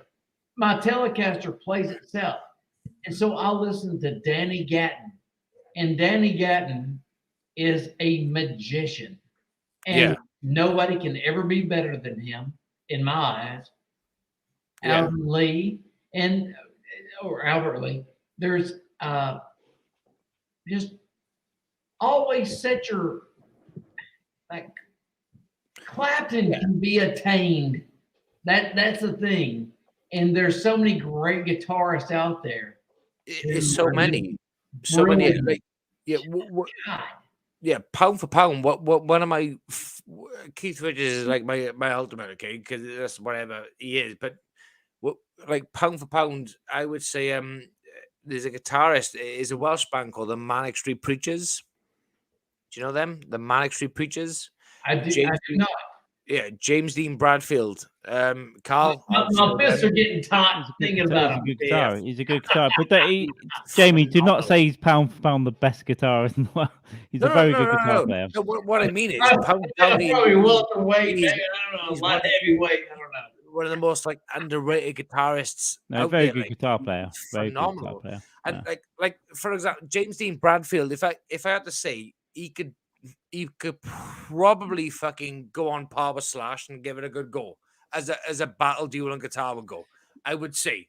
No, he started out as a Guns N' Roses cover band, so it's like he couldn't. Slash wrote that and played it, so he can play it maybe, but it wouldn't be the same. But point being is when Guns N' Roses in like Appetite for Destruction, so therefore like one of the best albums of all time. Okay, Appetite for Destruction, phenomenal. Yeah. Outstanding, beautiful, fantastic. 1986. Yeah, and then a few years later, Manic Street, 1989. Jamie, this is a wild accusation. What you're about to say. And about 4 years later, the Manic Street Preachers, a Welsh band, like 10 miles from where I live, come out and done an album called fuck me. Done an album called Generation Terrorists, okay, and it was very Sex Pistols slash fucking slash the Clash slash Guns N' Roses, okay, phenomenal. Brett, I will send you the link, okay, and it's very fucking Sex Pistols, Guns N' Roses, Good fucking guitar the Clash player, built into one. Outstanding. I am not. You just said James Dean Bradfield was a better guitarist than Slasher, and you need to go to No. fucking bed. I am not averse What I'm to saying is, counterculture if you stuck him up there now playing with fucking Slash, you'd be like, oh shit, okay. You could say like karaoke guitarist to him or whatever. But point being is, he's a underestimated, phenomenal guitarist, outstanding. I'm not saying he's better An than Slash or underrated up there with Slash, guitarist. but An underrated point being guitarist. is, Very good guitarist. And I'm he's very good at fucking playing. He's standing. very good at playing lead while he's singing as well. He's very Yeah, talented in that way. incredible. Yeah. And he is like one of the best fucking guitar players ever. And the Mariachi preachers are outstanding. And Brett, I will send you 8 some fucking fucking hours, stuff man. out there. Fucking 8 hours. incredible. No, we're stopping at 8 hours. Yeah, They do, yeah. It's a great band. Great band. Street Preachers, especially their early stuff. Well, we have got to stop in 5 minutes. if you're gonna play us out, I love Tito and Tarantula After Dark. If you're gonna play us out, I can't. YouTube will have a fit. of course. I don't care. I can't get striked because we're not monetized, but they can complain. Yeah. No, fuck off. I'm not doing it. Again, Tito. Right, you've kept. Tarantula. Right. No, fuck off. You've kept me on here 3.5 hours. Now it's time to say no. Again, you slid into my DMs, motherfucker. Yeah, you right, slipped in. Wait, oh, Carl, we have to get it going for 8 hours at least. You gotta keep going. No, just 8 hours. Okay. I'm going to bed. Done. I'm in. Yeah, just 8 hours and we are laughing. 4 We minutes. can easily make it. I have a carrot. Why are you eating carrot? Who the fuck eats carrots? So call back. I think that eating a carrot outside the Queen's Palace is probably an unwritten rule that's illegal. Probably, yeah. And you're not allowed to kill a swan, but immigrants do. Also, there is a law saying that a pregnant woman can pee into a policeman's hat, into his hat. If she needs to pee, she has to pee in this hat, and that's a law. That's true. Yeah. Yeah. These weird little laws. It's probably not allowed now, to be fair. They probably outlawed it, but it was a law. We'll try it. Under the next sketch we do, I will be a pregnant woman. I'll demand pissing a police officer's hat. I'm probably going to move back to Great Britain because I look like you people. And I'm going to mate with your women over there. Do it. You could do okay, yeah. All British women should be set fire to, so you can come and have them. Yeah. Oh, Brett, you would be fine with British women. They would take you up like no one's business. I like Latinas. You can come and have the pasty, annoying British women. Shit, Latinas. I'm good to go here, baby. Yeah. Well, Nah, we're just fine here. We got everything you want. Everything you need. Right. So, Jamie, I can't believe you're eating a carrot at fucking 3 o'clock in the morning. Are we going to extend to 8 hours? Is that correct? It's 90 seconds. No more beer, Brett, because we've got to finish soon. I've got it. Oh, damn. Okay. Yeah, 2 minutes, man. All right. It's 3 a.m. I've got to do this. Tomorrow's going to be so painful, and it's all going to be your fault, but I love it. Carl, eat it in. Carl, yeah. Take that spit sock off the microphone. Take it off and do ASMR. We're eating all this. Yes. Hi. That's horrible. That's horrible. That's James Dean Bradfield. Eat it. That's James Dean Bradfield. That's horrible. Eat it. Oh. Eat that shit. Hi. How are you feeling tonight? There's a carrot. That's fucking disgusting. The world always ruin it. James Dean fucking Bradfield. I'm Eric Clapton. The vaccine is fake. Everything is fake. 9/11 was funny. Hi. How are you today? Wait, can we get thrown off for nipples? This is what Twitch is all about. It's about scantily clad ladies with their titties out and their asses out, sucking on microphones. We're fucking This is finishing this is what Twitch is all about. We're finishing this now. I've got to try and snip it. You ready? I want to come inside your bumhole. I want to spunk in your face. I want to cause you to do nothing but be a big disgrace, you fucking slag. You dirty whore. God. I want to treat you like a wild boar, you fucking whore. Jamie, stop swearing. I'm sorry for the swearing language. Gonna be your I fucking wanna treat you downfall. like a Carl, lady. start eating, I wanna Carl. take you In the for a microphone, start munch. eating. I want to give you a good munch before I take you for a latte down to Sainsbury's, which is a local supermarket in the UK cafeteria. Don't call me. I'll take you to Don't Frankie call and me. Benny's for the pizza. I'll Don't take you to call Frankie me. and Benny's for lasagna. I'll take you somewhere else for the food if you're a vegan, because other places that mentioned don't do vegan food. I'll take you anywhere you want to go, baby. Vaccine is fake. Oh, baby. COVID is fake. I want to take you to 9/11 to didn't even happen. It's a joke. It's funny, actually.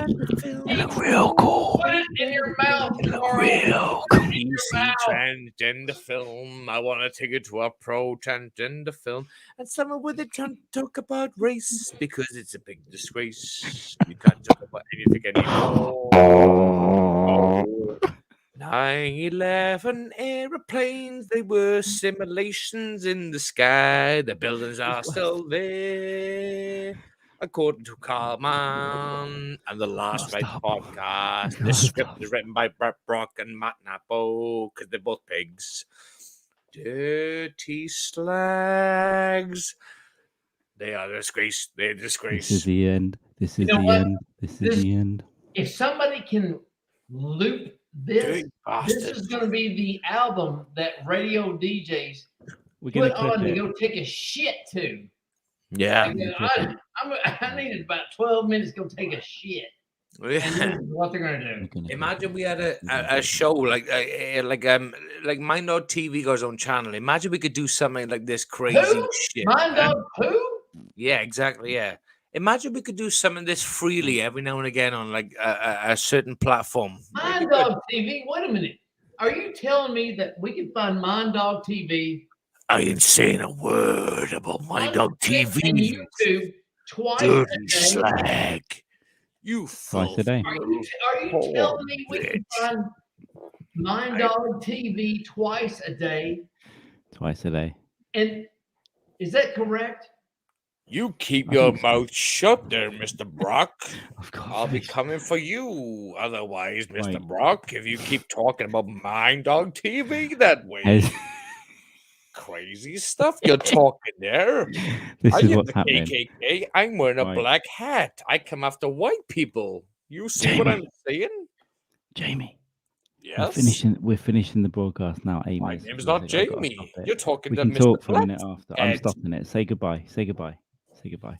Say goodbye. Sorry, I got Alzheimer's and I forget who I am. Say all the goodbye. time. Say Brett goodbye to Brock's- everyone. Brett Brock made me take my top off because he's a fucking pig. Say goodbye to everyone. Goodbye. Goodbye. I like Ah. I like